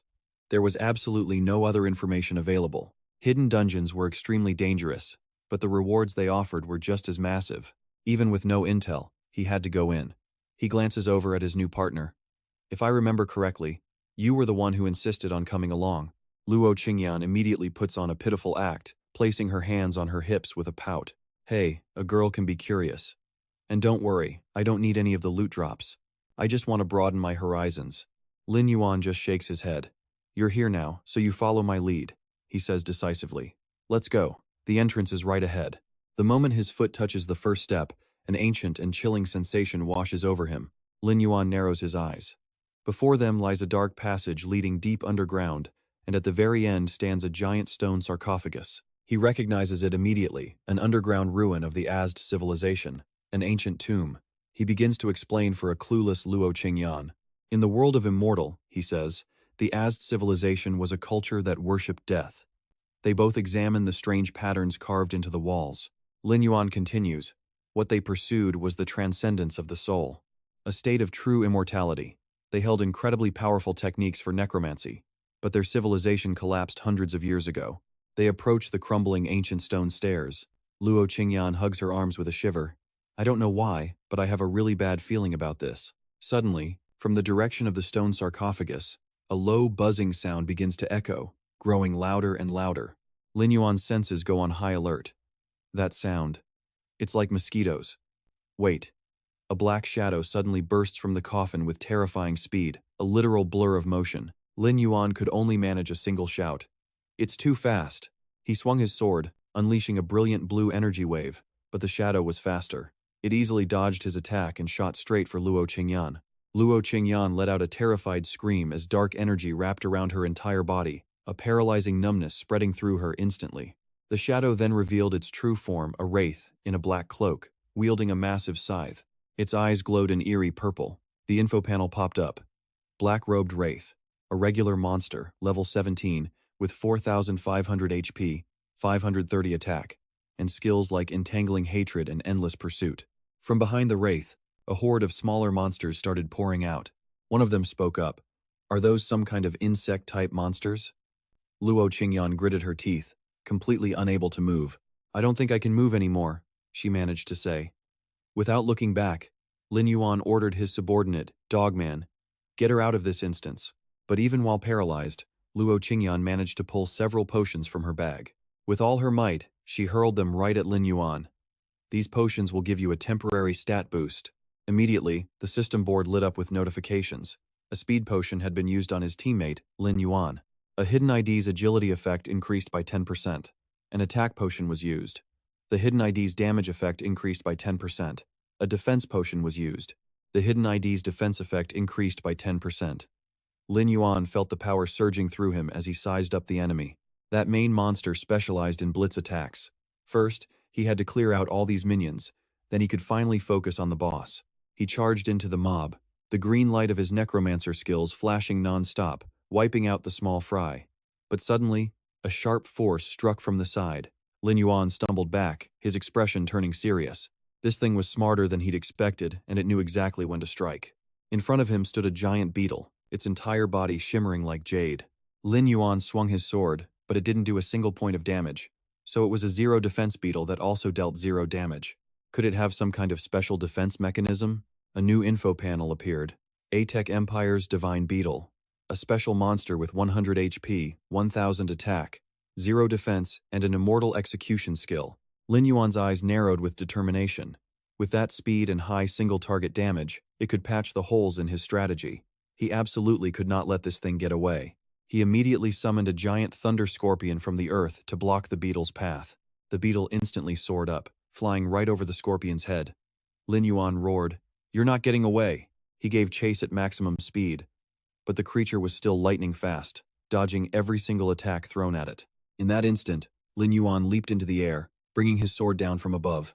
No matter how clever it was, it couldn't escape a blade empowered by pure necrotic energy. It was just a beetle, after all. A single strike shattered it into countless fragments of energy. "Die!" Lin Yuan yelled, breathing a sigh of relief. His sword remained pinned to the dying divine beetle as it twitched. Slash! Even though he could only do a little bit of damage with each hit, it couldn't escape now. Its death was only a matter of time. Moments later, the system coldly displayed a single message. Life signs have returned to 0. Lin Yuan stood tall, extending one hand as jade-blue necromantic energy swirled in his palm. "Excellent. Now you will fight for me." From the beetle's corpse, a powerful jade-blue light exploded, shattering the stone floor as the light began to condense. The fragments of the beetle quickly began to reassemble. It formed a completely new divine beetle, its body emitting an ethereal glow. Lin Yuan was stunned. As the revived creature circled him, a childlike voice echoed inside his mind. "Where do you intend to take me?" Lin Yuan couldn't believe it. The creature actually had a sliver of consciousness. An unexpected reward, indeed. Without waiting for a reply, the beetle flew straight towards a giant stone sarcophagus. Lin Yuan understood in a flash. "That coffin. Don't tell me you can open it." The beetle landed on the lid, unleashing a powerful energy from its body that activated an ancient mechanism. With a heavy rumble, the lid slowly slid open, and a brilliant pillar of light shot straight into the sky. Lin Yuan watched the magnificent sight, and it all finally clicked. No wonder there was no info about this hidden dungeon online. This step required the divine beetle's active cooperation. From within the light, a brilliant golden book bound by chains materialized. Then, a system notification appeared. "Congratulations, player, for obtaining the cursed tome. You may pay a price to choose which skills you wish to learn." A list of skills appeared. Deepen damage, level 1. Curses a group of enemies, increasing all damage they take by 50%. The price? A permanent reduction of 200 HP. Weaken vision, level 1. Curses a group, reducing their field of view. The price for that was a permanent 50-point vision reduction. Weaken, level 1. Curses an enemy, reducing the damage it deals. The cost? A 100-point attack penalty. Attack reflection, level 1. Curses a group of enemies, causing the damage they deal to reflect right back onto themselves. The cost was steep, minus 10 power points for fear, level 1, forcing an enemy to flee in terror. And another cost, minus 5 spirit points. Lin Yuan scanned the list, nodding in approval. Truly a civilization that worships death, their skills were all about negative effects, and not the kind that are easily dispelled. Without hesitation, he reached out and chose the very first skill. Deepen damage had the strongest combat potential. He figured it was the obvious choice. Losing 200 max health wasn't a big deal for him. His divine scarab already covered his weakness in burst attacks, and this new curse was perfect for crowd control. Combined with the dark spirit's ability to break control effects, he could now target key enemies with far more precision. After learning the skill, Lin Yuan glanced back at the field of vanquished wraiths. They were no longer important. He turned and walked away, the divine scarab obediently buzzing right behind him. A smirk played on Lin Yuan's lips. The scarab's paralysis effect combined with its high-speed stealth meant the next time he met that ranged controller, there would be no escape. Just then, the beetle's information panel updated. An interface popped up, detailing the divine scarab's skill, immortality. Any damage dealt to the scarab is converted, striking the enemy with 200% lightning damage, plus a 50% chance to paralyze them for 60 seconds. His undead body granted him immunity to fear, and to poison, blindness, pain, and bleeding. The moment they stepped out of the dungeon instance, Lin Yuan was already planning his next move. Time to head back and get the shop ready. He needed to start stockpiling his alchemy potions. Suddenly, Luo Qingyan was sent flying from a distance, crashing down right at his feet. Lin Yuan was startled. He immediately spun around, his eyes fixed cautiously on the path ahead. A group of players was approaching. "Who's there?" The leader, a guy with bleached blonde hair, sneered arrogantly. "Oh, so you're the kid who took her quest, huh? Don't you know she's been blacklisted by our Raging Flame Guild? Looks like you've got a death wish." Luo Qingyan scrambled to her feet, whispering angrily to Lin Yuan. "Little brother, find a chance to get out of here. They're here for me." These guys weren't strong enough for my commission. Got their whole team wiped by monsters, and now they're back trying to extort me. The blonde-haired leader pointed a finger right at Luo Qingyan's face, his voice rising to a shout. You damn witch! If it wasn't for you and those stone men, my brothers wouldn't have died and lost levels. This debt is on your head. 30 gold coins, or neither of you are walking away from here alive today. But then, he felt it. A cold, dark aura radiating from Lin Yuan that made him flinch. The entire group stared in horror as Lin Yuan was enveloped by swirling, dark, purple curse energy. The leader began to stammer. What? What's happening? Lin Yuan raised his hand, and a massive curse formation erupted beneath the group's feet. The blonde leader's face went pale with panic. Not good. This is a curse technique. A ghostly voice then echoed through the air. Curse. Descends. The divine scarab rose from behind Lin Yuan, its eyes glowing, and his voice echoed directly in their minds. Not walking away alive, you say? Ha! Lin Yuan's lips curled into a confident smirk. The dark purple curse energy coiled around him. This was the perfect chance to test the synergy between his new skill and the divine scarab. A system interface appeared before his eyes, the cold text flashing as it activated the skill. Deepen damage. The blonde leader roared at the healer in his party. You useless piece of junk. You can't even dispel a single curse art? The terrified mage replied, his body bound by tendrils of dark energy. No, it's not that, boss. I've never seen a curse like this before. The system panel confirmed it with cold, hard text. Dispel failed. Cannot be dispelled. The leader gritted his teeth, trying to rally his men. Damn it. Don't think you've won just because you ambushed us. He pointed at Lin Yuan, a look of pure arrogance on his face. It's just one curse technique. There are 4 of us. Killing you will be easy as pie. But before the words left his mouth, a flash of jade-colored light shot past. A grunt screamed in agony as a beam of green light slammed into him. Another member of the party watched in horror as his teammates fell one by one, stammering. When? When did he even attack? Lin Yuan hadn't moved an inch. A ball of green energy was gathering in his hand. He was calculating his next move, using the curse to amplify damage. Then he'd send the hypermobile divine scarab to assassinate the enemy's healer. This new strategy gave him incredible flexibility. The leader clutched his shoulder, screaming wildly. He must be on cooldown. Get him now. Finish him. The 2 remaining brutes roared, hoisting their weapons and charging straight for Lin Yuan. This guy just uses his summon to attack. He must be a ranged class. Let's rush him. Another one yelled in agreement. Yeah. Lin Yuan's face was hidden in shadow, revealing only a mysterious, chilling smirk as the sword in his hand suddenly erupted in a brilliant, turquoise light. Virtual data streams scrolled across the blade of his sword. The 3 remaining members of the Raging Flame Guild stared, their eyes wide with disbelief and utter terror that he had actually drawn his weapon. Lin Yuan moved like a phantom, gliding past the 2 brutes in an instant as his cold voice echoed in their ears. Too bad for you. You guessed wrong. Meanwhile, the healer mage was being toyed with by a divine beetle, forcing him to scream in despair. What in the world is this thing? Another member was grazed by the beetle, yelling, How was I supposed to know our attacks only do 1 point of damage? Before their leader could even react, a single kick from Lin Yuan sent him flying backward, landing sprawled out on the ground. Lin Yuan casually walked over, standing before the leader as he struggled to get up. Impossible. How could you defeat my squad so easily? Just what class are you? The leader's attitude changed in a flash, trying to entice him. I can't believe she found a helper like you. Why don't you join our Raging Flame Guild? How much is that woman paying you? I'll pay you double, no, 5 times more. But as his hand touched the ground, a dark vine suddenly shot up, wrapping tightly around it. Lin Yuan narrowed his eyes, his sharp gaze sweeping towards the edge of the forest. Humph. Still more people hiding in ambush? From the shadows, a giant demonic wolf leaped out, sinking its teeth into the leader. Lin Yuan spoke coldly. Shut up and die. The leader only had time for one horrified scream before the wolf tore him to shreds. Lin Yuan raised his hand, and the corpses on the ground began to glow. He roared, You might as well scream too. The system window appeared, activating the skill.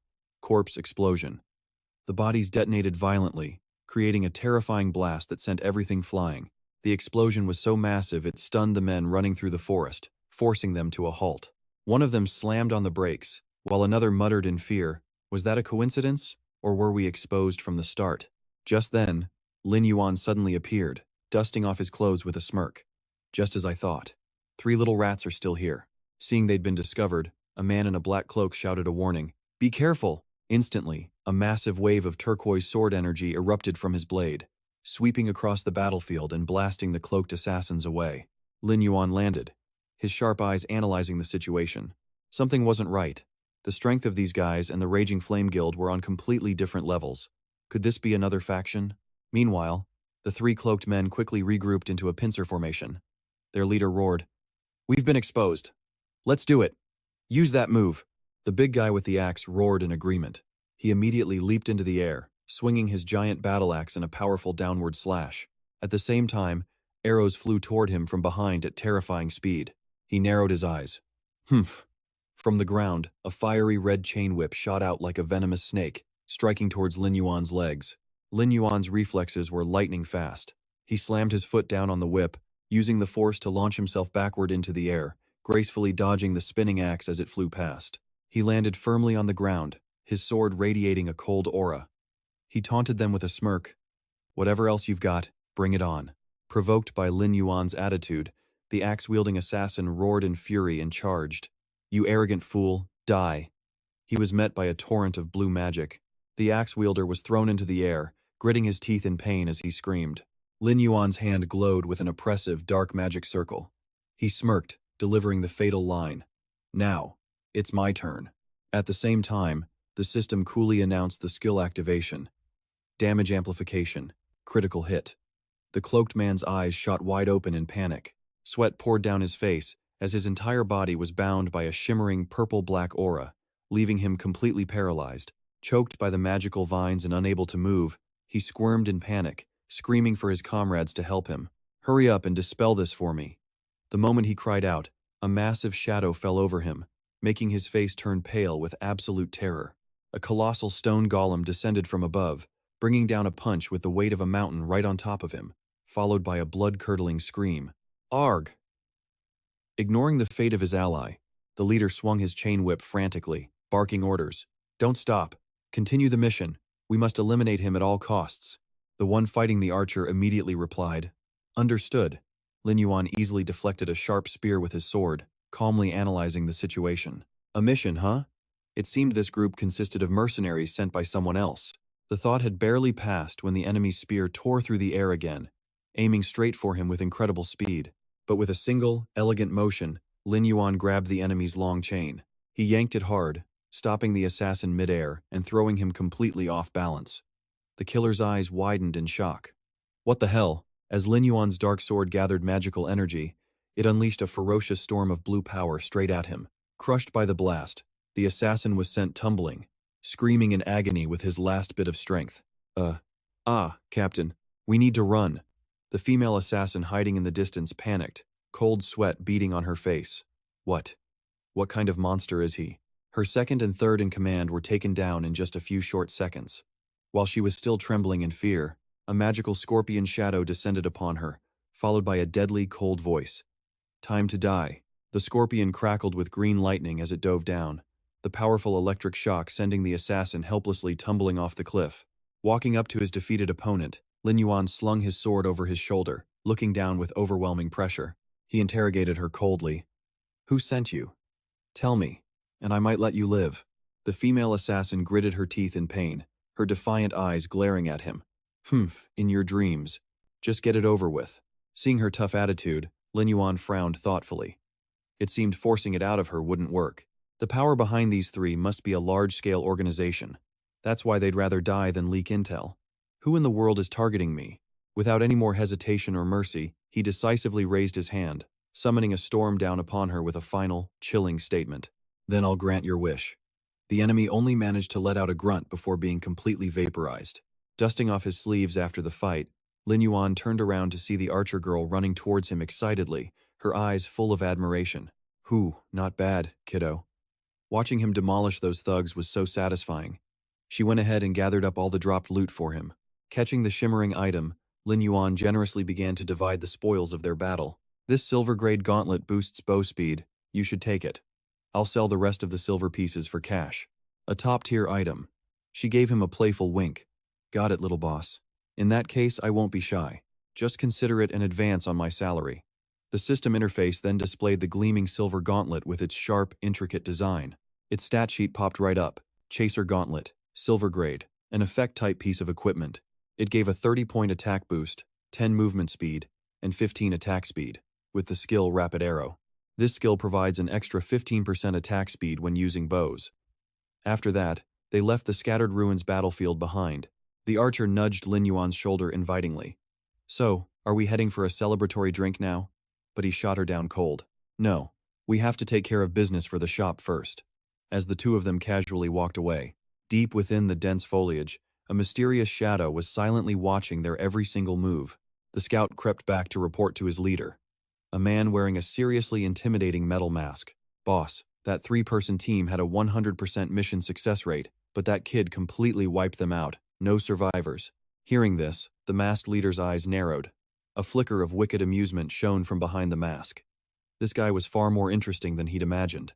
The subordinate timidly ventured a question. "So, should we dispatch a stronger team to handle him?" The leader waved it off, a new strategy already forming. "No, I've changed my mind. A talent like him, not yet in any guild? We need to recruit him."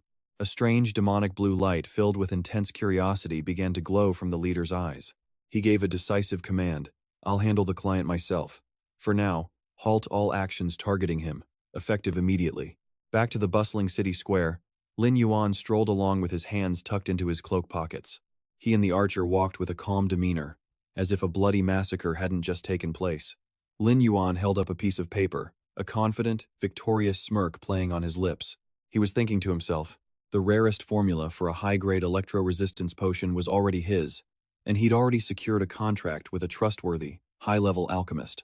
All he needed now was to solve the issue of a shop location and gather enough materials to mass-produce the miracle potion. Then, when the new lightning attribute dungeon opens up, he could seize the opportunity to make billions. But his daydream was cut short by a sycophantic voice from below. Yuan Shen, the blonde warrior, waved his arms wildly, rushing over with a huge grin like he'd just struck gold. He laid the flattery on thick. "Master Yuan, you finally remembered your humble servant. Do you remember that dungeon we cleared together last time? That feeling? Man, it was just too exhilarating." The system interface popped open with great news. 2 dazzling notifications, 400 gold coins paid, and equipment from his friend Lin Yuan sent directly to his mailbox. Seeing this clingy display, the archer put her hands on her hips, teasing, Well, is this one of your fanboys?" Lin Yuan coughed, trying to dodge the over-the-top enthusiasm. "Ahem, I was about to go buy a storefront. We can talk about dungeons later." Hearing about spending money, the blonde guy's eyes lit up as he puffed out his chest and offered his services. "Buying a store? Master Yuan, let me come with. Frivolous spending is my absolute greatest skill." The archer, on the other hand, just waved them goodbye. "All right, I'm heading back to my workshop for a bit. I've got to clear out all my alchemy equipment." Inside the magnificent city hall, the mayor sat on his throne-like chair, waving his hands dismissively and putting on a troubled but firm expression. No, and no. This has absolutely nothing to do with money." Stroking his fancy mustache, the mayor raised a finger with an air of authority, citing the highest law. "The king has issued a very strict decree. Commercial property in Rogo Square is absolutely not for sale to commoners." The blonde warrior leaned on the desk, his voice dripping with sweet flattery as he tried to persuade him. "Please, Mr. Mayor, just reconsider. If we open a shop, it will definitely boost the regional economy. It's a win-win for everyone." But the mayor was unmoving, raising his hand to silence him. "Young man, don't waste your breath. This issue is not up for negotiation." The haggling attempt was a complete and utter failure. The blonde guy turned to Lin Yuan, scratching his head in shame. "Master Yuan, I think I screwed it up. How about I buy you a different storefront in the real world as a gift?" Lin Yuan calmly stepped forward, shutting down the idea. "That won't be necessary. I'll negotiate with him myself." Assuming the 2 youths were just going to pester him further, the mayor simply closed his eyes and rudely waved them away. "The 2 of you, just get out of my sight." That commercial space had been planned out and assigned to someone else long ago. But in the next second, the official's eyes bulged, his pupils shrinking in pure shock at Lin Yuan's dominant tone. "So what if I have this?" He proudly raised a medal that shone with a mysterious, brilliant golden light, causing the mayor to stammer in sheer terror. Isn't that the Medal of Honor from the Abyssal Knights, something only Commander CID himself has the authority to grant?" Abandoning his fake dignified image, the mayor shot up from his seat, jaw dropped and sweating bullets in a full-blown panic. You You're the legendary honorary knight of the renowned Abyssal Knights? His attitude flipped in a heartbeat. The official bowed low, fawning over him while obsequiously presenting a map. According to the king's decree, this commercial district is closed to commoners. But if you're a core member of the Knight Order, you of course have the special privilege to buy it. Here is the plot layout. Please, sir, feel free to choose the most prime location. Ignoring the cheap flattery, Lin Yuan crossed his arms and scanned the map, his mind already running the numbers. This shop's location was directly linked to his future gold mine, so he had to choose with extreme care. Standing nearby, the blonde-haired guy clasped his hands, practically drooling in pure admiration. As expected of God Yuan, to be this powerful and imposing even in front of a high-ranking NPC, his gaze, sharp as a hawk's, locked onto a prime red spot on the map. He pressed his finger down, decisively sealing the deal. This is the one. They stopped in front of a bustling building with a holographic sign announcing that plot number 32 had been purchased by an anonymous player. The warrior looked up, muttering in disbelief. I thought this whole area was locked by the system, right? Who in the world is powerful enough to snatch this plot and also hide their identity? The archer girl arrived, struggling under a load of supplies, her jaw dropping. Huh? You actually managed to buy this entire building? But the NPC announced that all the property here was frozen. Hands tucked coolly into his cloak, the new owner walked up the steps into his new establishment. Lin Yuan tossed out a casual line. It just required using a small, special privilege. That's all. He handed a secret document to her, asking with a serious look, take a close look at this potion formula. What ingredients are we still missing? The system immediately confirmed the successful sharing of the high-potency electric resistance potion with his farming partner, Luo Qingyan. Luo Qingyan furrowed her brow as she skimmed the document, professionally analyzing the situation.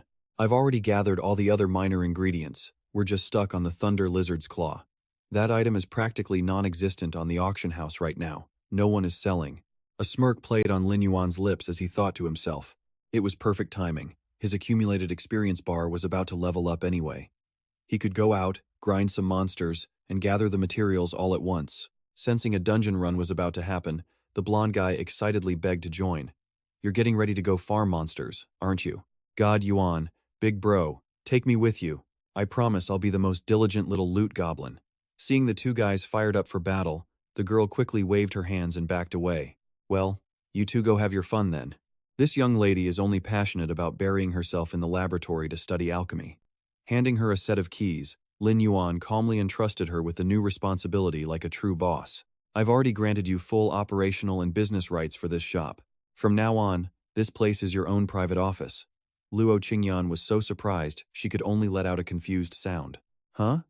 Ignoring her dazed state, Lin Yuan summoned a majestic dark beast that took flight, calling over his shoulder with an order. Let's move out. Riding this thing will save us a lot of time. The blonde guy below stared up at the giant wings, his eyes sparkling with amazement. Whoa, that mount is insanely cool. The system window confirmed the summoning of the abyssal lion mount.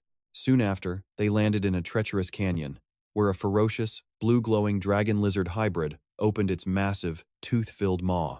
It let out a roar of defiance and shot a blindingly destructive ball of lightning right at the intruders. The combat interface immediately popped up, giving a crystal-clear analysis of the enemy data.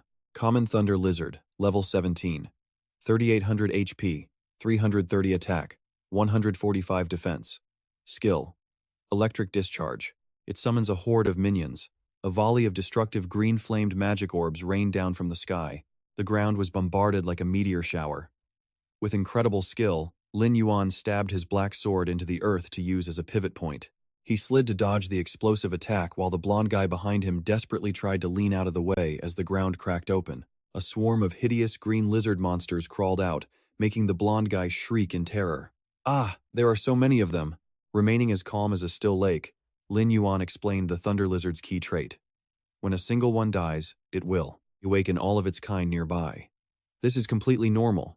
Seeing his boss so composed, the blonde guy got fired up, volunteering, God Yuan, let me be the tank up front for you.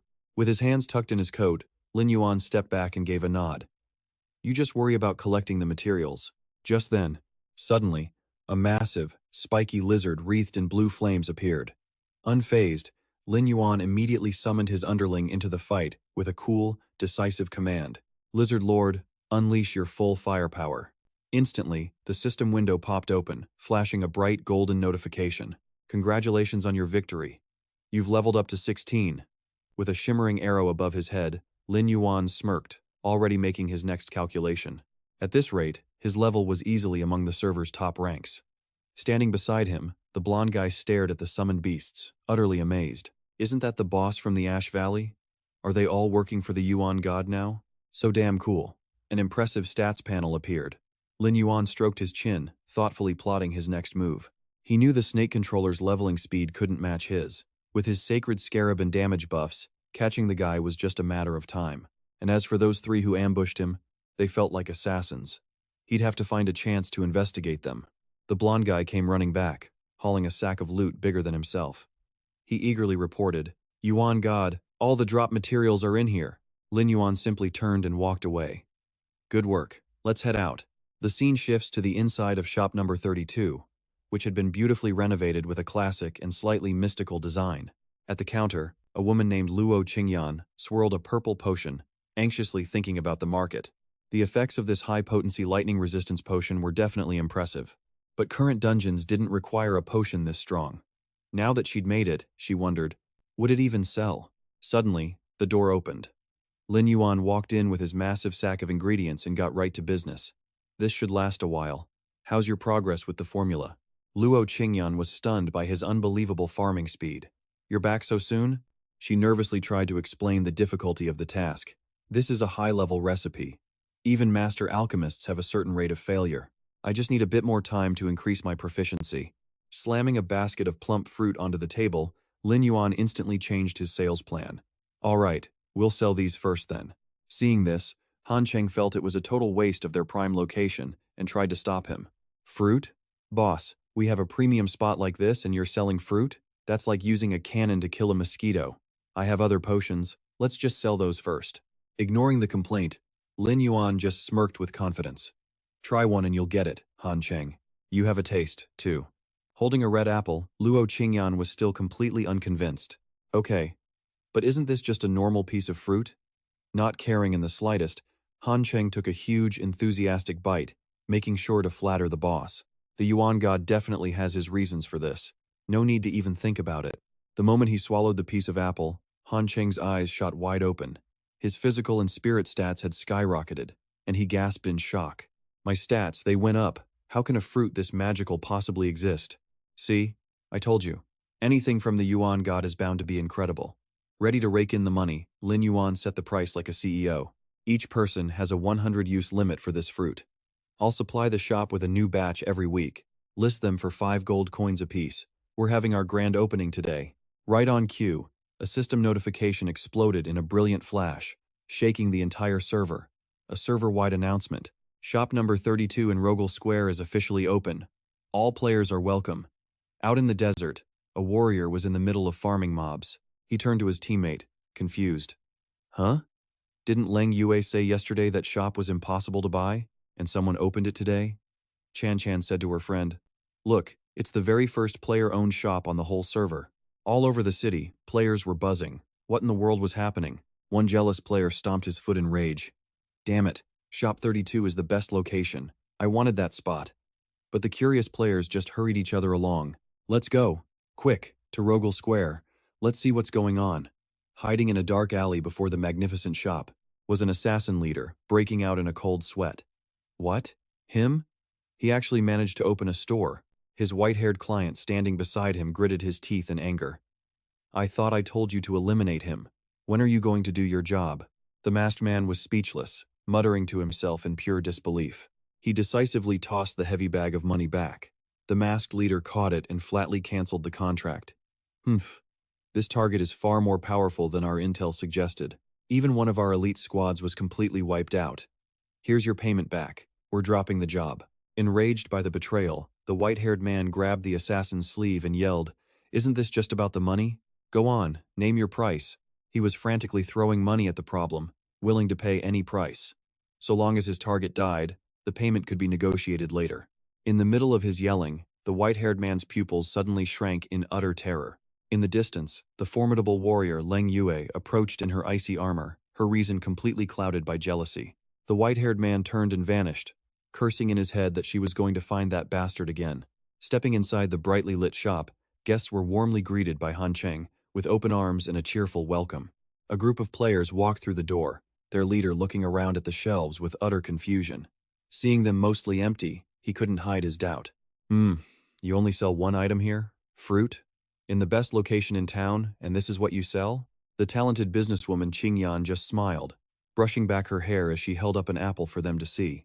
This is a special fruit that can permanently increase your stats, and it's only 5 gold coins apiece. Hearing the insane price, the customer's jaw dropped and he screamed in disbelief. How much? 5 gold coins? My entire set of gear isn't even worth 10. While he whined, another player stepped up, curious to confirm the effect. Wait, you mean it can permanently raise a core attribute? After a moment of hesitation, he made his choice. The skeptical customer decided to risk it, thinking he'd never heard of a fruit with an effect like that. All right, I'll take one to try. The moment he got it, he shoved the entire thing in his mouth and started chewing. Instantly, his eyes lit up like stars. He felt a surge of power and roared with joyous news for everyone to hear. It's real. This is actually real. My constitution stat just increased by 4 whole points. The customer who had just swallowed the apple suddenly froze, his face a mask of serious and profound shock, leaving him completely speechless. Immediately after, several players rushed the counter waving bags of money, yelling, "Quick, sell me 3 more." The gears in his head were already turning. Even if he just bought these to resell to the major guilds, he'd make an absolute fortune. Seeing the situation quickly spiral into chaos, a customer in a red cloak quietly turned and walked away, a calculating and mischievous smile playing on his lips. Just then, the cold and stoic Lin Yuan walked into the shop, and a system notification immediately popped up. You have entered the shop of your friend, Lin Yuan. Meanwhile, inside, Lin Yuan was waiting with his arms crossed like a boss. Seeing him, the powerful warrior approached in complete shock. I had no idea the hidden owner of the server's #1 shop was you. But how did you pull this off? Just yesterday I came here to buy something and the NPC kicked me right out. In response, Lin Yuan simply flashed a confident and mysterious smile. He shrugged with the air of a true chairman. Maybe it just took a little bit of luck. Setting business aside, Lin Yuan got serious. Then this is perfect timing. About that business in the sewers that you mentioned before I went back to investigate. On that day, absolutely none of our guild members went down into the sewers at all. Hearing this, Lin Yuan replied with a knowing smile. Thank you. I guess my eyes must have been playing tricks on me. Inwardly, he calculated that for now, he could cross the Mirrorflower Water Moon Guild off his list of suspects. With business done, Lin Yuan turned and headed up the stairs, tossing a generous offer over his shoulder. Feel free to look around. If you buy something, I can give you a discount. Behind him, Lin Yuan reached out to stop him, calling out, "Wait a moment." But just as she was about to speak, Lin Yuan's brow furrowed, her sharp eyes flashing with a sudden, wary suspicion. And for good reason. A system alert window had just popped up right in front of the team captain. Your close friend, Xing Yin, is nearby. Send a party invite? She thought to herself, a seed of doubt planted in her mind. Xing Yin is here too? At that exact moment, the scene cuts to a hidden alley outside, where the mage Xing Yin was desperately grabbing a masked assassin's sleeve. I'll pay you triple the fee, no, 5 times. It's just a simple assassination job on some nobody. Don't get greedy, he pleaded. But the masked leader, Yu Fang, simply shoved his hand away, refusing the contract. This isn't about the money. From this day forward, our organization is refusing all of your future requests, permanently. As he continued to argue, Lin Yuan's cold voice cut through the air from behind, making the schemer's heart stop cold. Xing Yin, what did you just say about increasing a fee? Who were you trying to hire someone to assassinate? Xing Yin froze, pure panic flashing in his eyes. Caught red-handed.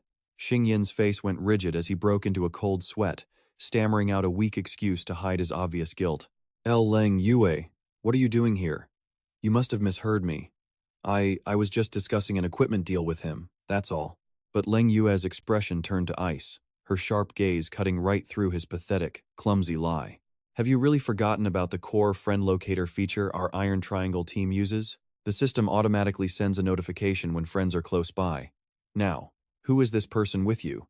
Because I am positive I clearly heard the word assassinate. Panic exploded in Xing Yin's mind as he cursed himself internally. This was bad. He was completely screwed. Damn it. I completely forgot to block Lin Yuan's location tracker. Sensing the situation was spiraling, the masked assassin shoved his annoying client aside, deciding flight was the best option. You're on your own with this mess. I'm leaving now.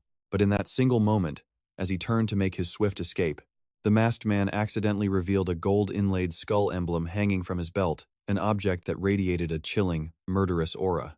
Her eyes locked onto it. Lin Yuan flinched, a shiver running down her spine as she recognized that all-too-familiar emblem, that pocket watch insignia. With lightning-fast reflexes, Lin Yuan lunged forward to block his path, shouting, "You! Stop right there. I have questions for you." The assassin just glanced over his shoulder with an arrogant smirk. "Humph. And you think you can stop me?" With that, he leaped into the air to flee. But suddenly, a strange mechanical bug dropped from the sky, blocking his path. What the hell is this thing? The next second, he fired a grappling hook into a wall, using it to swing clear of a powerful lightning blast from the dangerous little drone. But the very instant his feet hit the ground, the black-cloaked figure of Lin Yuan appeared like a ghost, cutting through the air to intercept. The masked assassin's eyes widened in absolute shock. He gave his enemy no time to breathe. Lin Yuan swung his dark sword, unleashing a ruthless wave of green energy in pursuit and roaring. "Where do you think you're going?" Cornered, the assassin parried with his own weapon. Seeing Lin Yuan suddenly appear, a stunned Xingyin blurted out, "Where did you even come from?" Meanwhile, Lin Yuan stood protectively in front of Lin Yuan and calmly replied, "I was nearby. I heard the noise and came to check it out." He then turned to her. "You said that man had a pocket watch emblem. Are you absolutely certain you weren't mistaken?" A determined fire, mixed with killing intent, ignited in Lin Yuan's eyes. She gave a single, sharp, undeniable nod. "I'm positive. It was just for a split second, but I'd bet my life that I saw exactly what I saw." Seeing her conviction, Lin Yuan let a smug grin spread across his face as he muttered, "Well now, isn't that perfect? I was wondering how to find him, and he just delivered himself to my doorstep." Hearing those words, the assassin leader flinched, a jolt of fear running through him. Cold sweat beaded on his forehead as he thought in horror. Could he already know that I'm the one who sent that other assassination squad? It seemed his enemy wasn't just strong, his intelligence network was terrifying. Realizing his disadvantage, the assassin immediately tried to change tactics, attempting to negotiate to buy himself more time. "I know you're angry, but can't we talk this out like reasonable people? I can explain everything." In response, he got another powerful sword swing from Lin Yuan. The attack tore up the pavement, forcing him to leap onto a wall. From below, Lin Yuan answered coldly, "An explanation? Don't worry, once I capture you, I'll get all the answers I need." Seeing Lin Yuan attack with such merciless intent, Xingyin stumbled backward in sheer terror. Sweat drenched his forehead as he grit his teeth, a dirty plan forming in his head. Their code means they will never betray a client, but if things look bad for him, it's probably best if I silence him myself, just in case. Elsewhere, Lin Yuan was relentlessly pressuring his opponent, who finally screamed, "Enough! I already gave up trying to kill you. Don't force me to take us both down." Hearing that, Lin Yuan scoffed back. "Is running away all you know how to do?" Backed into a corner, the assassin desperately dodged as a thunder beetle flew past him. "I just take the money and do the job. I absolutely cannot reveal any personal information. I won't break my organization's rules." Catching that key phrase, Lin Yuan lowered his sword slightly, his sharp gaze locking onto his target as he processed the new information. "Take the money and do the job, huh?" Suddenly, a dark orb shot out from behind.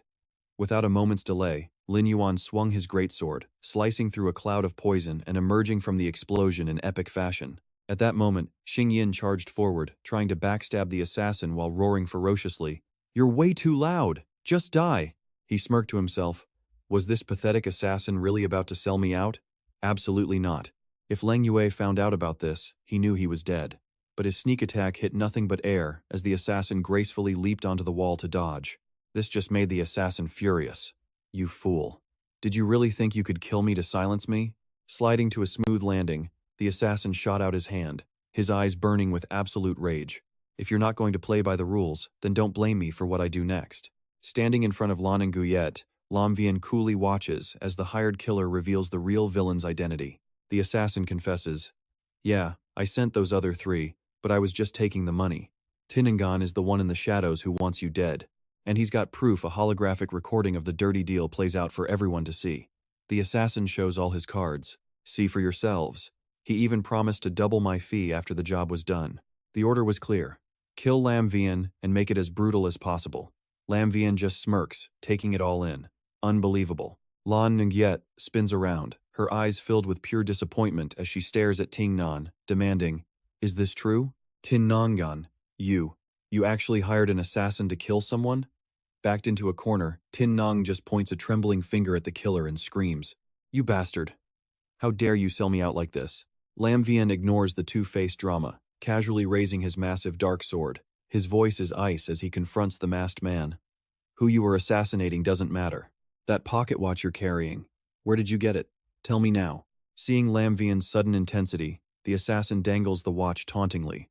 "After all that chaos, this is what you really wanted to talk about? Don't worry," he smirks, "you'll get it soon enough." And just like that, he activates his magic, triggering a skill. Tiu that Hong vanishes into thin air, leaving Lam Vian standing there, brow furrowed in thought. "I'll get it too?" What exactly did he mean by that? With the assassin gone, Lan Inguyet turns on Tiningan, her gaze terrifyingly cold and her voice sharp. "Tiningan, I think you owe me an explanation." Facing his captain's killing intent, Tin Engan breaks out in a cold sweat, his face contorting in panic, completely speechless. A moment later, tears stream down his face as he screams with a twisted, sick jealousy. "Lan Inguyet, don't you get it? If he just disappears, we can go back to being as close as we were before." Hearing those warped words, Lan Inguyet furiously cuts him off, shouting, "That's enough. The Tiningan I know is a polite and gentle friend, not some lowlife who hires killers. You better apologize to him." Now, at that exact moment, the system delivers a fatal blow with a glaring notification. Your core friendship with Ting Ungan has been dissolved. Staring at the message, Tin Ungan chokes on his tears, his voice thick with resentment. "You. For some outsider, you'd actually throw away our core friendship? And you want me to apologize to him? What does he have that I don't?" All his pent-up rage explodes, his eyes looking like a wounded animal's, fixing all his hatred on Lam Vian. "This is all your fault. It's all because of you. You turned our iron triangle against each other. You made me a laughingstock." Finally, with bloodshot eyes, he lets out a desperate roar and charges forward. "You're the one who deserves to die, you damn jinx, you bastard." His face twisted with pure hatred, Tiningan frantically rushes past Lan Inguyet, channeling lightning magic for a deadly strike against Lam Vian. "I swear I will kill you today." Sensing the murderous aura, Lam Vian slowly turns his head, his own eyes glowing with a crimson battle lust. He scoffs coldly, "Fine by me. I'll be the one to see you off." Before Tiningan can even touch him, Lam Vian gracefully flips through the air, his green-hued black sword blocking the attack. Tin Nungan's eyes go wide in absolute shock. "What?" Using his momentum, Lam Vian brings his sword down in a powerful arc, sending Tin Nung flying back, screaming in agony. "Ugh!" Jing Yin took a massive kick, his body sent flying like a broken kite before crashing hard into the ground, kicking up a huge cloud of dust. He struggled to his feet with his staff, clutching his chest and coughing violently before growling, "Damn it! You think this is enough to stop me? This isn't over yet." In a blind rage, he raised his staff, preparing to summon a devastating lightning spell. But suddenly, a glowing green beetle flew straight at him, leaving him completely stunned and confused. Before he could react, the sacred armor beetle unleashed a blinding green electric blast, convulsing the mage's body and forcing a horrific scream out of him. "Arg!" Instantly, a cold system window popped up, sealing the loser's fate with a single notification. Target has entered a state of paralysis. Looking down at the kneeling victim, Leng Yue stood with her arms crossed, radiating a cold, overwhelming pressure. Her voice was firm as she demanded, "Jing Yin, after all this, are you still not going to admit you were wrong?" Though his body was twitching from the paralysis, Jing Yin gritted his teeth and argued back hopelessly, I did nothing wrong." But seeing his desperate situation, his eyes darted around, calculating. Only Senior Tai Yang could save him now. He secretly began to make a move. His system interface flashed with a cowardly message. A distress call had been sent to his core ally, Senior Tai Yang. After receiving the emergency signal, Tai Yang rushed over in a hurry, bringing his teammates along with him. Without knowing anything, he immediately defended Jing Yin, yelling, "What's going on? Little you.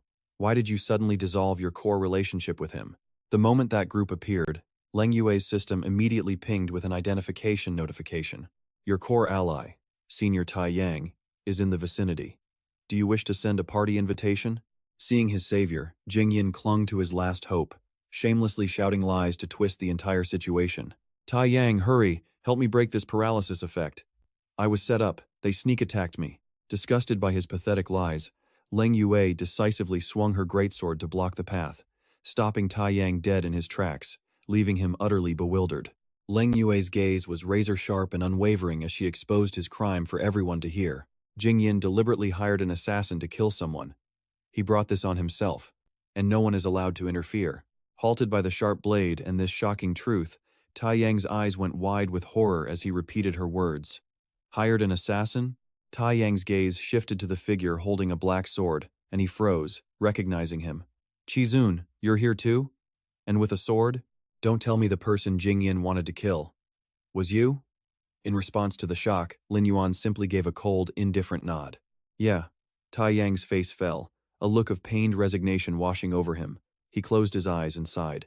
I understand, Qizun. I won't get involved.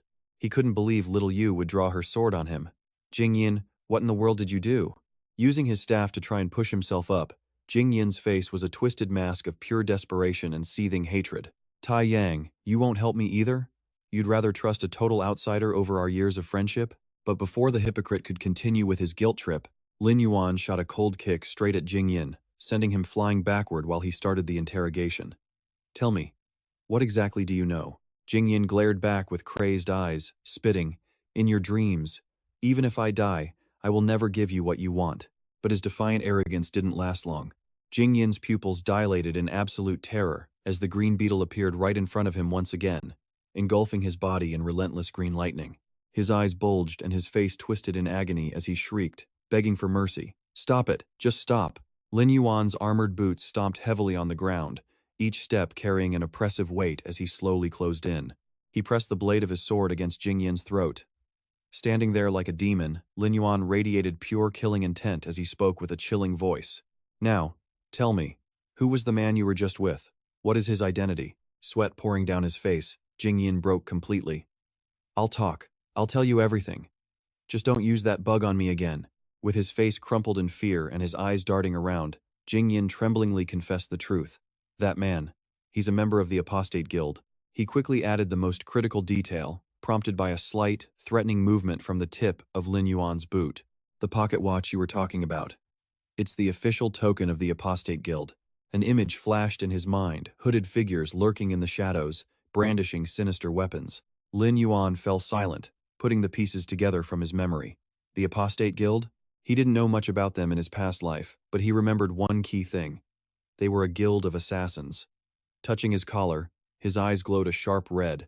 On top of that, their movements were always shrouded in complete mystery, which made intelligence on their organization incredibly hard to find. With Lin Yuan completely lost in thought, Jingyin tried to sneak away, but a voice like ice froze him in place. Did I say you could leave? He turned back, his face a mask of pure terror, as Lin Yuan raised a hand to deliver judgment without mercy. Weren't you the one who swore to kill me today? As the brutal attack landed, Jingyin threw his head back and screamed. He was engulfed in blue flames that began to devour his body. Jingyin flailed desperately, pleading with his former teammates. Leng Yue, Tai Yang, save me. I don't want to de-level. Save me. But Leng Yue's expression remained cold and firm as she announced his punishment for all to hear. Jingyin had hired assassins, a severe violation of the Mirror Flower Watermoon Guild's regulations. I've decided to strip him of all official positions in the guild. Thanks to his past work, he could temporarily keep his membership. His body was burned and twisted by the magical flames. Jingyin reached a desperate hand toward Leng Yue's retreating form, screaming, Leng Yue, I'm sorry. I'll apologize to him right now. You can't treat me like this. I'm the one who deserves to be by your side. Her gaze was like steel, showing no emotion as she delivered the final psychological blow, severing all ties. Jingyin, you have truly disappointed me. From now on, you will call me guild leader. A moment later, his face twisted in hate and despair as a red notification appeared on screen. His health had officially hit 0. Instantly, Jingyin's body shattered into thousands of dark data particles that scattered into the air, leaving Tai Yang to stare helplessly at the spot where his old friend vanished. He turned away from the grim reality. Tai Yang's eyes were full of disappointment as he muttered to his team. No wonder back at the valley. He kept making excuses for his mistakes. Let's just go. The backs of the others soon disappeared from view. Lin Yuan's attention shifted to the golden skull watch, a sharp glint of insight flashing in his eyes. So, the pocket watch didn't just belong to the first follower's subordinate. It was a symbol for the Apostles' Guild. But no matter what, He had finally confirmed the snake controller was hiding within that very organization. He turned to face the girl who had just defended him. Lin Yuan smiled to himself in approval. She had once again helped him find a crucial clue. He never expected her to protect him so fiercely. Snapping out of it, he offered his sincere thanks to Lin Yuan. Lin Yuan, thank you so much. My shop has some items that grant permanent stat boosts. Would you like to pick one? Soon, they arrived at his shop, the late afternoon sun casting a golden glow on the walls as a relieved voice called from inside. Phew! Finally sold everything. Inside the store, the stunning manager wiped sweat from her forehead, standing proudly behind a chest-high mountain of gold coins with a triumphant smile. How about it? Your big sis did a pretty good job, right? Facing the massive pile of wealth, Lin Yuan calmly shrugged with regret. Looks like I came too late. I'll have to come back another time. Wait a second. Lin Yuan quickly stopped her, pulling out a handful of sparkling items and pressing them into her hands. I happen to have a few extra, he said kindly. Take them, and don't let that jerk ruin your day anymore. Looking at the priceless gifts, a flustered Lin Yuan tried to politely refuse. But these are too valuable. I really should pay you. Seeing this favoritism, the manager glared, seething with internal rage. What the heck? He just hands her a massive pile of loot after I worked my butt off all day and he doesn't even notice? Her slender hand limply fell to the table, completely drained of energy. She sighed, exhausted and defeated. All that work for half the day amounted to absolutely nothing. Annoyed, she stomped towards the door, radiating a dark aura of pure resentment. That's it. I'm clocking out early for a drink. She left Lin Yuan standing there with a bewildered expression. Watching the manager's angry exit, Lin Yuan tilted her head, confused. Your employee doesn't seem very happy. Lin Yuan kept a straight face, replying blandly. She's probably just tired. Let her rest. Under a brilliant sunset sky, the white stone pillars of an old park stood silent and empty. Walking through the park, the manager kicked a stone pedestal hard, venting all her anger. Her face was a mask of sour resentment. What the hell was that? Acting so generous and not even taking her money? Who's your employee, anyway? You might as well just let her work for you then. A leather boot rose up, stomping a loose stone deep into the grass. A man in a red cloak suddenly blocked her path, crossing his arms with an arrogant smirk as he uttered a threat. Manager of Shop 32. We've been waiting a long time for you. The Black Tree Guild is very interested in how you acquire your shops. We hope you'll be cooperative. The manager's eyes instantly hardened, and she shot the man a sarcastic glare. The Black Tree Guild, just as arrogant as the rumors claimed. What, she scoffed. You think I'm an easy target just because I'm a woman? Trying to strong-arm me? The man just tilted his chin up, a smug, cunning smile spreading across his face. Of course, you could always just join the Black Tree Guild. I guarantee you'll be treated like a VIP. Right then, a glowing system notification popped up. A mail notification from her friend, Lin Yuan. 45 flesh blood seeds had just been added to her backpack. Reading the message, her tense expression immediately softened. Just a little. She turned her head, hiding a slight smirk. He actually saved some for her. Guess the kid had a conscience after all, still looking out for his big sister. But then, the notification scrolled down, revealing an attached message. Lin Yuan's note read, "There are still 45 seeds left. Remember to put them on the shelves tomorrow." And just like that, her hopes shattered. Pure, unadulterated rage erupted in her mind. She fumed internally. I knew it. That heartless, inconsiderate jerk. Having been completely ignored, the man's face darkened with impatience. You don't seriously think you can protect this shop, do you? He snarled. We have a legitimate company in the real world. People are desperate to join us.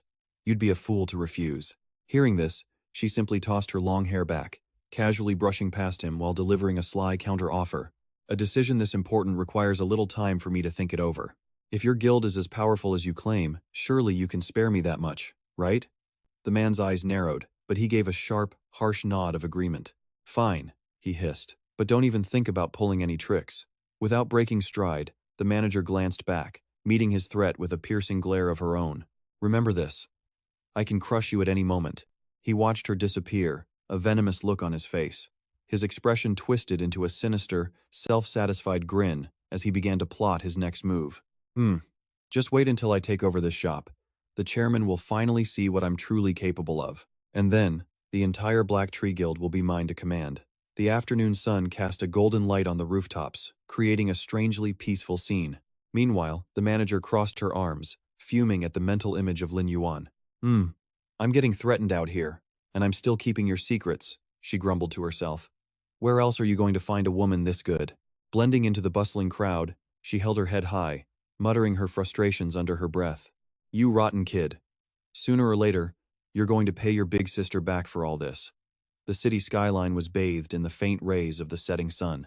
The scene shifts, revealing Lin Yuan standing alone in the middle of a damp, flooded sewer. He was holding a glowing green beetle at eye level, calmly planning his next move. The flesh blood seeds were selling incredibly well. He figured this new batch would fetch an even higher price on the market. While he was here, he decided to check for any traces of the snake controller. A system window appeared, activating his stealth skill. Instantly, Lin Yuan's body became completely transparent. He calmly observed the undead guards on their sluggish patrol, confirming that they were still here.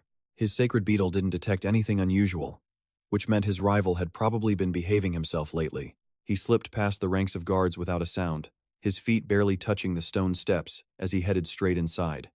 Once he was near his target, Lin Yuan dropped his stealth. A green scorpion crackling with lightning appeared beside him. He gave the command loud and clear. Thunder Core, lightning assault. As the attack struck, a system notification confirmed it. You have entered the hidden dungeon, Serpent Demon's Lair. The scene cuts to the center of the gloomy, evil god temple. Flickering purple flames illuminated an eye-shaped throne, where the snake tamer was prostrated, awaiting orders. He gritted his teeth, his hands digging into the cold stone floor. That bastard, he growled. The more he thought about being outplayed, the more his frustration boiled over, and he shot to his feet. The snake-like tails behind him thrashed wildly.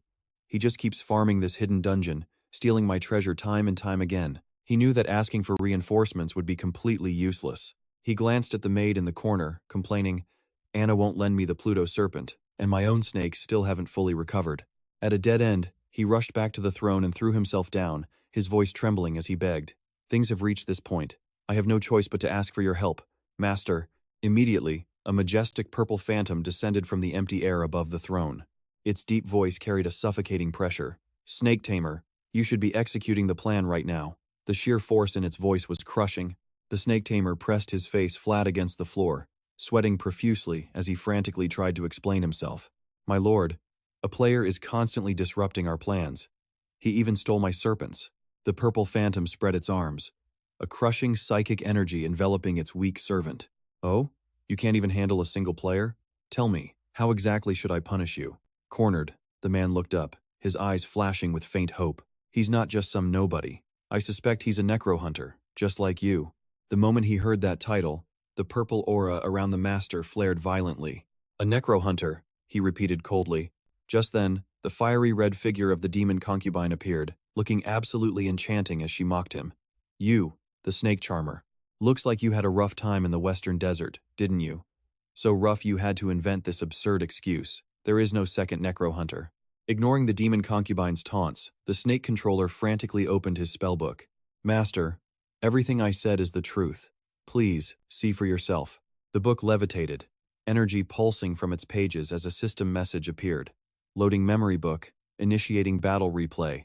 The horrifying battle replayed, showing the snake controller watching his own snakes being turned into undead by Lin Yuan. Meanwhile, Lin Yuan arrogantly declared, My undead are limitless, but your snakes just keep dying. Give up. A torrent of purple light erupted from the book, engulfing the entire throne room. Faced with the undeniable footage, both the master and the demon concubine were speechless, their eyes locked on the screen. But even with clear proof, she still jabbed at his failure. Is that all? If he were really that strong, do you think you'd still be alive to crawl back here? How ridiculous. Dismissing her sarcasm, the Phantom Master calmly analyzed the situation. So another necro hunter really does exist. It's a shame his inheritance is incomplete. He's nothing to worry about. Reaching out, he summoned a purple potion. The master declared proudly, for a half-baked amateur like him, I won't even need to get involved. Seeing a chance to turn the tables, the snake controller smirked wickedly, awaiting his command. You mean? The master conjured a dark circle, laying out his plan. Listen closely. Deep in the deserts of the Western Desert Empire, there are flying serpents with incredible speed. His majestic magic continued to swell. He stressed, their spirit-draining skill is the perfect counter for a player like him.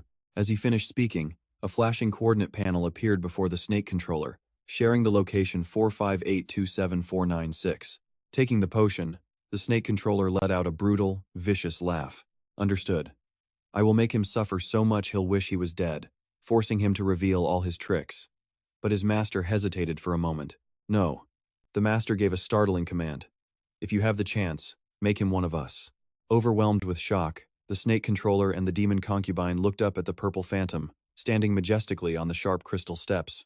He spoke with a ruler's curiosity. It contains the intrigue of a conqueror. I am very curious. A necro hunter, who isn't supposed to exist anymore. Where on earth did he crawl out from? The phantom master sat down on his throne, resting his chin on his hand with an arrogant air, radiating a pressure that left his subordinates breathless. The scene shifts to a splendid city, its architecture screaming of the desert. Massive onion domes reached quietly into the golden evening sky that stretched across the horizon, carrying with them an air of extreme dissatisfaction. The snake controller walked through a sun-drenched doorway into a tavern, grinding his teeth and muttering in outrage. The master, he actually wants to recruit that bastard. Then what about my revenge? His face, hidden behind a snake-scale mask, tightened with calculation. A cunning glint flashed in his eyes as he thought, if I follow the master's orders and try to recruit him, then I'll need to use the Death Apostle's intelligence network to find out if he belongs to a guild.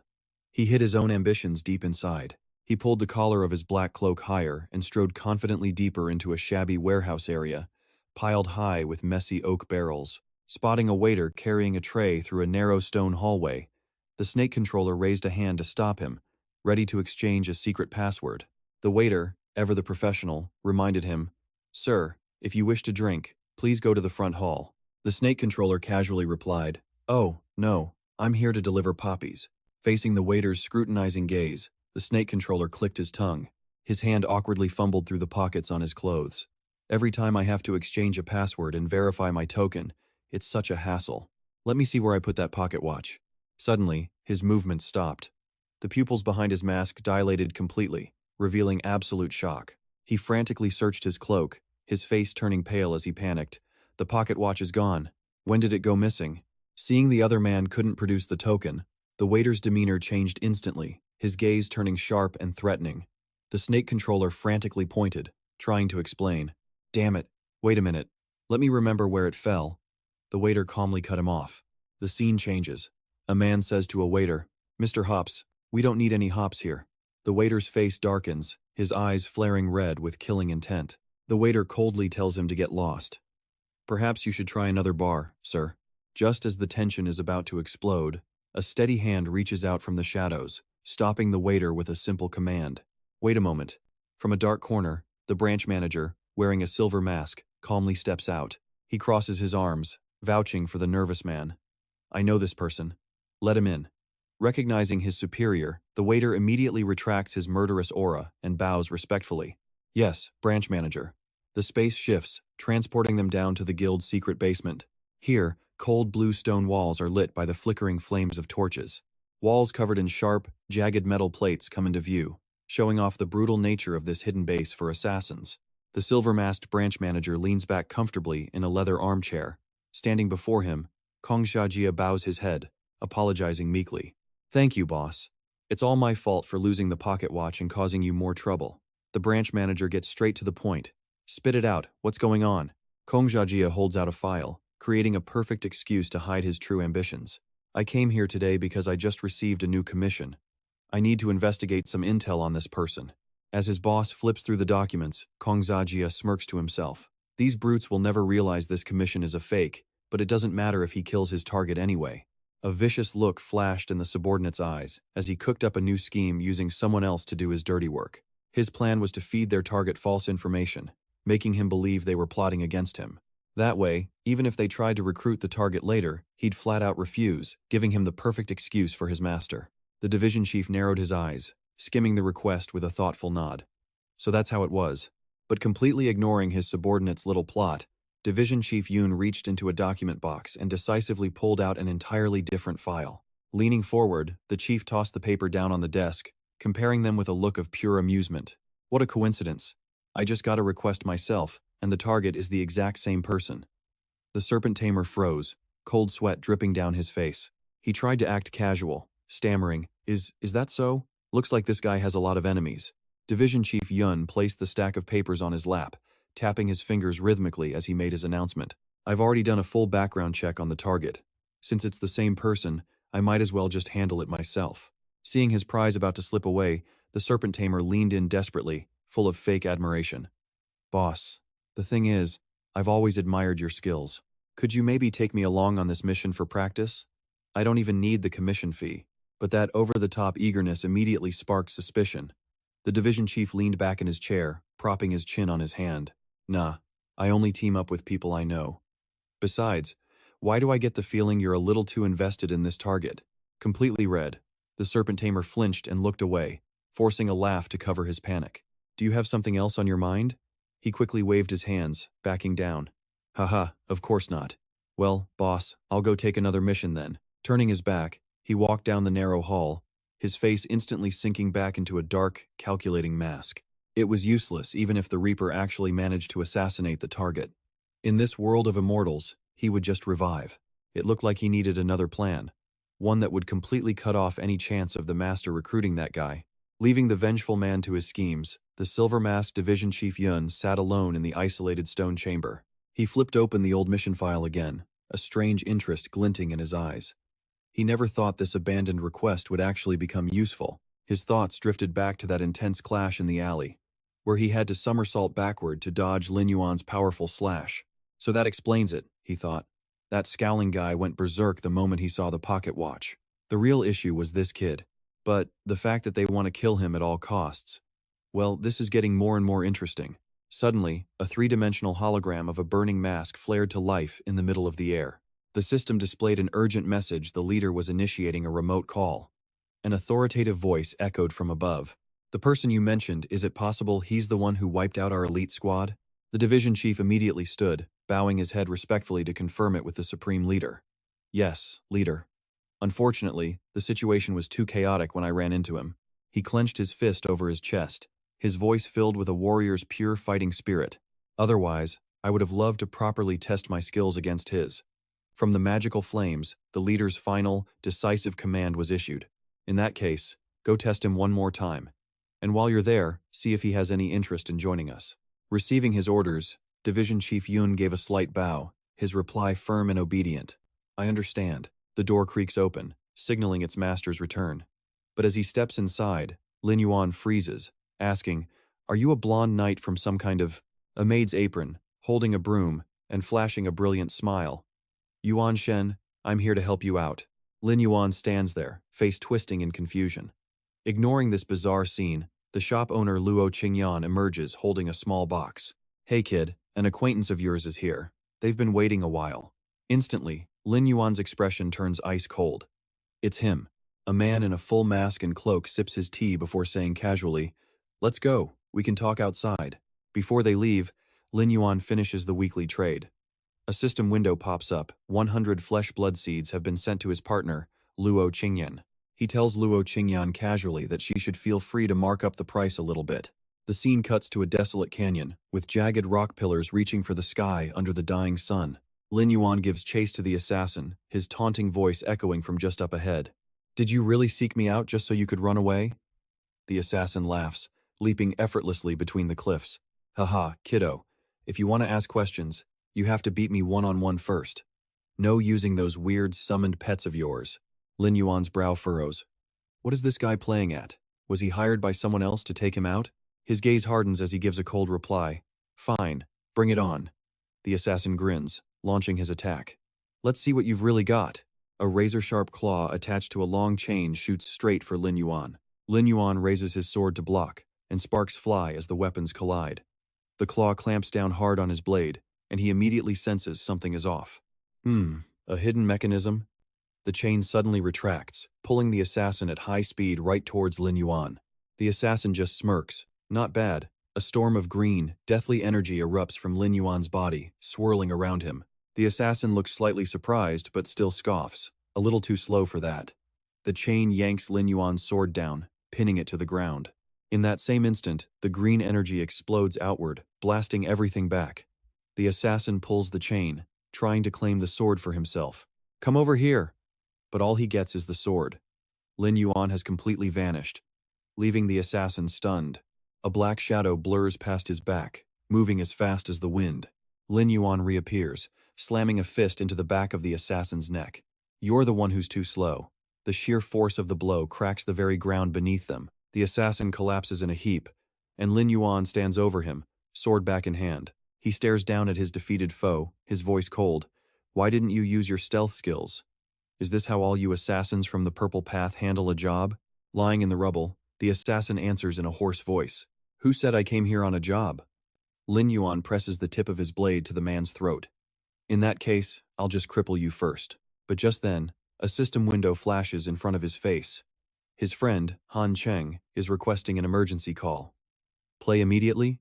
Lin Yuan's response is short. Yes. An urgent message fills the screen from Han Cheng.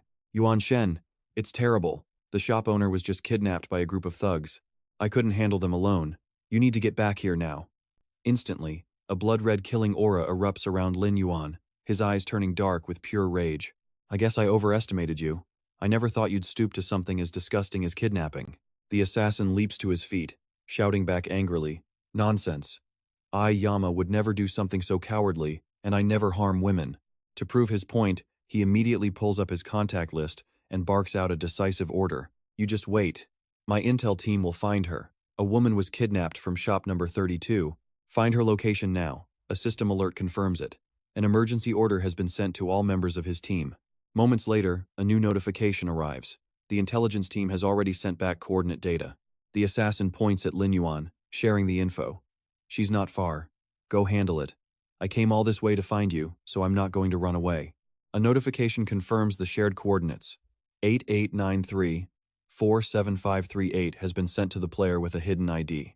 Lin Yuan gives him one last ice-cold glare. You had better not run.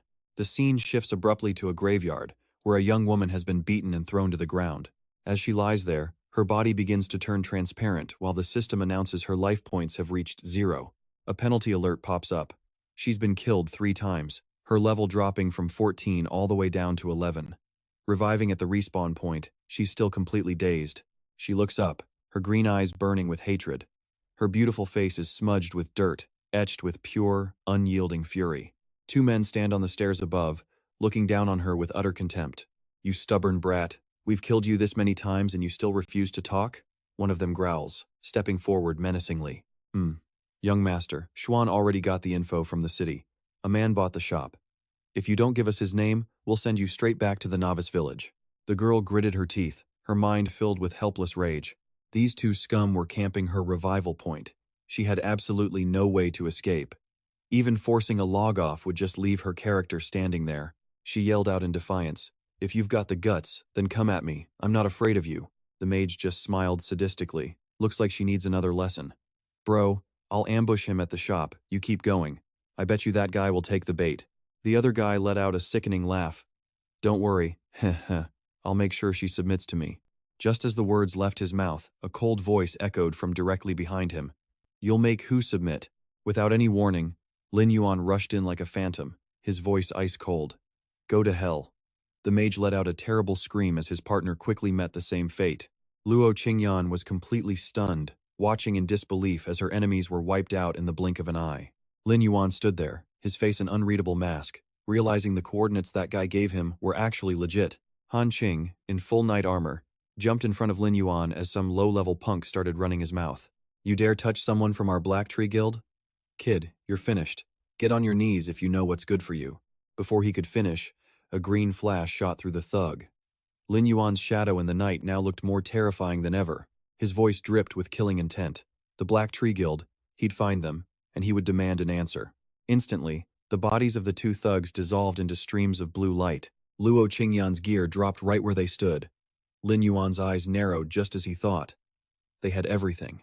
Luo Qingyan called out hesitantly, Little brother. She looked at her tattered gear, feeling humiliated and wronged. To be hunted down like this. Even though it was just a game, the realistic simulation meant the pain was very, very real. Lin Yuan gently handed her equipment back, his voice softening. It's okay now, he said. Just tell me what happened. Seeing the glittering gear in her hands, Luo Qingyan couldn't stop the tears from falling. Sobbing, she explained it all. They wanted the shop owner's name, but she refused, so they trashed her store and camped her at the respawn point. Lin Yuan let out a soft sigh.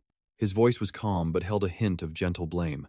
He told her she really should have just told them who he was. Wiping her tears, Luo Qingyan forced a brave smile. I'm the big sister. Of course I had to protect you. Besides, they're nothing. I wasn't scared at all. Seeing this, Han Cheng stepped forward, his face flushed with anger. This is absolutely shameless. He insisted they must have ganged up on her for a long time for all her gear to drop, then offered her a potion to restore her strength. Just as Luo Qingyan was about to respond, Lin Yuan turned to face Han Cheng, his eyes suddenly turning ice cold. He demanded information on the Black Tree Guild. Both of them immediately panicked, trying to talk him out of it. Little brother, don't do anything crazy, Luo Qingyan pleaded, while Han Cheng quickly added that the Black Tree Guild was no joke. Han Cheng explained with a grave expression that, unlike normal guilds, they had a massive real-world backer, the Black Tree Corporation itself.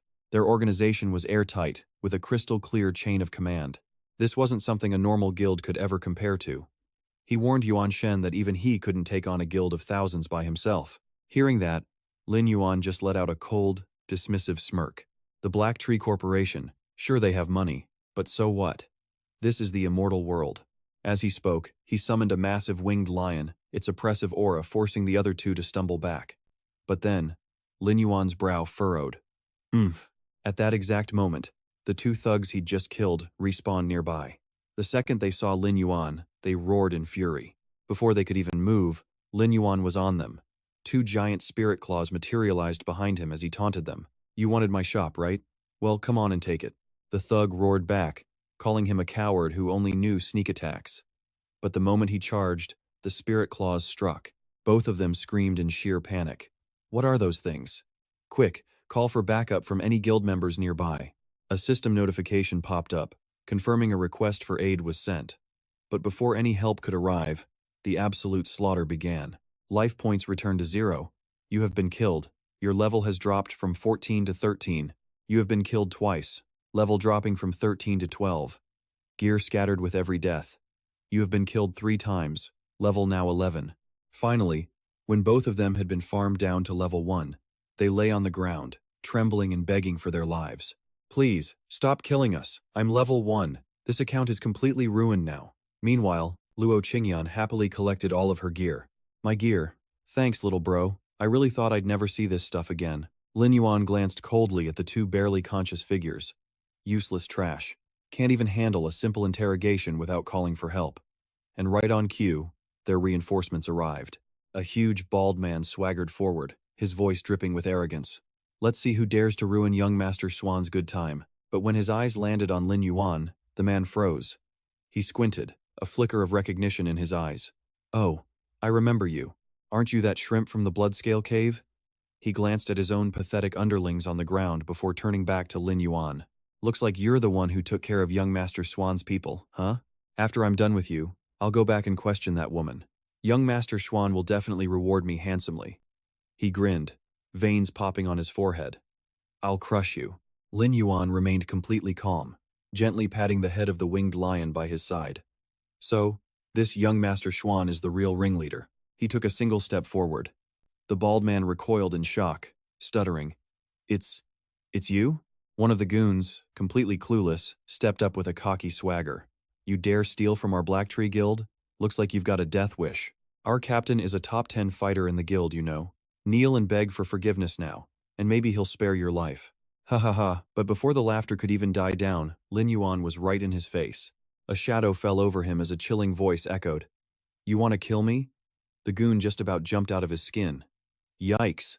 A loud smack echoed as the bald captain slapped his own subordinate across the face. You idiot. Shut your mouth. He spun back to Lin Yuan, his attitude completely flipped, sweating bullets. Great one. If I'd known it was you, I swear I never would have gotten involved in this mess. He bowed deeply. I'll take my men and get out of here right now. Lin Yuan replied coldly. No need. A flash of green light erupted, sending the entire group flying. Lin Yuan stood amidst an aura of deathly energy, speaking to the trembling captain. Now they're gone. Take me to this young Master Xuan. The terrified bald man nodded frantically.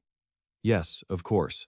But on the way, he secretly opened a communication channel, his mind racing. Bringing an outsider to headquarters was an act of betrayal. The fine from the Black Tree Corporation alone would be enough to bankrupt him completely. And that was before considering he was leading a monster like this back. No, he had to find an excuse. A message shot through the guild channel. Zhao Kui, urgent report. Found the shop owner. I'm luring him to HQ. Set up an ambush on the way to prevent his escape. Coordinates 4823.78.2. Seeing the reply signal on his screen, the bald captain breathed a sigh of relief. A wicked smile spread across his face. That was fast. He thought to himself, looks like I'm saved this time. At that exact moment, a system notification popped up in front of Lin Yuan. You have entered an ambush zone marked by Black Tree Guild's Combat Squad 7. The bald captain suddenly stopped in his tracks, forcing Lin Yuan to halt as well. A triumphant grin spread across his lips as he stared into the empty space ahead. They're here. Instantly, he spun around, pointed a finger right in Lin Yuan's face and roared with glee. You idiot. You really think you're invincible, don't you? Today, we're going to teach you some manners. Brothers, get him for me. But the only response he got wasn't the sound of his comrades charging into battle. It was a black shadow that flashed past like lightning, sending one of the ambushers tumbling to the ground. The bald captain stared, looking around in total confusion. What's going on? Why isn't Squad 7 making a move? He turned his head back, and the scene before him made his blood run cold. Amidst the trees, the bodies of Squad 7's members lay scattered everywhere, the blue glows signifying their deaths still hanging in the air. The captain stammered in pure horror. How? How is this possible, Squad 7? They've been completely wiped out? Lin Yuan walked past him coldly, blood still fresh on his sword. He thought to himself, was it that guy's dart? Was he trying to help me? Lin Yuan stared directly at the captain, who was now trembling like a leaf, his voice terrifyingly calm. Weren't you going to teach me some manners? He asked. Go on, make your move. The bald captain was so terrified he stumbled backward, sweat pouring down his shiny forehead. Without warning, a bolt of blue lightning shot down from the sky, engulfing him. He barely had time to let out a desperate scream. Stop! Don't! I was wrong. Arg! When the lightning faded, Lin Yuan walked over to the convulsing man on the ground, his voice devoid of any emotion.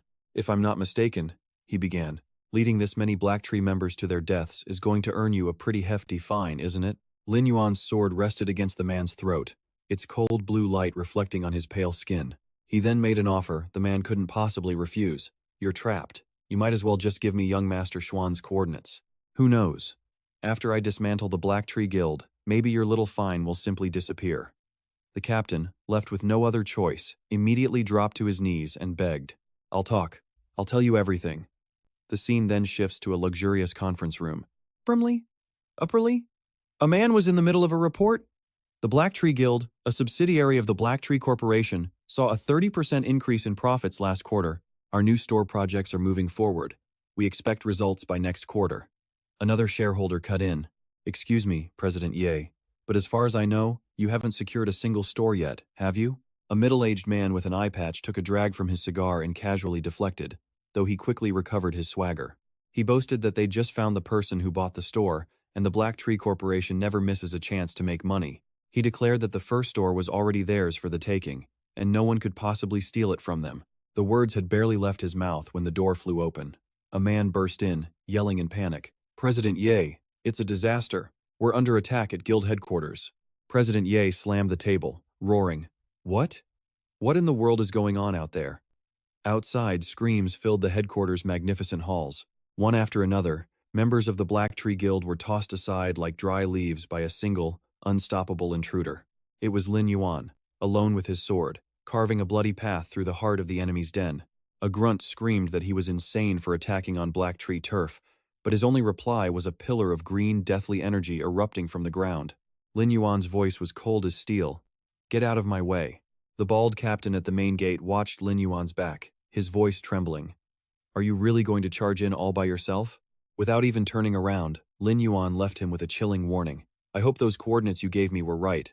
Otherwise, I'll be coming for you next. Meanwhile, inside the guild headquarters, under a massive crystal chandelier, a massacre was underway. In a luxurious room, a man known as Young Master Xuan lounged on a chair. He smirked at a live stream on his screen, telling his lackeys that a good show was about to start.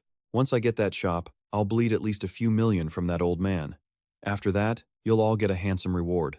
The live stream feed showed over 2,000 viewers currently watching. A girl sitting in his lap pouted, Young Master Xuan, you're so mean, trying to steal from people again. Just then, a loud noise from outside made him scowl. Who's making all that noise out there? What kind of sloppy work is this?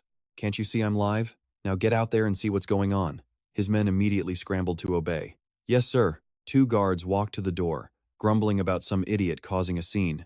But the second they opened it, a dark figure burst in, sending one flying back. The other guard could only get out a single word. What? Through the dust, Lin Yuan emerged, his sword glowing with a royal aura, as he coldly asked, "Are you He Xuan?" The tension in the air was electric. A fight was about to break out. Young Master Xuan just smirked, dismissing him as another attention seeker. Let's see how I'm going to play with this one, he thought. This whole scene made the live stream chat absolutely explode.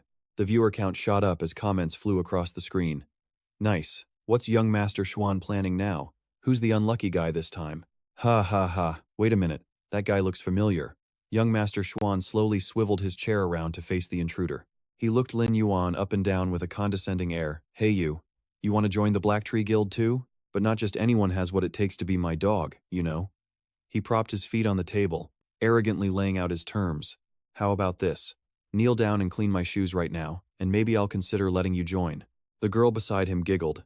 Hee, young Master Xuan is giving you a chance, you know. Lin Yuan just let out a cold smirk.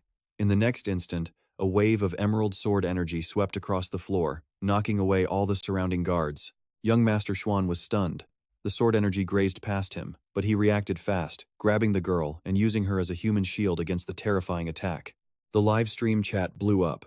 Viewer count 5,000 and climbing. Holy crap, someone's actually picking a fight with young Master Xuan. This is the Black Tree headquarters. No way, isn't that Great God 36? Lin Yuan aimed his sword point directly at young Master Xuan, his voice as cold as ice. Shop number 32 is mine. If you ever step foot in my territory again, I won't hesitate to wipe out your entire guild. After a moment of stunned silence, young Master Xuan leaned back in his chair, and then he laughed. You? Wipe out the Black Tree Guild?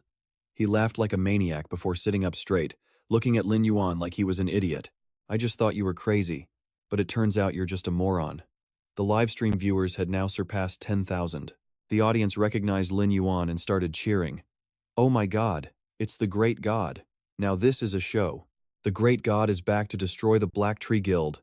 Young Master Xuan clapped his hands, looking amused. Men, come on out for our guest. Dozens of elite Black Tree members poured out from the shadows, completely surrounding Lin Yuan. One of them shouted, "You dare barge into the Black Tree headquarters? You got a death wish?"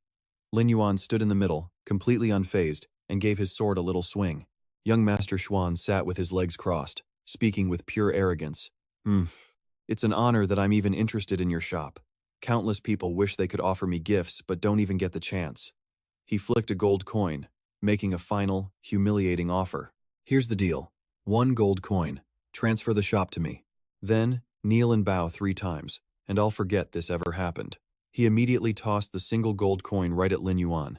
Lin Yuan instantly swung his sword, intercepting the coin and shattering it into tiny pieces with his sharp blade. He then summoned a spirit scorpion, a murderous glint in his eyes.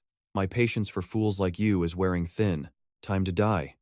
A green light erupted from the ground, slashing through all the men surrounding him. Young Master Xuan didn't have time to react, only managing to gasp in shock. Ack, what is that? As a wave of green energy shot toward him. Before he could even process it, a green beetle closed the distance and slammed right into his face, a model. He let out one final, agonizing scream as the bug detonated, creating a destructive blast of energy. The system notification was cold life functions. 0. His underlings stood frozen, unable to believe their eyes as young Master Huyan's body collapsed lifelessly to the floor. Young Master Huyan was killed? If you're enjoying this, how about a like for your boy?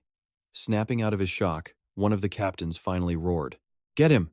The guards immediately charged forward, but it was useless. All that was left were their fading screams. Meanwhile, in a meeting room, a frantic employee made a call, his voice cracking with pure terror.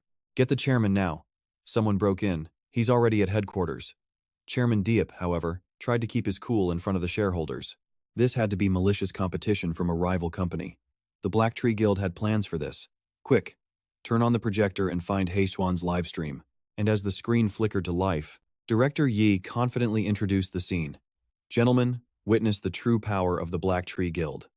But then his brows furrowed in utter confusion. Huh? The screen showed only Lin Yuan. standing alone in a battlefield littered with corpses. The entire meeting room fell dead silent. Director Ye slammed his hands on the table, his eyes wide, glued to the screen. He roared in a mix of desperation and pure shame. Impossible. The live stream was exploding, with viewer counts soaring past 20,000. The chat went wild. This god isn't just soloing a boss, he's soloing an entire guild. Finally. I've hated those Blacktree jerks for ages. Go, god tier player, this is gonna go viral. Director Ye gritted his teeth, cold sweat dripping down his temples. This couldn't happen. The Blacktree Corporation's stock would plummet, and his own position as CEO was on the line. He absolutely could not let this happen. He tried to calm everyone down, insisting there must be a mistake. Are the guild's guards on leave today? I'll contact the person in charge right now. He immediately made a call, screaming into the phone. You useless brat! I don't care how you do it, you stop him now. At the same time, Heishuan roared in fury the moment he respawned in the game. Damn it! How dare he make me lose a level? He immediately started sprinting back toward the main hall. As he ran, he screamed with rage. Stop right now, or I swear I'll destroy your shop. Not only that, I'll kill every last one of your people back to level 1. Lin Yuan, standing among the bodies, turned his head slowly. His voice was cold. Are you threatening me? Heishuan puffed out his chest, snarling. That's right. This young master always does what he says. Go on, just try me. Lin Yuan slowly closed his eyes. A ghostly spirit materialized behind him, and his voice turned bone-chillingly cold. If that is your answer, then the Blacktree Guild no longer needs to exist. He raised a hand, activating his ultimate skill. Activate. Corpse explosion technique. A chain reaction of sickening green explosions erupted from every corpse on the floor, creating a maelstrom of pure destructive energy. Back in the meeting room, Director Ye could only watch in horror as the guild headquarters on screen was consumed by a sea of flames. My guild. One of the shareholders stood up, staring at Director Ye with utter disappointment. Director Ye, is this the project you wanted our investment for? What a disappointment. I'm beginning to question your ability to manage this corporation. Hearing this, he quickly tried to placate them. Everyone, please calm down. The guild's elite guard unit has already arrived on site. He turned to his subordinate for confirmation. The elite squad received the notification and are all online, correct? A secretary hurriedly reported. Yes, sir. All of them are in position. Through the screen, the entire room watched as a squad of players in black armor smashed through the windows. The squad leader yelled, Let's get him, boys! Director Ye promised 100,000 for each of us, you hear me? The entire team roared back in unison. Sir, yes sir. The livestream viewer count had already shot past 30,000. The chat was buzzing. Oh no, it's these guys. They're famous for playing dirty. Yeah, but they're just walking to their deaths. The god player's strength would surely crush them, but the reality was far more brutal. The entire elite squad was being torn apart by a single one of Lin Yuan's undead insects. Hurry up and stop that damn bug. This young master has already dropped 5 levels. A member barely dodged a sword strike, only to see the bug looming right in front of him. Damn it, it's here again. The massacre was over in a flash. The undead insect dived down, claiming another life. Health points dropping to 0. Floating in a haze of dark energy, Lin Yuan looks down on the cowering survivors below, and his voice, dripping with pure scorn, booms across the great hall. Weren't you guys gonna kill me back down to level 1? So why are you hiding back there, too scared to even make a move? Without a moment's hesitation, the elite squad's captain raises his sword and rallies his men. Brothers! Same old strategy, let's get him. The soldiers behind him charge forward, thirsty for blood. But seeing Lin Yuan just standing there calmly, the captain's eyes go wide, and he roars in pure fury. That damn brat. Building momentum, he launches into the air. He brings down a thunderous strike from above, aiming right for Lin Yuan and declaring, We are your real opponents. But before his sword can land, a flash of blue light erupts, blasting him backward. The captain can only let out a cry of pure disbelief. Seeing their captain get knocked back, 2 mages in the rear immediately unleash their skills. Fireballs and arrows fly, their faces twisted in ugly sneers. No matter how strong you are, you can't beat all 7 of us. One shouts, smugly adding, Try and block this. Taste my paralyzing arrow. Haha. Fast as a phantom, Lin Yuan weaves through the attacks, appearing right in front of the mage.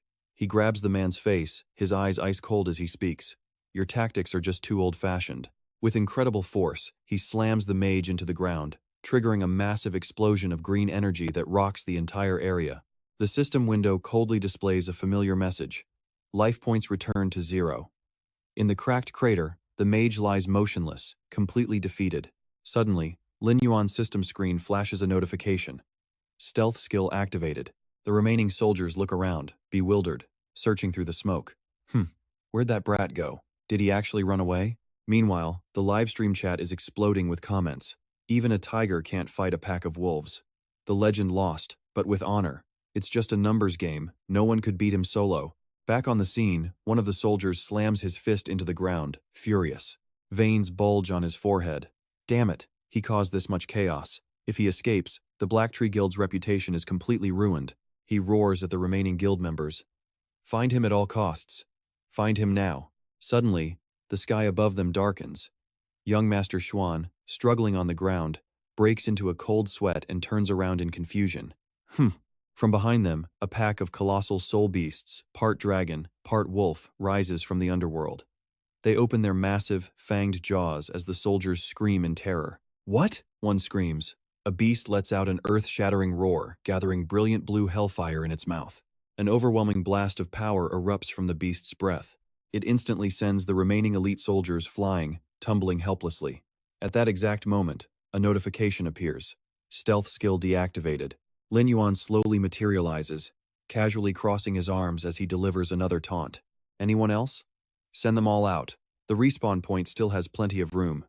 In the real world, a young man is glued to the live stream, sweating bullets. Holy crap, I get to witness this legend in action again. He's the type who doesn't make a move, but when he does, bodies drop. On a bustling street, a group of teens huddles around a tablet, buzzing with excitement. The Blacktree Guild really messed with a god of slaughter this time. In another corner, a schoolgirl clutches her blushing cheeks, her sparkling eyes glued to her phone screen in a total trance. Whoa, how can he be so handsome? But in stark contrast to the audience's excitement, young Master Xuan is on the ground, pathetically cowering and clutching his head. Terrified, he opens up a chat window, crying his eyes out as he begs his father for help. Dad, you have to save me. Director Ye just screams back, spit flying everywhere. How could I have raised such a useless piece of trash like you? You idiot. You're going to be the death of me, do you realize that? But young Master Xuan doesn't back down, shouting right back at him. You old man! I was just following your orders, it was your intel that was bad. And you're blaming me? Choked with rage at his son talking back, Director Yi slams his head on the desk, panting. He tries to suppress his fury as he barks orders to his men. You rebellious brat. I don't care how you do it, you have to buy me time and hold him there. His face darkens, his eyes flashing with a sinister confidence. The master I paid a huge sum to hire is already on his way.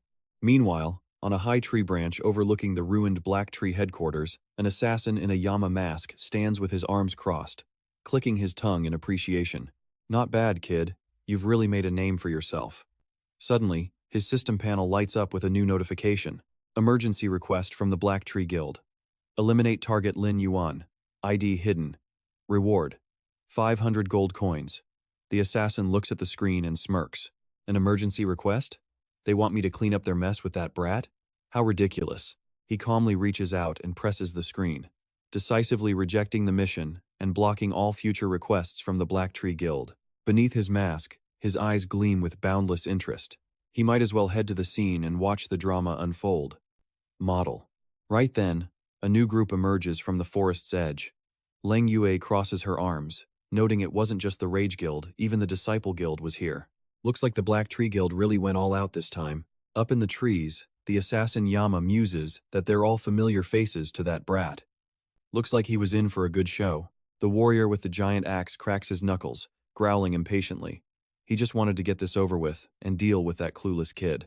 The assassin watches the three of them charge down, a smirk playing on his lips. Well, no need to test their strength anymore. He could just send the video straight to the boss. Meanwhile, in the main hall, young Master Xuan was surrounded by two soul beasts, screaming in pure frustration. Even my own father has never laid a hand on me. He roars.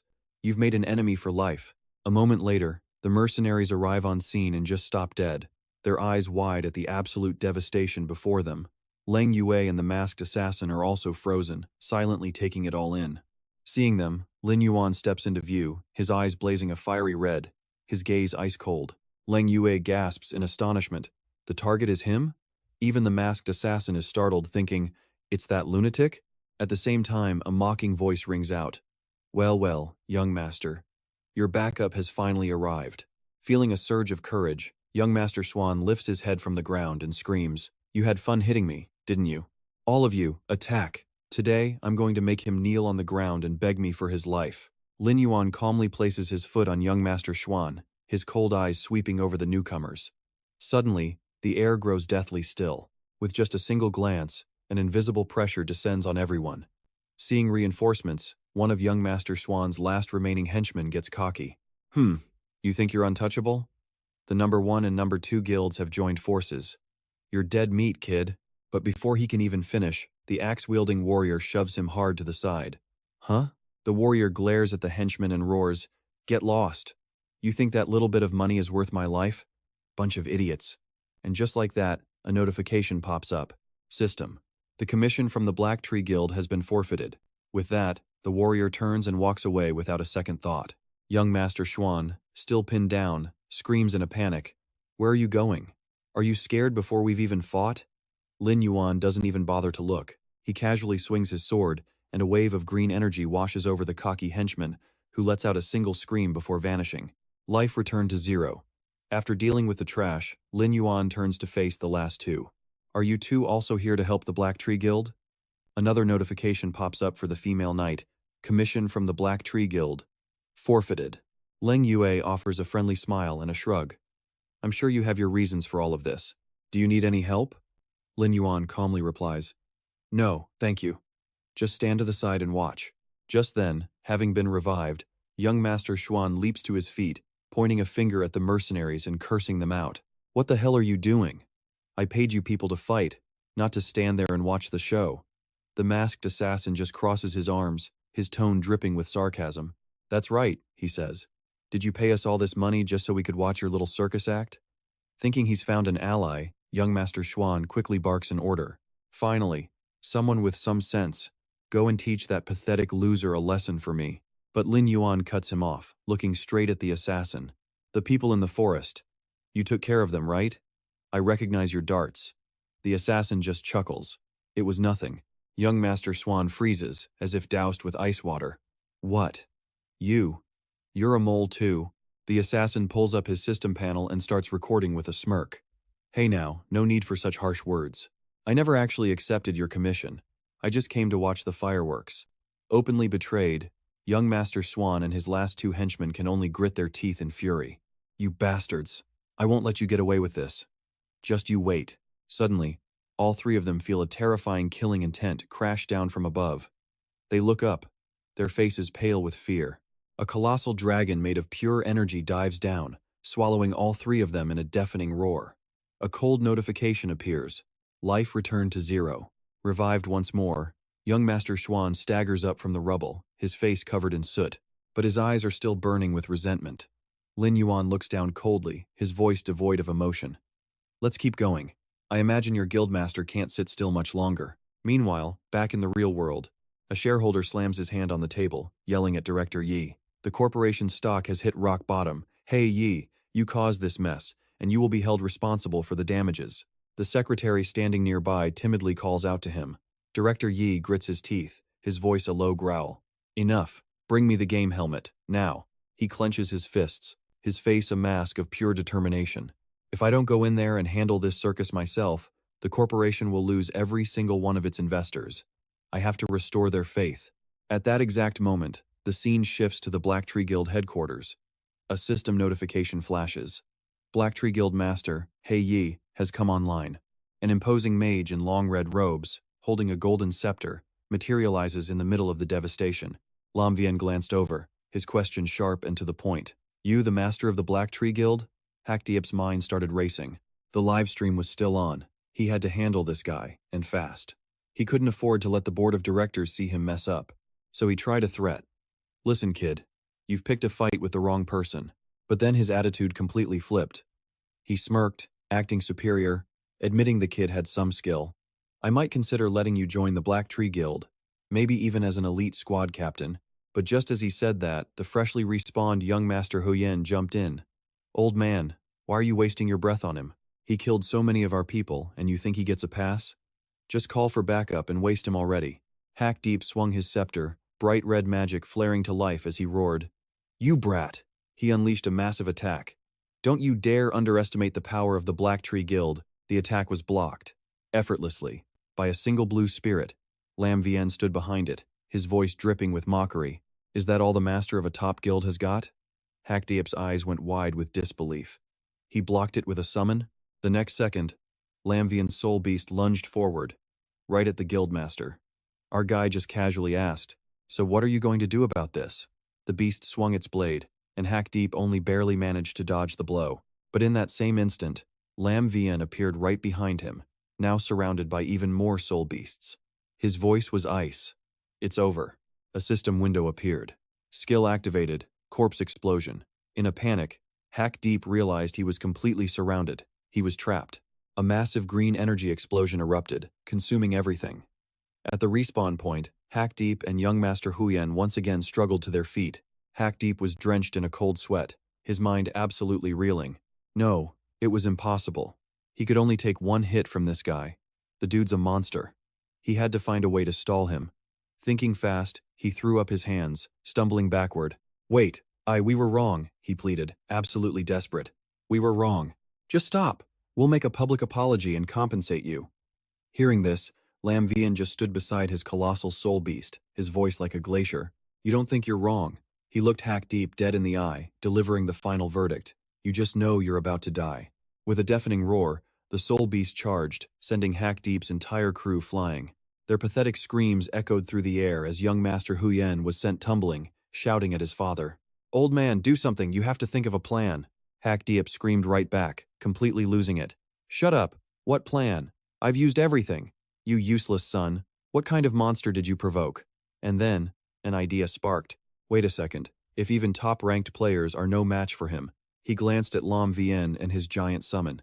There was only one option left, an NPC. He muttered to himself, scheming. The Black Tree Guild's headquarters was on the edge of the city. It still counted as a main zone, where fighting was forbidden. All he had to do was notify Administrator Guan, and this kid was finished. Hack Deep smugly pulled out a scroll, turning to his son. My foolish boy, why didn't I think of summoning Administrator Guan sooner? No matter how strong he is, he can't fight a game, NPC. He activated the item. Item used, emergency summon, wanted order. Young Master Huyen's eyes lit up. Dad, I get it now. Administrator Guan's job was to stop all fights in the main city. Anyone who refused would be thrown into the game's prison for a mandatory timeout. With a brilliant flash of light, a majestic general and 2 soldiers appeared out of thin air. The summon was a success. The general's voice boomed. Daring to cause trouble in the main city means you disrespect me. He pointed a finger straight at Lam Vien. Arrest him at once. Hack Deep and his son shared a triumphant, wicked laugh. Hack Deep sneered. Heh, you little punk. The Black Tree Guild is inside city limits.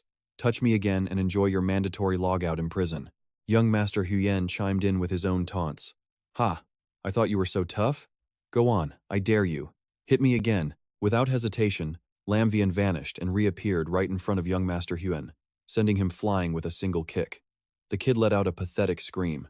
Hack Deep was completely floored. What? Seeing the attack, he shrieked in panic. You're dead, you brat. While instantly activating his magic shield. When he saw Lam Vien still dared to attack, Hack Deep roared triumphantly in his head. He was sure of it, victory was his. Attacking right in front of Administrator Guan? That was just pure, incurable stupidity. And just as he expected, the NPC general erupted in absolute fury. You dare to attack right in front of me? Such arrogance. Seize him. I'm locking him up for 3 months. The 2 soldiers immediately charged. Yes, sir. On the live stream, over 30,000 people watched as the chat filled with disappointment. Oh, what a shame. It's totally over. With a game mechanic like that, how can you even fight?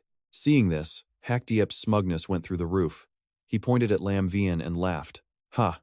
When a player attacks an administrator NPC, the entire Western Kingdom puts a bounty on their head. No matter how strong you are, you wouldn't dare attack the administrator himself, right? But he never saw it coming.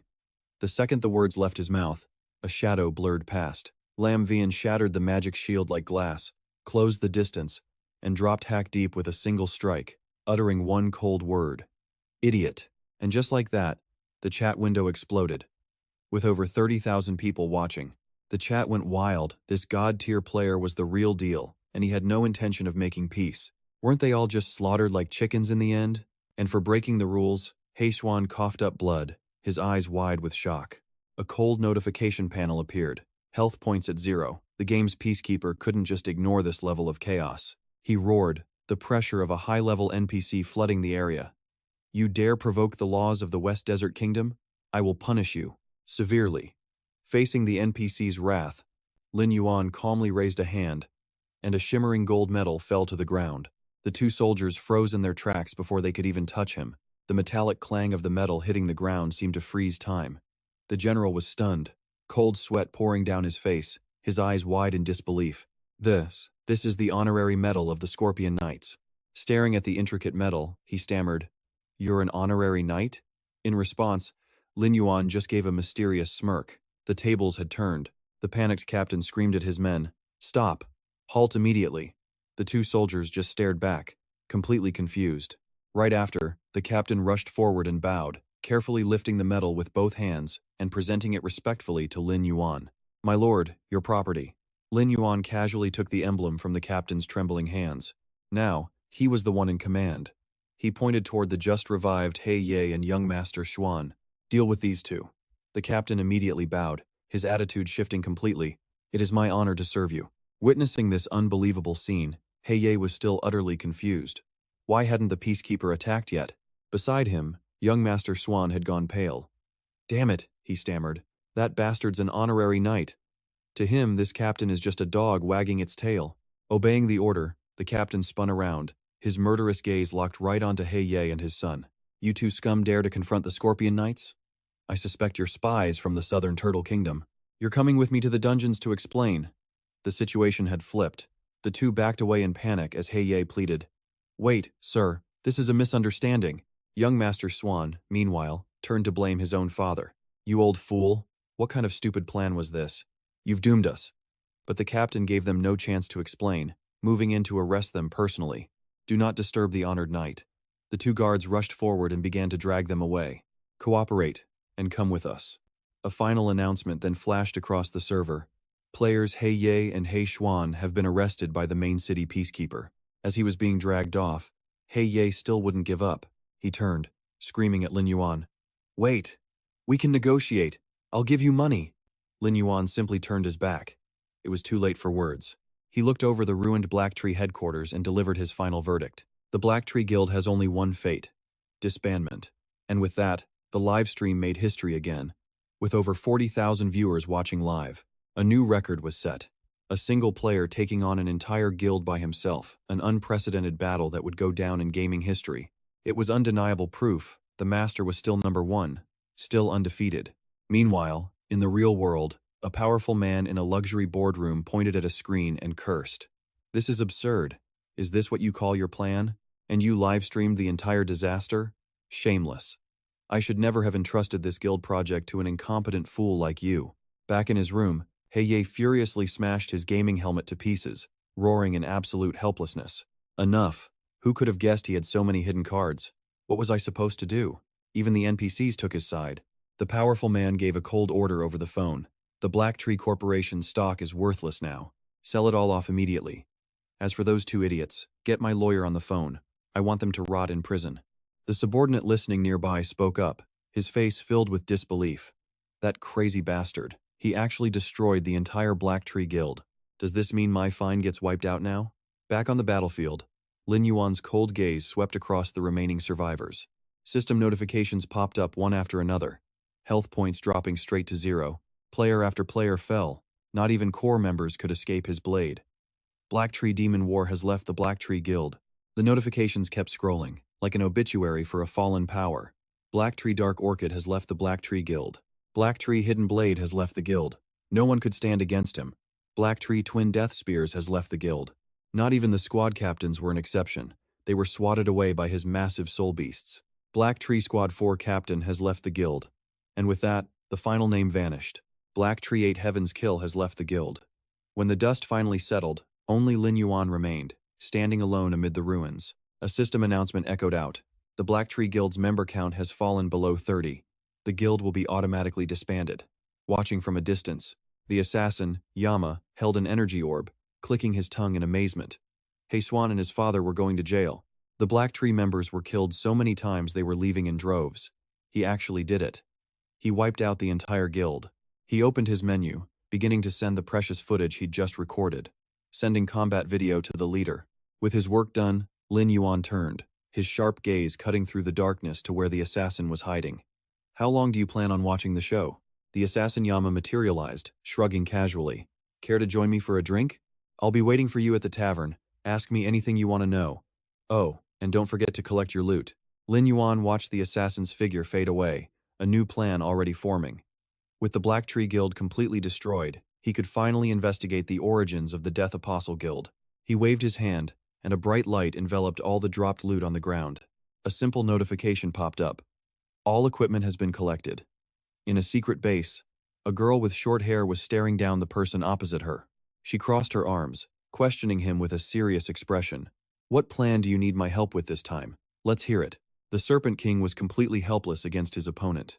A nearby snake charmer let out a tired sigh, and the purple snake on his shoulder seemed just as bored. The master had given new orders, telling him to scout the target and then figure out a way to recruit him. What a total pain. The conversation between the two shadowy figures continued. The man revealed, "The master gave me a tip. I need to go to the deepest part of the desert to capture a flying serpent." The woman shot back without a single moment of hesitation. "Your job is to figure out how to lure him out. Then we'll complete the master's mission together." But the man wasn't having it. "This mission was assigned to you, wasn't it? In the organization, he might be a lower rank than her, but his boss was way more useful. It's not your place to give me orders." The hooded man leaned in close, his voice dripping with menace. "You could refuse," he threatened, "but you almost exposed everything with the Count's situation last time, didn't you? Just imagine if that little secret got out." Hearing that, Anna clenched her fists but finally caved. "Fine. Just this once. But you better understand," she warned. "The mission in the serpent person civilization cannot have any errors. The second things look bad, I'm pulling out first." The man smirked victoriously, pulling out a coordinate map. "You just need to lure him to this spot." He shared the coordinates, 7993.427.548. The woman took the info, her eyes narrowing with suspicion. "So, what kind of dungeon have you prepared to deal with him?" The coordinates were saved. The hooded man let out a sinister grin, revealing a face covered in scales from the Isle of Death Sea. Meanwhile, at a tavern in a remote city, Lin Yuan and the assassin Yan Wang had just stepped inside. The owner greeted them cheerfully. "What can I get for you two?" Before Lin Yuan could speak, the assassin coolly flashed a skull-shaped badge. The owner's expression changed in an instant. He bowed his head low. "I understand." He immediately turned to the other patrons and announced, "My apologies, but we'll be closing early tonight. To make it up to you, everything you've had today is on the house." The customers looked confused for a second. Then the entire tavern erupted with excitement over the free tab. A young woman cheered. "This is our lucky day, another free round." While a man nearby sighed, "If I'd known, I would have ordered more drinks." In a series of loud thuds, every window and door in the tavern slammed shut, sealing them in absolute privacy. Inside the now empty tavern, Lin Yuan scanned his surroundings. Yan Wang, the assassin, gestured to a chair. "Sit." Lin Yuan sat and got straight to the point. "Is this a base for the Disciple of Death Guild?" The assassin just returned his question with a cryptic offer. "If you're so interested in our guild, why don't you try experiencing it for yourself?" Just then, another hooded figure appeared from the shadows with a formal invitation. "On behalf of the Disciple of Death Guild, I officially invite you to join our organization." Lin Yuan raised an eyebrow, his voice dripping with sarcasm.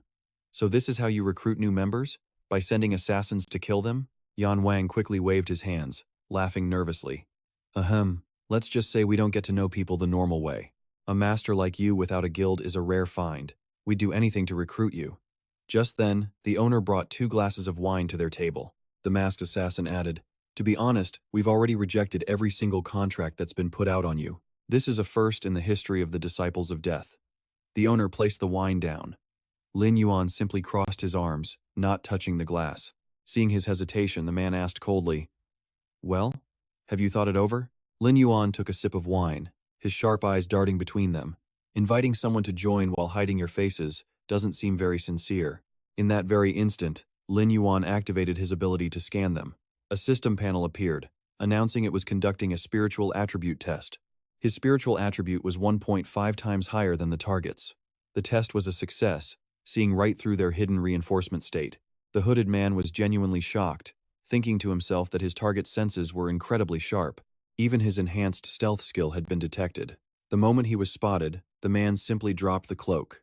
A man in a mask and a red and black robe sat with his legs crossed, radiating a dangerous yet casual aura. Lin Yuan recognized him instantly. This had to be the guildmaster from Death Sentence. In his past life, this guy was notorious for assassinating countless experts, a pure psychopath who lived for the thrill of the kill. Lin Yuan answered calmly, "If you've done your homework on me, you know I never join guilds. However," he continued, "I am looking for some information. Name your price." Death Sentence pushed a badge toward Lin Yuan.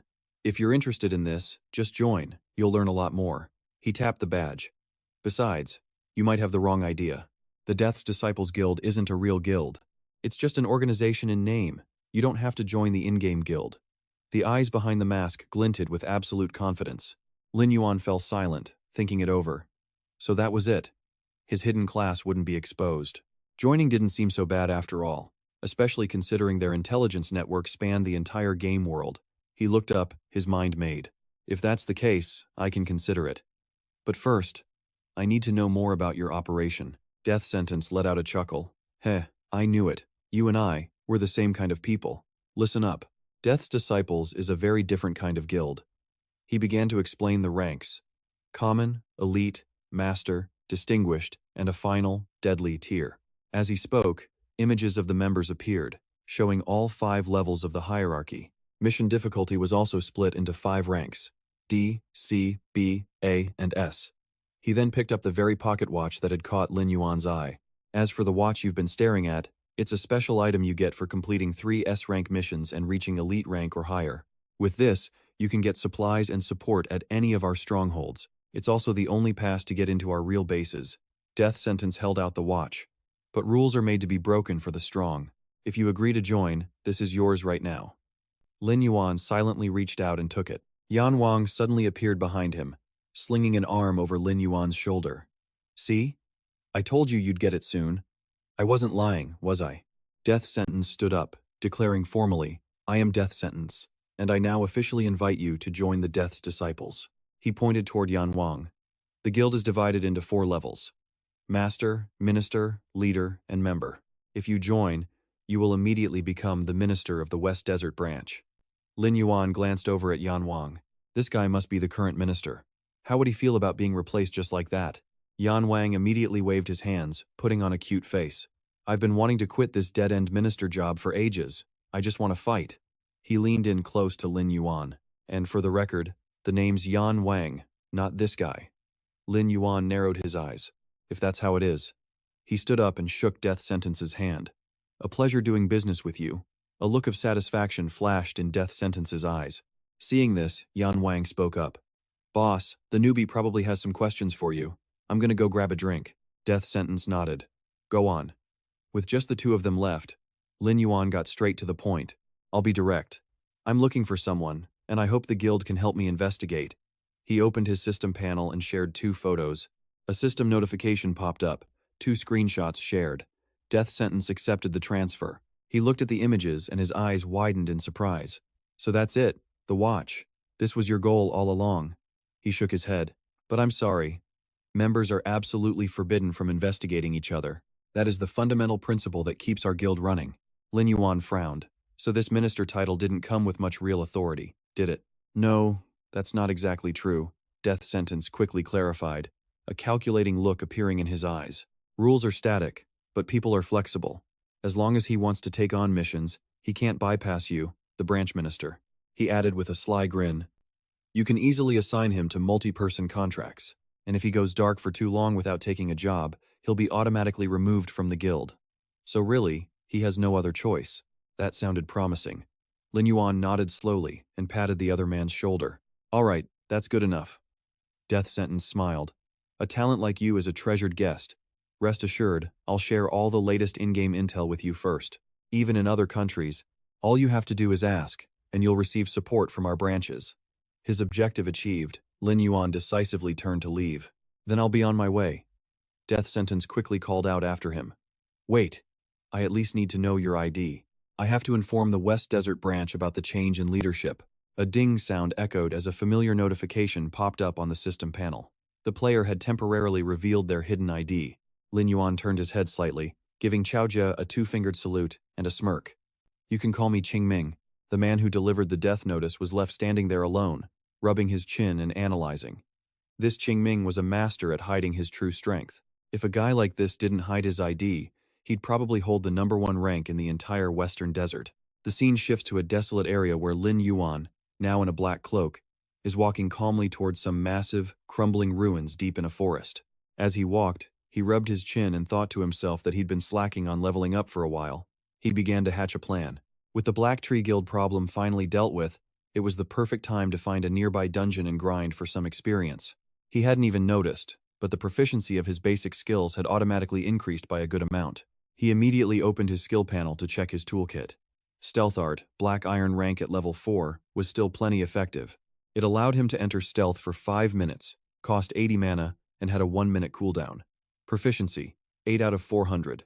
Then there was his ace in the hole, Soulfire Art, a Black Iron rank at level 7, dealing 300% magic damage for just 10 mana on a 4-second cooldown. Proficiency, 10 out of 700. Lin Yuan sized up his new skills. Corpse Explosion? Yeah, that one was decent enough. But Dark Ancient Curse? Not nearly as amazing as he'd hoped for. The skill window detailed Gold Tier Corpse Explosion, level 5. Effect, detonate 1 corpse, dealing fire damage equal to a massive 110% of his health to nearby enemies.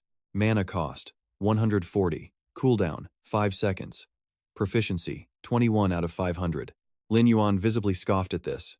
A measly 20% single target heal? For his massive army of undead, that was practically useless. A complete waste of a skill slot. He glanced at the next skill, Gold Tier Dark Ancient Curse, level 3. It could deal damage equal to 20% of the target's max health, or heal one of his corpses for the same amount. Cost, 60 mana. Cooldown, 6 seconds. Proficiency, 220 of 300. He clicked his tongue in disappointment. This whole percent-based damage thing? It was only really good for bullying monsters weaker than him. He recalled those frustrating fights where his damage was nerfed, breaking into a nervous sweat as he mumbled. When used on higher-level monsters and bosses, the system drastically cuts down the percentage-based damage. It becomes totally useless. He pulled out 2 precious skill scrolls, and Lin Yuan's eyes lit up. A plan was forming. From all his grinding experience in his past life, he knew low-tier skills could be upgraded simply by maxing out their proficiency. He drew his sword, fired up, and ready to go. Only high-level skills required these special scrolls for an upgrade. The 2 scrolls he'd been saving for so long had to be used perfectly. Best case? Straight on a dark gold tier skill. He checked his status screen. Name, Lin Yuan, level 16. Class, Necro Hunter. Taboo talent, Dark Summoning. Gate of the Underworld capacity, 107 out of 160. He analyzed his stats. The other stats were fine. But the core problem? His Gate of the Underworld needed to be filled with stronger, tankier zombies. Now that his level was climbing, his starter undead like the Ghost Wolf zombies were starting to feel weak. He sighed. Worse, the zombies couldn't level up on their own. The stat difference would just keep getting bigger. He decided to summon fewer of these weaklings from now on, so they wouldn't just clutter up his formation. Just then, a system notification popped up. He had arrived at the elite dungeon entrance. Dungeon name, the Relic Laboratory. Without hesitating, Lin Yuan stepped right through the dark, hazy gate of the ancient ruin. What greeted him inside was a scene of pure desolation. Giant, rusted suits of armor lay shattered and scattered across the path. He stopped in his tracks, looking up at a massive suit of black armor sitting motionless before him. A Death Knight? He wondered aloud. Suddenly, the monster roared to life. A massive crackling with blue energy ripped through the air, heading straight for him. A powerful aura erupted as all the surrounding knights awakened, their menacing presence pressing down on the intruder. A red alert flashed on his system screen. Elite Death Knight, level 18. Health, 4600 health, 220 attack, 290 defense. Skills included Decay Roar and Guard Break. In a flash, Lin Yuan slid out of the way, summoning his undead beetle to intercept. A smug grin appeared on his face. He knew the weakness of these hollow beings. They might be ridiculously tough to take down, but the experience they gave out was the best you could get from monsters at this level. The undead beetle immediately countered, firing a brilliant green energy beam that pierced straight through the Death Knight's chest plate.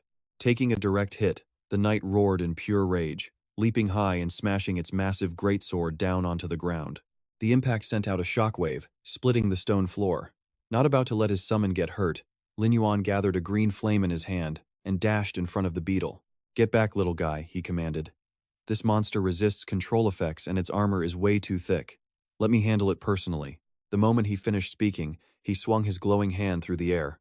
The system kicked off the fight, launching a skill that amplified all incoming damage. Just as the magic circle lit up, the Death Knight let out a roar, raising its massive sword for a ground-shattering strike. But, quick as a shadow, Lin Yuan gracefully dodged backward, avoiding the cold steel blades, leaving the three massive monsters swinging at nothing but empty air. While the monsters were still off balance, he smirked and slipped silently into the shadows. The system screen flashed, stealth skill activated. And then, from behind the giant knight, a spectral serpent emerged, its fanged mouth wide open. The system coldly announced a death sentence. Activating skill. Corpse explosion. The serpent let out a terrifying shriek as its body swelled with brilliant green energy, preparing for a devastating blast. A horrifying shockwave ripped through the area, wiping out everything nearby, and sending rusted armor fragments flying into the air. At the same time, a shower of incredible rewards began to drop. He'd just received a recipe for a fatal poison. A beginner recipe for mana potions and an intermediate recipe for a high-grade solvent also appeared.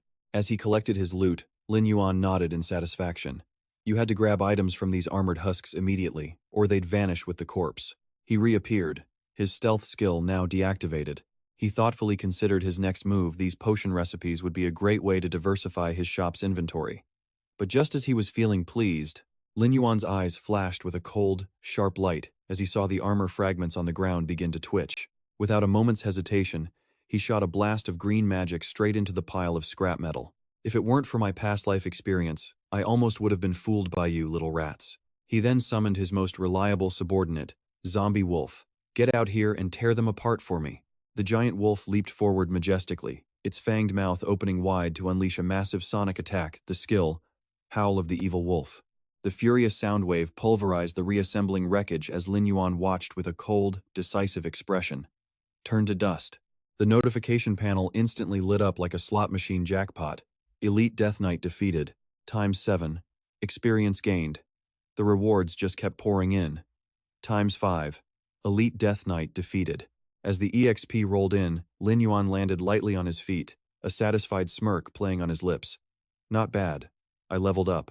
The cleanup notifications continued to flood his screen ×9. Elite Death Knight defeated. Experience gained. And finally, the grand prize.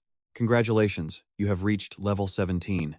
He immediately opened his glowing personal stats page to check his progress. Player, Lin Yuan, level 17. Class, Necromancer. Talent, Dark Summoning. Strength 77. Stamina 205. Agility 119. Spirit 354. But even after leveling up, Lin Yuan analyzed his team's weaknesses. The Death Knight's defense was way too high. His zombie wolf could barely even scratch them anymore. Even though it was technically a boss-level monster, its own level was just falling way too far behind. Still, he was a little hesitant to just get rid of it. That area of effect Howl was just too satisfying to use. A tough call. He looked at his pet stats. Death Wolf, Overlord, level 6, with 2400 health and 360 attack, 48 defense. Its skills were impressive, but Lin Yuan's eyes flashed with a longing for more. Man, if only there was a way to power level these undead. He then glanced over his other, more disposable summons. A common lightning zombie, level 6, only 400 health, pretty pathetic. Lin Yuan shook his head, annoyed. These weak zombies were completely useless now, good for nothing but being sacrificed for his corpse explosion skill. It was the same story for the rest of them, like the level 10 serpent demon larva or the level 5 kobold miner, utterly worthless. Even his supposed elite summons like the zombie thief weren't much better. A level 12 elite and a level 6 kobold foreman, all just waiting to be used as explosive fuel. But then, he looked at the tiny undead beetle on his fingertip, and a smug smile crept across his face. Yeah, little guys like this with such unique skills, they were priceless, the kind of rare find that money just can't buy. He waved his hand, casting a magic circle to implant green energy into the small creature. Time to get back to work, little guy. But as the beetle approached the Death Knight's armor, the system threw a bucket of cold water on his plans. Target is an undead creature and cannot be reanimated. Lin Yuan clicked his tongue, putting the pieces together. So these monsters were never really armored skeletons, just spirits bound to the metal. No wonder his reanimation spell failed. Shaking his head, he turned away with a new plan. Looks like it's time to start cleaning out the trash. He needed to manage his low-level undead and start hunting tougher monsters. But just as he was getting fired up, a blue light flashed, cutting off his train of thought. An urgent notification on his system screen. A call from the real world. Mom is calling you. Suddenly, Lin Yuan's face showed a flicker of surprise and worry. That's weird. Ever since he decided to focus on gaming to earn money, his mom rarely ever bothered him mid-session. Something must be wrong. The moment he answered the call, his mother's worried voice echoed through the system interface. Yuan, have you heard from Xiao Dan lately? Lin Yuan's expression turned serious in an instant. Frowning, he asked urgently, Mom, what happened to Xiao Dan? The scene cuts to the real world. An image of his blonde sister appears as his mom explains through her tears. She hasn't been home for 2 days now. Realizing something was seriously wrong, Lin Yuan tried to stay calm for his mother's sake. Don't worry, Mom. I'm coming over right now. He ripped off his VR headset and rushed downstairs to the living room. Mom, he demanded. His face creased with worry. What exactly happened? In their lavish living room, his mother was sobbing uncontrollably. His father just sat there, head in his hands, looking utterly defeated. Yuan? His mother clutched his sleeve, her face completely pale with fear as she started to explain. A few days ago, Xiao Dan had left for a summer training camp. At first, her messages were spotty, but for the last 2 days, complete radio silence. Her father quickly pulls his wife into a hug, trying to find the most optimistic excuse. Hey now, don't just jump to the worst-case scenario. Maybe Xiao Dan is just having too much fun to even look at her phone. Hearing this, Lin Yuan lets out a quiet sigh of relief as his brain kicks into overdrive, digging through his memories. He remembers that around this time in his past life, Xiao Dan had made contact with the Order. He smiles and waves a hand, confidently reassuring his worried parents. I heard Xiao Dan mention that training course before. They're not allowed to use their phones at all until it's officially over. So please, don't worry. Xiao Dan is totally fine. She's just taking part in some intense, closed-door combat training. His mother blinks, the heavy weight on her shoulders seemingly lifting just a little. Is that true? Oh, that girl. Even if she's busy, she could have sent one text to let us know. His father also exhales in relief. Well, that's good then. While he appeared calm on the surface, a deep sense of unease was rising in Lin Yuan as he recalled those fanatics in the glowing red masks. Even though he still doesn't fully trust the Order, he knows he has to respect Xiao Dan's own choices. He breaks out in a sweat, muttering to himself. Some members of the Order from his past life had more than a few screws loose. His expression darkens, his gaze growing sharp and incredibly cautious. The moment Xiao Dan gets back, he'll have to watch her very closely to see if she's been harmed in any way. But while her older brother is worrying himself sick, Xiao Dan is in a state-of-the-art simulation room, clad in a skin-tight combat suit, cutting down waves of attacking white robots with her blade. She immediately leaps high into the air. Quick as a flash, Xiao Dan brings her flaming sword down in a thunderous strike against one robot. But just as she does, another one lunges from behind. She's completely surrounded. Xiao Dan takes her stance, her sword erupting in a brilliant blue flame that forces the army of machines back. She pours all of her strength into one final blow, her eyes widening as she lets out a powerful roar. Ah! A swirling vortex of blue energy explodes outward, scattering the robots in every direction. The battle is over. Xiao Dan drops to one knee, sword planted in the floor, panting for breath. Just then, from the observation deck above, 2 young men stride over, looking down at her with smug smiles. So, what do you think? Training with us is way more effective than just fumbling around blindly on your own, right? The curly-haired guy says with a cocky smirk. You can leave whenever you want. We already got the green light from the big boss. We're treating this as an official training exercise for the organization, so we're giving your situation special consideration. Still catching her breath below, Xiao Dan looks up, her eyes filled with determination. Thank you. The man in the long coat waves a hand and calls out, Rest up a bit. The boss wants us to assemble. At that exact moment, in the grand main hall of the Order's headquarters, dozens of individuals with extraordinary powers are gathering, creating an almost suffocating pressure in the air. A rookie in the crowd breaks into a cold sweat. So this is the inner circle of the Order? Every single person here looks incredibly dangerous. But to become stronger, he knows there's no other path for him. Murmurs and astonished whispers ripple through the crowd. It seems like everyone has already heard the news. The 10th ranked guild in the Western Desert was completely annihilated by a single solo player. Suddenly, the commanding voice of the female leader, Mei Miao, cuts through the noise. Even our organization couldn't possibly take on an entire guild with just one person. She raises her hand, projecting a three-dimensional hologram. This is a recording of his battle. Everyone, open your eyes and study this carefully. The screen flashes to life, showing the all-too-familiar face of Lin Yuan. The crowd explodes. Isn't that the god-tier player who's been trending online? He's absurdly strong. The whispers immediately start up again. Rumor has it that the only reason that God Player went on such a bloody rampage was for a woman. Just as she steps into the hall, Xiaodan sees her brother's face on the screen. Her eyes go wide, her jaw dropping as she starts sweating bullets. That's him?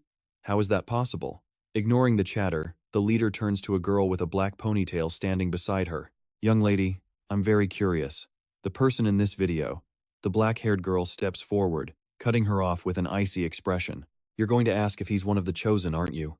She closes her eyes and explains calmly. I've already tried to sense him.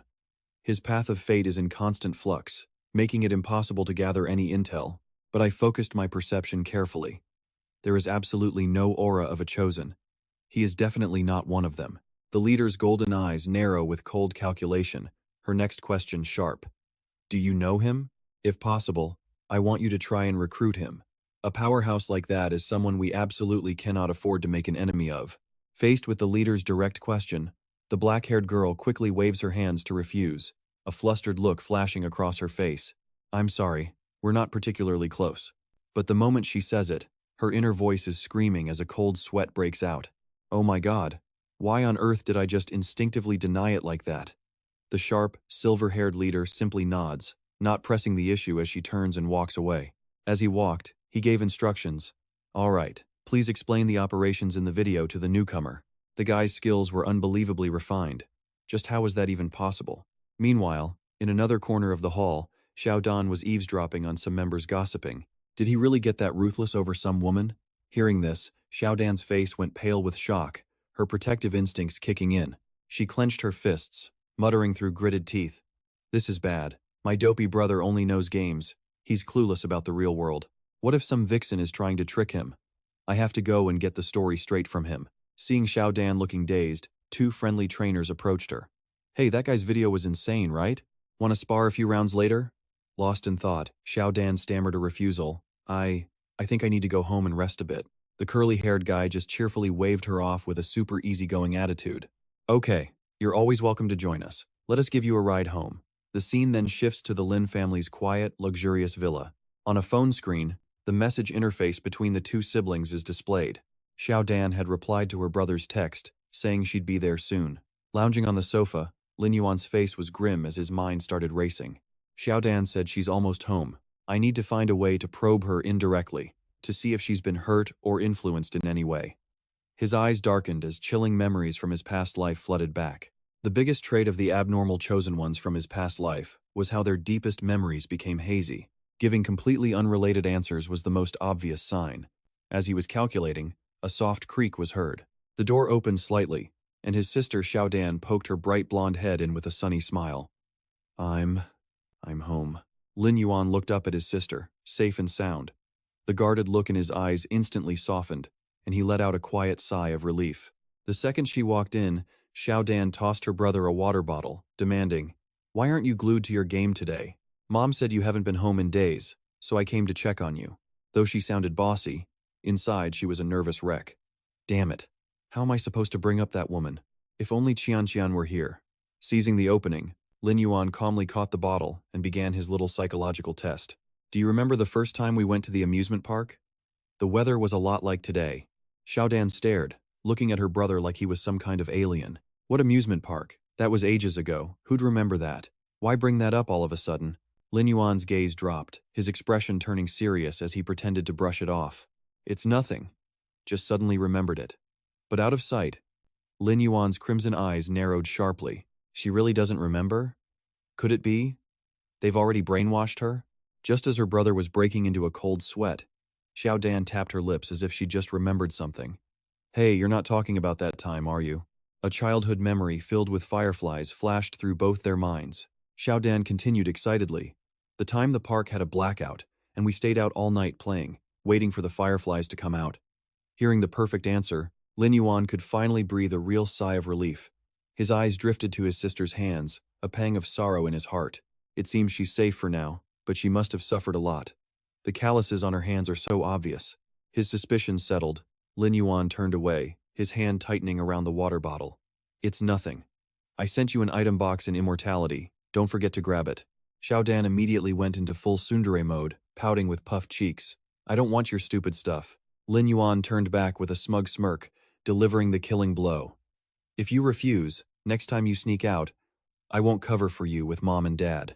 He had her cornered, his sister instantly puffed up like a porcupine, transforming into a giant chibi version of herself and screaming at him. So, what about you? The internet is buzzing with rumors that you wiped out the Black Hand Guild for a woman. Of course, I don't care what you do, but please, try not to make our parents worry. Bombarded by these absurd rumors, Lin Yuan shot back with a completely deadpan expression. You actually believe that trash online? The truth is, the Black Hand Guild dared to target his shop, understand? Hearing her brother's purely capitalist reason, Xiaodan flushed red with embarrassment. She quickly snatched the water bottle from Lin Yuan's hand, blurting out a quick goodbye before taking off. Anyway, just be careful. I'm done talking to you, I'm going to bed. But Lin Yuan called out his sister's name with a serious look. Xiaodan, he continued, his voice dropping low, I won't ask what you've been doing these past few days, but you have to be extremely careful. Some people are not nearly as simple as they look. Xiaodan turned back and quietly answered, Okay. Lin Yuan stood watching his sister's shadow disappear behind the door, when an orange notification icon suddenly flashed in the air. A faint beep sounded from his communication device. A virtual screen appeared, displaying an S-rank mission request. West Desert Branch Manager, please handle this immediately. He frowned, unable to hide his astonishment. An S-rank mission, isn't this a task reserved only for branch managers? Could this be a welcome gift from the guildmaster? Elsewhere, in a dark room, a small silver dragon was asking a question. How did it go? A hooded girl replied coldly. Your information was flawed, she continued with obvious irritation. That guy joined the Death Apostle Guild and has apparently become a high-ranking member. Do you have any idea how much it costs to hire an assassin of his caliber for a mission? The girl ground her teeth, her face twisted in a scowl. 200 gold coins, my entire savings, completely wiped out. The hooded man with a scar over his eye asked, So you've set the mission location to Death Island? The girl flinched, quickly waving her hand. Nonsense. I don't know what the master sees in you. Being a player is such a hassle. The hooded man began to reminisce. I still remember when the master ordered us to capture high-level monsters. Images of gigantic, ferocious serpent monsters flashed on screen. However, at this stage, the monsters they could encounter were all low-level. Only the snake person civilization was hiding high-level serpent monsters. He continued his story. The snake person civilization and the West Desert are mortal enemies. So, to win favor with the snake people, he was sent to frame the nobles of the ancient West Desert Kingdom. The cloaked girl recounted, her face still showing a hint of bitterness. My original plan was to build a snake person altar to frame Count Callow for colluding with the enemy. I had just finished setting up the sewers. I hadn't even started on the house when he appeared, almost ruining my entire plan. Luckily, that fool Kalo was already working with the enemy, so the plan backfired on him, and he exposed himself in the end. After that, she continued to grind reputation with the snake people and was about to get a monster even stronger than the Netherworld serpent. Another voice cut in. And you still haven't managed to eliminate him? The man roared back. Do you ever pay attention to the outside world from inside the snake territory? Only a lunatic could make the Black Hand Guild send 3 of its top experts, only for every single one of them to retreat. Is this my fault? The cloaked girl was stunned. Wait, you mean he's that expert? I thought he and that expert just looked alike. But you're saying they're the same person? The two-toned hair guy confirmed it. That's right, this guy's getting stronger at an alarming rate. If it wasn't for taming this little iron golem, this mutated flying serpent, I really wouldn't dare face him head-on. The girl sighed, her expression conflicted. TSK, sounds like you've had a rough time. Let's go. He's already accepted the mission. A notification board appears. Anonymous Death Apostle Guild. The executor has accepted the mission and is en route to the location. The scene shifts to a desolate, gloomy island. Monstrous birds circle high up in the hazy sky. Lin Yuan sets foot on the island, white bones crumbling under his boot heels. He thinks to himself, if I didn't have a flying mount, I'd have had to find a boat to get to this Death Island. He scanned his surroundings at the skeletal monsters lurking everywhere. This Death Island is teeming with undead creatures that can't be reanimated into zombies using dark magic. They give low experience and have no unique features. Would the mission target really come here to level up? Suddenly, a skeleton lunged from the ground, raising its arm to attack. An entire army of skeletons rose from the earth, swarming towards him like ants. Lin Yuan calmly observed, this is going to be endless. A system window appeared, showing a level 14 skeleton guard. 2000 HP, 150 attack, 30 defense. Skills, deathly perception, summoning slash, and heavy strike. Standing in the center of the swarm, Lin Yuan spoke with a cold voice. His summoned ghost wolves and divine beetles were already at his side, ready for battle. There are too many skeletons. Dealing with them one by one is just inefficient. Green energy erupted around Lin Yuan, his eyes glowing with deadly intent. Time to wipe them all out. He unleashed the corpse explosion technique. The corpse explosion skill activated. Following an earth-shattering blast, a stream of green system notifications began to flood Lin Yuan's vision. This was going to be a massive harvest of experience points. 7 elite skeleton guards obliterated. Experience gained. 8 elite skeleton guards killed. More experience. 11 elite skeleton guards defeated, and the XP just kept pouring in. As the dust finally began to settle, his divine beetle scouted the island before returning to give its report.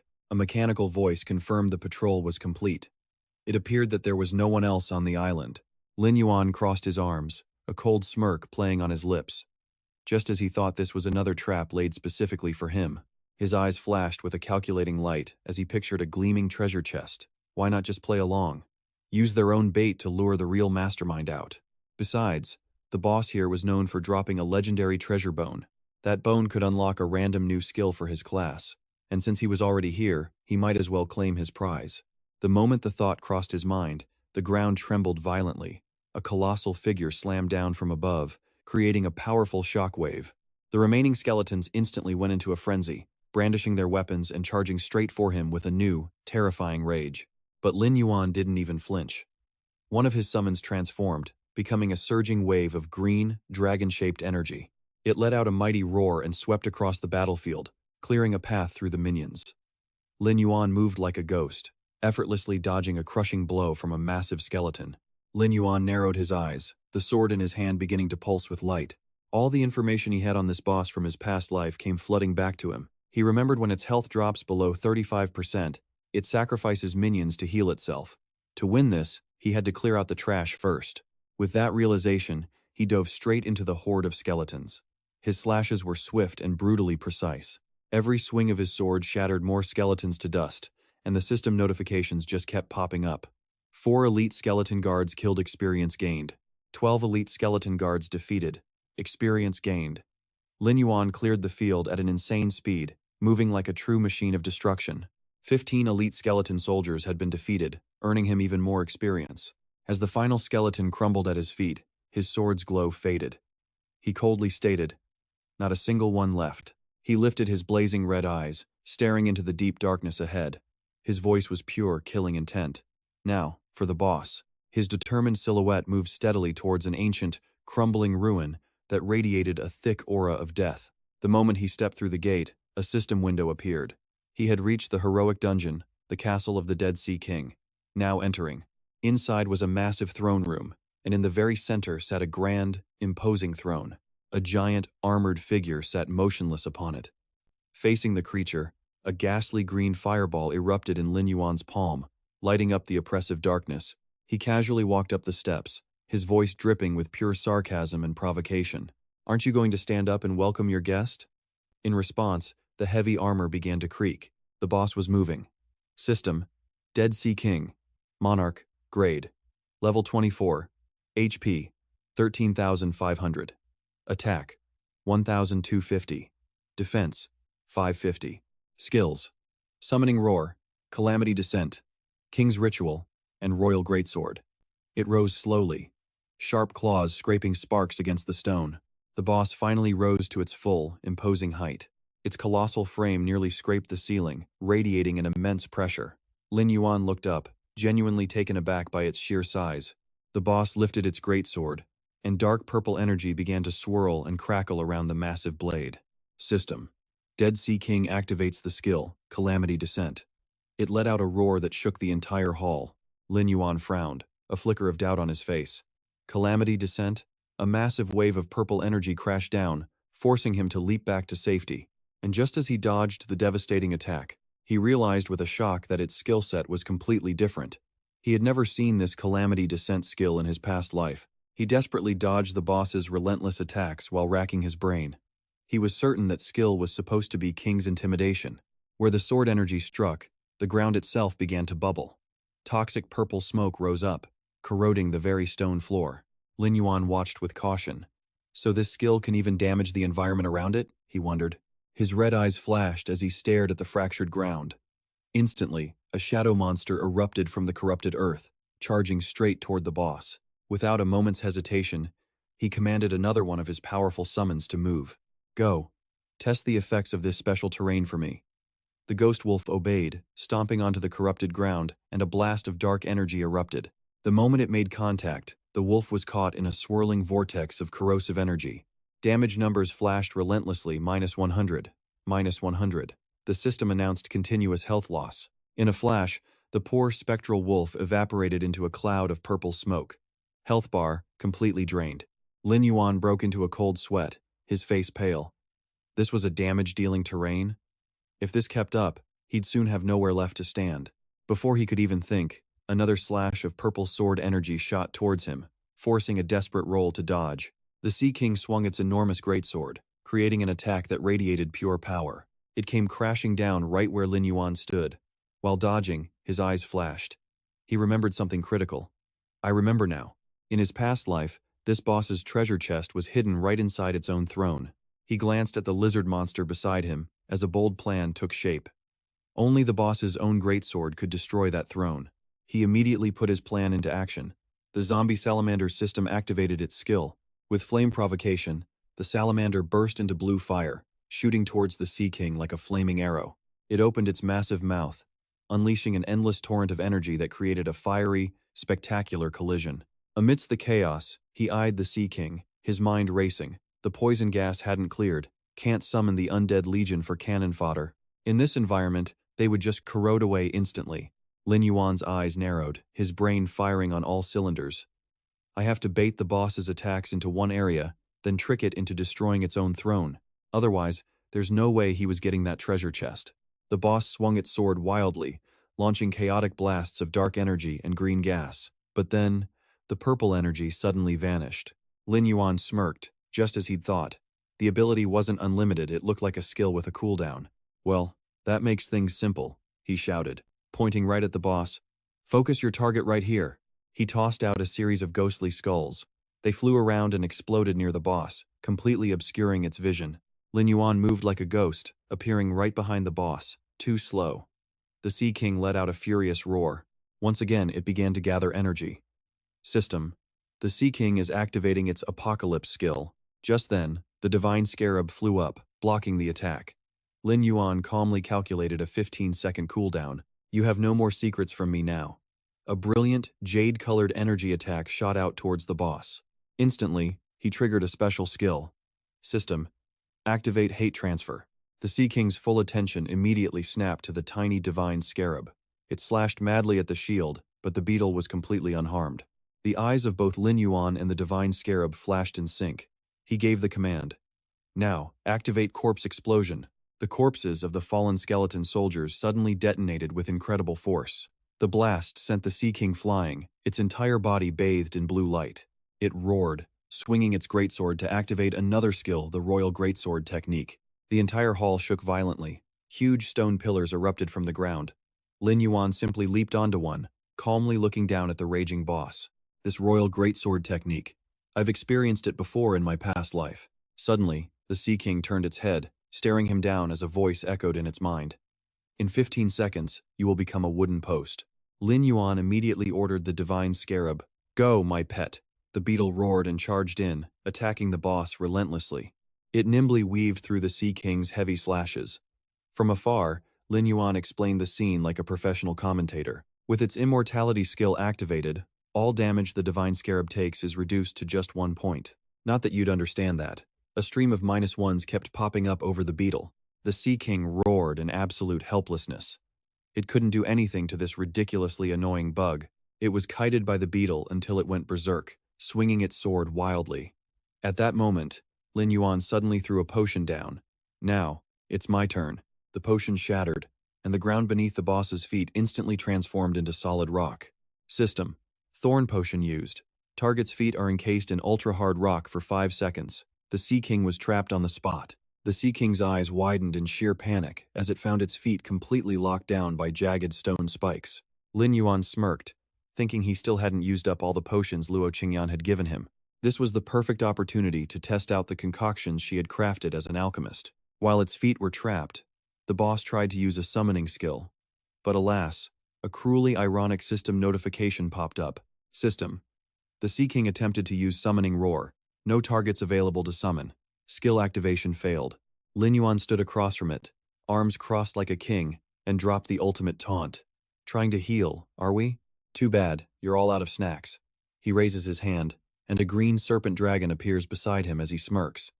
But don't worry, I've prepared a little something for you instead.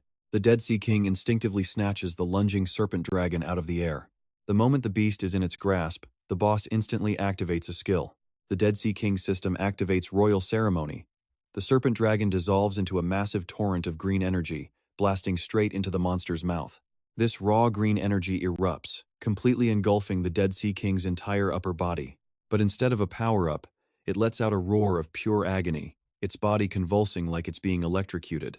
From a distance, Lin Yuan smirks, calling out with fake concern. Having trouble swallowing? The Dead Sea King frantically drives its massive sword into the ground just to stay upright. Its power erupts, and violent streams of purple energy shake the entire chamber to its core.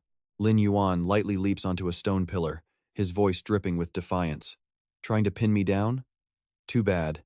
He grips his sword, his eyes blazing with the will to fight. Let's bring this little show to a close. Instantly, his entire summoned army, glowing with green energy, charges the weakened Dead Sea King. He then activates his corpse explosion skill. A horrifying explosion of green energy completely swallows the boss, shaking the grand hall itself. In the background, Lin Yuan watches the show, casually sitting on a rock with his chin in his hand. Then, he stands and raises his sword to the sky. And now, let's welcome the arrival of the true king. As the smoke clears, a glittering object reveals itself in the wreckage of the throne. The boss materializes, unleashing a powerful cleave aimed straight at its enemy. But its target is standing right on its own throne. A satisfied smile spreads across Lin Yuan's face. His strategy worked perfectly. He lands gracefully from above, taking a seat on the ruins of the throne the boss just destroyed. At that moment, his ghost wolves and gargoyles all swarm forward, pouncing on the dying boss. They rip and tear, relentlessly attacking the Dead Sea King. Lin Yuan steps forward, reaching for the glowing treasure chest. In that case, I'll gladly take this off your hands. The moment he gestures, all of his remaining summons detonate at once, activating the corpse explosion technique again. With a final, deafening boom, the Dead Sea King collapses, its massive body crashing to the floor. Its greatsword clatters from its grasp, ending the fight. Standing on the wreckage, Lin Yuan looks down at the corpse and says coldly, "And now, farewell." Without hesitation, he swings his sword, taking the boss's head clean off. A brilliant blue system window pops up, confirming Lin Yuan's absolute victory. System notification: the Dead Sea King has been defeated. 11,000 experience points acquired. He ignores the massive EXP gain. Lin Yuan's eyes are locked on the treasure chest, sitting alone in the ruined hall. He slowly approaches, whispering a silent prayer, hoping his infamous bad luck takes a break for once. He remembers in his past life, after a massive struggle, all he got was a pathetic, silver-grade skill book. He cautiously places a hand on the lid. A brilliant golden light seeps through the cracks, and suddenly it bursts open.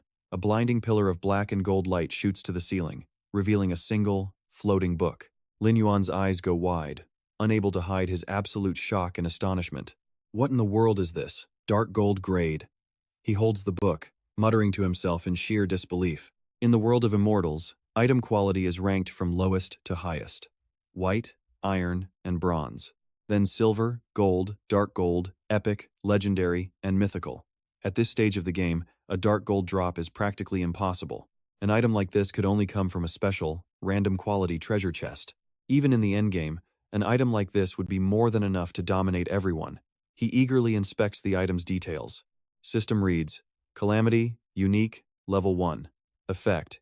Infuses the user's weapon with Calamity Aura, making attacks deal an additional 70% magic damage for 8 seconds. Further upgrades require a skill upgrade scroll, cost 170 mana, and have a 15-second cooldown. A proficiency note adds that this skill can only be leveled up by using skill scrolls. Lin Yuan strokes his chin, putting the pieces together. Could this be it? The reason the boss was mutated in the first place. That corrosive mist it was spewing must have been the Calamity Aura. A system window pops up. You have learned the skill, Calamity.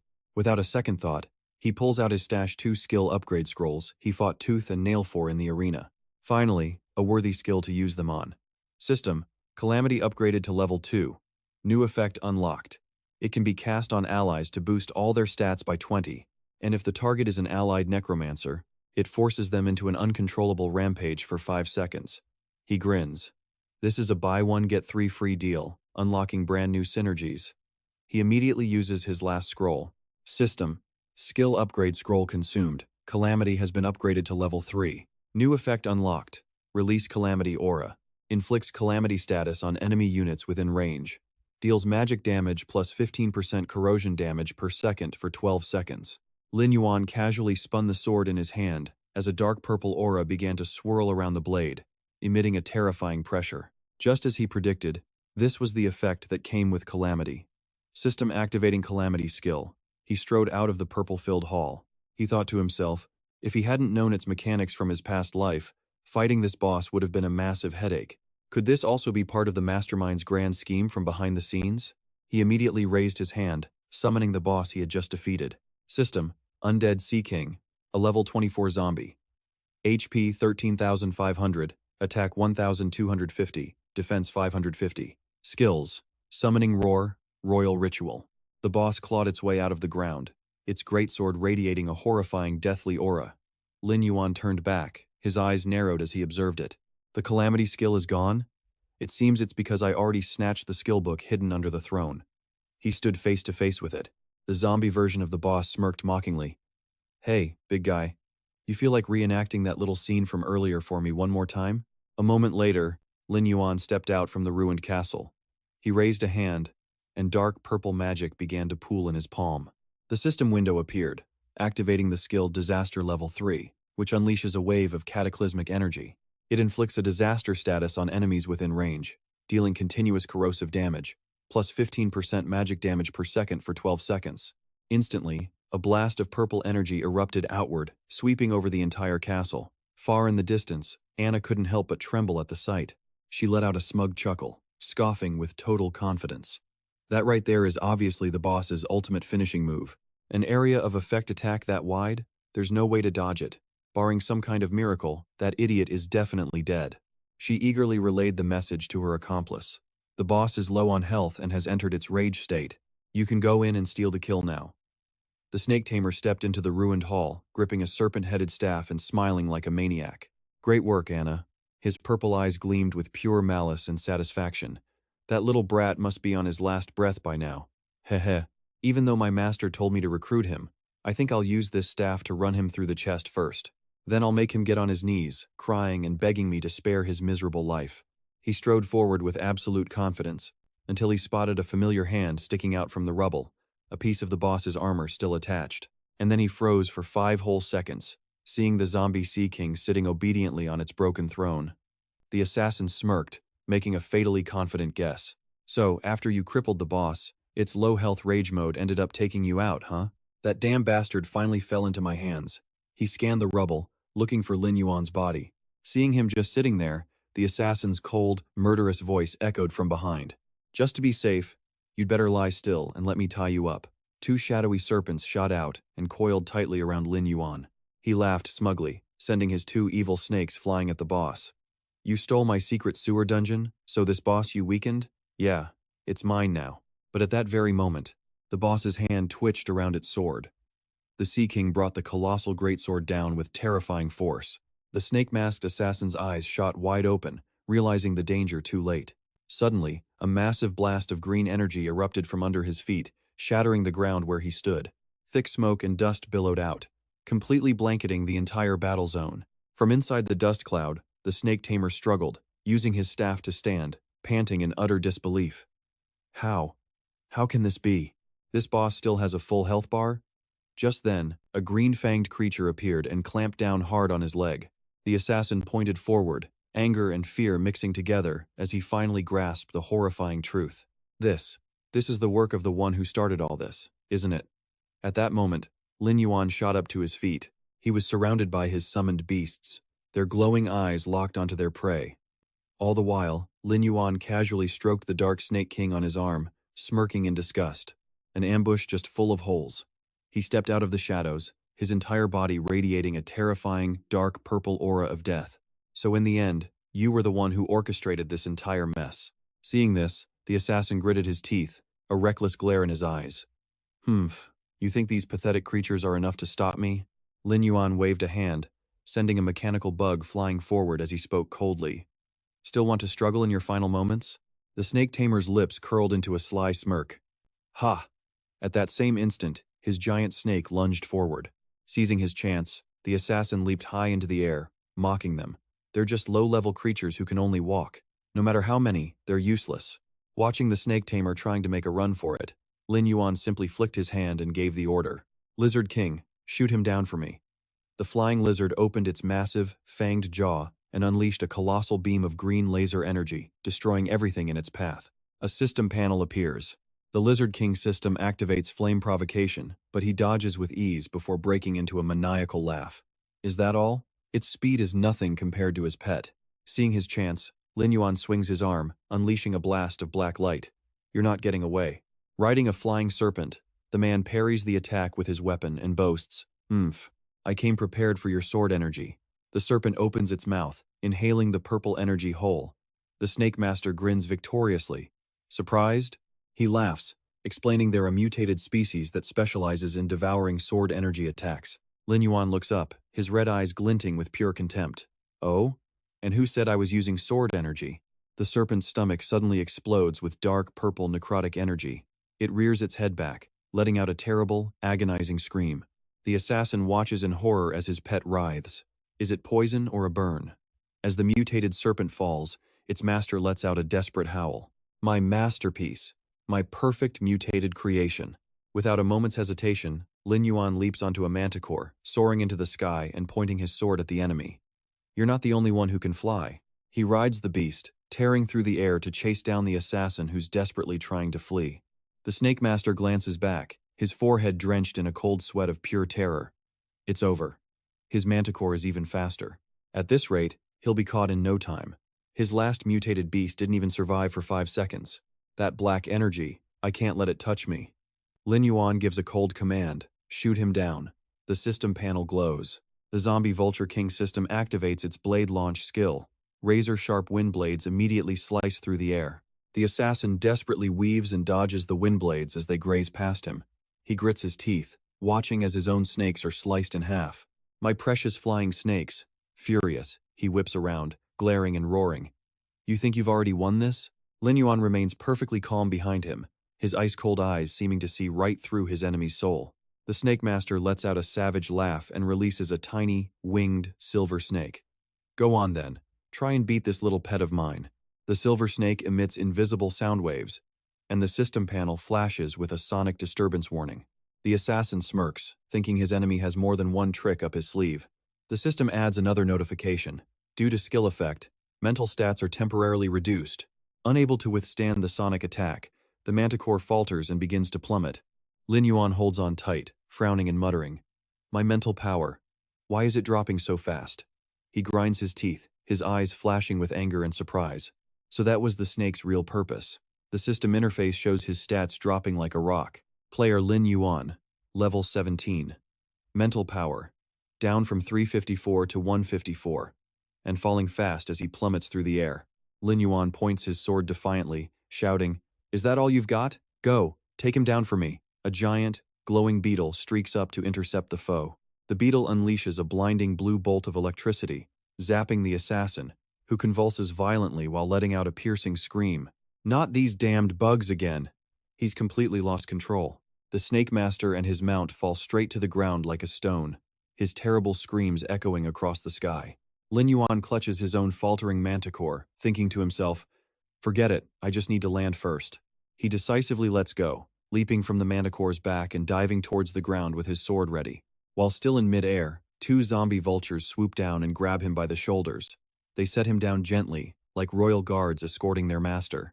The moment his feet touch the ground, he immediately takes aim at the falling Snake Master. He mutters his calculations. From this height, let's test the damage amplification skill first. A ball of cursed purple-black energy gathers in his palm. The system activates the damage amplification skill. A massive purple energy explosion erupts, completely engulfing the free-falling assassin. Through the smoke, the assassin grits his teeth, activating his final skill. Damn it, he actually forced me to use my life-saving skill. The system activates the snake molting substitute skill. Suddenly, a stream of dark aura flies in from the distance, striking him directly as the system registers the skill's effect. He looks down, confused by the purple energy now wrapping around him. A curse technique? Lin Yuan rushes forward like lightning, his sword glowing with a deadly light amidst swirling, ghostly skulls. "I'll cripple you first, then we'll have a chat." The assassin frantically raises his staff to block, laughing like a madman. "Haha, let me show you just how pathetic your attacks are now." Lin Yuan swings his sword, and a blast of blue energy collides with the staff, causing a small explosion. The Snake Master cries out in pain. "Arg!" He stumbles back, clutching his chest and screaming in total disbelief. "Damn it, your mental power was cut by at least half. How can you still deal this much damage, model?" Lin Yuan smirked confidently as a notification panel appeared right beside him. System Amplified Damage Level 1. This skill curses a group of enemies, increasing the damage they take by 50%. It costs 40 mana, has an 8-second cooldown, and cannot be upgraded through proficiency. The system demands he find the next cursed book to level up. Lin Yuan coolly states, "Even with my stats nerfed, I'm still more than enough to handle you." Lin Yuan continues his assault, unleashing waves of ghostly, skull-shaped sword energy that bombard the Necromancer. He moves at blinding speed, appearing in different spots to launch a series of vicious attacks. The snake tamer backs away in a panic, one thought racing through his mind: this guy is a madman. He absolutely cannot fight him in close quarters again. But suddenly, he just lets out a mysterious, sly grin. "You think I'd actually say that?" He throws out a magic scroll, which immediately glows right in front of Lin Yuan. A huge, yellow magic circle appears right under our hero's feet. And just like that, the force-binding scroll activates, its magic instantly draining away his agility. A blinding golden aura wraps around Lin Yuan, locking him in place. From a distance, the snake charmer smirks, staff in hand, mocking his trapped opponent. Getting hit with this move is like being stuck in a swamp, slow as a turtle. The charmer then hurls a blue flying snake straight at Lin Yuan, taunting, "Enjoy the torture."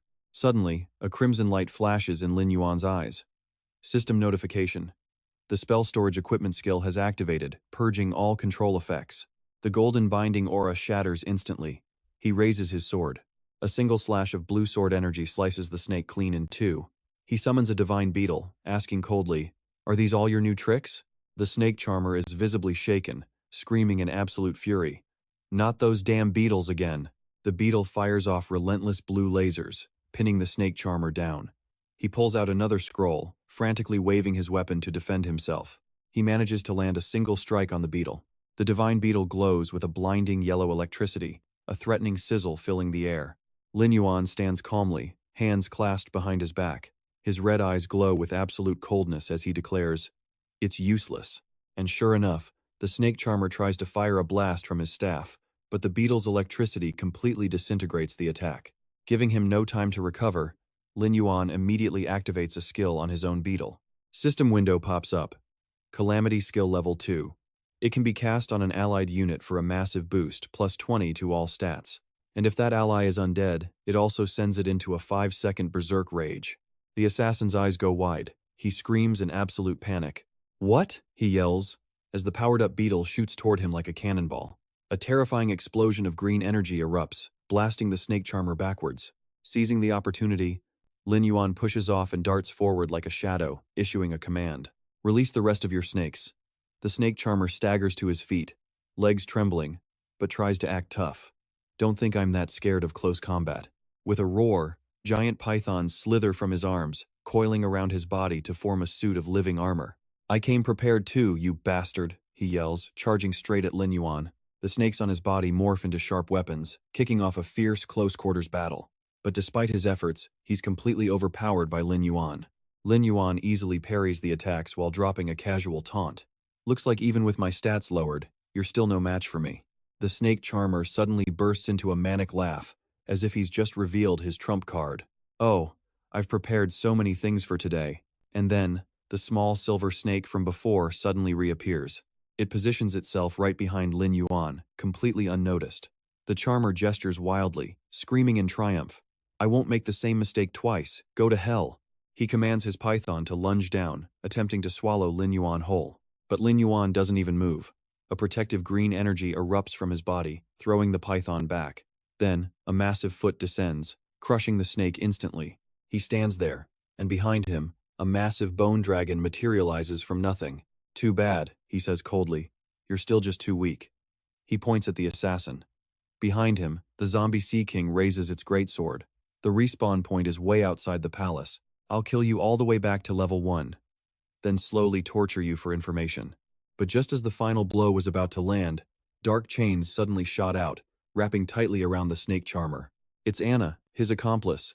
She dives from above, snaring him with the chains and yanking him away. She doesn't forget to curse at him, calling him a disgrace. As she pulls him away, she yells, "You lost to a snake handler? Is he really that good?" The snake charmer grinds his teeth and argues back, "All right, just shut up. You weren't the one fighting him." The two glare at each other, the tension thick in the air. But suddenly, two massive lizards appear out of nowhere, blocking their escape route. Lin Yuan slowly emerges, his crimson eyes burning with a sinister light. "The maid from last time, is it? She even managed to lure an NPC here?" he scoffs. "Well, you can just stay here with her." Anna frantically looks around, telling her partner, "We need a plan. Now. I'm not a fighter. I'm trying to figure this out." A frigid energy descends as she screams, "It's here!" The giant lizard lunges, its fanged mouth wide open, ready to devour them both. But instead, it swings its massive tail, shattering the ground beneath them. Both Anna and the Snake Master are flung into the air, letting out a single, pathetic scream before they crash down. Anna immediately turns on her accomplice. "What the hell was that? If this keeps up, everything's going to spin completely out of control. You just told me to help test him," she ranted. "If this turns into a real deathmatch, how are you going to explain it?" Hearing this, Lin Yuan narrows his eyes, his mind racing. A test? What in the world could their true objective be? Ignoring her completely, the Snake Master looks up at Lin Yuan, a fanatical grin spreading across his face. You're lucky to even have this chance to join us. Our master himself sent the invitation. To serve him and witness his miracles is the greatest honor you could ever receive." Lin Yuan coldly gestures with his chin, a silent command to keep talking. The Snake Master smugly replies, "Ha, if our master hadn't spoken, trash like you would never be worthy of contacting our organization. Let me tell you the truth." He throws his arms wide, his eyes gleaming with absolute, unquestioning worship. "In 3 years, a god will descend upon this earth. And our master, he is that god's chosen messenger." Lin Yuan's expression darkens as he processes the information. Divine power? Is he saying that First Believer already has the power of an evil god? This whole situation just got a lot more complicated. The Snake Master stands, reaching a hand out as if to tempt him. "Just agree to join, and you'll have access to endless resources." His manic laughter echoes through the ruins. "Even if you leave the Western Desert, whether it's the Southern Empire, the Tidal Archipelago, or the Northern Underworld Empire, our people are everywhere." Lin Yuan just smirks, deciding to play along with this little charade. "Sounds interesting," he says. "How do I join?" In his mind, though, he's analyzing the situation. This First Believer definitely doesn't know his secret about being reborn. So, are they really just trying to recruit him? Seeing his target take the bait, the assassin looks triumphant. "It seems you've thought this through. Joining us is simple. Later, just log out of Immortal. When you return to reality, I will send you an address. Our master will personally perform the ritual for you. Once you accept the god's grace, you will officially be one of us." Suddenly, Lin Yuan's voice turns ice cold as a system panel appears, his personal information completely hidden. But before that, the man demands, "You need to show your sincerity. Unhide your information and let me see what you're really made of." Lin Yuan's face is shrouded in shadow, a faint killing intent leaking out. "What a pity." The Snake Master blinks, confused. Pity what? His answer is a beautiful arc of sword energy that tears through space, slashing down without a shred of mercy. Fresh blood sprays through the air as the assassin stumbles back, clutching his chest in pure disbelief. He grinds his teeth, roaring in absolute fury. "You bastard! You dare ambush me!" With that, the Snake Master turns and flees for his life, shouting back over his shoulder, "Ungrateful fool! Anna, come with me!"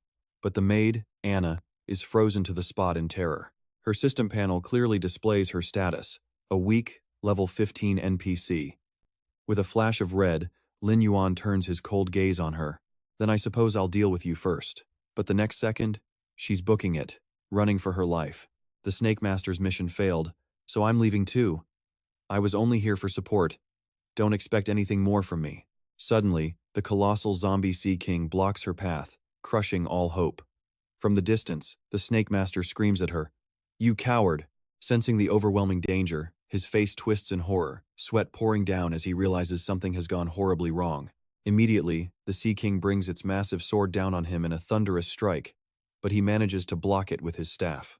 "You again?" The impact creates a blinding blue explosion, ripping the very ground apart. The Snake Master is thrown back by the shockwave, landing pathetically in a pile of rubble. Lin Yuan advances coolly, the tip of his sword aimed at the enemy's chest while his scarab beetle buzzes overhead. "I'm going to pry your mouth open, piece by piece." The assassin clutches his wounded arm, his mind racing with bitter thoughts. Even though this punk refused him, what if the Master refuses to give up on him? Does that mean he really has to share the western desert with this guy? A vicious light flashes in his purple eyes. "No, absolutely not," he spits. "Did you really think I lured this boss out just to kill you, you stupid little brat?" Just as he says that, he tenses, moving to pull something from his hip with all his might. But Lin Yuan is already one step ahead. He flashes forward, almost teleporting, and instantly lands a powerful kick to his stomach. At the same time, Lin Yuan's blade pierces straight through the snake charmer's hand, pinning it down.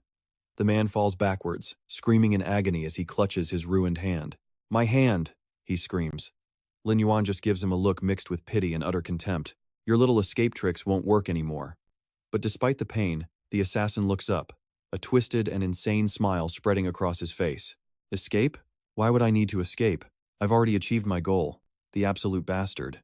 His blood pools on the ground, seeping into the stone base of the throne and glowing brightly. He roars, "Enjoy it. This is a secret that only I know." The throne reacts to the blood. Cracks of blood-red lightning begin to split the stone base apart. A massive pillar of red energy erupts from the ground, completely shattering the castle's foundations. The floor gives way, and Lin Yuan plummets into the abyss below. Thinking fast, he yells out for his manticore. The beast dives down, catching him just in time amidst a rain of giant rubble falling towards a magic vortex below. He looks down at the massive, swirling green vortex, swallowing everything in sight. Lin Yuan frowns, wondering if this is a dungeon entrance. Below, the snake tamer is in freefall, holding up a glowing teleportation scroll with an arrogant, taunting smile. "Bye-bye." The system coldly announces the teleportation scroll is activating, but the snake tamer's hope is instantly crushed.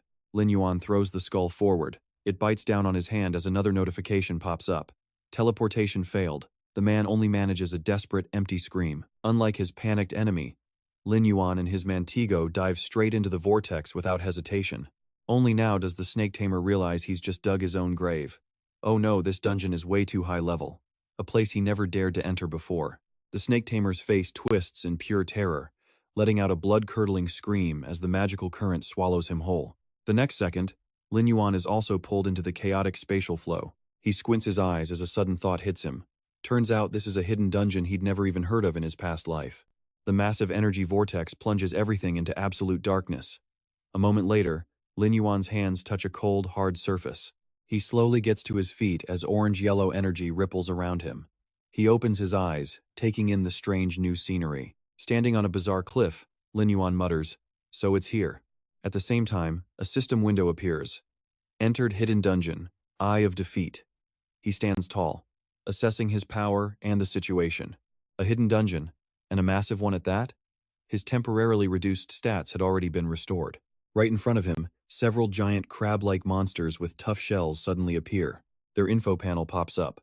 Level 22 Elite Dead Sea Giant Crabs, with 5,500 HP, 570 attack, 420 defense, and a whole list of nasty skills. Lin Yuan couldn't care less about the crabs. He rides his Mantigo high into the gloomy sky, wondering where the exit to this dungeon could be. The creature flies at insane speeds through the hazy space. Suddenly, it crashes headfirst into something invisible. Hexagonal energy ripples spread out from the point of impact. Lin Yuan frowns. An invisible wall? Does this mean they can't leave this area for now? A system notification confirms his suspicion. You cannot leave this instance before completing it. Looking down at the water below, filled with giant, lurking tentacles, Lin Yuan comes to a conclusion. Looks like they need to find that snake tamer to get out. First, a search of the surrounding area. After a while, they spot a dilapidated ghost ship drifting on the sea. The snake tamer was already on board. His face is twisted with resentment as he stares into space. That bastard. He walks toward a slumped-over pirate skeleton, which is wearing a glowing blue cloak. He growls, "I'll make sure you get a taste of this, too." He approaches the pirate skeleton in the cloak, reaching out his hand while muttering smugly. "So it really is here. Seems the information I got from that NPC about the dungeon was accurate after all." As he touches it, a panel appears. Mermaid's Cloak, a special item. This is the only quest item in this entire dungeon. It can block the senses of mermaids, allowing you to leave the dungeon on a full moon night. Without it, there is no way to leave before completion. Even death will only send you back to the instance's respawn point. A sinister smile spreads across the snake tamer's face as he drapes the cloak over himself. And as for clearing the dungeon, even he doesn't know the conditions to finish it. If he can trap him here forever, he'll never have to worry again. Just then, the pirate skeleton suddenly comes to life, raising its curved sword and roaring, "Put my head down!" The snake tamer jumps back, shocked, but he quickly regains his composure and scoffs. "Humph, a mere skeleton dares to touch me?" He summons a magic snake that coils tightly around the skeleton's arm. Then it squeezes hard, shattering the bone to pieces. It roars furiously, "You bastard, you will pay for this." 30 minutes later, steady footsteps echo across the deck. Seeing Lin Yuan, the pirate skeleton with fiery eyes charges forward, screaming, "Go to hell!" But Lin Yuan just leans aside slightly. The sword in his hand flashes in a beautiful arc of light, effortlessly parrying the skeleton's attack. Lin Yuan gives him zero chance, crushing the pirate's bony hand under his boot. His cold steel points right at the skeleton's skull, making it scream in terror. Stop right now. It's all a misunderstanding." The blade halts, inches from the skeleton's terrified eye socket. Lin Yuan narrows his eyes, a thought flashing through his mind. It can talk? This must be a quest NPC. The skeleton stammers an explanation, pointing frantically where the snake charmer had fled. "It's all a misunderstanding. I thought you were with that snake-wielding bastard who stole my cloak, but he's long gone." Lin Yuan sheathes his sword, his voice ice cold. "Tell me everything you know." The skeleton sits up, letting out a breath it doesn't really have, and gazes out at the storm-racked sea. "You new here? Man, you've got some seriously bad luck," he continues, his voice heavy with dread. "When night falls, every single creature here loses its mind and just starts fighting." Lin Yuan glances toward where the snake charmer vanished. He murmurs his analysis aloud. The one key item for leaving, the mermaid cloak, was taken. "It seems that bastard wants to trap me here for good." He turns back to the skeleton, asking bluntly, "Do you have any other useful items on you?" The skeleton hesitates, trembling as it holds something out. This is all I have left. If you promise not to kill me, it's yours." With that, Lin Yuan ventures deeper into the ship, entering a massive hall. He sees rows of humanoid creatures with goat horns, all kneeling in one direction. He pauses. Are they bowing to him? But he quickly realizes his mistake, his expression shifting to surprise. Nope, they weren't bowing to him at all. Lin Yuan's gaze travels up to a giant stone wall at the end of the hall, where a colossal mural is carved. Could it be depicting sea monsters? Or maybe even gods? He moves closer, recognizing the familiar shapes of tentacles and powerful bodies kneeling. No, this was definitely not some sea god. The mural depicted a single, giant, fiery eye staring down from a star-filled sky. Lin Yuan is completely stunned as a name suddenly surfaces from the depths of his subconscious. The Starry Evil God. He wonders in absolute horror, how could a carving of the Starry Evil God be here? In his past life, that thing descended from outer space, but only after the immortal world had fully materialized in reality. He remembers the horrific scene from his past. It was summoned by the very first believer. His red eyes flash as he forces himself to calm down and analyze. No, there's another possibility. I can't be biased. He remembers what the snake charmer mentioned before, that the first believer had already obtained divine power. So why didn't he summon the evil god then? A storm of questions floods his mind. Why wait until the immortal world became real, just like in his past life? Or maybe, the starry evil god was never part of this reality to begin with. Images of the real and virtual worlds overlap, a visual representation of his theories on how they're connected. Lin Yuan stands before an old map, his gaze sharpening with determination. He has to clear this dungeon to get more answers. And right now, that temple seems like the most suspicious place to start. Time passes, and night finally descends upon the dungeon. Suddenly, a massive, horrifying sea monster erupts from the water, roaring directly at Lin Yuan. Blasphemer, die! Lin Yuan glances back at the creature with a look of pure, cold disgust, just getting in the way.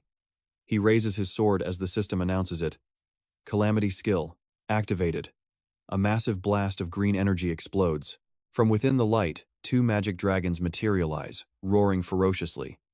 Lin Yuan gives the simple command, deal with them. The twin dragons dive, creating a blinding explosion of light that obliterates everything in their destructive path. With the monster blocking his path taken care of, Lin Yuan continues his advance toward the mysterious temple. Lin Yuan stands on a cliff edge, his sword reflecting the cold moonlight. He cautiously observes the gloomy forest ahead. He squints, muttering under his breath. Just as he suspected, there's a problem. A solid mass of darkness emerges from the trees, surrounded by countless glowing blue eyes. Blasphemer, a hateful voice echoes. And just like that, hordes of blue tentacle monsters burst from the ground, letting out a terrifying roar. Die! Lin Yuan's brow furrows as he quickly assesses the situation. So they've mobilized their entire force, have they? He thinks. Then I don't need to hold back either. He raises his sword to the sky, and a colossal death gate crackling with green lightning materializes behind him. From the gate, his undead army emerged, skeletal wolves, griffins, and immortal warriors marching out in force. Lin Yuan gave the order for his legion to assemble. A cold smirk played across Lin Yuan's face. He swung his sword forward, ready to crush them all. His undead legion charged into the fray, viciously tearing into the tentacled monsters. Ghost wolves pounced, pinning down their enemies, while giant tentacles coiled around them in a chaotic frenzy. The battle was absolutely brutal. Both sides clashed relentlessly, and the ground quickly became littered with the corpses of friend and foe. Lin Yuan watched the battle, analyzing the situation. This dungeon's level was clearly too high. His low-level undead were practically useless here. It was time for a new strategy. He gave the command, and his scorpion and snake summons dove between 7 of the monsters. They latched onto the bodies of the Tide Mermen, preparing for the final, decisive blow. A phantom snake coiled tightly around an enemy, opened its maw, and let out one final, piercing roar. He activated Corpse Explosion. A destructive blast of green energy erupted, swallowing the entire battlefield. Notifications for experience points flooded his system window. After that devastating attack, only the soulless corpses of the mermen remained scattered on the ground. Lin Yuan raised his hand to cast another skill, saying, "That attack cost too many low-level spirits. We need to replenish our numbers." But then, something totally unexpected happened. A surge of green energy wrapped around the monster corpses, but it failed to revive them. The system announced, "Target does not meet activation conditions. Talent activation failed." Lin Yuan whipped his head around, completely shocked. His resurrection skill was useless here. At that exact moment, a colossal beam of green light shot straight into the sky from the ancient temple in the distance. Lin Yuan ventured inside the temple. He looked up at the brightly glowing altar and wondered if this was what controlled the mermen. He summoned a magical scout bird, ordering it to fly ahead and investigate the area. The magic bird circled the altar, triggering a hidden mechanism that made the altar glow even brighter. From the water below, a figure slowly rose amidst the ripples of energy. The creature stood up, facing the scout bird. An intense pressure immediately filled the entire hall. Lin Yuan's red eyes flashed as he sensed an incredible surge of power approaching. A humanoid monster appeared, its lower body a snake's tail. It held a scepter and wore a crown, its voice booming with authority. "How dare you desecrate the Sea King's domain?" Its info panel appeared. Merman Priest, a level 26 lord with 16,500 HP, 1,750 attack, and 400 defense. His skills were Soul Disorder, Merman Assembly, Intelligent Control, and Light Feather. The Merman Priest swung its scepter, firing a blast of dark energy straight at Lin Yuan while roaring, "Die!" Lin Yuan reacted in a split second, leaping into the air to dodge the attack while giving a command. "Go, Sacred Scarab!" The beetle flew out to block the hit. Meanwhile, The priest began chanting for another skill, sacrificial crystal clasping its hands together to focus a massive amount of magic energy. The system announced the activation of Merman Assembly, and an eye symbol on a statue behind him began to glow. A gigantic pillar of light shot from the altar straight to the ceiling, gathering immense power. From within the light, countless muscular mermen with glowing eyes appeared, roaring ferociously. Seeing this, Lin Yuan confirmed his theory: this altar was the key. Without a moment's hesitation, he waved his hand, ordering his remaining undead army to intercept them. The giant ghost wolves and skeletal bears roared, charging forward to block the path of the newly summoned mermen. They attacked with absolute fury, firing vortexes of green energy directly at the merman army. A skeletal bear let out a massive roar, using its huge body to slam directly into the altar itself. Immediately, the mermen lost control and began chaotically attacking each other in the confusion. A phantom scorpion detonated itself, creating a terrifying explosion of blue energy that wiped out everything around it. The aftershock of the blast even sent the merman priest staggering backward. Lin Yuan landed gracefully beside a ghost wolf. He smirked and said, "Now you can't summon any more mermen, can you?" The merman priest gritted its teeth, clutching its scepter tightly as its eyes burned with killing intent. But then, Lin Yuan sensed something was wrong, his brow furrowing slightly. Without hesitating, the priest pulled out several pink potions from its side. It tilted its head back and drank them all in one go. Green streams of energy quickly healed all the wounds on its body. Lin Yuan's eyes narrowed slightly, a little surprised. A recovery potion? Its strength restored, the merman priest immediately launched an attack on one of Lin Yuan's summons. A blinding attack made of light energy was unleashed, completely destroying everything in its path. Standing amidst the wreckage of the altar, the priest roared in pure rage, "Blasphemer! How dare you destroy the altar of the mermen?" Lin Yuan coolly analyzed the situation. So, it couldn't tell friend from foe anymore? With their leader down, the rest of these crazed mermen wouldn't be a threat at all. Instantly, Lin Yuan's blade sang, weaving arcs of jade-green sword energy into a perfect, deadly attack. He activated his cataclysm skill. A wave of screaming, ghostly green skulls shot toward the merman priest. Seizing the moment, he yelled, "This is my chance!" lunging forward for a decisive slash. The priest couldn't react in time, as green sword energy pierced straight through his body in a flash. He froze completely, then roared in a mix of pure agony and absolute rage. "You damn humans!" he shrieked, firing back with his own skill, a massive, purple beam of energy that shot straight for Lin Yuan. The system flashed a warning. User affected by the intelligent control technique. It was a hallucinatory attack, initiating a mental status check. Another sound-based skill, Lin Yuan thought. Suddenly, the world around Lin Yuan shifted, transforming into a desolate, ruined city under a dying sun. Amid the rubble lay his fallen comrades and the ghost of his weaker self. Across from him, his sister whispered, "Brother, save me." Lin Yuan's eyes shrank in horror as the traumatic memories flooded back. Was this a replay of his previous life's terrible end? The faces of his fallen friends were crystal clear, along with the unbearable image of himself, powerless, bloody, and broken. But just as quickly, his cold, detached expression returned. He figured it out: the sound waves were designed to amplify his deepest fears. He thrust his sword through the phantom of his past self, shattering the illusion. As the mirage dissolved, Lin Yuan spoke with unshakable resolve. "I was never afraid of death. Only the pain of losing those I love, and the pure rage of watching humanity fall." With those words, the entire illusion before him shattered into a million pieces like a broken mirror. Back in reality, the system coldly announced, "Mental assessment passed. The intelligent control technique has been dispelled." The merman priest's weak voice cut through. "You've returned." The battlefield was pure chaos now. His undead legion was tearing through the frenzied mermen without mercy. Even more shocking, the merman monsters had completely lost their minds. They were swarming their own leader, frantically biting and tearing at his fresh wounds.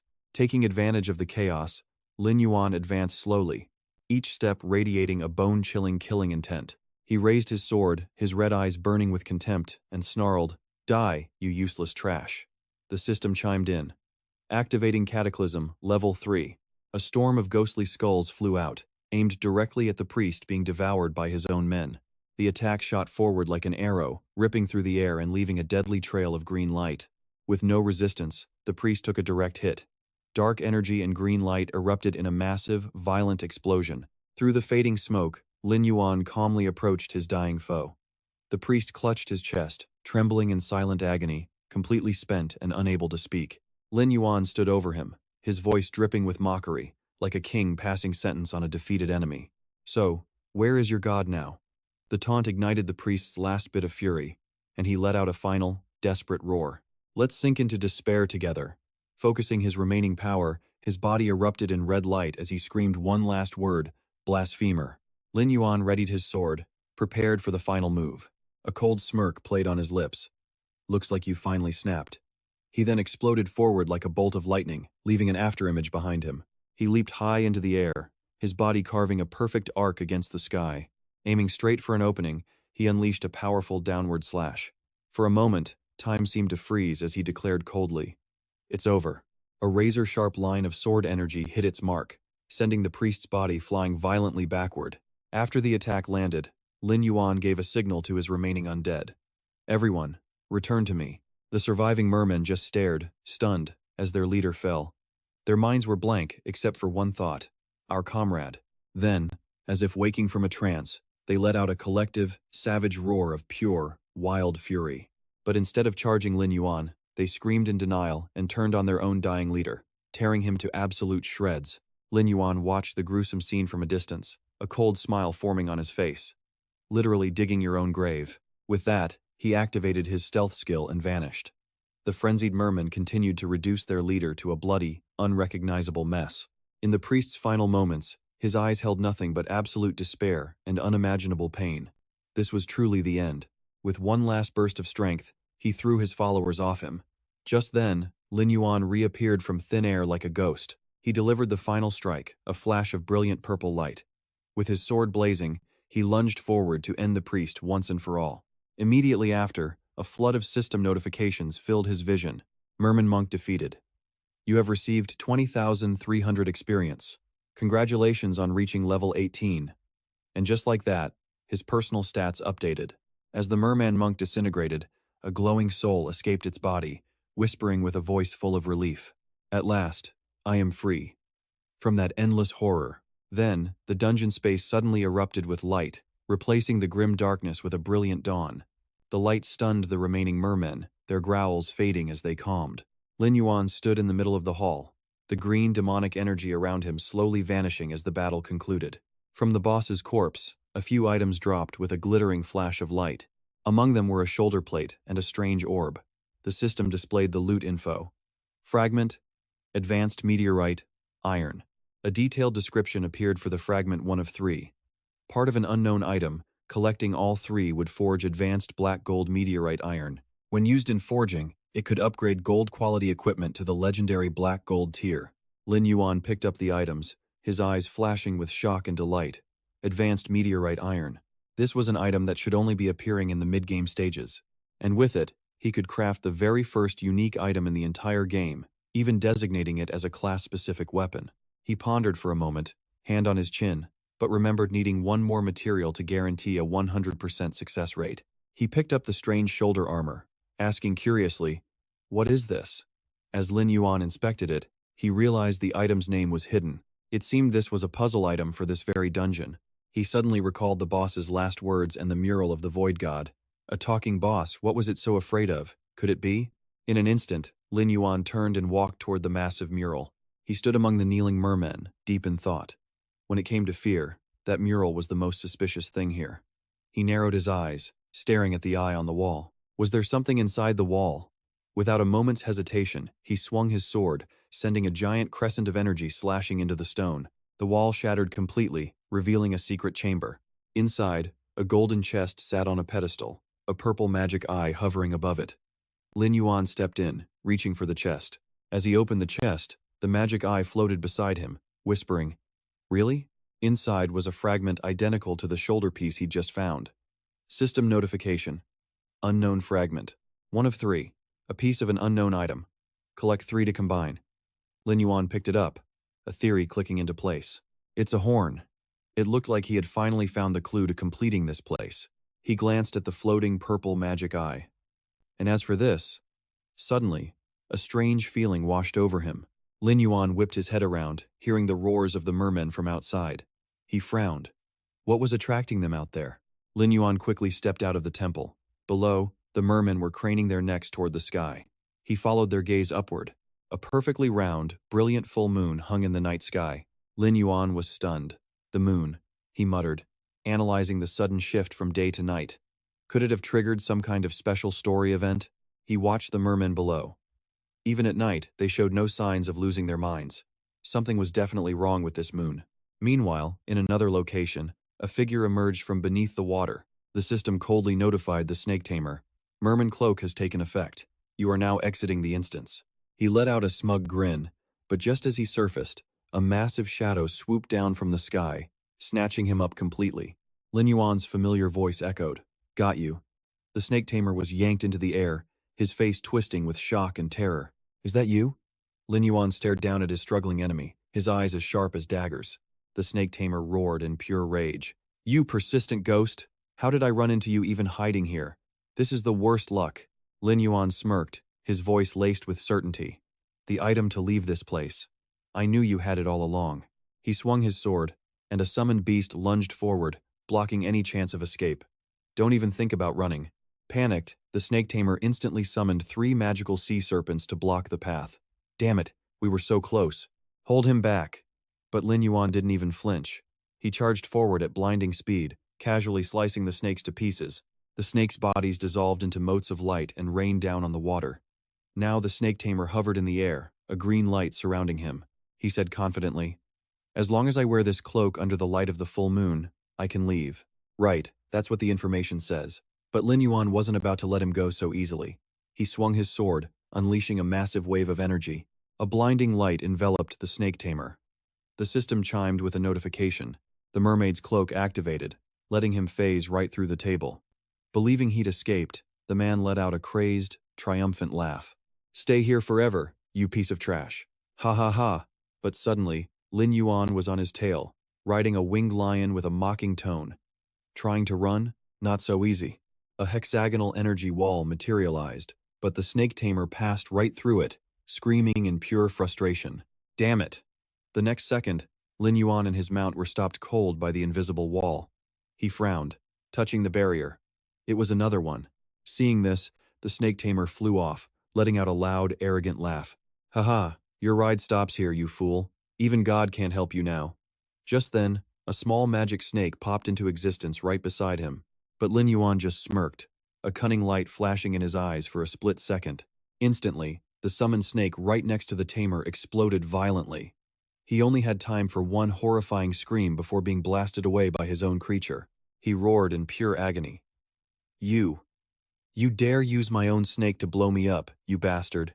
After handling that nuisance, Lin Yuan took a moment to observe the changing environment around him. First, there were the mysterious murals, then the bizarre moon.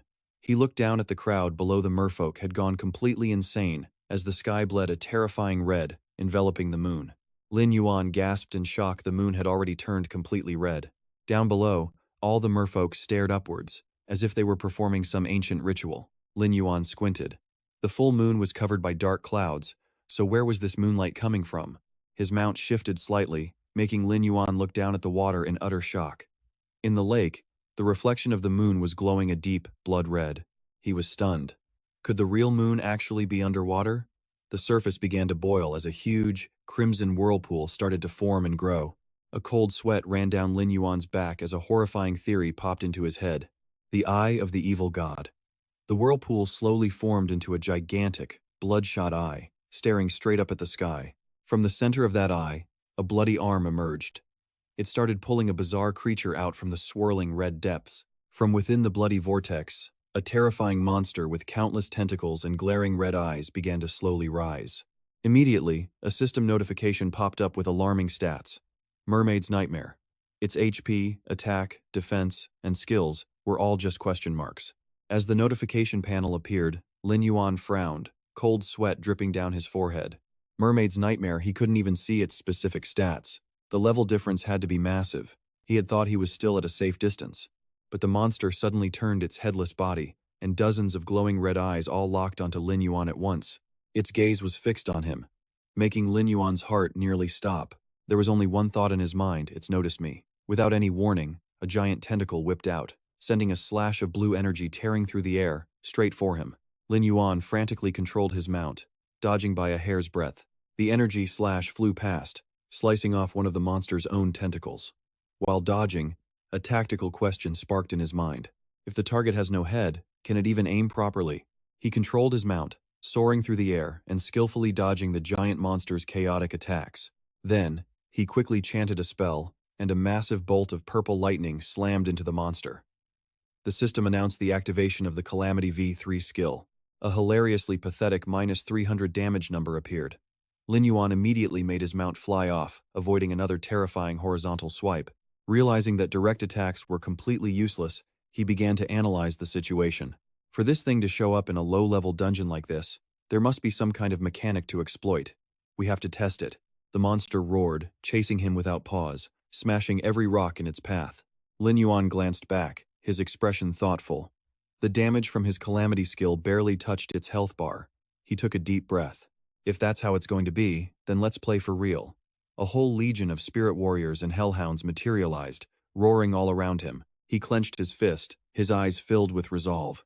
Time to face it head on. The monster seemed to sense the threat. It braced itself for an all-out assault. Lin Yuan's army of spirits immediately charged in, frantically attacking its disgusting tentacles. Countless magical skulls flew out, gnawing away at the monster's massive body. A brutal, chaotic battle raged between the army of darkness and the colossal beast. Suddenly, the monster swung an arm made of blue energy, grabbing a warrior spirit. The hand squeezed tight, crushing the spirit into nothing but energy fragments. After fighting for a while, Lin Yuan noticed something important. This monster seemed to be acting purely on instinct. He lightly patted his mount's neck, giving it the command to conserve its strength. Then, he smirks. A mindless monster, after all, is still just prey. As if sensing his contempt, the monster lets out a wordless roar. Its body begins to glow, gathering a huge amount of energy. Lin Yuan's eyes widen in disbelief. It doesn't have a head, but it can make sound waves? A terrifying shockwave radiates outward, wiping out a huge portion of his undead army. Lin Yuan holds his ground on his mount, his gaze sharp as a razor. I'm not falling for that cheap trick again. As the monster unleashes a second sonic blast, the rest of Lin Yuan's undead minions are instantly crushed into dust. The shockwave slammed into the barrier, cracking it but failing to shatter it instantly. A massive green energy beam from the monster's tentacle shot down to obliterate everything, and for a second, Lam Vien thought he was done for. But in that critical moment, his personal inventory panel suddenly glowed and popped open all by itself, completely stunning him. Lam Vien's eyes widened, sweat beading on his forehead as a strange purple magic eye suddenly flew out. He yelled out in pure confusion. My inventory opened on its own. Still unable to process what was happening, he took a step back, his face a perfect mix of shock and alarm. The magic eye wasted no time, firing a blinding purple beam that collided head-on with the monster's attack. It created a massive explosion of light, blasting everything back.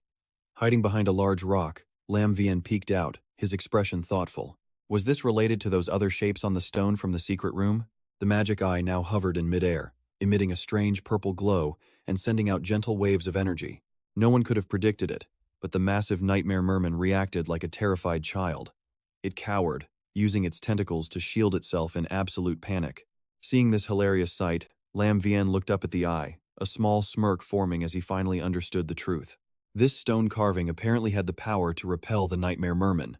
Seizing this golden opportunity, he ordered his spirit eagle to grab the eye and fly straight towards the enemy, his voice filled with excitement. Why not give it a try? Just as he thought, the monster panicked and fled, with text literally appearing over its head saying fleeing in panic. At the same time, the system generously displayed the Nightmare Merman's stats. 30,000 HP, 3,100 attack, and only 100 defense. Lam Vien's eyes narrowed, a sharp and cunning smirk spreading across his face. For real? He thought, perched on his winged lion. He followed the eagle holding the eye, certain this was a special mechanism item. He didn't waste a single second. He threw out his hand to summon a skill, shouting, Activate Disaster Skill 43. Instantly, screaming green flame skulls shot forward. The skulls mercilessly tore into the monster's shredded flesh, causing it to flinch in agony. Damage numbers -390, -420, -450 danced in the air. While watching the battle, Lam Vien analyzed aloud. Does the damage increase with its fear level? Right after, the system reported, damage taken increased 30%. Damage taken increased 40%. He found it hilarious, wondering, can a nightmare actually be scared to death? Victory was now completely within his grasp. He drew his sword, blazing with a brilliant blue light, ready for the final blow. His red eyes burned with chilling confidence as a cold smile formed on his face. He thought, I just need to press my advantage now. Locked onto his mount, Lam Vian became a green shooting star, diving down from the sky at a wind-tearing speed. He unleashed a perfect sword slash, cutting through the monster's hideous tentacles and creating brilliant flashes of blue lightning. Against such overwhelming power, the Nightmare Merman's enormous body cracked apart, shattering into pieces that rained down to the ground. The system window flashed with great news. You have defeated the Nightmare Merman, receiving 50,000 experience points. Level up, level 19. As Lam Vian glided down, he thought with satisfaction, this boss gives a ton of experience. I leveled up instantly. I'm probably the highest ranked immortal player right now. With a feather-light touch, his boots landed elegantly on the stone floor. Lam Vian stood tall, surrounded by swirling green demonic energy. He looked triumphant as his new level 19 stats appeared behind him. From the monster's remains, a floating item fragment materialized one of 3. Not only that, the system also announced drops of a deep blue energy orb and a golden nightmare core armor piece. Pulled by an invisible force, the fragments automatically flew together and reassembled in midair. A system message explained that the fragments could be combined by collecting all 3 pieces. The nightmare core was a rare material condensed from nightmares, used to forge equipment with mental attributes as the main stat. Lam Vian rubbed his chin and nodded. I've almost finished the blacksmith's reputation quests anyway. This core was perfect.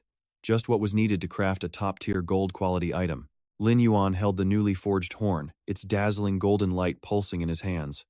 He stared at it, his mind racing. Was this a quest item for the Sunken Ruins dungeon? Just then, a shimmering info panel appeared. Siren's Lament. A key quest item, a relic of the Siren race, and the only thing capable of awakening the Siren King. The horn's call heralds the coming of the Siren remnants. Whoever holds it becomes their honored guest. Blowing the horn on the night of a full moon will reveal something unexpected. Standing on a cliff beneath a colossal blood-red moon, he sighed.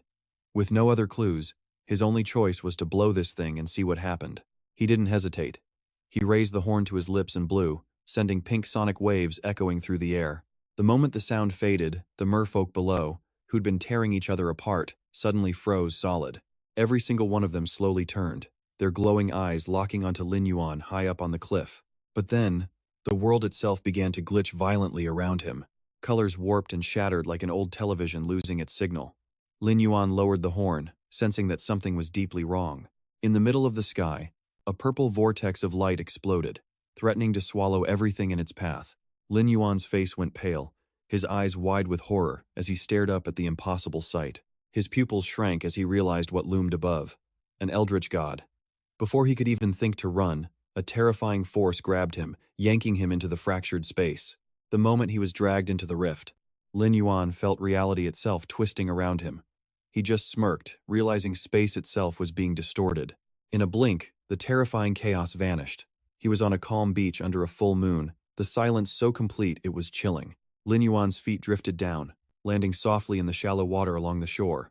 But as he looked down at his own body, he was stunned to find it was a translucent, glowing form, like a stream of pure data. He frowned. An illusion? Before he could even begin to investigate this strange new form, his attention was snapped to a brilliant purple light that tore across the distant sky. The scene erupted into chaos as a massive tentacle suddenly swung through the air. Another beast slammed into the sea monster, sending its grotesque, eye-covered head reeling. Lin Yuan could only watch, a stunned spectator to the battle. He muttered to himself, finally understanding. Has the main storyline of the game been activated? Up above, the giant eye rained down bolts of purple lightning on the monsters. Is the eldritch god attacking the sirens? He wondered. As they absorbed the fury from above, the ocean below began to boil, erupting into colossal waves that scraped the sky. And from the churning depths, a massive entity with countless tentacles rose, its presence soul-crushingly powerful. A system window flashed. Siren King. Lin Yuan narrowed his eyes. So this is the king of the sea demons? Floating in midair, a cloaked figure radiated dark magic, taunting the king with a simple, foolish creature. The moment he heard that voice, Lin Yuan's expression changed. He's the first apostle, he realized, but then confusion hit. Wait a minute, isn't he a player? How could a player possibly appear in the main storyline alongside an eldritch god? The Siren King wasn't about to be mocked. It whipped its razor-sharp tentacles through the air, aiming straight for the cloaked man. but with a casual flick of his wrist, the mysterious figure unleashed a purple shockwave, batting away every single one of the king's attacks. The first apostle raised a hand, dark energy crackling around it as he took aim. His eyes behind the mask were sharp as knives. "You dare oppose a god?" And with that, he hurled a massive orb of destructive, dark energy straight at the Siren King. Beneath that twisted mask, a sinister smile spread across his face as he uttered a cruel curse. "Even your own flesh and blood will betray you." At those words, the Siren King's pupils shrank in terror. The unholy light began to eat away at its very mind. From the sky, pillars of dark energy rained down like black spears, pinning the deep sea monsters right where they stood, now bound by massive chains of pure darkness. The Siren King struggled desperately amidst the towering waves, but it was completely helpless. The masked man looked on, his game over, a satisfied smile on his face. He declared coldly, drawing power from the massive eldritch god looming behind him. He pointed down at the ocean and passed his final judgment. "Let me show you the price for defying a god." A strange gravitational force appeared instantly, lifting countless fish monsters into the air as they let out horrified screams. While they were being pulled into the sky, the masked figure slowly clenched his fist, and the purple magic compressed until the very space around him warped and cracked. A second later, the sky unleashed a destructive storm of crimson aurora beams. It tore apart and completely vaporized the giant tentacles in the blink of an eye. Witnessing the divine-level massacre, Lin Yuan's face was covered in sweat, his red eyes wide with speechless terror. The historical vision shattered, and he slowly regained his senses. He stood dazed on the shoreline. Reality was a glowing blood moon. Holding the golden conch, he frowned as his mind raced to analyze the insane truth he had just witnessed. The void heretic god. A being who shouldn't have appeared for another 3 years, was he really part of this game's dungeon lore so long ago? His eyes revealed a deep suspicion of a world-shaking conspiracy. And then there was the matter of the first follower. That man definitely had to be one of the chosen in the previous life. But why would a player appear in the backstory of the immortal world? Still in shock from what he'd just seen, Lin Yuan decided he couldn't stop there. He raised the conch to his mouth once again, his eyes filled with determination, wondering what else he could possibly see. Right after, the historical illusion reappeared. This time, it showed the Muroke King standing in the sea, facing his subjects who were being corrupted by dark power. The Sea King's voice was deep and majestic, full of authority, yet tinged with a deep sorrow. "The heretic god's power is too immense. It's throwing my consciousness into chaos." He raised a hand, a small but pure orb of light hovering above it, and told his most trusted subordinate, "I will fall into a deep slumber here. Once this calamity is over, use this to awaken me." The merfolk priest, with tentacles wrapped around his head, respectfully accepted the orb, his own tendrils gently cradling the treasure. "Yes, my lord." He then turned back to face his entire clan, raised the conch high, and declared with a powerful voice, "The merfolk people will return to our homeland." The vision vanished, leaving Lin Yuan with the conch glowing brightly in his hand. The item's info panel updated to the merfolk's lament. A special item, a token of the merfolk tribe and the only thing that can awaken their king. A sub-window appeared, noting that the conch's call also marked the birth of the merfolk's descendants. A few of them would even become honored guests of the tribe. Clutching the horn, Lin Yuan finally understood everything. He glanced at the crimson space around him, muttering, "So that's it. The reason this dungeon has such a bizarre setup is because it's all a dream." The moment he spoke, the dream began to shatter, the red space cracking apart like glass. Lin Yuan was startled as the scene before him changed in an instant. He found himself standing in a blood-red sea, and from below the surface, the colossal Muroke King slowly began to rise, letting out an earth-shattering roar. Lin Yuan looked up at the great being before him, his eyes sharp. The king of the merfolk. The king looked down, his voice deep but weary. "Thank you for granting me a moment of clarity from the endless chaos. The heretic god's power has seeped into my bones, and I have not yet recovered, but first, I can get you out of here." The Muroke King gently wrapped a tentacle around Lin Yuan. The suction-cupped appendages held his body with surprising softness. The king continued with a sincere request. "I hope that in the future, you can look after the remnants of the merfolk people." With that, he used his tentacle to hurl Lin Yuan high into the sky, launching him right out of the dreamscape. Finally free from the dungeon, Lin Yuan's mind was still reeling from the countless mysteries, each one piling onto the last. He had to find a way to discover the first follower's true identity as soon as possible, and stop the heretic god's arrival. As he was lost in thought, a blue notification panel appeared. "You have completed Doomsday and received the following rewards. 10,000 experience points, the Doomsday Boots, and the drifting blade of doomsday. At that same moment, by a stream, the snake tamer who'd been blasted out of the dungeon was groaning in agony. So painful. That bastard. It hurts like hell. He pushed himself up, struggling to stand. The man gritted his teeth, his face twisted with resentment, but he tried to console himself. Enduring a little hardship is nothing. He looked down at the water and let out a sinister smile. After all, that guy would never get in his way for the rest of his life. Huh? Suddenly his eyes flew open, sensing something was terribly wrong. What in the world is happening? From under the water, a massive tentacle emerged, with Lin Yuan standing calmly on top of it. The snake tamer's jaw dropped as he stammered in absolute terror. You? How the hell are you still out here? Did that damn sea monster bring you out? Another tentacle shot up from the water as the Muroke King roared. Silence! I am the king of the merfolk. With that, he smashed a devastating blow right onto the snake tamer. Blasted away for the second time that day, the snake tamer was knocked completely unconscious.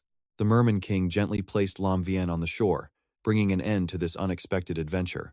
Standing on the cliff, Lam Vien made a promise to the Merman King, who was slowly drifting into a deep sleep below the water. If I get the chance, I will protect the remnants of your Merman lineage. The Merman King replied, his voice weak but grateful. Thank you. The Merman race will never forget your kindness. After everything was settled, Lam Vien turned around as a reward screen popped up. He casually scrolled through the items he'd received. Looking at the sword, he dismisses it as nothing special. But when he sees the boots, a smile finally appears. Turns out, these boots were exactly what he needed. The item details pop up. Wandering Twin Blades. Silver-tiered effects. Attack, power, plus 35. Critical damage, plus 30. And stamina, plus 10. For the Golden Submersion boots, stamina plus 50. Movement speed, plus 35. Attack speed gets a 30-point bump, and they come with the skill Endless Pursuit, which activates after damaging a target. Moving towards a target activates Pursuit mode, boosting movement speed by 20% and damage by 5%. With his new boots equipped, Lin Yuan stood on the peak, gazing down at the unconscious Snake Master below. His mind was racing, connecting all the dots with sharp analysis. It seemed the first believer wasn't just a player. He likely had a deep connection to the evil god from long ago, making it useless to stop him from communicating. The only way forward was to suppress the first believer's entire faction inside the game. He figured he'd find another chance to finish him in the real world. But then, a rustle. A tiny snake slithered out from the Snake Master's robe. Lin Yuan narrowed his eyes and summoned his sentinel beetle. Were they seriously trying the same old trick again? The next second, the beetle shot forward, slamming right into the snake. The Snake Master suddenly jumped up, his face a mask of crazed determination. You bastard! Today, either you die or I live. He charged forward with incredible speed, like an arrow splitting the wind. Lin Yuan stood calmly as the system announced. Shadow gloves equipped. He raised his hand, unleashing a massive torrent of green energy. The resulting explosion was earth-shattering, making nearby players shout in awe. Whoa! The power of that attack is insane. A huge boulder was blasted into the air before crashing down, crushing the Snake Master. Pinned beneath the rock, the Snake Master wheezed with pure hatred. I surrender. When I revive, I'll show you what it's like to be devoured by 10,000 snakes. Lin Yuan stepped forward, planting a foot on him. Don't worry, he said coldly. You're not dying until you tell me where the first believer is. The Snake Master could only groan. Seeing his stubbornness, Lin Yuan smirked and pulled out a vial of poison. You can't even do that. A system notification popped up. A recovery potion was used. He poured the potion right into the man's mouth, the green liquid making him convulse as plus signs for healing appeared. The Snake Master stammered through the pain and fear. Okay, I'll talk. But it was just a bluff. He quickly grabbed a teleportation scroll. He roared, I'm not telling you anything. You'll pay for what you did today. The system announced the use of a teleportation scroll. Teleportation in progress.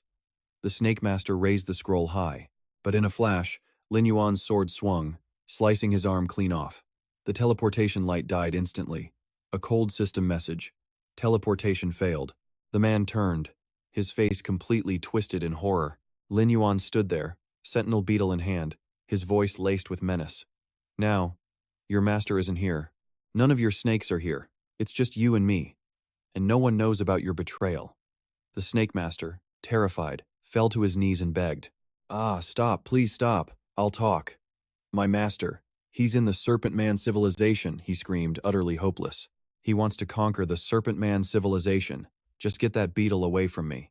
Lin Yuan looked down at him, his voice demanding. "First, give me the coordinates to the Serpent Man's hidden location." The Snake Master, terrified, quickly agreed. "Okay, I'll give them to you. I'll give you everything." The system announced that coordinates 9742, 365, 4-7 had been shared. Lin Yuan looked at the coordinate notification, thinking this guy was cunning and deceitful. He'd better preview the coordinates to make sure the guy wasn't lying. The system previewed the terrain, revealing a map located in the Western Desert Empire. While Lin Yuan was studying the map, the Snake Master whispered to the small snake on his shoulder, "Hurry, you're my last unrefined snake. Poison me now. Kill me." The snake immediately spat a stream of purple venom. System notification. Snake venom skill activated. Lin Yuan spun around, his sword slashing through the poison mist. But it was too late. The Snake Master dissolved into particles of light. System update. Health points have reached 0. Before vanishing, he glared. "You really want to find my master? You must have a death wish." Lin Yuan stared at the orb containing the Snake Master's items and sighed. "I still let him kill himself." He sank into thought, realizing the first disciple's main goal was to establish the Snake Man civilization in the Western Desert. If that was the case, all he had to do was attack their base and the disciple's whole plan would crumble. With that, he summoned his Scorpion Lion mount. Besides, attacking them directly would lure the disciple out of hiding much faster than searching for him. Flying toward a nearby city, he observed the area and confirmed his theory. The first disciple from his past life really did have ties to the Snake Men. Riding on his summoned beast, he continued to formulate a plan. Although the Snake Men were weak, they weren't something he could handle alone at his current level. A calculating glint flashed in his eyes.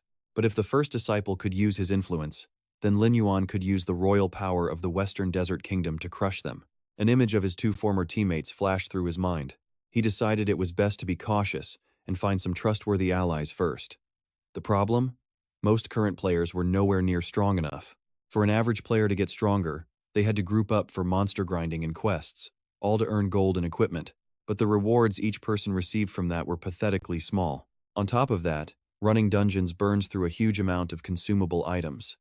Repairing or upgrading gear also costs a small fortune, and their need for skill books and scrolls completely drained whatever was left of their finances. To make matters worse, low-level monsters have terrible drop rates and almost never give high-rarity gear, so you can't make much gold.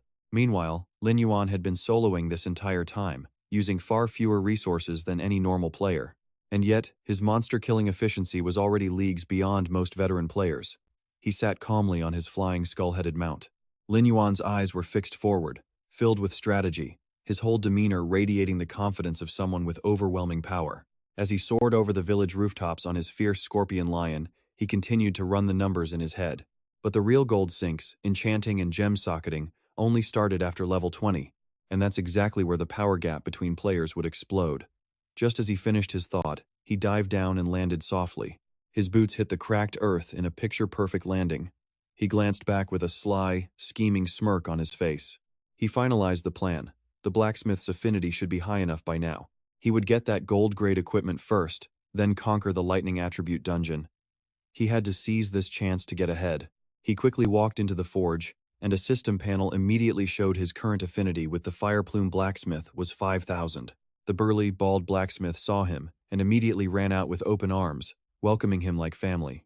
"My friend, it's been too long. I can't thank you enough for the ore you sent. My forging skills have definitely improved because of it." "That's great to hear." In response, Lin Yuan opened his inventory, and the system displayed the precious items from his last battle, a black gold-grade high-level forging meteorite fragment. The description read that when used in forging, it could upgrade a gold-quality item to black gold, especially when paired with a nightmare core. A rare material condensed from nightmares, it was perfect for forging equipment with spirit-based attributes as its main component. Without another word, he tossed the glowing materials to the blacksmith, whose eyes went wide as he started sweating in pure shock. "Just like we agreed, forge me one piece of equipment. Here are the materials for it." The blacksmith stammered out a reply. "Unique materials? If my master were here, creating a unique item would be no problem. But with my skills, the absolute best I can forge for you is a gold-grade item." Hearing this, Lin Yuan just blinked, his response cold and decisive. "No problem." Holding the precious materials, the The blacksmith's expression turned dead serious. He stated his final requirement to complete the masterpiece. To craft gold-grade equipment, I'll also need the main body of a treant. The objective was clear. Lin Yuan turned to leave, his cape fluttering behind him, leaving only a short, guaranteed promise. Wait for me. Moments later, he was already deep inside a dense forest under the daylight sun. His feet stepped silently over dry leaves and twigs, his movements filled with extreme caution.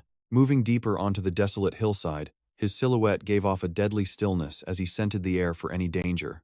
Suddenly, the giant surrounding trees lit up with a strange green light and awoke. A system alert immediately flashed before his eyes. Earth Trant, Level 20 Elite. HP, 4300. Attack, 450. Defense, 400. Skills, Binding Branch, Camouflage, and Piercing Branch.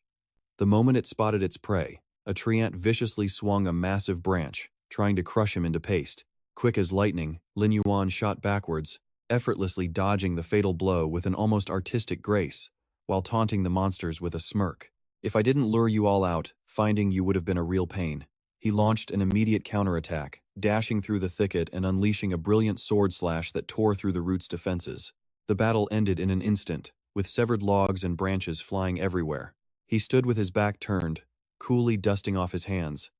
This should be more than enough source material. System notifications chimed in. You have defeated 14 Earth-type Savage Treants, gaining 1,200 experience points. Just as he was about to clean up the battlefield, his ears caught a distant scream.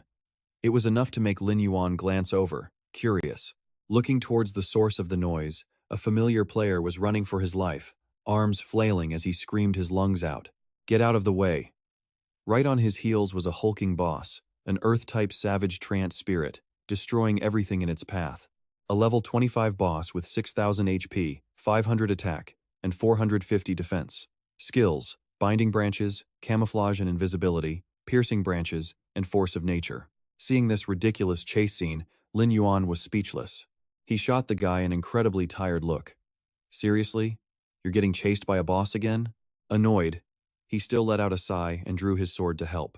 Instantly, a massive green dragon made of pure magic roared to life behind him, its fire breath skill ready to go.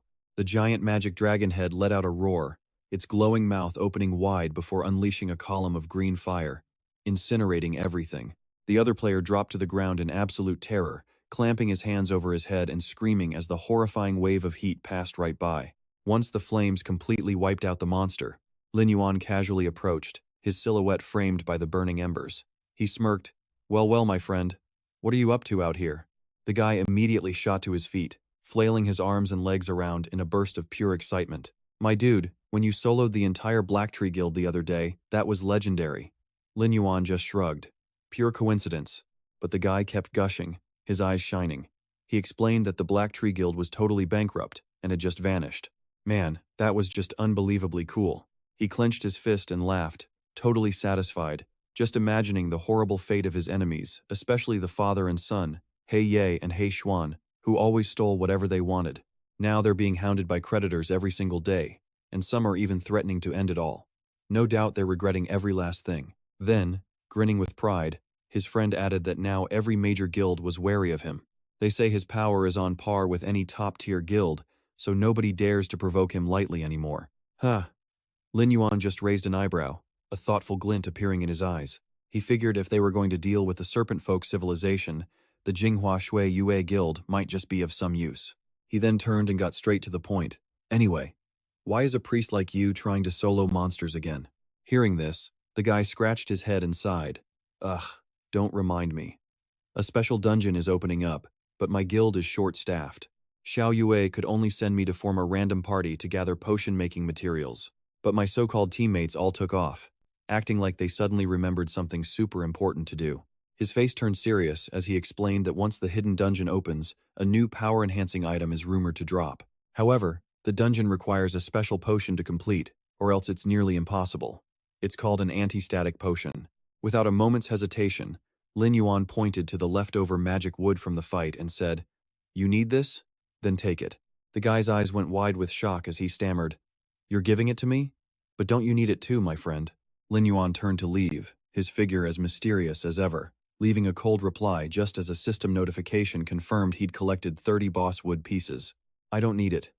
This is more than enough for me. Watching Lin Yuan's retreating back, the priest couldn't hide his admiration, his eyes literally sparkling as he exclaimed, "He is truly the man I admire." Back at the forge, the old blacksmith held the rare materials, his eyes filled with awe. He clicked his tongue, his voice carrying a hidden meaning. Tesk. Who knows? Maybe one day your adventures will lead you to the Southern Empire, where you can find my master and upgrade your weapon to legendary. At that exact moment, a system window popped up. The master-disciple quest had been triggered and automatically accepted. Lin Yuan frowned, thinking to himself that maybe he really should take this chance to visit the Southern Empire after all. The old blacksmith smiled and explained, "This item lets you specify the attributes and skills you want during forging. So, what do you want?" Lin Yuan crossed his arms, analyzing his skills. He already had damage amplification and Great Flood, so he definitely wasn't lacking in offense. He also had the Scarab for crowd control. His only real weakness at this point was his lack of recovery. Typically, weapons provide healing through some sort of lifesteal effect, whether it's physical or magical. He continued to reason that usually only melee classes chose lifesteal, since ranged classes were too squishy and would die before they could heal. But then, an idea sparked in his mind. He remembered he gained 2 physique points per level, meaning his base damage and health were already sky high. Plus, the damage dealt by his summoned undead counted as magic damage, which would perfectly cover that weakness. Lin Yuan made his decision, telling the old man to forge him an item with magic lifesteal. The blacksmith nodded firmly, no problem. He tossed the materials into the roaring forge, then turned back, handing Lin Yuan another item. And this, too, by adding the item known as the recording eye to the process, he could create gear perfectly suited for himself. The system immediately announced the recording eye was detected, activating the custom forging mode. Did he want to forge a professional exclusive weapon? Lin Yuan grabbed the crystal orb, a question burning in his thoughts. An exclusive weapon just for a necromancer? He tapped the system panel, selecting yes. In his past life, he wasn't a necromancer, so his weapon choice was trivial, but now, a dedicated weapon was essential. Green energy surged from Lin Yuan's hand, enveloping the orb as the system confirmed. All components confirmed for crafting. The old blacksmith rubbed his hands confidently. Just leave the rest to me. The flames in the forge erupted, swallowing the magic orb whole. The wondrous crafting process had begun. The blacksmith placed the forming weapon into the furnace and said, "You can come get it tomorrow, my friend." Lin Yuan just grunted in acknowledgement before turning to leave. As he stepped out of the forge, his cloak billowing, he knew the Death Island mission was clearly aimed at him. It was time to visit the King of Hell and demand an explanation. Soon, he was inside a dark room. A mysterious cloaked figure sat across from him, speaking with a careless tone. "Tsk, I really don't know anything about what you just said." But then he propped his chin on his hand, a flicker of doubt in his eyes. He had to admit, the Death Island mission was indeed suspicious. Lin Yuan's voice was grim as he delivered his sharp judgment. The snake handler is also a death apostle, so issuing the mission himself would be inconvenient. He had to have an accomplice. "Do you have any information on the client?" The mysterious figure fell into thought, tapping his mask lightly. "Let me think." A moment later, a hologram appeared, showing a girl with short hair and a black dress. Lin Yuan stared at it, wondering, is it her? Instantly, the hidden figure waved his hands, frantically dismissing the image. No, it definitely wasn't a little girl. It was a man. He was wearing a hat, so I couldn't see his face. At that, Lin Yuan stood up to leave, tossing back a simple, "Inform me when you have news."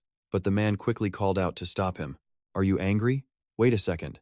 Suddenly, the masked man snuck up behind him, draping an arm over Lin Yuan's shoulder and whispering mysteriously, "I know you're upset, so I'll give you a top-secret inside tip. The next event is a special dungeon, and most people who enter will just be cannon fodder." He continued smugly, his eyes glinting with greedy ambition. "But we've already stocked up on a crucial batch of items, and we're going to use this chance to make a huge profit." Lin Yuan coolly pushed the arm off his shoulder, answering indifferently, "I hope so." But inside, he was smiling to himself. The Death Apostle's intelligence network was pretty reliable, after all, but the most important item, the powerful electric resistance potion, was a secret that only he currently possessed. As he turned to go, the masked man stopped as if remembering something. He pulled out a magic tablet and exclaimed, "Wait, I almost forgot about this." He held out his hand, offering Lin Yuan a strange emblem and explaining, "This is our guild's badge. We use it to hide our identities during shady jobs. That way, we can push all the blame onto this empty shell of a guild. The moment he saw the badge resting in his palm, Lin Yuan's pupils shrank, his face a mask of pure shock. Staring at the symbol carved on it, memories from his past life flooded back, forcing him to ask himself a critical question. Isn't this the exact same badge the first apostle wore in my previous life? Lin Yuan clenched his fist around the emblem, his eyes turning ice cold as he connected the dots. It turned out this guild never even existed. This guy hid his tracks too well. It seems he still needed to target the snake person civilization to turn the tables and force the first apostle to reveal himself. With his plan set, he decisively walked away down the stone corridor, leaving behind only a calm, "I understand." After leaving the dark secret meeting place, Lin Yuan casually strolled right into a bustling tavern. As soon as he entered, he heard the familiar complaints of a fiery red-haired girl sitting at the bar. "I've worked myself to the bone for this shop." Meanwhile, the person he calls his little brother was out partying. Already looking tipsy, she angrily slammed her beer mug on the table, sending foam flying everywhere. Without even looking back, she continued to loudly vent her frustrations. All the while, Lin Yuan was standing right behind her. "Not at the shop today, I see. I've been working my butt off watching the shops for days. Can't a girl treat herself to a little fun?" But the second she turned around and met Lin Yuan's perfectly calm expression, she jumped. Sweat started pouring down her guilty face as she stammered. "Huh? Little brother? When did you get here?" "I just snuck out for one drink. Just for today. That's it."